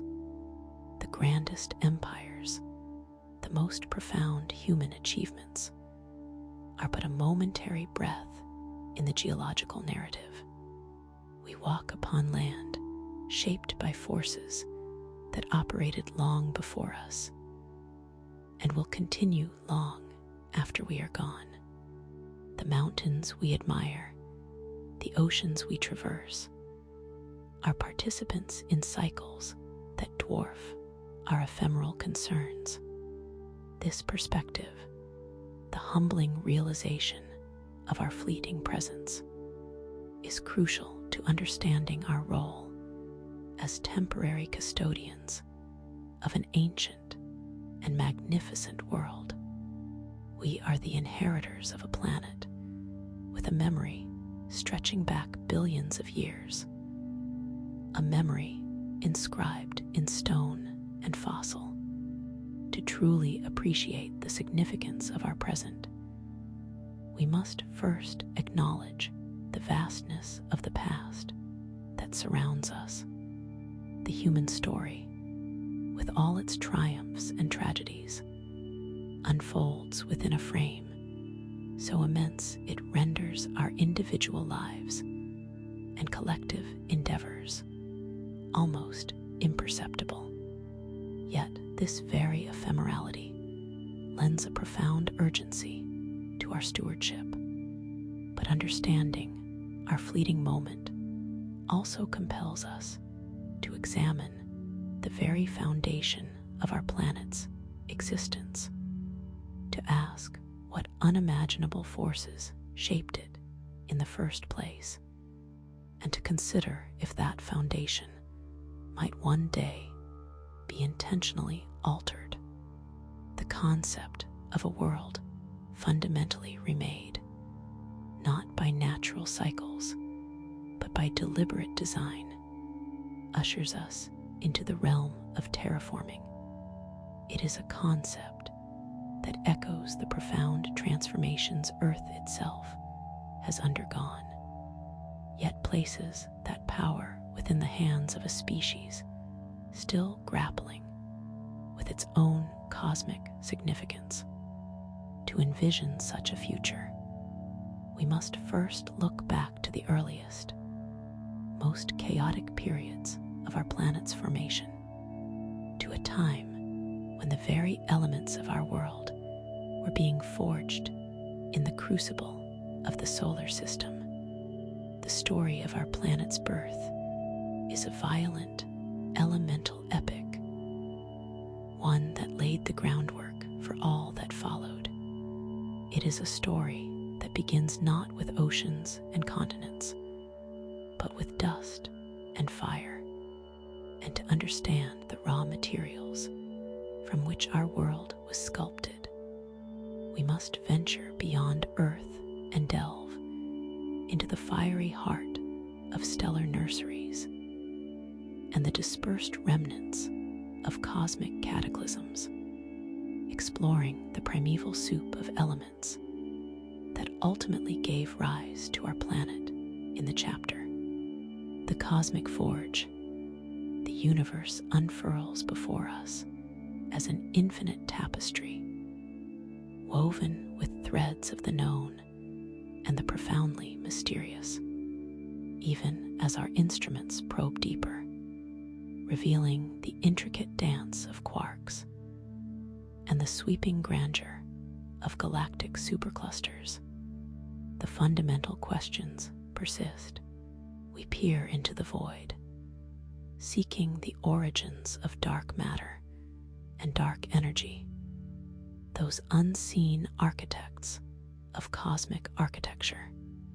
We listen for the whispers of gravitational waves, echoes from cataclysmic events that momentarily warp the fabric of space-time. Each discovery, like a single star illuminated in the encroaching darkness, only serves to highlight the immeasurable expanse of what remains hidden. From the quantum foam, where probabilities reign supreme, to the cosmic web connecting galaxies across billions of light years, the universe presents a panorama of continuous revelation. There are forces at play, fundamental constants that dictate the very nature of reality, many of which we are only beginning to glimpse. The sheer scale of this unknown is not a cause for despair, but an invitation. Consider the fundamental particles that compose everything we perceive, the building blocks of stars, planets, and ourselves. Their behavior, governed by quantum mechanics, defies our everyday intuition. Entanglement, superposition, the probabilistic nature of existence at its most granular level.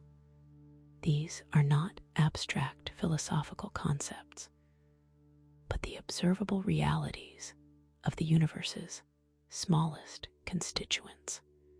Yet how these microscopic rules give rise to the macroscopic order we witness, how consciousness emerges from inert matter, remains one of the universe's most compelling riddles. And then there are the cosmic structures themselves. Galaxies, those islands of stars, drift through the darkness, not in random disarray, but organized into vast, interconnected filaments and voids. The cosmic microwave background radiation, a faint afterglow of the Big Bang, offers a snapshot of the universe in its infancy, a nearly uniform sea of energy that, over eons, coalesced into the complex structures we observe today. But the seeds of that structure, the subtle anisotropies, hint at processes and forces we are still struggling to fully comprehend. The universe, in its every dimension, is a testament to wonder. Earth's enduring story is one of relentless dynamism, a narrative etched in ancient rock and whispered by the winds. For 4.5 billion years, this planet has been a stage for ceaseless transformation. Continents have drifted, colliding and fragmenting, their movements reshaping landscapes and oceans. Mountains have risen from the lithosphere, only to be worn down by the patient erosion of ice and water. Life, too, has been an architect of this planet's evolution, from the first microbial mats that oxygenated the atmosphere to the explosive diversification of the Cambrian, to the rise and fall of colossal reptiles. Each epoch has left its indelible mark. The fossil record, a carefully preserved archive, tells tales of extinction and adaptation, of the delicate balance between life's tenacity and the planet's ever-shifting conditions. These geological and biological cycles are not mere historical footnotes. They are the living memory of Earth, a constant reminder that change is the only true constant. The very ground beneath our feet is a testament to this ongoing process. The deep mantle, with its slow, churning convection currents, drives the surface tectonics. The oceans, vast reservoirs of heat and moisture, regulate global climate and facilitate the exchange of gases. Our planet is a complex, interconnected system, a living entity in its own right. And within this grand, unfolding drama, there is the persistent thread of our own species. We are a recent arrival, a fleeting awareness in the long arc of Earth's history.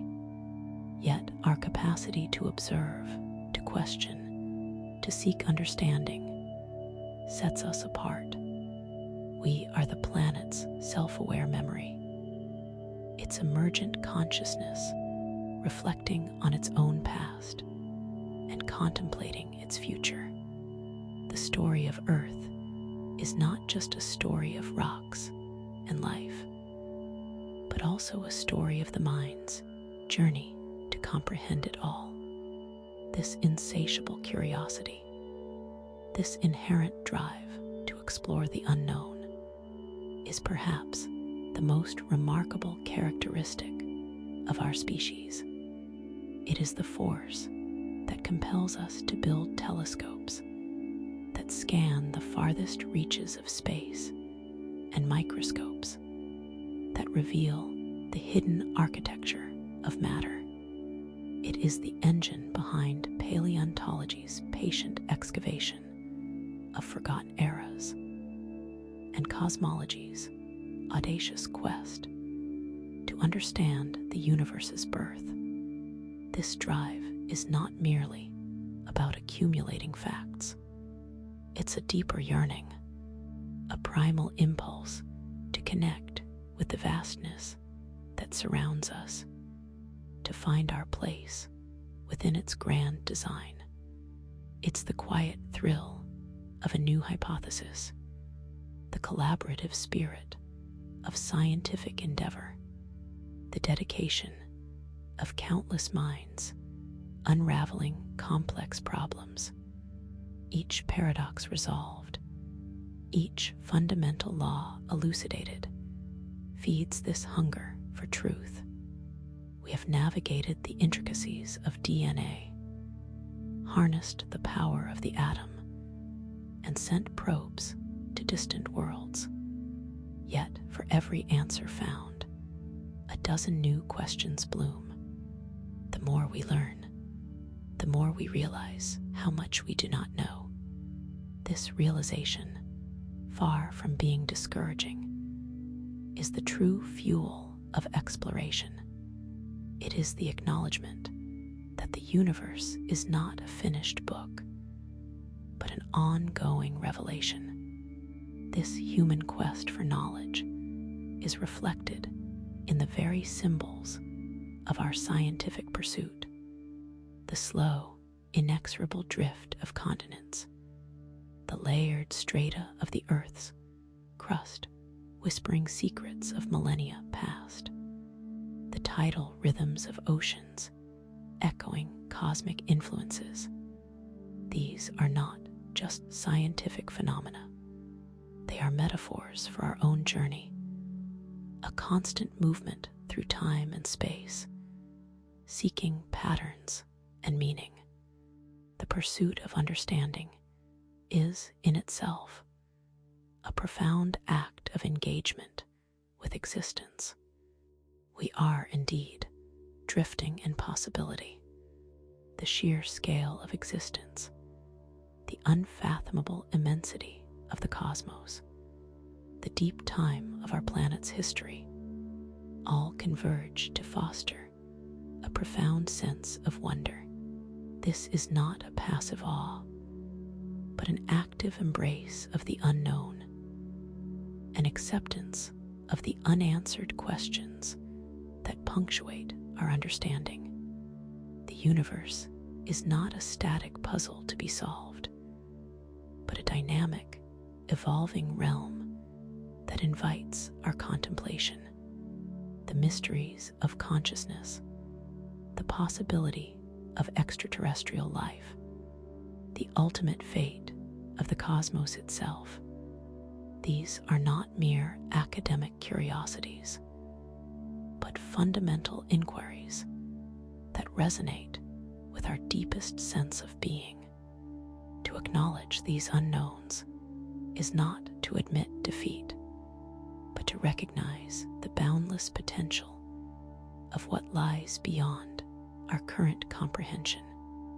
This perspective cultivates humility, faced with the silent grandeur of galaxies and the deep past of our planet, our individual lives, and even our species' timeline become infinitesimally brief episodes. Yet this ephemerality does not diminish our significance.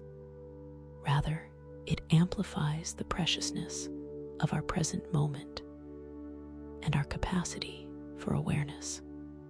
It is within this vast context that our pursuit of knowledge and our stewardship of this fragile planet find their greatest meaning.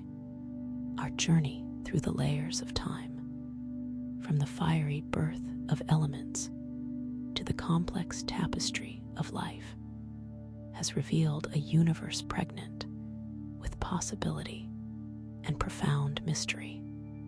We have seen how the raw materials of existence were forged in stellar furnaces, how our planet took shape from cosmic dust, and how life itself emerged and evolved through eons of change.